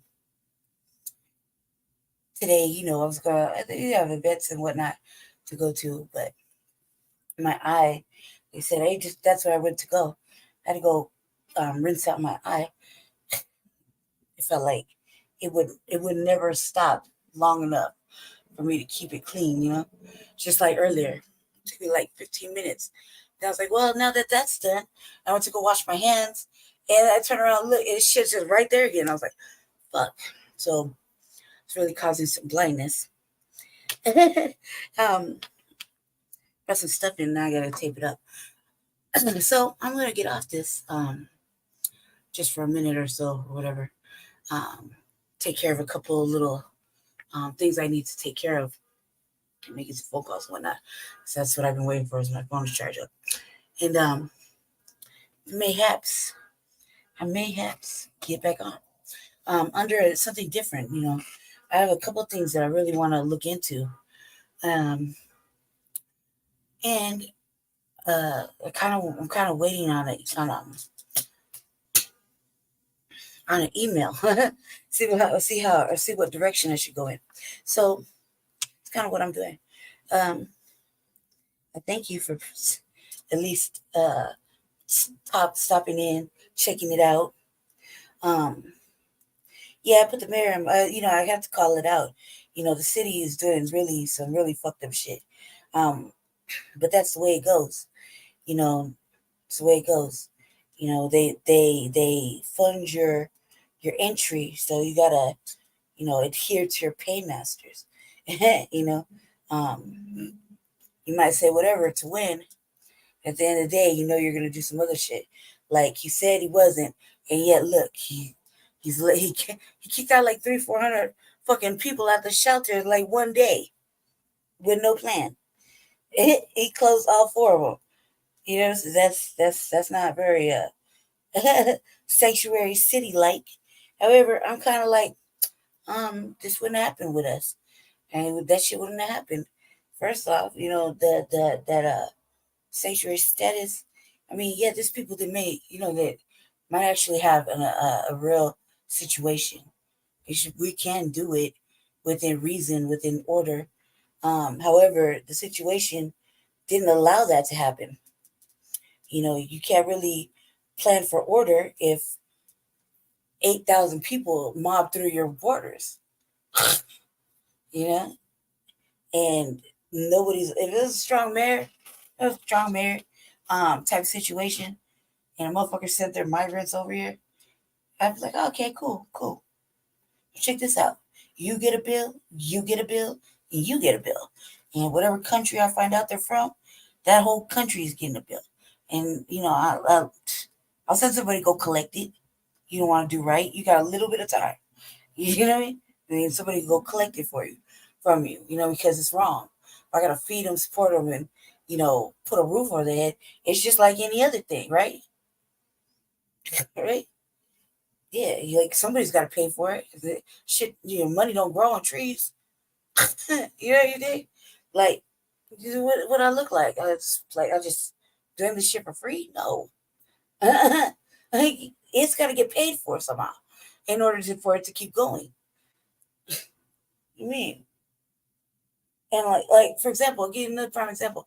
Like they did these immigrant what do you call them? Like a fair, like a job fair almost. Like there was like 400, 500 people there. The mayor was asking for volunteers, to come sit down. They're bilingual. Volunteer your time, right? Volunteer your time to be sit there and do these intake processes with them, right? And it, for the very low price of $500, you too can sponsor an immigrant. Real shit. I just put it in a different way, right? But basically, sponsorship means you gonna pay like damn near five groups, $500, to make sure they get the process started. Where that money go though? It goes to ICE. Yeah, it went to ICE. Did it go to the city of Denver? No, it went to the immigration office. Why do you think that was? Questions, right? I thought it was kind of sus. I mean, it's just, listen to what it said, right? For a low price of $500, you can sponsor a motherfucking migrant. Meaning, you can help them get through the process. Real shit. The whole temporary work process. And that's only if they have started the process of becoming a citizen, right? Now, we know, here's the hype. There's an oblique hype, right? They came over here. Some motherfuckers are coming because it started that process long ago through the proper channels, right? And then they might have got tired and they said, fuck it. We're gone. I'm just gonna mob and go get it. They're there, whatever. Right? Because you can't convince me. You cannot convince me that none of these places have television or internet cafe, or nobody is looking at the internet, right? So you cannot convince me of that. You can't convince me of it at all. Like, I can't just type in some old crazy shit on TikTok and find Venezuelans doing it. You can't convince me of that lie. I'm pretty sure. I don't have a TikTok, right? But I'm sure when I see my brother, I'll ask him. I'll be like, hey, bro, can you just pull up anything? If I say, you do, because I always try to promote that shit. I'm like, oh, yeah. Let's say, let's look it up. You know what I mean? I'm pretty sure I can find some old couple of Venezuelan content creators over there. You can't tell me they don't have news, right? That there's no Telemundo or Univision or anything like that over there. That nobody's watching soap operas or whatever. Okay? You can't tell me that. Nobody's watching the news at all. I mean, we can literally look this up right now, right? Real shit. So you can't tell me that. You can't. I don't even need to. I don't even need to know. Okay? But you can't tell me that there's nobody's looking at the internet and nobody is reading or watching television at all. And so you're trying to say, so the rationale would be like, no one knows what's going on in the world in Venezuela. Right? So nobody saw what was going on in the United States. Like no other country gets news from the United States. Just random, like a regular PBS or something like that. You know what I mean? They have channels like that. They cover world news. Really, right now, if I went to Jesse's house and I turned on the TV, it's just regular TV. Nothing special, no cable, no nothing. Just regular antenna TV. No antenna, but just straight basic TV, right? If I hit a couple from bet you 90%, nine times out of 10, if I went in his house right now, Channel 31 or Fox would be on. Fox would be on. That would be on TV. It stays on that channel religiously. I don't think he ever switches unless I'm there. And I don't, mobbed off with the remote and decided to watch something else, like, anything. Fucking bounce. Yeah, decided to keep it on bounce for all day long. Or watch old ass motherfucking sitcoms. You know what I mean? I'm just watching Magnum PI for some reason. You know what I mean? Real shit. Texas Ranger. Yeah, go, do whatever. You know what I mean? Like every fucking place has television. Basic television. Real shit. Basic, nothing special. Everybody can get world news, right? Everybody, every fucking country has news. Real shit. How you think we know about what's going on over in the diaspora, right? Not because we have the African Diaspora Channel and Uncle Phil's telling us all the latest details. I mean, there's motherfucking people actually doing news out there. It's real shit. They might be talking about a coup or motherfucking a genocide, a climate thing, a fucking economic thing, a war between certain nations, so something, you know what I mean? Fucking what do you call it? An occupation. There'll be a whole bunch of shit going on, right? You can't convince me that nobody has the news all over the world. Just basic fucking news. You can't convince me of that. So, meaning, people were watching the news before they left to bomb rush the motherfucking United States. Okay? And they had to come through a bunch of countries, right? Like 4. You let a motherfucker tell you there's 9, right? Let's not even start there. What about the motherfuckers in Asia coming over here, right? Let's keep in mind we have Asian immigrants too, not just Hispanics. Man, there's all sorts of immigrants coming through. Okay, all sorts. We got Asians, we got the European ones that slide through, right? And then the obvious, and they get all upset when they see, like I love when they reported on the immigration, and they were like, today we encountered 2 nations. and they get fucking scared, like, oh my God. All of a sudden it's a thing. Only 2. You know what I mean? But then they're not talking about the 16 Korean or Chinese males that came through mobbing on the Biden Express. Right? They have routes, Nobody's talking about that.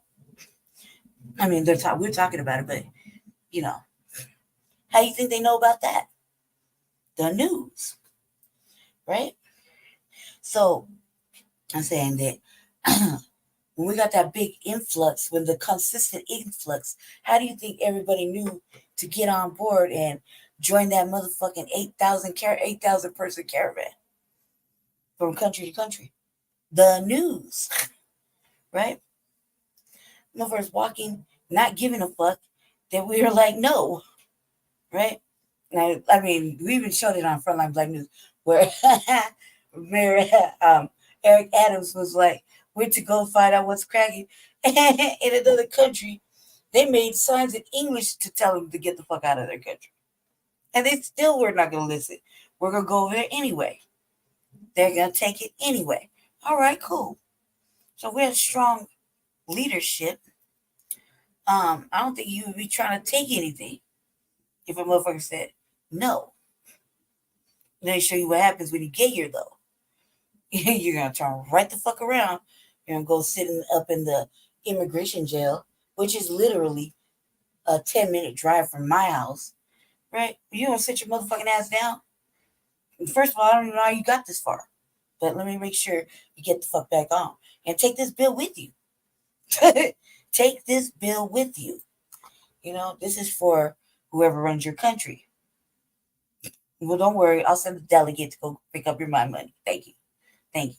You're a very costly fucking issue. No, you wouldn't be an issue if you would have done the right shit, though. But you just think you're funny. So, no, yeah, take that. I think I'm funny, too, with this bill. Are you amused? I am. Oh, you don't think you don't think it's going to get paid? Cool. Stay your ass here. Right? Because if you look abroad, you ever watch Locked Up Abroad, they don't let us out at all. Check it out. I got a family member who went to prison in Spain. Barely got out this year. He was locked up for like 2 years in Spain. Was it a simple problem that could have been avoided? Obviously. Could he have gotten less time? Sure. Could he have maneuvered out of that? Possibly. I don't think he, at that point, like when you're in some other country and you get locked up, they dictate the rules of when the fuck they're gonna let you out and on what conditions they're gonna let you out in. Real shit. My family, this brother, is from South Carolina. He locked up in Spain. I guess he found the positives of it all. He grew his hair back out long. I mean, said he's talking about brother. Telling me my brother that he worked out. He's been doing. His ab game is ridiculous, right? This is a model. You really? But he's been in there and not getting out. Barely can make a phone call home. It was like once a month that he got to talk to somebody, So, yeah, it's fucked up. You're in there in fucked up ass conditions. They don't dictate. They're like, man, you fucked up over here. You belong to us till we say you can get the fuck up out of here. There's a whole fucking problem. Look at it, locked up abroad. And pick any fucking continent, any country. Be locked up abroad in Mexico or be locked up abroad in motherfucking San Salvador. You see how Salvador is doing them motherfuckers. They did a whole fucking super max. Real shit. What about what country was that that I showed that they went in there trying to hold the motherfucking news hostage with dynamite sticks just to cover up a fucking a cartel member escaping his prison just to go hide out in another prison. And you're like, why would he do that? I mean, the simplest answer is probably because he had some work to get done over there. And he just can't trust anybody to do it. He has to go do it himself. But he had the whole fucking city scared. Only to go to another prison and hide out over there. In the same country. Real shit. Everybody shook.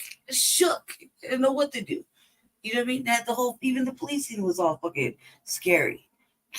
They didn't even know he was in the other prison for like 4 days. They were looking for him that hard. The fucking people were scared to maneuver around the street.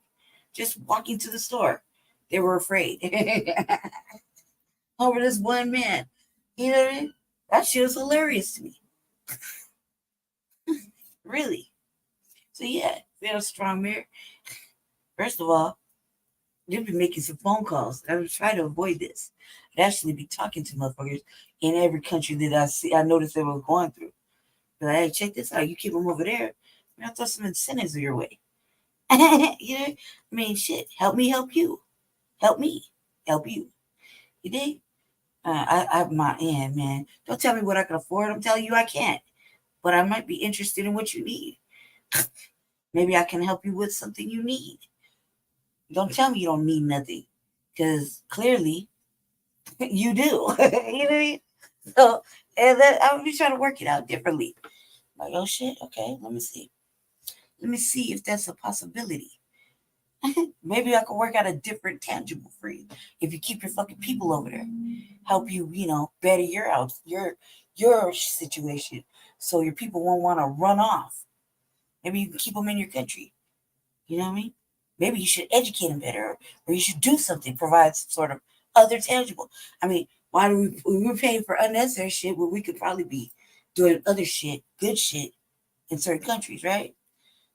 Instead of, doing some colonization that shouldn't be going on no more. But here we are playing fucking playing games and being part of both wars, both sides, paying for bullshit. We're doing too much. It's all wrong. Maybe we should do some good shit. And motherfuckers will be trying to escape their house, their country, to come over here to fuck up our shit over here, only to add to the fucking mischief that's going on in our country. You think? So yeah, I'm very remiss to think that they don't have no outlet to know that we don't want that shit over here, right? Or if you're gonna come over because you're in a real serious situation, I mean, make me believe that you got it started, that you really a refugee of that country, right? That you really are you need protections. Yes. No. The one that's current that I was playing before, because you are running behind it. Yeah, it was from today. I was randomly skipping around. I was killing time, really. Waiting for you to answer. Chose to go rinse out my eye. And just, yeah. So if we are a strong mayor, hypothetically, first of all, I think I will make sure you couldn't get up in here. Real shit. I might have to cut off certain things to make sure you couldn't just sneak on over and think you just get away with shit. Because there's individuals that are really doing bad things out in the open, like meaning living in an encampment butt ass naked. And there's people with children around you butt ass naked in your tent with the curtains pulled up in. You need fresh air and shit. Come on now, cuz, put some clothes on. Somebody should have mopped you by now. You should have been kicked off the island.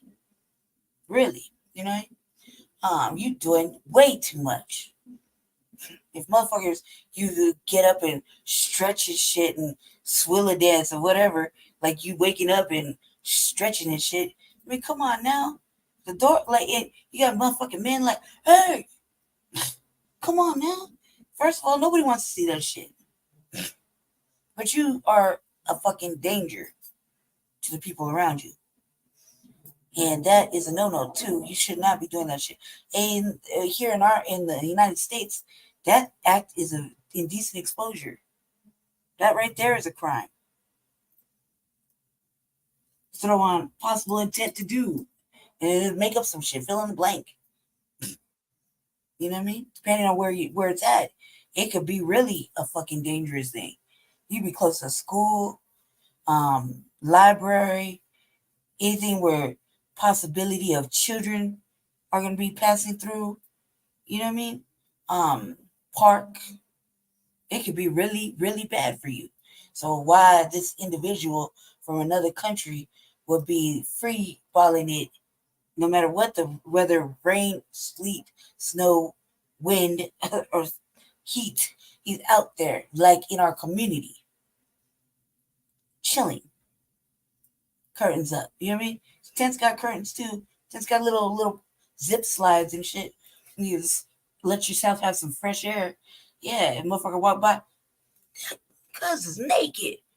You know what I mean? And a real motherfucker have been like, man, told him to put some motherfucking clothes on. I don't know why his tent is now lit on fire. I guess it's because he won't put no motherfucking clothes on. I don't know why somebody decided to clip the bottom of his tent with a motherfucking motorcycle and drag him 10 feet. I don't understand. I don't understand why the top of his motherfucking tent all of a sudden got sliced the fuck open. Who did that? I have no idea. Must be a magical motherfucking thing of bad luck. Real shit. Is it raining and a fire started right here in this one only tent? It's raining. Make it make sense why the water is lighting up. Oh man. Neither these two solutes mixed with water. It won't stop. Oh my God. 10 minutes later, what is it? You just got a motherfucker butt ass naked in a fetal position. I don't know what happened to him. Must have been an act of Allah. Like got struck by lightning. Put some motherfucking clothes on. You lucky he didn't die in there. I don't know why cuz getting arrested in the middle of the night. Damn. Why? It's awfully quiet around here. All of a sudden this motherfucker getting yelled at. It's throwing some motherfucking old ass some motherfucking jail uniform at him. And hauled off in front of everybody in the middle of the night. I don't know why. You know what I mean? I don't know why he's getting stomped out like that. Sounds crazy. What did he do? I guess he should have put some clothes on. Damn. It took all that. You still won't put no clothes on? All right. I don't know why he's getting curb checked. I don't know why. I have no idea. Sounds dangerous though. You see, really? We got things like that. We got motherfuckers breaking into apartments just to steal bitches' panties. Why? Who knows? I mean, I would have stole a bowl of cereal or something. I mean, shit, ain't nobody living here. Can I stay here? Fuck it, I'm staying here. You know what I mean?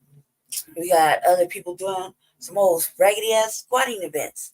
You know, they squatting up and shit and destroying the motherfucking crib. They get drawn attention to themselves.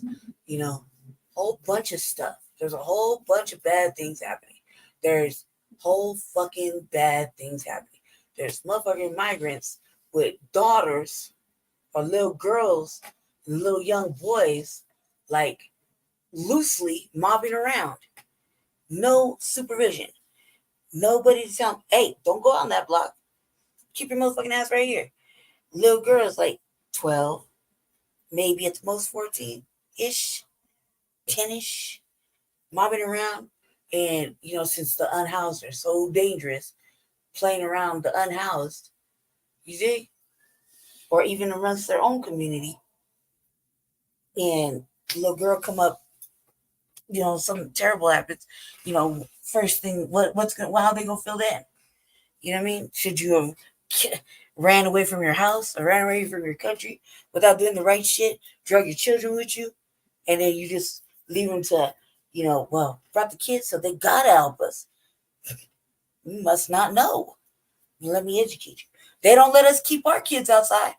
We don't know why you're getting this pass. You know, we can't have our children living outside. Fuck no, especially if you're black. You do not get your fucking kids to live outside. You like lucky you made it. You living in a car with your children or something, and you managed to get through it for like a few months. You were lucky. You know, you don't see families living in motherfucking tents like that with young children, and they're from the soil here. No, they accuse them of all kind of bad things.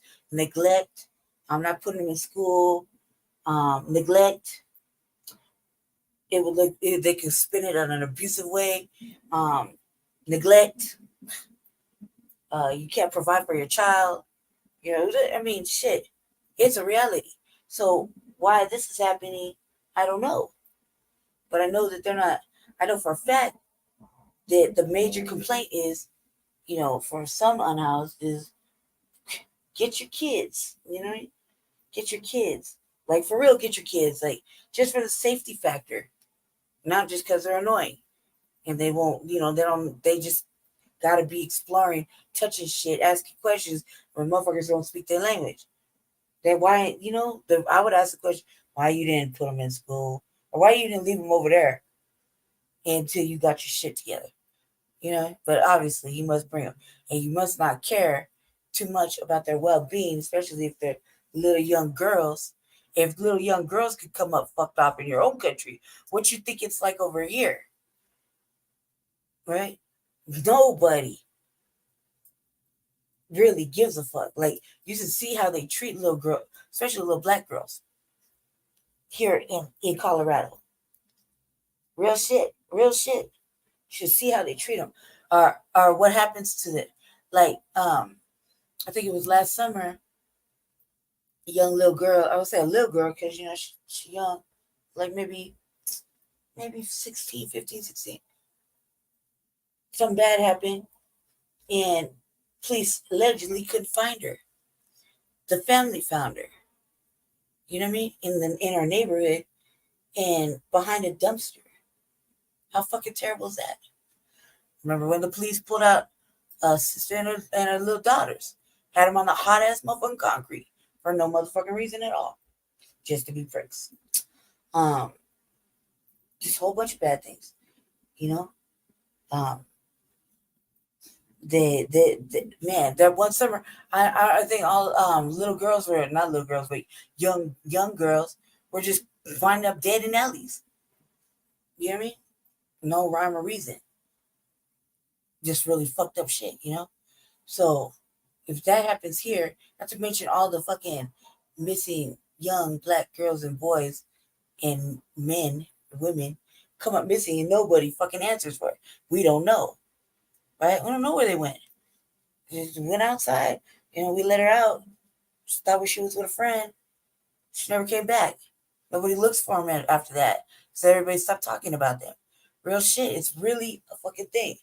So I don't know why nobody doesn't think that if it's not safe there for your daughter, you're not really protecting her there. If you're letting them do this shit here, what the fuck you think was going on over there?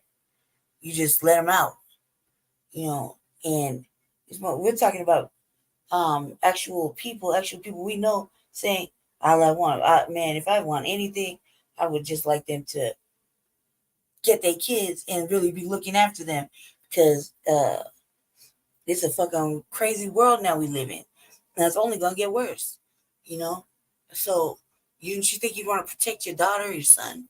That's like off top.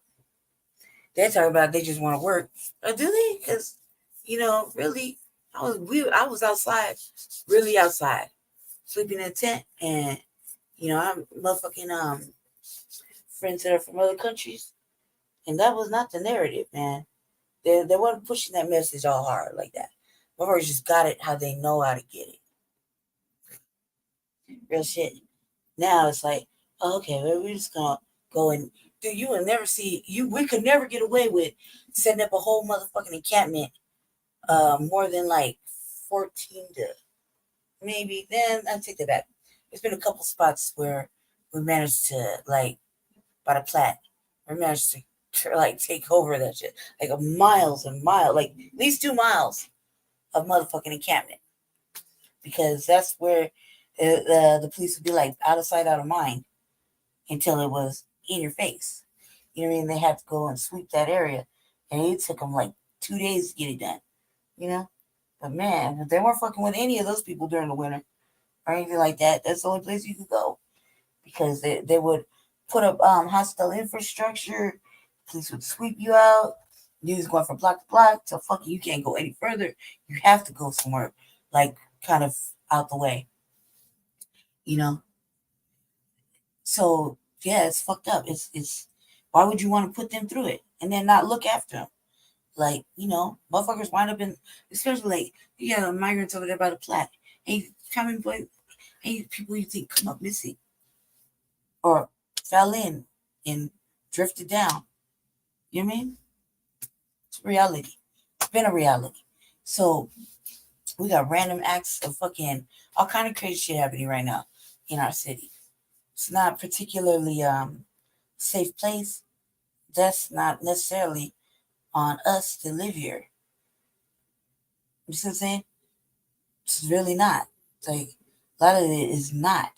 True, indeed. Like, how the fuck you come over here and you come and you have more access to shit, or you have better assets when you get here than the average motherfucker that lives here, right?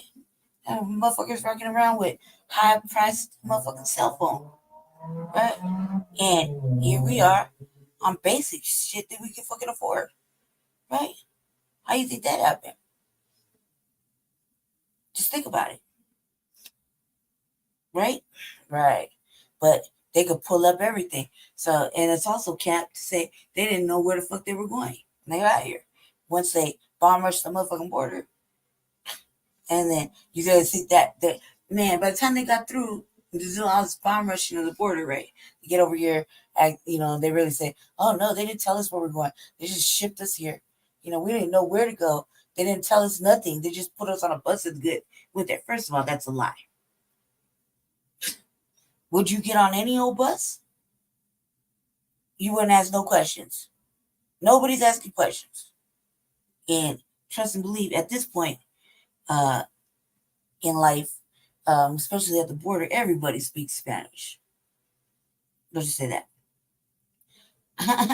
Right? So you mean tell me nobody said you're in Texas, and since you're becoming too much of a financial burden, we're gonna go ahead and look. You got 3 options: New York, Chicago, or Denver. Pick one. Oh, You know what I mean? They don't say, hey, in Denver or in Colorado, it is cold as fuck here. In New York, cold as fuck. I hope you brought a coat. Oh, it looks like you're walking light. You know what I mean? Summertime when you decided to bomb rush our country. You know what I mean? Like for real. Like deep like that. You know what I mean? So yeah, no. They'll say, okay, well, before you get on this bus, you're going to Colorado. You're gonna need a little bit more of a set of this old weak ass motherfucking thin ass fucking paper blanket and pillow to keep yourself comfortable on the bus. You're gonna need a coat. So let me help you get started. Let's put you in a warm little sweatsuit or something. As soon as you get there, it's about to be cold as fuck. That's what it was. Starting to get cold. And the motherfuckers like, I don't know how to live. Shaking his shit. Like, and then have the audacity to not want to go inside. Because you don't want to. Because, the food's fucked up. And there's some constant problems. They all feel unsafe. Goddamn right. You think you're the only motherfuckers that said that? No. You think that it's unsafe? No. You're the only one. Oh my God. And you gotta force this other shit onto us, like we're not taking care of you. Look, cause them motherfucking shelters been whack forever, and you don't know how to protect yourself, or you don't know how to fucking defend yourself, and you get punked in there as an American anyway. Well, I guess you weren't protecting your shit, and you let a motherfucker walk you out. You obviously don't know how to stand up for yourself. You can't talk to the staff after the fact. I guess you wanted to get kicked out. You know what I mean? You're just not gonna protect your shit. I mean, considering those motherfuckers sleep with their shoes on, they put their shit in their fucking drawers. I mean, those motherfuckers go to sleep with their phone by their dick. Real shit. Seriously. Real shit. I ain't even making it up. Right? Because you don't think a motherfucker you're in a shelter, a motherfucker ain't going. It depends. It depends on how much they want to get fucking fucked up, right? You don't think anybody going to try to take something out, unzip you because they think they think you put your valuables in your underclothes. No, 90% of the time, motherfucker ain't thinking like that. They thinking whether they can take your shoes because you got caught slipping, you put them under your bed, right? Or you left your backpack right there and you was really tired, but you ain't paying attention and just walked off with it. And you got all your shit up in it, right? Or you was up in there woofing shit and the motherfucker decided to mop you up and take your shit any motherfucker way, right? So these kind of things happen. So, what are you going to do in that? Well, first, you're going to be a motherfucker. It depends on how much you want. You think about yourself. You're going to be a motherfucker and say, what? Well, all right, I guess we just go, all right, take flight. You hear me? Fuck the consequences. And please, man, I get kicked out for real, I'm taking flight again outside until I feel I can get back up in here. I don't know. Until I feel satisfied. But come on now. No, I'll catch you trying to touch my shit. Man, there was a time where this happened. Real shit. I first went into the shelter. I had a little bag, this little bag I used to keep my my dirty clothes in, like a little overnight backpack, right? Just so I can, wash up or whatever. I finally got stuff just to fit this like little lady overnight bag, right? Wasn't a big bag. And when I went into the first time, I went in there. I had to go to the restroom. I put my stuff on. Wasn't really thinking, right? This is motherfucker me. Motherfucker been in jail. I don't know how many times. Okay, and motherfucker been in and out the system, right? Word of the state. So I should know better, right? I really should have known better. Wasn't really thinking about it at the time. I was just thinking, there's a lot of motherfucking old ass bitches up here. Let me go to the restroom, wash my hands, right? Go to the restroom. I'm getting sweaty at the door in the restroom. I'm like, man, bitch, give me a moment. Like that. like whooping shit. I'm like, man, come up out this motherfucker and what? Like, oh no, I'm not gonna shut the fuck up. We'll come in and do something about it. You know, like we talking shit back and forth. Now I realize it's some old ass bitch, right? I don't even say I'm sorry. I just kind of like, well, excuse me, and move past her. You know? My own motherfucking business. I go back to my spot. And somebody took my bag. It just got dirty clothes in it, like maybe 2 things in it, right? Wasn't shit. And I was like, who took it? I said, oh, let me back that track up. What direction did you see the bag mop off to? Right? Because I mean, I don't want you to tell. I mean, shit. Some people live by a moral code of conduct. I'm like, man, shit. I think it went outside towards the bus. Right? You know what I mean? Cool. Let me go investigate for myself. You know what I mean? I'm not even gonna say where I heard what. Little bird, man, fuck it. I'm just gonna follow my detective skills and go see if I can find it. You know what I mean? But that right there was like, huh. When I came back in, because obviously it got away, right? Not because the bus pulled off, but I didn't really know where it went. And I wasn't gonna sit around asking people either. I was just gonna use my eyes and keep it pushing, right? If I saw it, then I saw it. And I was gonna take it back, right? Because that's just who I am. And no, that's it. So I come back and immediate guilt, right? Immediate guilt when a motherfucker be like, hey, did you find it? Did you catch him? Oh, what? Do what? Did I find what? Whole subject change, right? Oh, because, somebody took it, right? Took what? Hey, what you talking about? Took what? You know what I mean? Well, where'd you go? To what? Get fresh air in my own motherfucking business.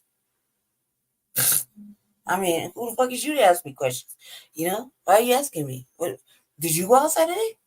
Did you get fresh air? Like, you know what I mean? Just switch your shit up because that kind of shit happens, right? There's times where I'd be asleep and I would sleep with my backpack in my motherfucking hand, clutched around like the sleep clutched, right? I make sure that, first of all, I don't like to be touched. So I make sure that, I'm sleeping. And if I had valuables, it wasn't just plugged in laid like that. You know what I mean? Just laid out on my little cot next to me, my phone charging. Hell nah. No. That motherfucker was somewhere else. You know what I mean? You just believe if you're trying to fill me up, you think I'm going to wake up. I'm going to wake up. If I feel like you be touched in places, yeah, I'm going to wake up. And it's not going to be great when I wake up. Why the fuck are you touching me, bitch? You know what I mean? Like, why the fuck are you in my face breathing on me? Because back the fuck up off me. Like, it's going to get real. And yes, it's going to get realer. Because no answer is going to make sense. You touching on me. You next to me. You too motherfucking close to me. I don't know what the fuck your intentions are. Who gives a fuck? Conditioned not to give a fuck. You too close. I didn't invite you. I woke up. You over me. You catch it. I don't give a fuck. Find me outside again. I'll be right there. Call somebody. Who cares? You're too close to me. You know what I mean? I'm that way. So yeah, if I felt you breathing on me or you trying to reach in my undergarment and manhandle me so you can grab something I put in there, money. It could be money, a bra. It could be it could be anything. A pack of Newports, a motherfucking cell phone. It could be anything. You know what I mean? A fucking anything. A bag of weed. It could be fucking anything.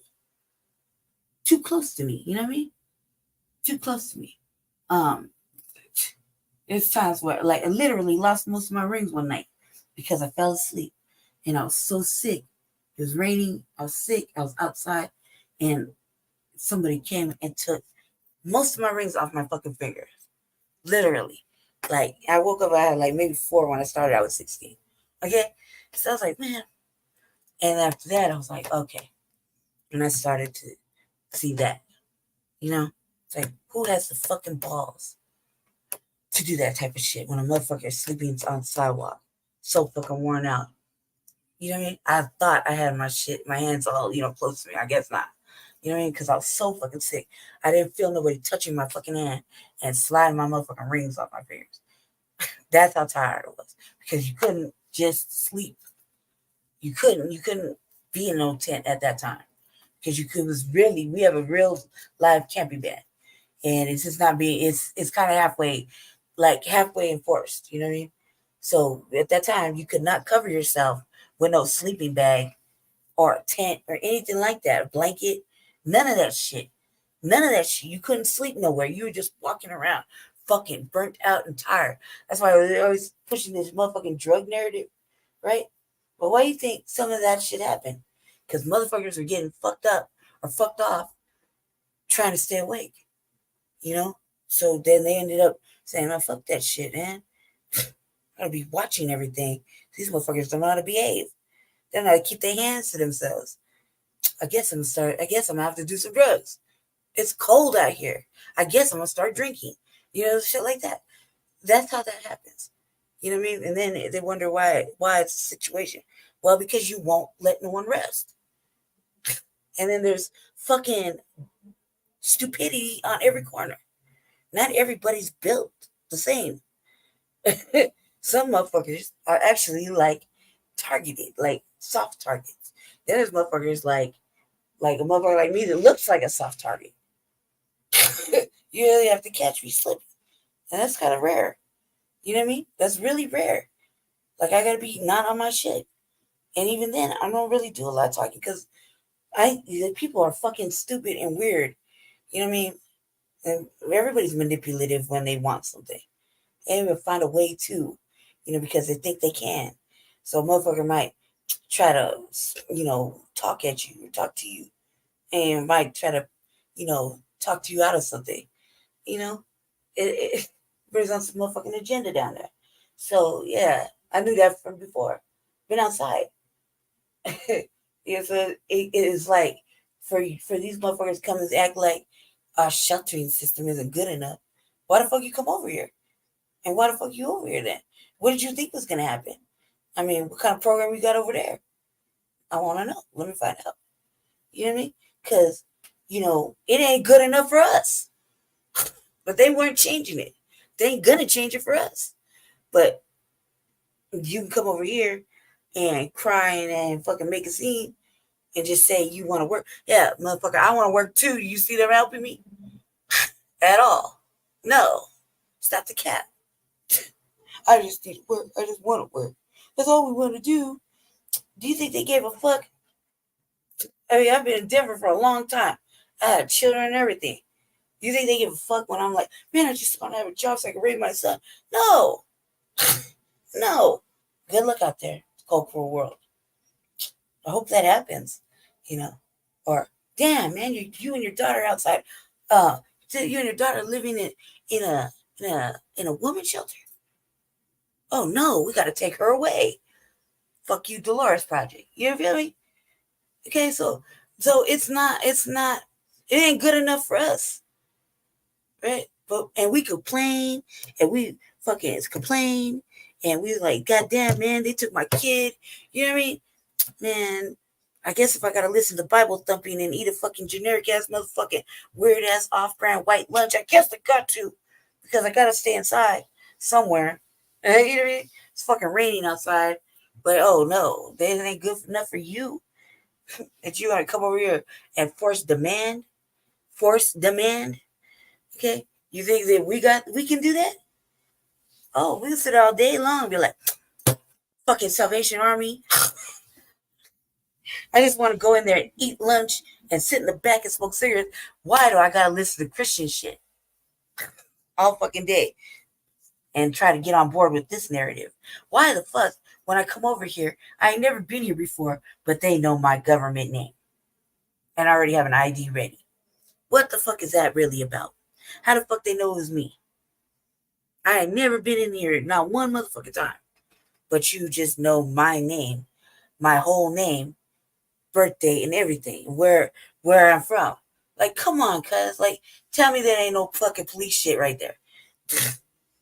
It is. It is. That was a fucking wide eye-opening experience going into the rescue mission for the first time. I looked at that shit like I thought all men lived there. Only men went there. I remember the triangle was right there. I was like, something but men right there. Man, I know. I used to go there, Sir Rock. out there. You know what I mean? When I was well enough to do so. I was walking around, dressed, walking around. I have mission done. You know? So I'm looking at the mail at the rescue mission, and I'm like, I don't want to go over there. Not at all. There's men there. It's a dangerous place for me. Look at me. It's a dangerous fucking place for me. Cute and shit, smart. No, it's a fucking dangerous place. Don't want to go over there. No, I'm not trying to get raped. Thank you, sir. I'm not trying to fight with no fucking weird ass dude. I'm not trying to be fucked with. I just leave me alone. Like, please don't make me go over there. As soon as I went in there, I like literally went to the desk and was going to do the ID process, I guess. And I didn't have to. I did not have to. I swear to God. I said, hello. They're like, Brandy Majors? Excuse me? Yeah, Brandy Majors. Birthday's in April 1st. Generation X, 1980. What? How the fuck? Excuse me? How'd you know? Yeah, they know. I'm like, because I'm not out here doing no real fuck shit. So it must be an old jail thing. It has to be a jail thing because how else would you know? You know, when a motherfucker walk in, they just know. You know what I mean? Like that facial recognition type shit, or the fact that it's obviously a jail thing over there at the rescue mission. So how the fuck, you know? But you got to go in there and you got to subject yourself to breakfast, lunch, and dinner. And so that's where the men go to wait for the bus, to get on the bus, to have a place to sleep at night, if they so choose to, right? Women ain't supposed to be in there. I didn't think women ever went in there. I learned that they ain't supposed to be in there after 4. Okay? So I'm still like, whoa, I don't want to go over there. But no, I had to go.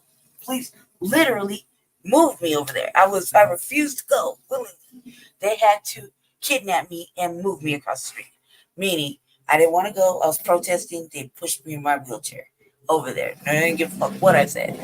Literally, did not give a fuck. I was like, no, I don't want to go. Literally, like a fucking little kid. I don't want to go over there. There's nothing but fucking men over there. I don't want to go over there. You just gonna have to arrest me or something. I'm not going over there. You're trying to put me in danger. Literally pushed me over there in my wheelchair, forced me. That's how I think about it. I think the police kidnapped me from one block, one corner to the other, of their hostage. The literal shit. They pushed me in my chair, up the ramp, through the door. They didn't give a fuck what protesting I was doing. Tell me that's not some fucking old op shit. You know what I mean? And then sat there and watched me get an ID so I can go in and out that bitch. Real shit. Every sheltering program knew my name. That was fucking weird. Till I got sick. I had never used the shelter. Have never used the shelter. Never. I'd just be outside or I'd be moving around. You know what I mean? It doesn't matter where I be. I just didn't have to go in the shelter. You know? I didn't go in the shelter at all. Why? Because I just didn't. Why? I didn't want to, I guess. I don't know, but I just didn't. So, it's kind of mind-boggling to me how when I went in the first time, when I got sick and I actually went in, had to go inside, how the fucking Samaritan house knew who the fuck I was. Really, really. I hadn't gotten arrested in I don't know how long. And by the time I became homeless, I had just got back from California. And I really wasn't doing anything bad. That the police had to manage me. You know what I mean? You know what I mean? I really wasn't. And that's just to say it like that, running out there just fucking off. So I don't understand how they knew. The motherfucker just kind of stay out the way. Fuck you, they know who you are. You dig? It's really fucked up shit. I couldn't even fathom how they knew. It just fucked me up. I was like, man, it's some old police shit. That's what I said immediately when it fucking went into Samaritan house. I went in an emergency or the overnight shelter. That's real shit. I went into the overnight shelter. They knew who I was. Then when the shit went down and sweeping, motherfucking police kidnapped me from one corner and pushed me up there. The fucking rescue mission, I ain't never been in that building, not one day before that. Never even walked past that at night or certain times because I'd be like, man, fuck no, I'm gonna get snatched off. Real shit. Mother, some old weirdo gonna run off with me and do bad things to me. I'm gonna stay right here across the street, away from them, unless I got something to do at the time when something happens. You're not really physically able to take care of yourself that well. You know, you really look at options like, nah, I'm good. Unlike I'm moving around pushing rock. I'm on my feet. I got a machete in my backpack. Come get it if you really want it. Don't do that. There, just take your shit, let me bounce. Thank you. I don't have no problems. Hey, how you doing? Oh man, shit, all money's good, man. Let me get that 5. You know what I mean? Come on now. That's a different time. This time I'm like, fuck no, I'm not going. No, bitch, don't. Where you going? Don't push me. Don't push me. Oh my god, you're freaking out and shit because I felt like, why are you taking me to this dangerous ass place? You just really want me to get hurt, and the police doing it. It's like, oh, this is no. And a woman did it. A woman did it. I was like, bitch, you raggedy. That's what I told her. I said, you a raggedy bitch. She said, don't call me names. I'll arrest you. Do that. Let's do that. Don't take me here. You old raggedy asshole. I was like, why are you taking me here? Like, this is dangerous. Don't you feel danger? Danger, danger, danger. You know what I mean? Like, as a girl. Like, grown men up in here. Danger, danger, danger. Let's not go. Abort mission, bitch. Real shit. What the fuck is you on? No. Danger. I don't know about you, but you know, motherfuckers will rape a white bitch. They're definitely gonna try to snatch me up because they don't give a fuck. You know what I mean? It's a dangerous time. Danger. No. Stay away from them. Don't be provoking them. Don't look them in the eyes. You know what I mean? Don't look men directly in the eyes, man. Who knows what kind of arousals are gonna happen? We're outside. Motherfuckers been outside. Okay? Who knows how long it's been? They try to talk you out your drawers anyway. No, abort, bitch, abort. She was not hearing any of that. She told me to stop calling your names or she was gonna lock me up. You know, I was like, oh, you a raggedy asshole. No, bitch. No, I said no. Let's do that. How many times I gotta say bitch? Come on now. Well, fuck this, man. Oh, fuck it, man. So I'm white and say so, huh? Fuck. I wish I could walk better. You know what I mean? Because that's what happened. I'm white. I'm a woman. I'm a police officer. Bitch, you take your ambiguous looking ass over here and go up in this shelter till 4:30. I don't wanna. Don't give a fuck what you want. That's pretty much how it went down. I don't want to. Why the fuck I got to? It's still 3:30. Like, the fuck you on? No. I ain't got to. Can I just stay here? I'm just gonna mind my business under this tree. Like I've been doing. I mind my own business. No, bitch. She's like, no. Like, oh, you a raggedy asshole. Fucking police officer, man. Straight up did that. I was like, so fucking, all I can think of is if I say I ain't going near that motherfucker, there's too many men just lurking around there. Like that, it feels like, you know, not to go over there. It feels kind of rapey. Rapey. It feels kind of rapey to me. So I'm gonna be like, yeah, I'm cool. I'm cool. Thank you though. No. Fuck no. Too many motherfuckers. There's too many of them that are on some other shit. And then there's one of me who's not on that shit. So no. And motherfuckers don't like to hear no. No matter how, you know, there's some motherfuckers that are like, they don't have to do things like that. And yet they do things like that. You know what I mean? So I'm like, shit, come find out. Let me check this out, man. There are real women, come to find out, real women sleeping with the unhoused. They got jobs and everything. What the fuck is that about, right? And some of these people are like, you know, they're just doing the most.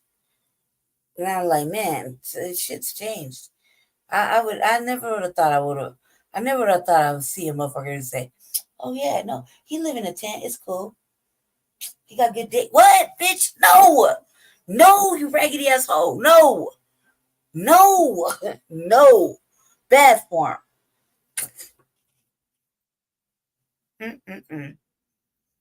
Yeah, it's dangerous shit.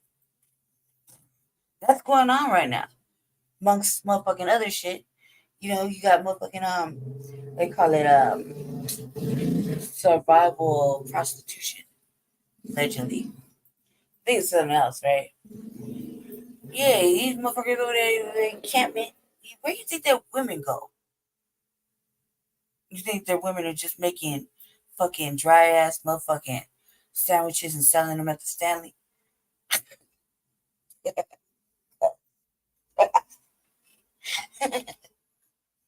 No.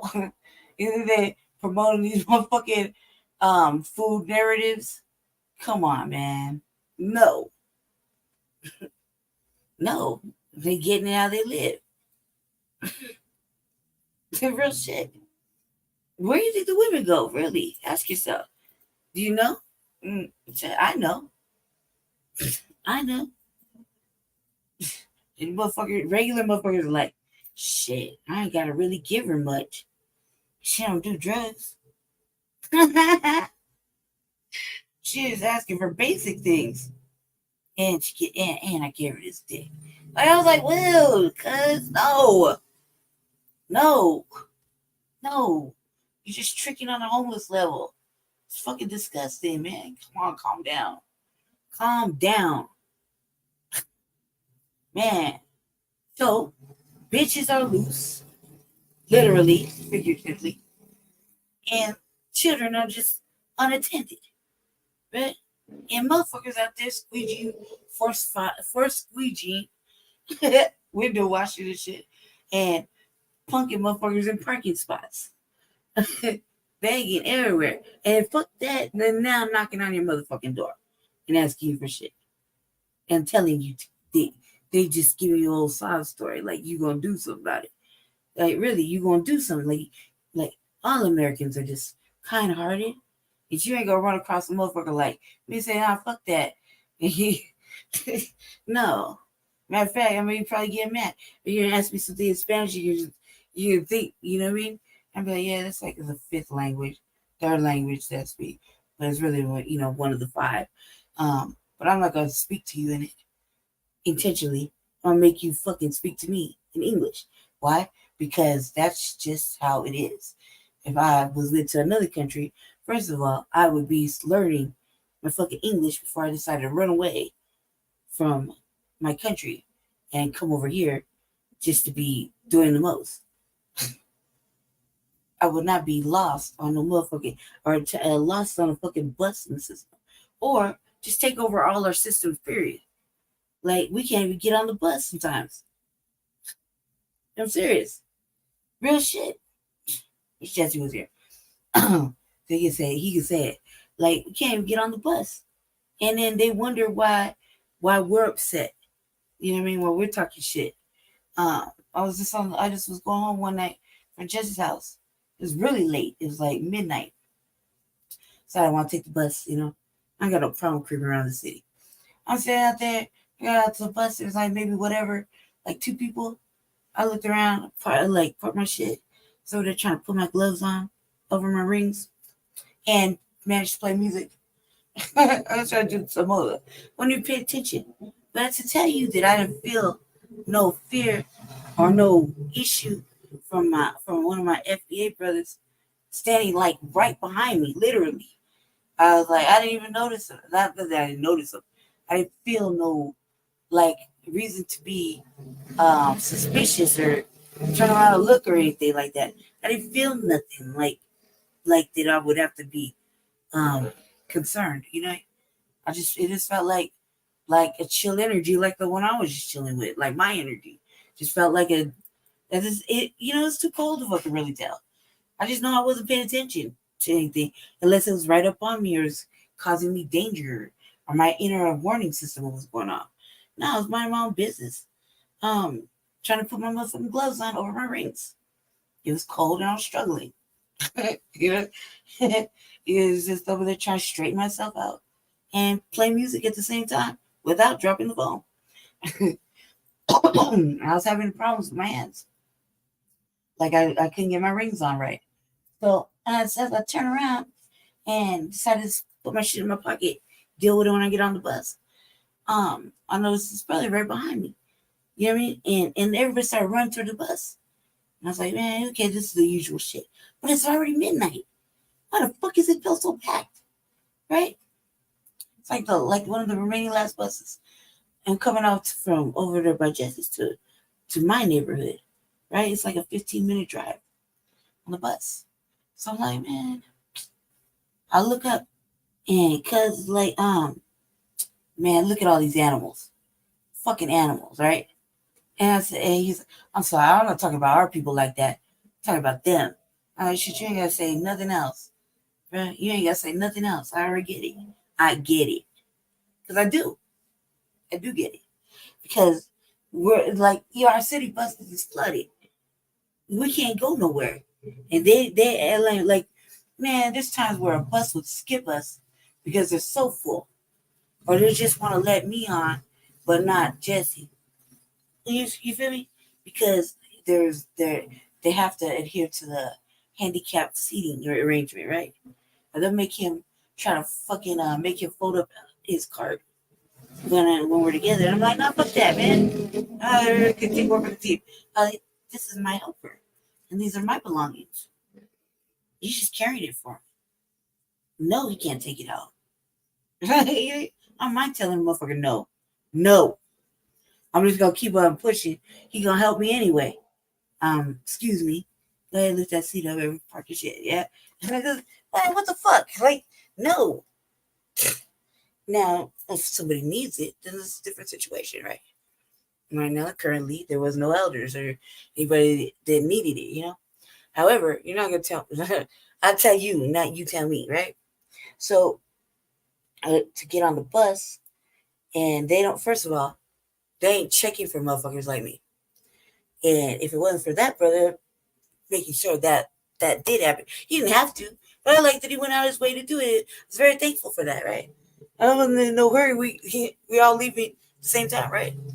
But he's like, what? And the motherfucker dropped the rap. And I was cool.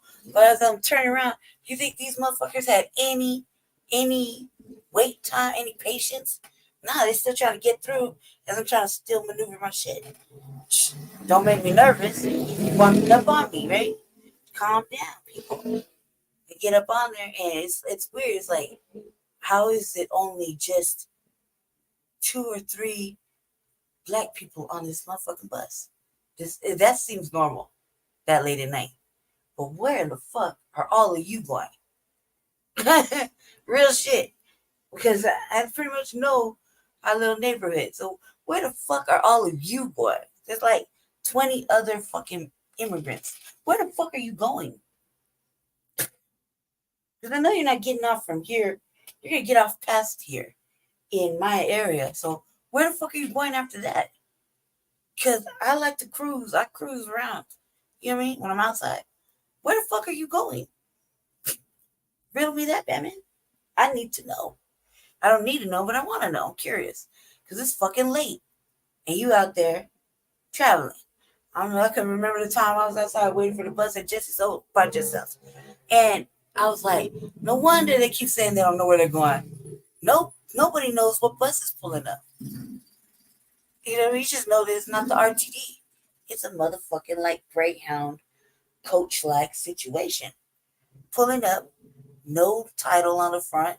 They'll say, such and such from Denver or anything like that, to going to say, I don't know, Arkansas or shit like that. He don't say nothing. He'll say it's not no motherfucking casino line bus into the mountains or nothing. It ain't none of that. No number on it, tinted windows. Clearly a fucking traveling bus. And what happened? And all these motherfuckers just hop out. Looking around like lost, like tourists. And where they go? First thing they go, for some reason, they gravitated to the train. Like almost instinctual. You know, like they got out, looked up, I don't know where we're at. Let's get on this train. Like went towards the train. I was like, no, I don't know. That's sus. 2 minutes later in my mind, I'm like, oh, look, must be a bus. Must be motherfucker just try to be slick and just drop them off in our fucking black areas. Like that isn't the truth. Like the motherfucker said, you just dropping off these migrants in black neighborhoods. And like, and then when they ridicule us and they say we're lying. No, it's not a lie. They did that. I just did it with my own eyes. I was like, oh shit. Look it. They said we were lying. And it's fucking 12:30 at night. The fuck? You just go directly to the train. Like an instant, like a pool. Some sort of energy pool that say, get on the motherfucking train. They were just following like sheep. I'm like, come on, cuz, where are you going? Why did you bring him out here? Now, oh, never mind, I get it. You don't want to make it look like you were going to Union Station. Like you should be, drop it off like every other Greyhound fucking bus. The Greyhound doesn't stop at it. Motherfucking Union Station. Like you catch other fucking buses to get around the city or the airport. Come on, cuz.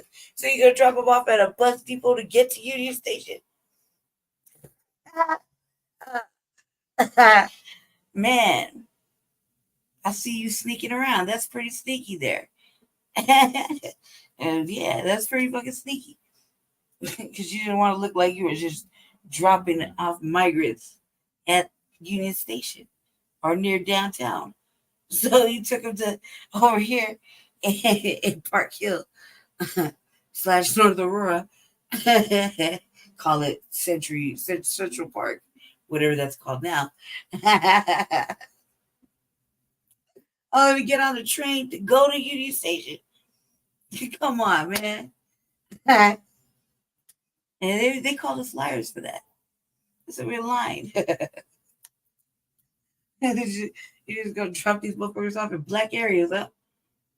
That's not happening. Oh, yeah, motherfucker, it is.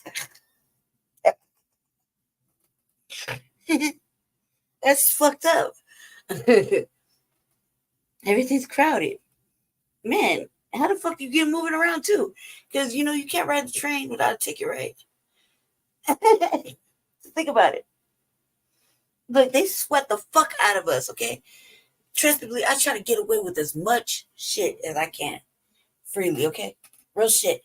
Because I remember when the bus was like 75 cents. I can even take it back to where I can remember when it was 50 cents. Okay? I was this young and I like to be outside, right? So I can remember when the bus was like 75 cents. I can remember me tripping when it turned into like $1.25. I was like, what the fuck? Why is it so expensive? Real shit. I was like, $1.25? Damn. Well, can't get my grind, right? I remember a time when I was like, $1.25 just to go? Yeah, how long does transfer last for? Real shit. There was paper transfers with punch holes in it. I'm like, man, let me get on that way, right? Real shit. I remember when it was like that. So now when the bus is like damn near, I don't know, $4, just part of the way, it's really stupid. It's like 3 something. You better have a fucking way to get a discount. Okay, now, oh my God, you got to contribute another $175 just to use this pass? What the fuck is the point? I still question what the point of live passes. I still question it. I still want to know what the fuck the point is of it, because they really don't ask for it. They don't care about it. and they just accept whatever, right? You kind of have to, argue your way. Now, man, I remember times where I would literally find a reason to ask to get on the bus for free. I mean, oh, please, man. Man, I don't got no money. I got like 75 cents on it. Now it's like, come on. You ain't even got to make up an excuse anymore. It's really not that hard. It really. They gave up. The drivers just gave up. They're like, man, look at this motherfucker. He gonna try to talk to me. Come on now. You gonna try to give me a little more drunk sob story, man? Come on. We ain't got all day. Real shit. They stop asking. We stop giving a fuck. Like, really. And I'm like, man, why the fuck? What this live pass really supposed to do? Because ain't nobody really enforcing it. Because try to use that on a train with no ticket.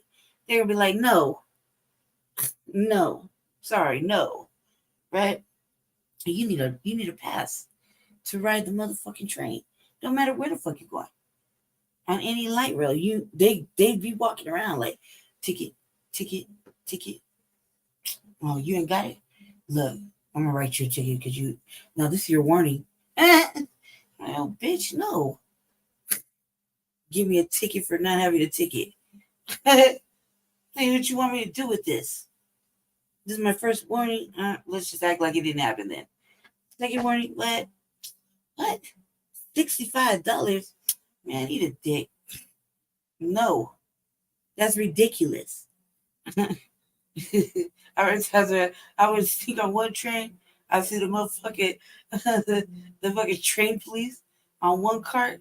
I'm like, man, let me get to the next stop. And hop off on the next stop and then try it again. Because I was just like, why the fuck is it so expensive? Like, really so expensive and the most inopportune times. No, I refuse. I fucking refuse. I have to stand on my principles on this. Some shit is just ridiculous. It should not be so fucking expensive. Like, what are we really paying for, really, ultimately? You're paying for your shit to be built only for you to be sweated, talked about, and forced off. You can't just ride the fucking train when it's cold out at night. They're not going to let you. If they know you're going to the motherfucking Union Station or the airport, they're going to try to divert you. If you're a fucking problem, they're going to divert you. You know what I mean? If you're fucking up, they don't give a fuck. But they sure fucking only care about the whites and people who are visiting during major fucking events. Like New Year's Eve. They ain't enforcing shit. They're just looking out, right? They're everywhere. During major games, major sports events, or actual functions, like parades and whatnot, such and such. Whatever involves going downtown. There might be something going on. So they're going to be like, they ain't checking for nobody. They ain't stopping the whites on the way to a baseball game.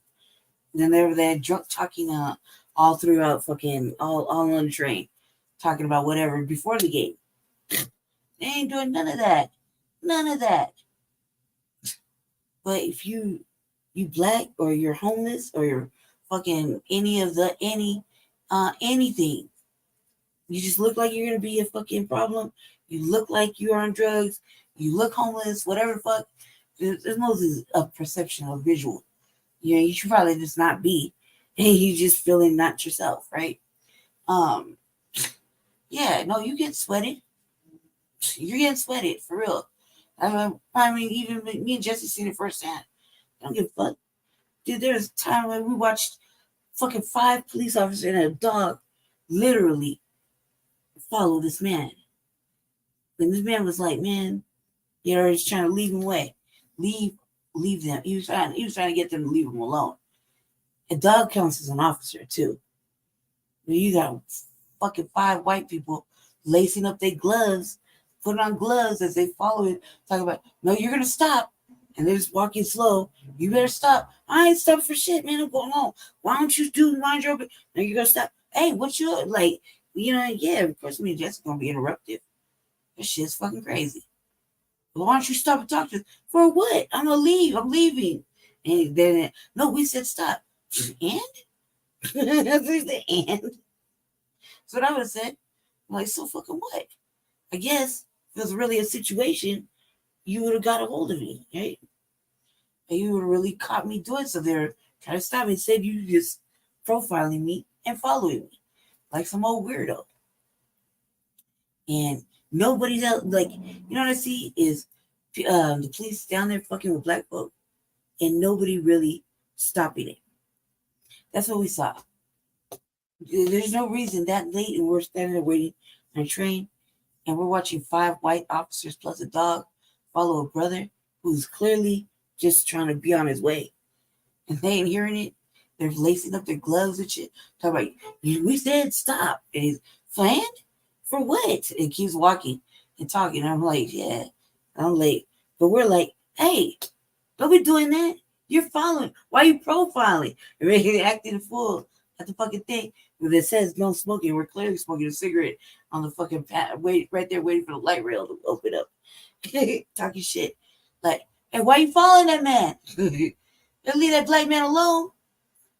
You good, brother? Like, that's how we were that night. You know what I mean? Yeah, right? You know, an officer counts as a dog, bro. Dog is an officer too. You know, don't make no sudden rapid runoffs. Don't run off. So you got that dog. And as soon as you run off, man, said don't even try to think about running off. Just casual walk fast. Because you run off, that motherfucker let go of that leash. That's your ass. Real shit. That's fucked up. Like, so that kind of shit happens. Man. You know, not to mention, it's just weird. Like, do they get sweated? Do the immigrants get sweated at Union Station like the unhoused? That's my question. Right? Do they get accused of doing too much while they're down there? The answer is no. They do not get sweated. Now, I mean, I know. I went to go, you know, patrol a suite, take notes, right? Down there during the day. And we had a little bit of migrants out there. No, they didn't give no fucks. They just looked past them, around them. They focused on what they perceive is dangerous. Homeless people trying to stay warm. They're like, oh, they're doing drugs. Man, you know what? That is the case. Sometimes, you know. I'm saying majority of times because it's warm and there's all kind of warming little areas at the Union Station. The motherfucker gets cold. Yeah, you gotta stay awake. You know, cold make you pass out too. You know, you get too cold, you'll fall asleep. The motherfucker drinking a little whiskey or something, smoking, trying to stay awake. They don't give a fuck at some point because they've been maneuvered, moved around, told they can't sit there, go there, get out of here, don't come in there. Fuck no. I don't know how you're gonna feed yourself today. Hey, let me get them shoes. Man, what the fuck you doing around here? Why are you going through that dumpster? Ew, get a job. You go through all that all day long. Yeah, of course you just don't give a fuck at some point. You're just like, man, that's all I fucking man, you should just get a job. Yeah, you think? Oh my God, this is making downtown look like shit. Yeah, so motherfuckers stop giving a fuck and just start smoking drugs right there. And then they too fucked up to be like, hey, you know you're smoking on camera. And so you want some? They get that kind of attitude out there. And then the mayor made them disappear for like 1,500 of them just witnessing in jails. No answer. Don't know. They can't account for it. There's no data. Don't know what happened. Yeah, real shit. Motherfuckers just woo, woo, woo. That's it. You know what I mean? That's how you solve homelessness. Jail don't run out of beds. Think about it. There's always a place for you to sleep in jail. They got boats and mats extra. You know what I mean? Trust me, they'll find a spot on the floor for you. That's how they solve housing. You know what I mean? The homeless population getting too big, getting too crunk. Guess we need to go ahead and give them a nice warm place for about 3 to 6 months, and we'll just shift them around. Give them a little tour. From one jail to the next. 3 months here, 6 months there. Fuck it, why not? And we'll let them out, later after they've been thoroughly fucking cleansed and fucked with, that they have no other choice but to just ride that wave. By the time they get out, they're like, I guess, I don't know, it wasn't set up no success, have nowhere to be. I guess I'm going right back to, man, I missed the mission. We go see what's going on over there. And right back in. You see what I'm saying? And it's just a setup. It was set up. So yeah. I'm tired. I wonder if they get treated the same fucking way. And they don't. They really don't. They really don't. That's why, like, you'll see, like, if anybody's ever reading the news break, you ever read the news break, then you'll see it's motherfucking, it's not necessarily us fucking up. It seems to me everybody got like 2 motherfucking last names. Real shit. They all look alike. Like this committing mass, like fucking crime waves. You know, when I was collecting signatures for myself, I asked this one proffer if she lived in the, whatever. I was trying to get signatures for my shit. And I was really curious to why this bitch was throwing all kind of shade. But how the fuck did she get this motherfucking truck? It was like a brand new fucking truck. Like an SUV type. Can't really tell you what it was looking like. It bitch was all fucking hoity-toity. And as soon as I asked her, she told me in Spanish she don't speak English. And then she just barely moved here. I said, move here? You know what I mean? Like, for real? You know what I mean? It was like, what are you doing living in this area? So, I do speak Spanish, but I was curious. I was like, it's like my third language. I had to learn it out of necessity. I was like, I asked her, I said, why you move over here if you're not interested in voting? You live in this area. Don't you care to vote? She's like, yeah. And she told me, well, she's like, I only vote for what I can understand. I said, how the fuck you get this truck? I asked her in Spanish. I asked her in slang Spanish because that's all I speak. That's what I learned, right? Like street Spanish, a long time ago. So I was like, asked her like kind of tried to ask her the way I asked her, She gave me that look, like, best talking to you before it's bad happens, Goddamn right. But I was just like, why the fuck you got this truck then? I was like, do you have a job? Like, do you work here? She's like, who pays for that? Do you got a husband? She's like, I pay for it. How? You can work here? That means you can vote. She's like, no. I said, oh, you's a prostitute. But I told her in Spanish. I called it a different name, right? I was like you old trick ass hoe. So you a hoe?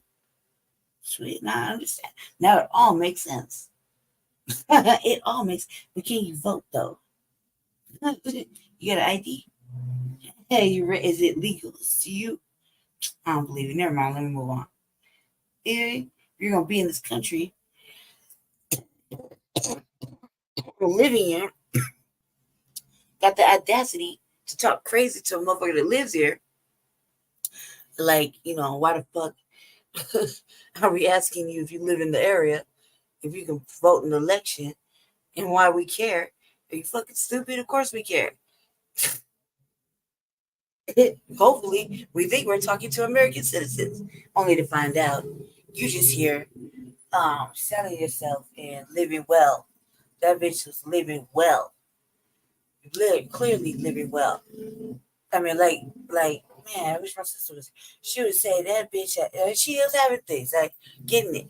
There was no real jealousy about that. That was like, okay, bitch, I can dig it, I guess. you gotta get it. You gotta get it, I guess.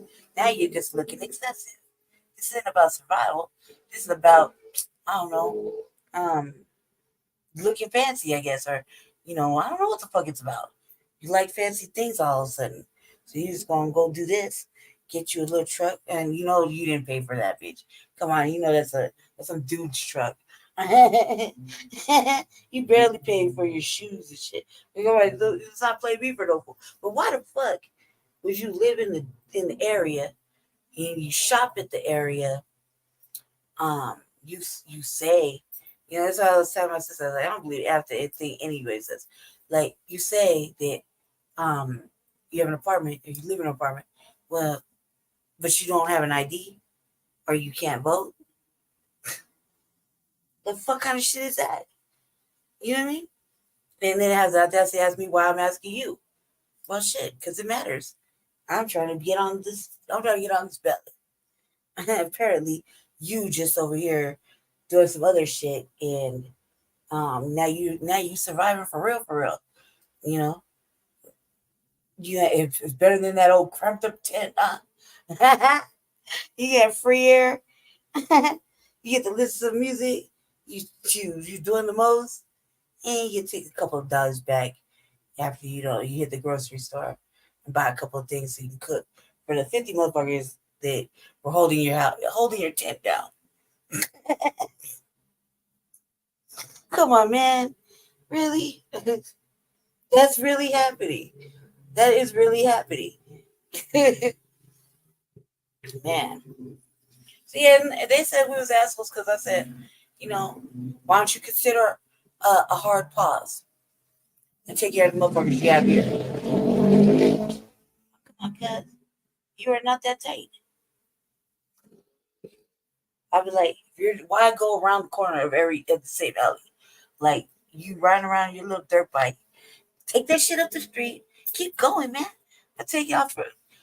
If you let me drive it by myself, I'm not going to go around the block. I'm not going to go around the block. I'm going to come up missing for like 25 minutes. Real shit. I was with the wind blowing through my hair. All right, man. I'm done. I gotta go. Fun stuff. Anyway, family, I'm out. But I don't know. I just feel like we don't ask the right questions. We're not asking the right questions. So I advise everybody to ask the fucking questions. Especially when you feel wronged in some kind of way about some shit. I guess me and Jesse shouldn't be so invested. Yeah. Oh well. Anywho, y'all have a good ass afternoon. Stay black, stay engaged, stay favored, obviously. Let's say Wednesday. Shit, join us on Friday for the Grand Rising with Shabaka in the Chase in the morning. And then Saturday for Frontline Black News. Same usual place, same usual time. I'll see you later. Thanks for hanging out. Especially you two little eyeballs that were watching and didn't say hi. I saw you. All right, I'm gonna go. Oops, where I put my mouse? That's the thing with having where'd you go? Oh, I dropped it. Fucking one of those remote mouses. I was sitting there fucking with this thing. I'm weaving something right now. Like some yarn, making like a little chain. And I forgot I dropped my mouse. Anywho. Have a good afternoon. Be safe out there. Stay black and dangerous. Talk to you soon. Thank you for hanging out.